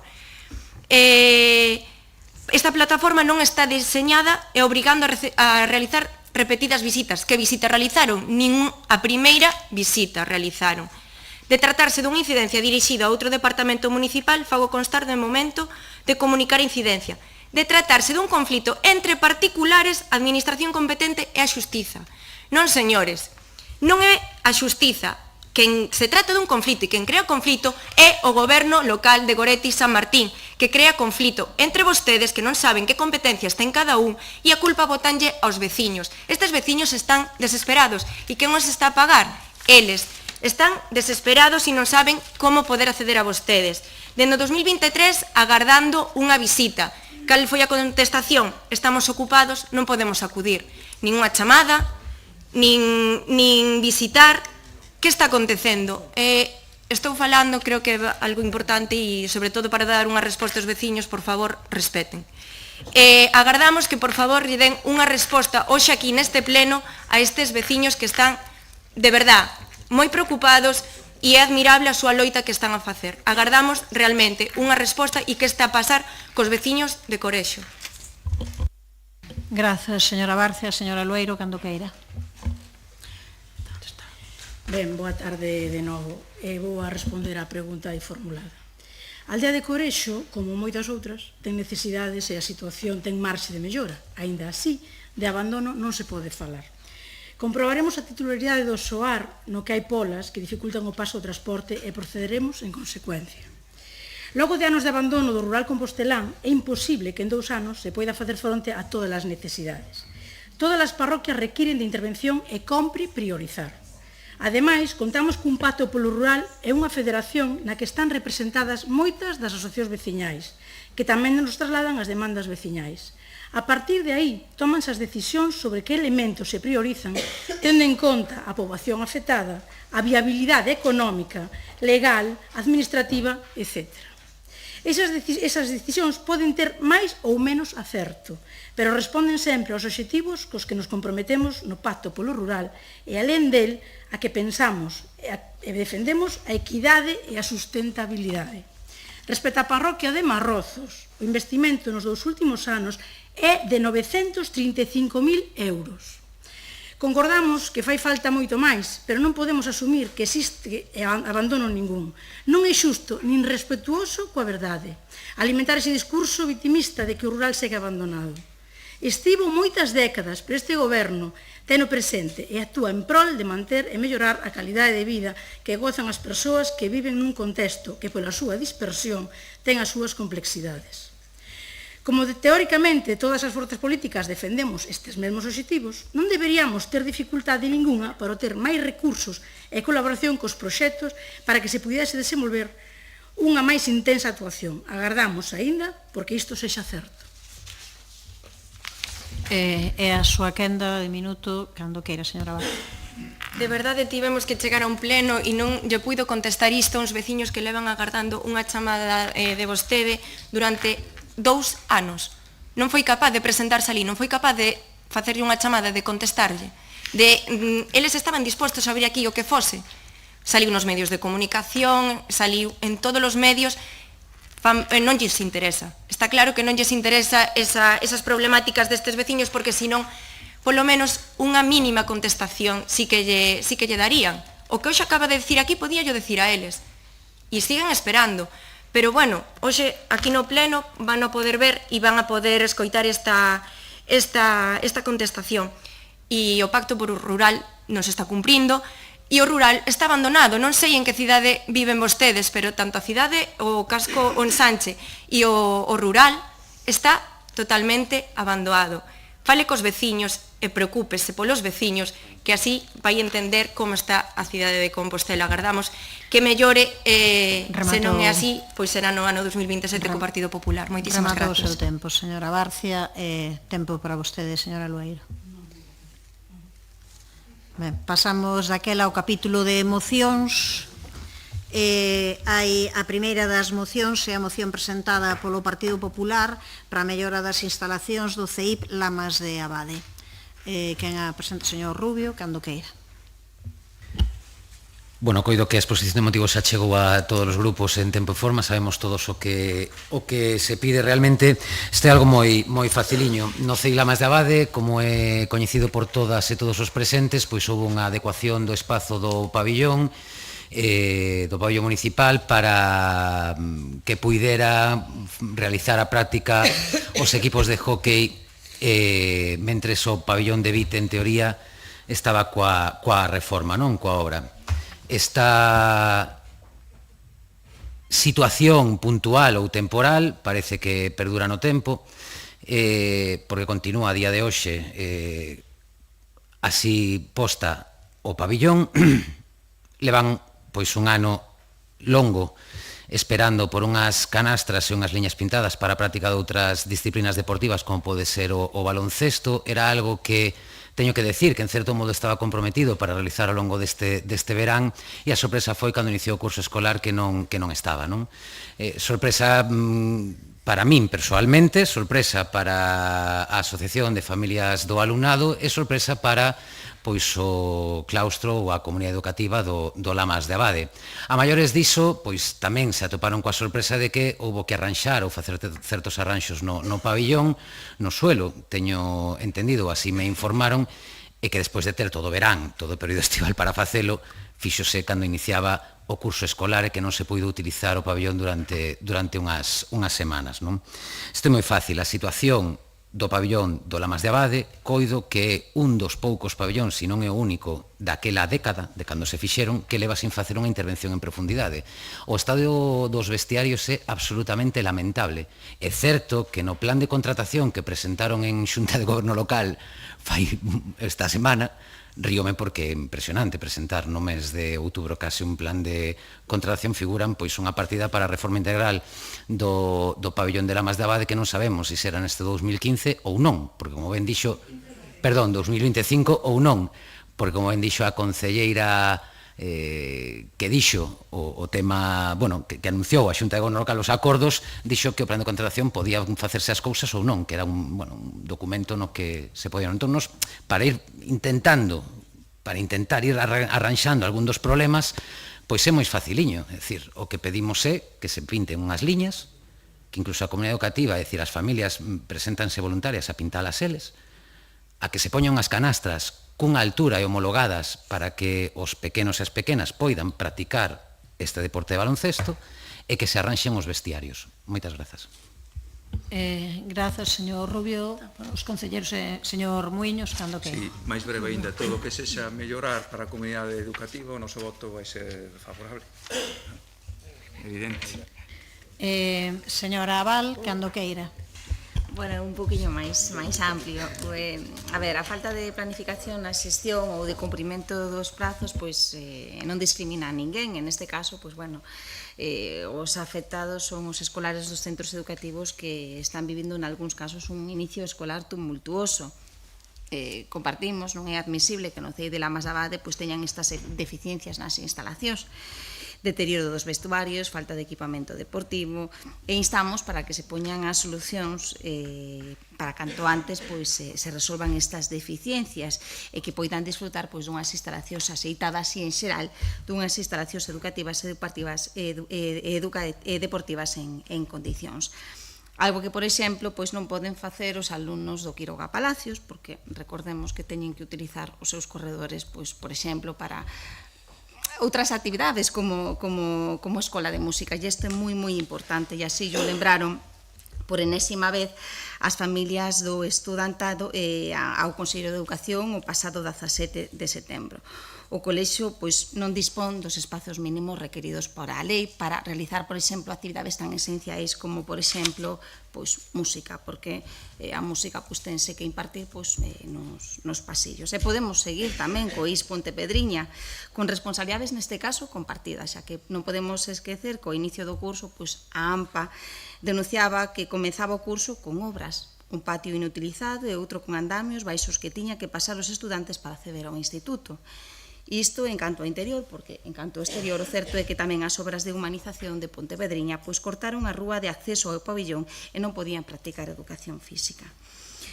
En xeral, a falta de planificación, como acabamos de ver, das obras é algo que afecta tanto, en algúns casos, a administración local, pero tamén a administración autonómica, e acabamos de enumerar exemplos evidentes.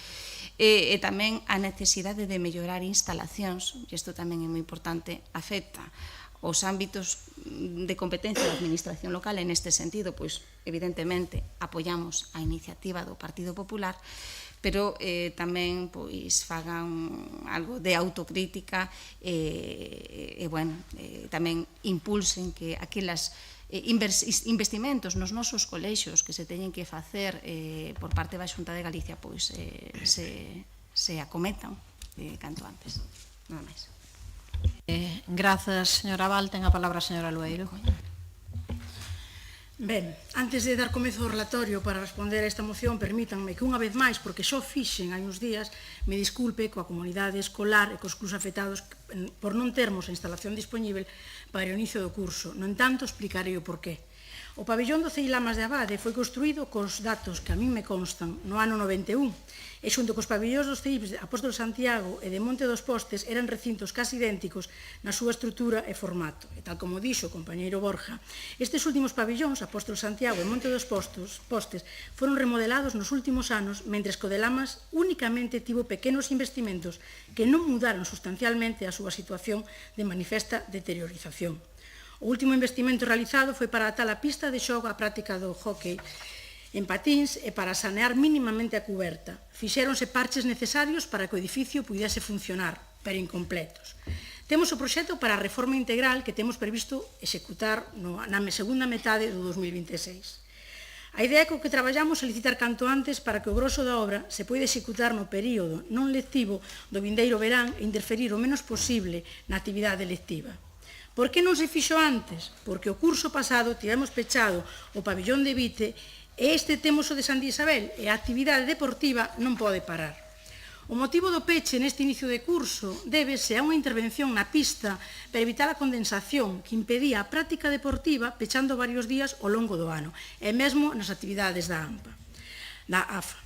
A obra de modernización do pavimento, cuxa acta de inicio se asinou o 14 de agosto, e previsto o seu remate para o inicio escolar, viuse afectada por un acto vandálico na fin de semana do 22 de agosto e un atraso na recepción dos materiais que provocou que o pabillón estivese pechado ata este pasado luns. Ou que é o mesmo, o alumnado non estivo varias semanas sen poder empregar o pabillón como reflicte a exposición de motivos. Estivo 10 días.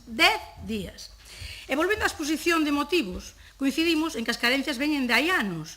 No ano 2025 xa existían e gobernaban vostedes, ou se prefiren, aquel PP, do que non queremos lembrarnos.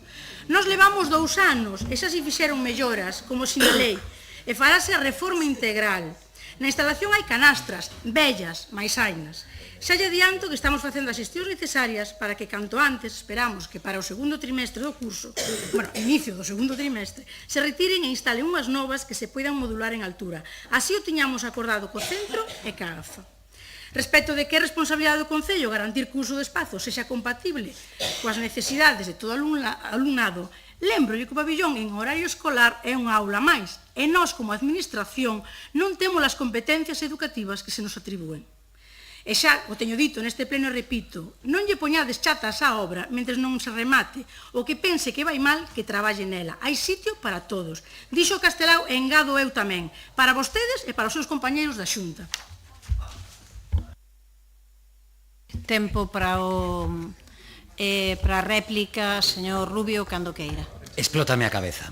Teño que recoñecer, non sei se agora, pero a habilidade para que en todos os puntos do Pleno Municipal de Santiago de Compostela se mencione a Xunta de Galicia é alucinante. E este punto tiña que ser moi limpiño, moi tranquiliño, é dicir, a instalación é municipal. Cumplíronse cas promesas e cos compromisos adquiridos? Non. Faremos algo para arreglalo? Sí, xa está, acabouse. E pola parte da señora Val, home, por favor, está ben que agora veña argumentario fresco do Parlamento de Galicia, pero a verdade é que é un pouco ridículo. Presente unha moción do Quiroga Palacios, presente unha moción do IES de Pontepedriña, pero non intente mezclar unha cousa coa outra. E o que eu solicito non é que o solicite eu. Eu levo un ano solicitando sin vir a este pleno municipal. O solicitan as familias, como dixo agora a señora Lueiro. E acaba de decir que o compromiso é que no segundo trimestre intentarán adaptarse ás canastras á idade das crianzas que utilizan este pabillón. E, por certo, non o utiliza solo a comunidade educativa, É dicir, de luns a venres, a partir das 6 da tarde, o utiliza deportes. E hai clubes deportivos que non puideron seguir adestrando ali. Entón, non é única exclusivamente de educación e non é competencia da Xunta de Galicia. Por favor, é que xa estamos de verdad que non o entendo. O compromiso, señora Lueiro, e recollo esta nova data, recórdolle que o compromiso era para que este curso, o inicio, xa estiveran as canastras e as liñas pintadas. E dai ven o enfado das familias deste centro educativo. Moitas grazas. Grazas, señor Rubio. Señor Muiños, non? Señora Val.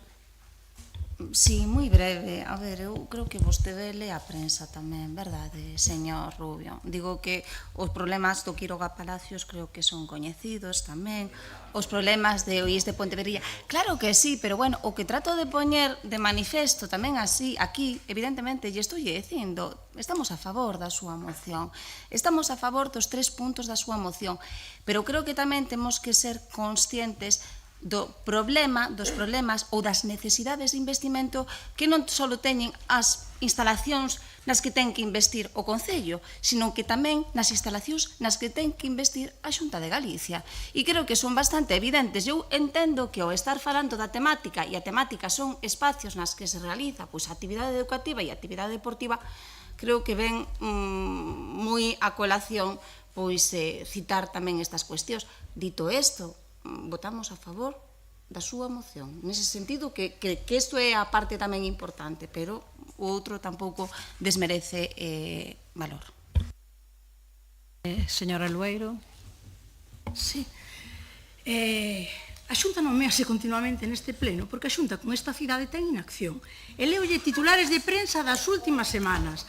O Concello de Ames e a Xunta de Galicia colaborarán na reparación das cubertas do pabillón e do Colexio do CEIP de Barouta.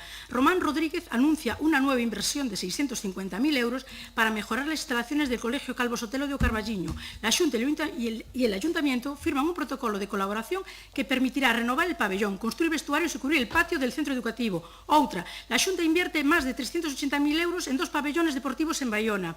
La Xunta inicia las mejoras de 2 colegios en Vilanova con obras en un comedor y un pabellón. La Xunta financiará con 190.000 euros, por favor, las obras de mejora y reparación del pabellón de Cariño. Igualiño que en Santiago. O noso voto vai ser a abstención. Ben, pasamos a votación, señor secretario.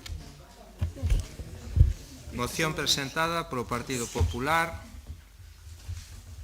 Moción presentada polo Partido Popular para a mellora das instalacións do CIP Lamas de Abade. Votos a favor. Grupos municipais, Partido Popular, Socialista, Concelleiro non adscritos. Votos en contra. Non hai abstencións. Grupos municipais, BNG, Compostela Aberta. Apróbase a moción.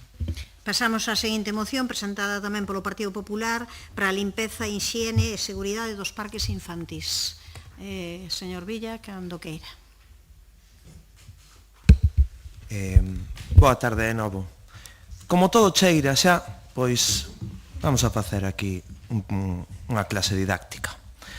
Contrato de transporte, nada. Contrato de auga, nada. A cidade sucia, sabemos como está. O Parque Comarcal de Bombeiros, nada. Taxa turística, nada. A declaración de zona tensionada, nada. A ordenanza de taxis VTC, nada. Municipalización do Parking de Praza de Galicia, nada. O peche masivo do comercio no casco histórico, nada.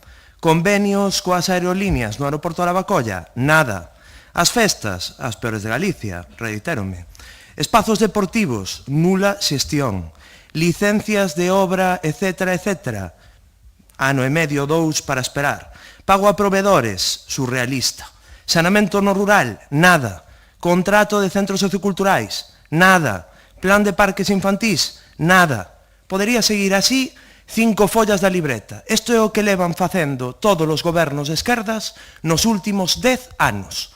E digo isto hoxe aquí porque xa que vostedes empeñan en botar as culpas de todo ao goberno do PP 2011-2015, pois tomen nota, 10 anos tiveron para mellorar todo isto, todos os que están aí. 10 anos, estamos no 2025. Así que un pouquiño de vergoña, un pouquiño de humildade, porque cando saen á rúa, despois de decir aquí que a culpa de todo é do Partido Popular, debería caerlle alma ao chan, mínimo, Eu non reniego dos meus compañeiros, que, por certo, todos foron absoltos. Señora Louzao, dixo vostede antes a frase esta de que por moito que se repita unha mentira non se fai verdade.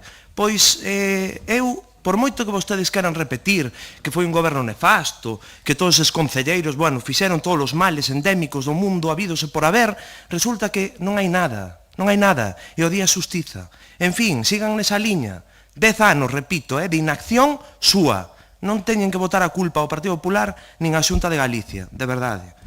E o exemplo, os parques infantís, pois miren, por exemplo, o Parque Infantil da Praza de Galicia, da Praza de Vigo e a remodelación do Parque Infantil da Praza Roxa o fixo o goberno do Partido Popular, do 11 ao 15. Eses 3, que son os únicos que tiveron a ben remodelar grazas á demanda que fixo o Partido Popular, por certo, os que tiveron a ben facer actuacións durante este mandato. E contrato de parques, quitando eses 3 que acabo de mencionar, quedan 54 no resto da cidade, que non cumpren nada. Teñen buracos no chan, falta de accesibilidade, teñen ausencia de valados, nula hixiene e limpeza, grandes eivas de seguridade porque non cumpren a normativa vixente, e nesa senda de que se lles cae un pouco a cara de vergoña, pais e nais víronse na obriga de limpar o Parque Infantil da Trisca. Non é o único, non é unha excepción, o fan en moitos outros porque así non lo trasladan, porque dan verdadeiro asco, e hai que chamarlle as cousas polo seu nome. Polo tanto, vostedes o ano pasado, no 2024, no mes de decembro, e xa nas campañas electorais que levamos nestes 10 anos, pois vostedes falaban dese contrato para limpeza e mantemento. Nada sabemos a día de hoxe. Iniciouse o procedimento de licitación, pero ata aquí. Estamos en outubro prácticamente do 2025, está sen adxudicar. Polo tanto, hoxe, pois quero saber para cando vai caer o contrato. E, hombre, mentres non chega o contrato, porque visto que aquí estamos todo a 10 anos vista, pois, mentres tanto, cumpran a normativa e leven a cabo as accións que sexan precisas para que os parques infantís nos que hai nenos e nenas pois estean nas mellores condicións posible. Grazas, señor Villa, polos concelleiros e concelleiras, señora Castro, cando queira. Grazas, señora alcaldesa. Bueno, a verdade é que estiven moi atenta ao que dicía o señor Villa. Sempre estou atenta, cando fala el, porque vostedes sempre sorprende, non deixa de sorprender. Pero agora estiven máis porque este é un tema polo que teño unha sensibilidade especial. Por que será? Mire, cando fala, e eu voume cinguir a moción que vostede presenta, vale?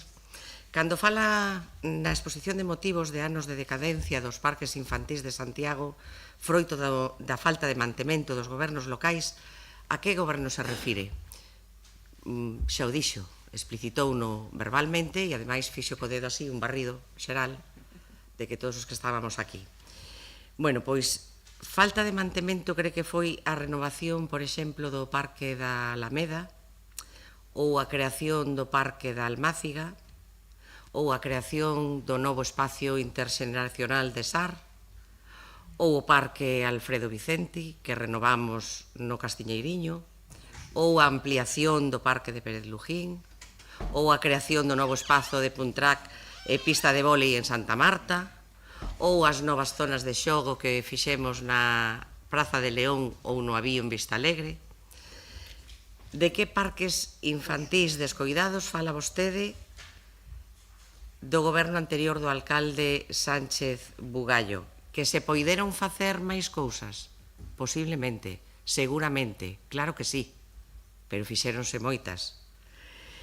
De feito, eu propóñolle que lle pregunte, e eu pregúntolle tamén a vostede directamente, as súas compañeiras e compañeiros de bancada do Partido Popular, que opinan do Departamento de Parques e Xardíns dos 4 anos de goberno anteriores.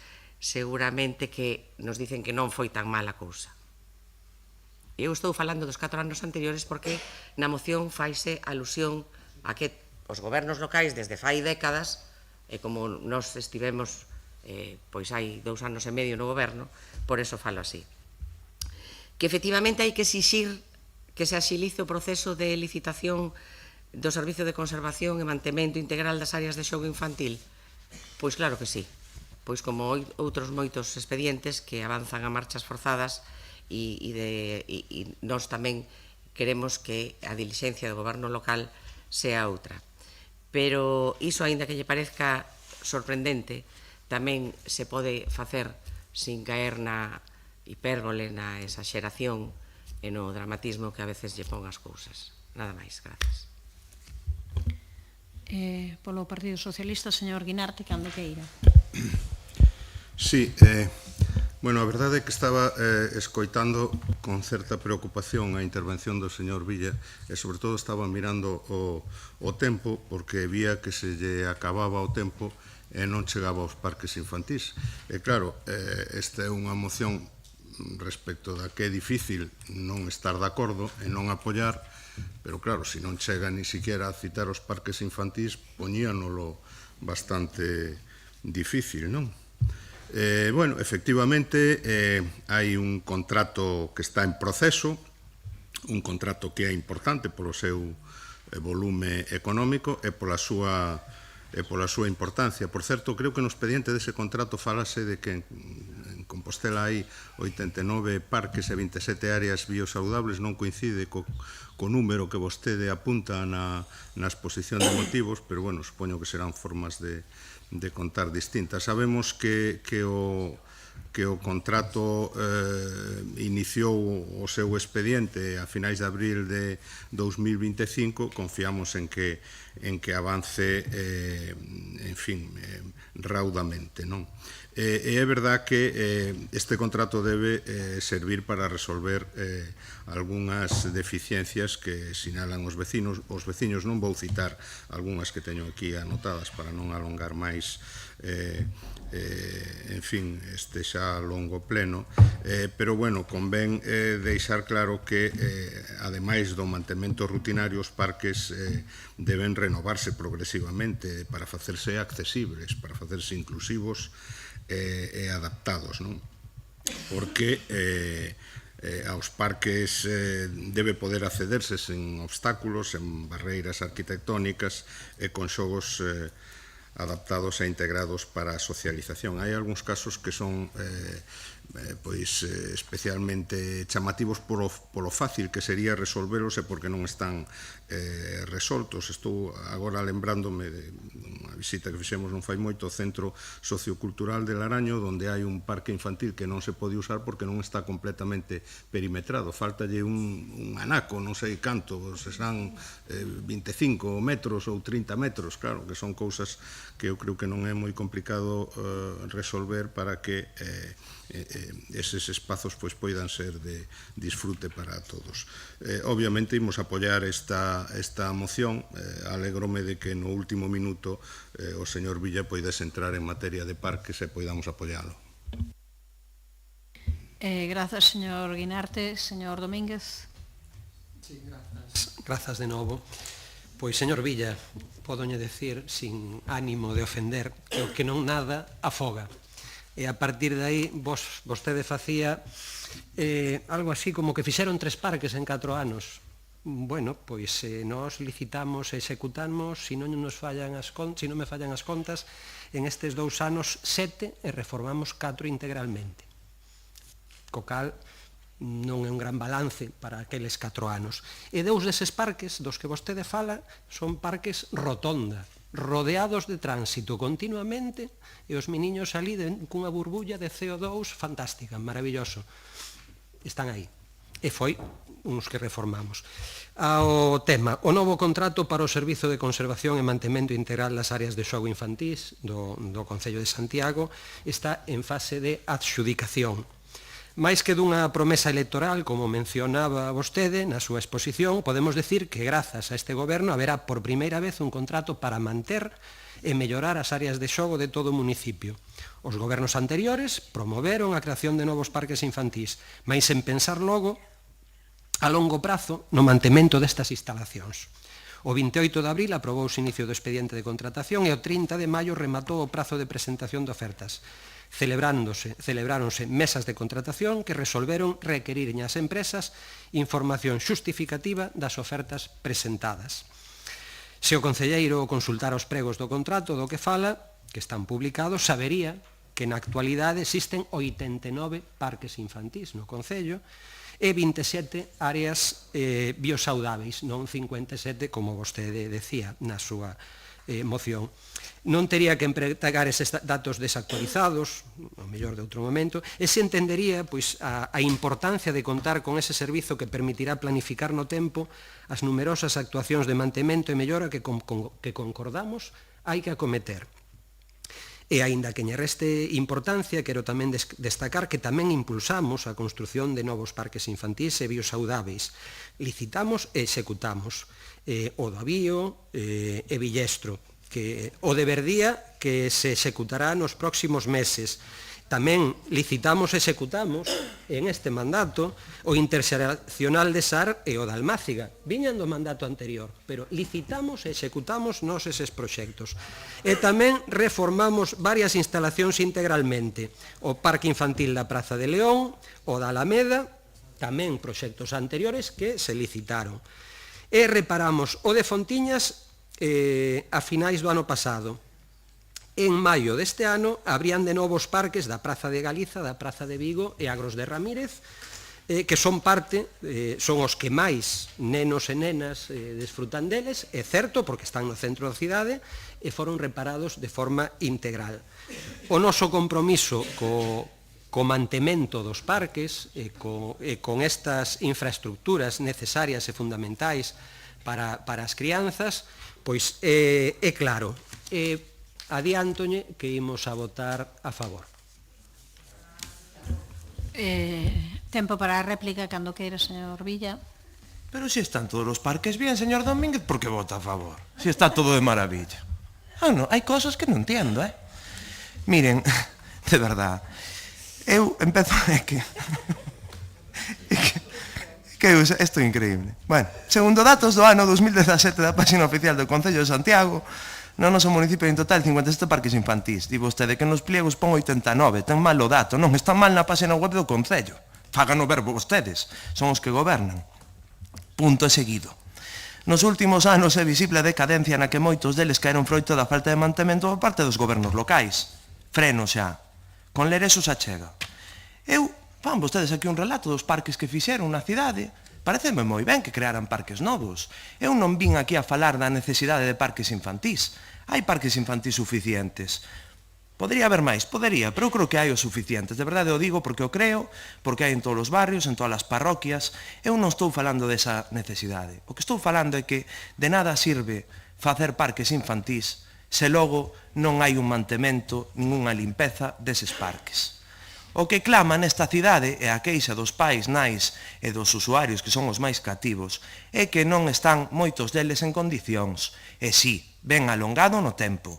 Fixeron melloras? Pois faríanas. Pero no rural, señora Castro, os parques están desfasados totalmente. Están destruídos. Levan moitos anos en tocarse. Vostedes despois, digo o BNG, que son os que presumen de vivir no rural e demais, pois xa se ve, a ver quen ten ganas de ir pa ali, tal e como están determinadas infraestructuras. Así que, bueno, pouco máis, señor Domínguez, que fixo 7, que arranxou 4. Parabéns, o PP na etapa 11-15 non fixo os parques aos que fixen referencia. Os puxen de exemplo porque vostede, neste mandato, grazas á demanda do PP, pois fixo actuacións neles que boa falta lle facía. Señora Castro, cando queira. Grazas, señora alcaldesa. A ver, o señor Villa non atinou no número de parques que hai no Concello, pero o señor Domínguez tampouco atinou no número de licitacións que fixo este goberno. Ben, non teño nada máis que decir. Eu xa dixen que efectivamente se poderían facer máis cousas. Estou de acordo que no rural se necesita un investimento importante para os parques. Nós imos votar a favor desta moción, tamén o anticipei, pero eu recomendolle ao señor Villa que en algún destes parques que eu citei, que se dé unha volta, que se tire polo tobogán, que se suba a tirolina e verá como non todo é tan triste, tan gris como o describe. Nada máis, grazas. Grazas, señora Castro. Señor Guinarte, non. Señor Domínguez. Sí, por autocorrexirme e darlle a razón pois a señora Castro.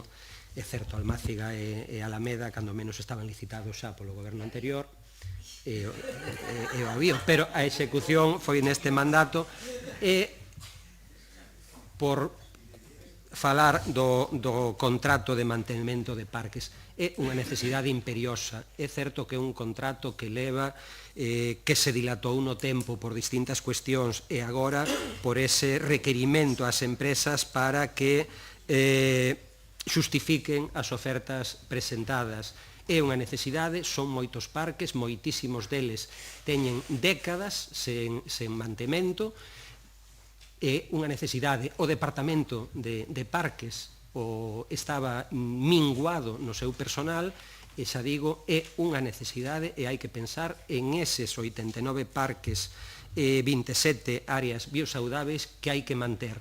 Non só construir, que posiblemente xa teñamos suficientes, pero ese é outro tema. Grazas. Pasamos á votación, señor secretario. Moción presentada polo Partido Popular para a limpeza, hixiene e seguridade dos parques infantís. Votos a favor.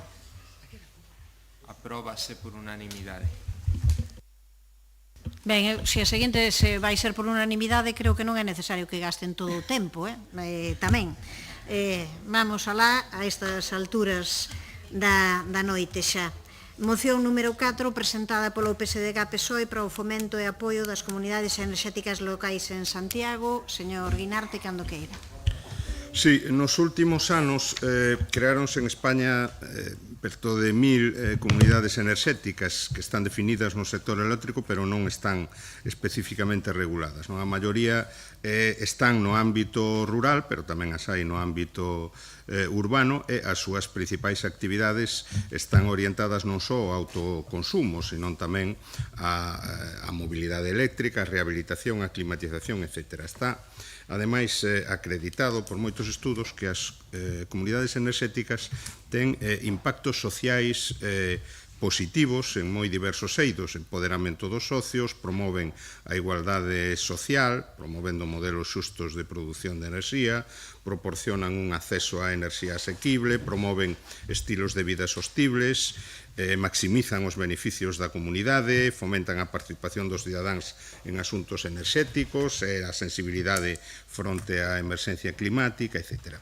Neste pleno municipal, no mandato anterior, xa se presentou unha moción polo concelleiro de Compostela Berta, Xan Duro, a respecto desta materia, na que se propoñían a creación dunha oficina municipal de apoio ás comunidades enerxéticas, a cesión de parcelas municipais para a súa implementación, incluso o estudo da creación dunha empresa pública local de comercialización de electricidade. A nosa proposta é máis sinxela e menos ambiciosa porque o rol dos concellos, o papel dos concellos neste eido tamén pode ser promover e apoiar o desenrolo económico local sostible, organizar campañas de educación e concienciación e informar a cidadanía sobre os beneficios das enerxías renovables, fomentar a participación activa dos cidadáns en comunidades enerxéticas e tamén un rol facilitador cedendo espacios públicos, se os houbera, para a instalación de sistemas de xeración ecolóxicos, axudar as comunidades enerxéticas a acceder á financiación, desenrolar e aplicar normativas locais que favorezan a creación e a operatividade das comunidades enerxéticas, etc. Por iso presentamos esta moción, non me vou estender máis, porque, como decía a alcaldesa, pois confío en que acade o apoio unánime da Corporación Municipal. Grazas, señor Guinarte. Señora Castro, cando queira. Grazas, señora alcaldesa. Bueno, imos ver os das novas ideas e novas propostas para Santiago. Fagamos algo de memoria.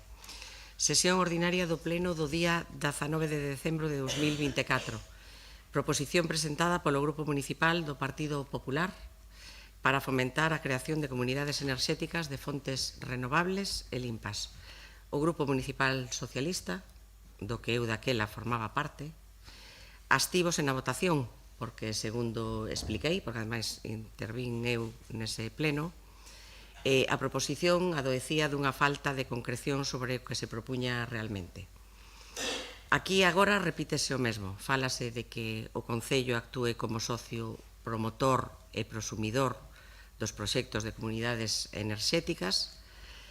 Queren vostedes que o Concello promova a creación dunha comunidade enerxética municipal? Queren que participe en proxectos de iniciativa privada? Como se faría neste segundo caso? Cando falan de fomentar a participación activa da veciñanza para a creación de comunidades enerxéticas locais, queren que o Concello impulse un programa de axudas para afrontar os investimentos de proxectos de comunidades enerxéticas cidadás e empresariais? Cando se refiren ás bisbarras máis vulneráveis, de que falan en realidade? De barrios, de parroquias, de núcleos de algunha parroquia? Non sei, de novo aquí falta concreción a hora de abordar unha cuestión complexa da que aínda non existe moita información entre a cidadanía e que requeriría de certo rigor. Facendo honra á verdade, tamén sería procedente unha referencia a que xa existe unha proposición aprobada neste pleno sobre este asunto do Partido Popular.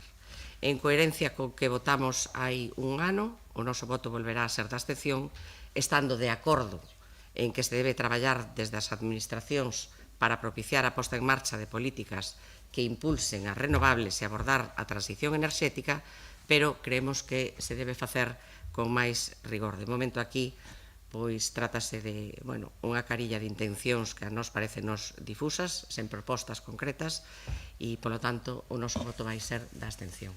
Nada máis, grazas. Grazas, señora Castro. Ten a palabra o señor Domínguez. Grazas de novo. O persoal técnico do Concello realizou este ano pois unha formación específica impartida pola Universidade, pola USC, para a promoción e constitución destas agrupacións enerxéticas das que estamos a falar, alternativas ao mercado especulativo imperante. Tal e como prevé a normativa e a legislación nesta materia, o Concello pode promover a creación e tamén formar parte dunha comunidade de enerxías renovables que deberá ter unha personalidade xurídica propia e estar baseada na participación aberta, voluntaria e democrática. Despois de avaliar a viabilidade e o impacto da execución dun proxecto modelo, en contacto co tecido asociativo de Santiago, deseñamos o proxecto de implantación dunha comunidade enerxética en Santa Cristina e San Xoán de Fecha. En maio do 25, o Concello foi adxudicatario dunha axuda concedida polo INEGA para a constitución da asociación que integrarán as persoas e entidades interesadas en formar parte deste proxecto, xunto co Concello, e que será modelo para outras localizacións. Encargamos un anteproxecto a unha empresa especializada no sector que deseñou, dimensionou e orzamentou as instalacións necesarias que se deben executar. Ese proxecto foille presentado á veciñanza nunha reunión aberta a todas as persoas interesadas. Estamos redactando os estatutos para a constitución dunha asociación enerxética sen ánimo de lucro, da que o Concello será socio. As persoas particulares e as empresas que manifesten o seu interese en formar parte dela tamén o poderán ser, sempre que se atopen dentro do ámbito de influencia de 2 kilómetros a redonda deses puntos de xeración, donde o Concello, ademais, pode aportar pois esas cubertas de algúns edificios públicos. Nas últimas semanas celebráronse reunións coa veciñanza para informar sobre os avances e animar a participación, e unha vez constituída esa asociación, que seguramente sexa o modelo que se leve a cabo, seguiremos avanzando para ter esa primeira comunidade enerxética compostelá no rural, e agardamos que máis persoas e empresas se poidan sumar a ela, así como que se estimule a implantación doutras no resto do territorio. Continuaremos tamén promovendo e concienciando sobre a importancia da transición enerxética e da sustentabilidade, non só nos centros educativos, tamén reducindo os consumos e mellorando a eficiencia dos edificios, do espazo público e dos servizos municipais. Por todo elo, e como estamos traballando pois na liña que propoñía na moción o Partido Socialista, pois votaremos, adianto que votaremos a favor. Polo Partido Popular, o señor Ben, cando queira. Gracias, alcaldesa. Bueno, la verdad que estuve viendo el pleno del 19 de diciembre del año 24 para ver la intervención al respecto de la iniciativa que en su momento defendió Borja Verea. Coherencia total en la intervención que hoy ha tenido Mila Castro, de alguna manera me lo esperaba. Bueno, me llama un poco la atención en aquel momento el Grupo Socialista, conformado por 6 concejales elegidos en las urnas, votar en bloque y diera como buena la respuesta que Mila Castro expuso en aquel momento, que es similar a la que expone hoy. Vemos que traen una iniciativa que es un remake, por así decirlo, de la que presentó Borja Verea en diciembre del año 2019. Obviamente anunciamos que nuestro voto va a ser favorable, por una cuestión de coherencia pura y dura. También votó a favor Compostela Berta y votó a favor el BNG. El BNG es verdad que fue más crítico en aquel momento debido a que la iniciativa era del Partido Popular, entonces se aludieron al asunto y tal. Bueno, hoy ya no lo han hecho, refiriéndose al Grupo Socialista. Y bueno, claro, esta iniciativa, señores Aval, señor Guinarte, señor Aval, realmente llama la atención mucho que ustedes van a cambiar su voto, porque en aquel momento no votaron esta iniciativa porque había 3 cuestiones, básicamente, por las cuales no podían votar. 2 de las más importantes no figuran tampoco en esta iniciativa hoy, y eran que el Ayuntamiento habilite una línea de ayudas directas para asumir las inversiones, y segundo, que se inicien los trabajos para impulsar una comunidad energética municipal, no colaboración con vecinos, sino tal. Esto no figura en esta iniciativa. Ustedes han cambiado los votos por aquello de los principios, la coherencia y todo esto, ¿no? En todo caso, el BNG sí apoyó la iniciativa. Yo tenía que hacer una pregunta, se ha adelantado el señor Domínguez de alguna manera. Hablaba de estudios solicitados, pues, se habló de un estudio solicitado al Servicio Técnico de la Casa para impulsar una comunidad energética municipal, y habló de un trabajo en conjunto con el OSC para impulsar 3 comunidades en nuestro territorio. Yo le iba a preguntar si había algo nuevo, ya se ha adelantado usted y ya me ha dicho que sí, lo cual nos congratula. Pero volviendo al debate de esta iniciativa y no hablando del pasado, aunque también es importante mirar al pasado para saber hacia dónde tiene que dirigirse en el futuro, lo digo que es bueno que todos lo hagamos, volviendo al debate de la iniciativa que hoy trae el Grupo Socialista, le quiero recordar tan solo que el INEGA pone a disposición de las entidades locales y comunidades energéticas ayudas para la mejora del uso y contratación de energía por parte de ayuntamientos y población general a través del fomento de las comunidades energéticas y la planificación y asesoramiento profesional que permite identificar posibilidades de adecuar de manera óptima las suministraciones energéticas al escenario actual. Subvenciones para planificación energética, entidades locales y comunidades locales. Están a disposición de que todo el mundo los pueda consultar en INEGA. Lo que estamos esperando, de verdad, y es importante que ustedes, que ahora tienen representación en el Parlamento directa, se le ve que redacta con ímpetu y con ganas y de forma abundante, lo que estamos esperando es que el Gobierno central mueva ficha, pues aún no dotó de un nuevo marco legislativo claro a las comunidades energéticas. Aún no se aprobó el proyecto de Real Decreto por el que se desenvuelvan las figuras de las comunidades energéticas renovables y las comunidades ciudadanas de energía. Volviendo a como comencé, nuestro voto, por supuesto, va a ser a favor de una iniciativa que, repito, es un remake de la que nosotros presentamos en este momento. Nada más y gracias. Grazas, señor Ben. Tempo para a réplica para o señor Guinarte, cando queira. Sí, moi brevemente.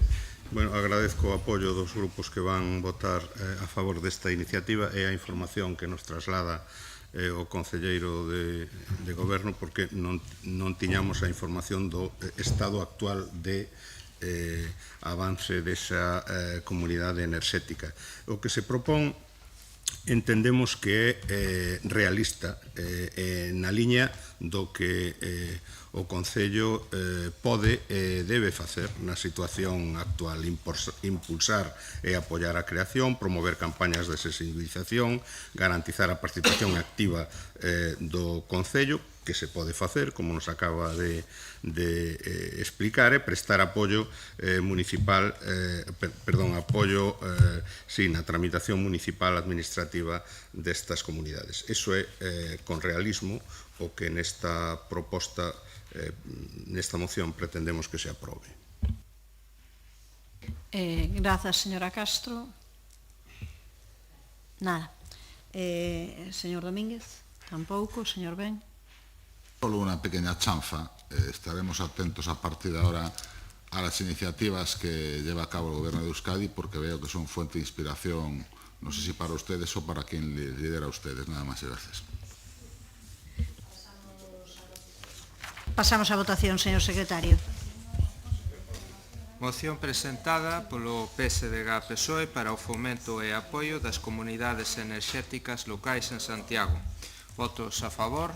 Grupos municipais, Socialista, BNG, Compostela Verde, Partido Popular, votos en contra, non hai, abstencións, concelleiras e concelleiro non adscrito, apróbase a moción. Imos daquela coa derradeira moción para debater no día de hoxe, presentada polo Partido Popular para a creación dun centro de patrimonio visual en Santiago. Señor Constenla, cando queira. Muchas gracias, señora alcaldesa. Buenas noches. Bueno, pues muy rápido, porque es algo que ya hemos traído o que ya se ha hablado en este pleno en anteriores ocasiones y circunstancias, y por tanto no es un tema que les va a resultar ajeno y sobre el que creo que se concitará un cierto consenso, ¿no? La propuesta de esta intervención, de esta petición, no es otra que la creación de un centro de patrimonio visual en Santiago de Compostela, un centro que se dedicará a la conservación, investigación y divulgación del patrimonio fotográfico de nuestra ciudad, y que marcaría, o debería hacerlo, un paso adelante en la protección y promoción de un patrimonio de incalculable valor que hasta ahora está disperso, poco accesible y yo creo que poco puesto en valor. Nuestra ciudad es sin duda un lugar esencial. La fotografía desde sus inicios en el siglo XIX pues ha sido una de las principales herramientas para documentar el cambio social y urbano de nuestra ciudad. Santiago ha sido testigo de grandes transformaciones a lo largo de los siglos y cada uno de esos momentos está reflejado en miles y miles de fotografías. A nadie se le escapa que en nuestra ciudad trabajó y creó buena parte de sus obras el Gran Casado, fotógrafo de referencia en la historia de la fotografía de Galicia y me atrevería a decir que de España. Pero no es el único. Andrés Cisneros, el primer fotógrafo gallego, tuvo estudio propio en la Rúa Nova en 1856. María Cardarelli, la primera fotógrafa con estudio abierto también en la calle del Orrio. Juana Cabello, que con solo 8 años pues ya presumía de hacer unos buenos retratos, ¿no? Pero más recientemente, no se nos escapará a muchos, pues a Sandine, Almeida o el bueno de Pepe Guitián, ya fallecido. Sin embargo, hoy nos enfrentamos, como digo, a un desafío, que es encontrar ese patrimonio que debería ser de todos, debería ser accesible, debería estar catalogado y debería formar parte de un gran cuerpo único, pues ahora en la actualidad está disperso en archivos, colecciones privadas, fondos municipales, etcétera, ¿no? Existen múltiples iniciativas a nivel nacional que ya han entendido la relevancia de la fotografía como un instrumento de conocimiento histórico y cultural, y yo me atrevo a señalar aquí pues el Centro de Documentación Fotográfica de Zaragoza, o en Barcelona el Archivo Municipal de la Ciudad, o en Madrid el Centro de la Imagen, que conserva miles de fotografías históricas. Sin ánimo de alargarme más, porque como digo, entiendo que sobre este particular se debería concitar una cierta sintonía de voto. Bueno, lo que creo que ya es tiempo, hemos pasado ya el tiempo del diagnóstico, y ya me dirijo ahora al señor Guinarte, que muy amablemente nos hace llegar una enmienda en el sentido, bueno, pues de poner en valor la necesidad del diagnóstico más allá de, como digo, la operatividad de empezar. Yo creo que no es tiempo ya de diagnóstico, eso lo tuvimos ya en el pasado. Me parece que es necesario, con independencia de que tiene razón, o se puede, por eso figurar en el texto también de nuestra moción, es necesario, bueno, pues realizar un trabajo que ponga blanco sobre negro las necesidades de ese espacio, pero no podemos contentarnos con esto, es necesario ponerle pies a este proyecto, es necesario avanzar, porque si no nos encontraremos con que nunca tendremos un museo de la fotografía, si se quiere resumir, como no tenemos un museo de Cucas después de tantos y tantos años de su legado, ¿no? No me extiendo más, agradezco, señor Guinarte, su aportación, pero no la vamos a aceptar por cuanto entendemos que, como le digo, es tiempo ya de pasar a la acción, es tiempo ya de poner plazos, y contentarnos solo con el diagnóstico sería paralizarlo una vez más. Muchas gracias. Gracias, señor Constenla. Ten a palabra a señora Rosón. Bueno, coincido nunha parte importante do discurso a favor da creación dun centro de patrimonio visual Compostela, e Galicia inteira é un territorio con un patrimonio audiovisual aínda por descubrir, moi importante, e a maioría pasan por algúns familiares que polo traballo de moitos profesionais que percorreron Galicia inteira para guardala en imaxes.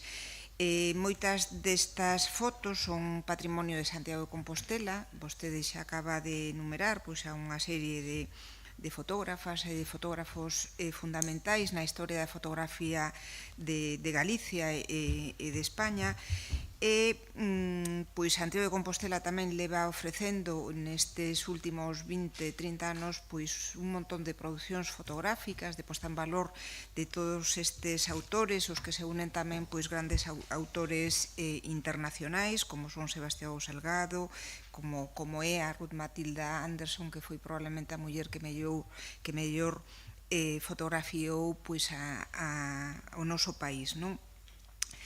Dúcias de excelentes exposicións, milleiros de fotos que despois volven moitas delas aos seus propietarios quedando no esquecemento. Todas estas producións non serían posibles sen a implicación das institucións como a Universidade de Santiago, o Museo do Pobo Galego e o Consello da Cultura Galega, que agora, por exemplo, é depositaria dunha parte da produción sobre Galicia da importantísima fotógrafa Ana Turbau, e que acollen a Cidade da Cultura, o Arquivo de Galicia, o Arquivo Histórico da Universidade, son, por suposto, o Consorcio de Santiago, a través dese espazo tan importante que é a Casa de O Cabido, que acollen e organizan moitas mostras, pero as copias dese material non teñen un lugar físico onde arquivalas. Por iso, eu creo que esta moción que debe de servir e para reivindicar o papel do Centro Galego das Artes de Imaxe, inaugurado en Santiago de Compostela no ano 91, estivo uns anos na Rúa do Villar e agora xa leva varias décadas na Casa da Cultura Salvador Madariaga na Coruña. A súa integración en Agadic e, sobre todo, a proposta de reducción do persoal que tivo lugar no ano 2016 formulada polo goberno autonómico, supuxo na práctica condenalo ao esquecemento. O Centro Galego das Artes da Imaxe, segundo os seus estatutos, agora denomínase Filmoteca de Galicia, di os seus estatutos que é a institución responsable desde a Administración Autonómica da programación de proxeccións, exposicións, conferencias, publicacións, etc., co fin de proporcionar un maior coñecemento das artes da imaxe. É a institución responsable da recuperación, catalogación, custodia e difusión das producións e obras do patrimonio audiovisual e fotográfico galego. Un centro que, de preocuparlle, o Partido Popular, a salvaguarda do patrimonio visual, se cadra estaría máis explotado e mellor dotado de recursos. Pero non é así. Foi, non é? Nos seus inicios, dende logo, eu quero recordar a un gran amigo que foi José Luis Cabo Villaverde, un compostelá de pro que fixo un traballo importantísimo na recuperación e na posta en valor dese patrimonio e de todos estes fotógrafos e fotógrafos ata que morreu, desafortunadamente moi novo, e dende logo, dende aquela esmereceu totalmente o papel para o que foi creado e que sigue vixente a través deses estatutos, non se cumple. Dende logo, creo que asumir por parte do Concello un espazo especializado en audiovisual en Compostela resulta moi complicado. Creo, falamos antes dos recursos que temos para poder xestionar a cidade, e non creo que sexa nin sostible nin operativo. Un centro audiovisual nesta cidade, Ferrol tamén pode pedir o seu, cando existe unha ferramenta extraordinaria que debería de ser utilizada como ten que utilizarse e como merece. Dende logo, lóxico sería concentrar todos esos recursos nunha estrutura de carácter nacional. Imagínense que o chamemos CEGAI, que estea ben planificada e con un financiamento estable que poidese dar servizo a todo o territorio galego en lugar de multiplicar centros locais que a medio plazo corren o risco de quedar infrafinanciados por dependencia, axudas de carácter temporal e sen capacidade de actuación real. Un apunte sen ánimo de nada, eu creo que cando se trae unha moción ou calquera proposta ao pleno, o digo con moito respeto e con moito cariño, estaría ben comprobar que o que se escribe é correcto. Poñen na moción 4 exemplos de centros similares e falando dun centro de documentación fotográfica de Zaragoza. Isto non existe, o que existe é a sede da Federación Fotográfica. Rematou todo o tempo, o tempo e máis a réplica. En todo caso, o noso voto vai... Non, rematou o tempo do primeiro e o tempo do segundo, non ten máis tempo. Estou dando o sentido, estou informando o sentido do voto, o noso voto vai a ser da abstención. Grazas. De acordo, señor Guinarte. Sí, a ver si con brevedad consigo persuadir o propoñente da conveniencia de aceptar a emenda, que entendo que non, pero por si acaso. A ver, esta proposta realmente hai que decir que encaixa coa Axenda Urbana 2030 para Santiago, que recolle na súa dimensión número 5 referida a educación, patrimonio e cultura, entre outras accións posibles, a creación do Museo de Fotografía que acolla exposicións e proxectos de artistas de fotografía e traballos relacionados con temas de artes visuais. que sucede? Claro, que propoñer realizar un estudo de viabilidade económica e de impacto cultural e a renglón seguido xa decir solicitar a creación dun centro de patrimonio visual, establecer vías de colaboración, claro, fai que o realizar o estudio de viabilidade perda sentido, ou polo menos xa se presudgue cal vai ser o resultado do estudio de viabilidade. Desgraciadamente en Galicia existe unha experiencia demostrada de creación de espazos culturais que despois, por falta de financiamento, por falta de contido, por falta de xestión axeitada, pois quedan baleiros, non? Por tanto, nos pensamos que o lóxico é apoiar a realización dese estudio de viabilidade e tamén avanzar, se é posible, na elaboración dese inventario preliminar de diagnóstico dos fondos posibles, porque claro, faise referencia a algún na exposición de motivos, como, por exemplo, as fotografías de Casado, pero, claro, o seu traballo agora mesmo, que eu saiba, está espallado no Museo de Pontevedra, no Concello de Vigo, no Museo Etnolóxico de Ribadavia, no Museo do Pobo Galego, etc. Por tanto, de cantos deses fondos se vai poder dispor? Bueno, en principio, nos vemos ben a moción, pero apoiaríamola co voto a favor, se se acepta a emenda, por suposto, e se non, pois absterémonos. Grazas, señor Guinarte. Ten a palabra a señora Louzao.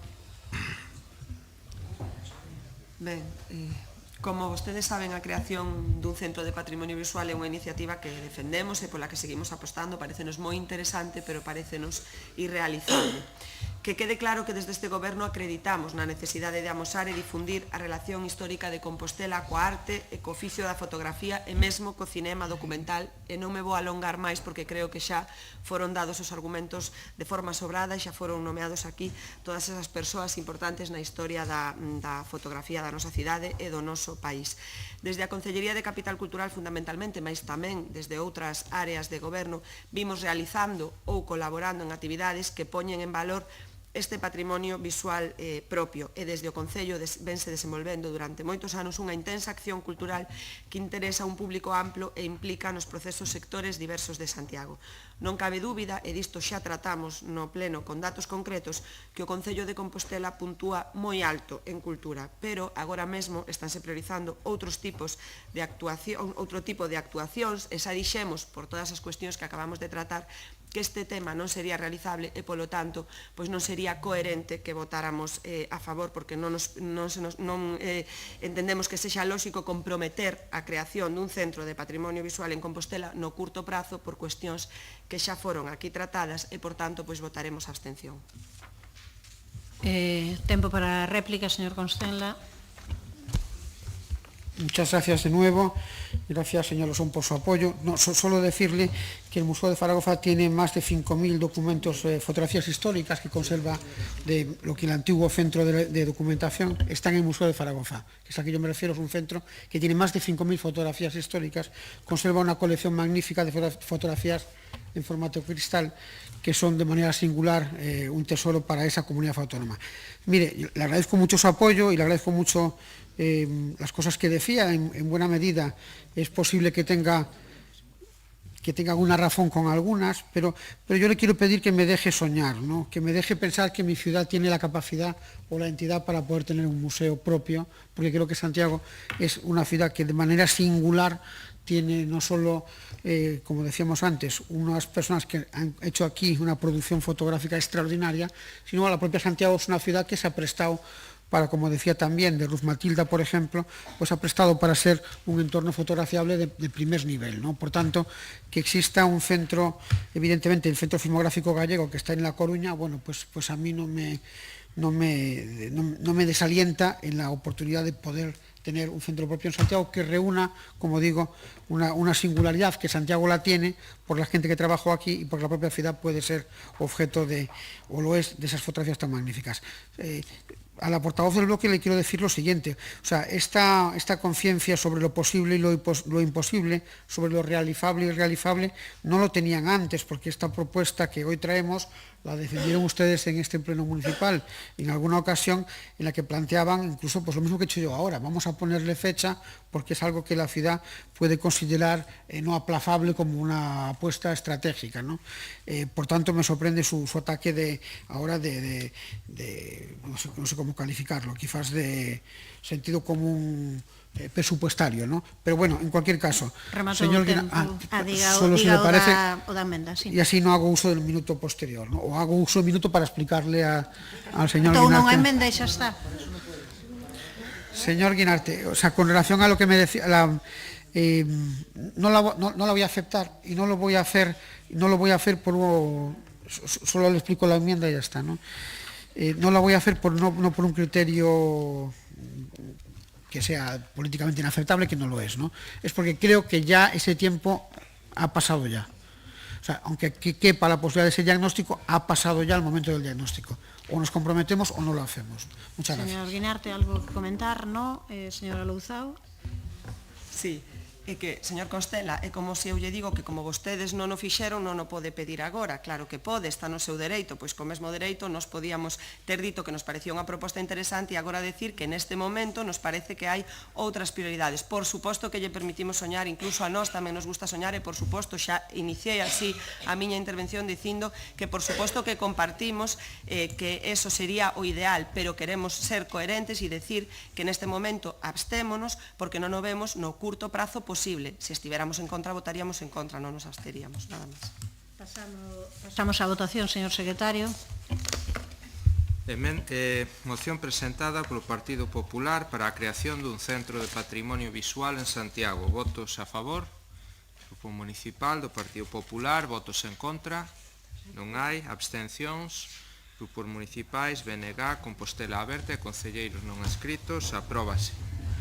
Boa noite.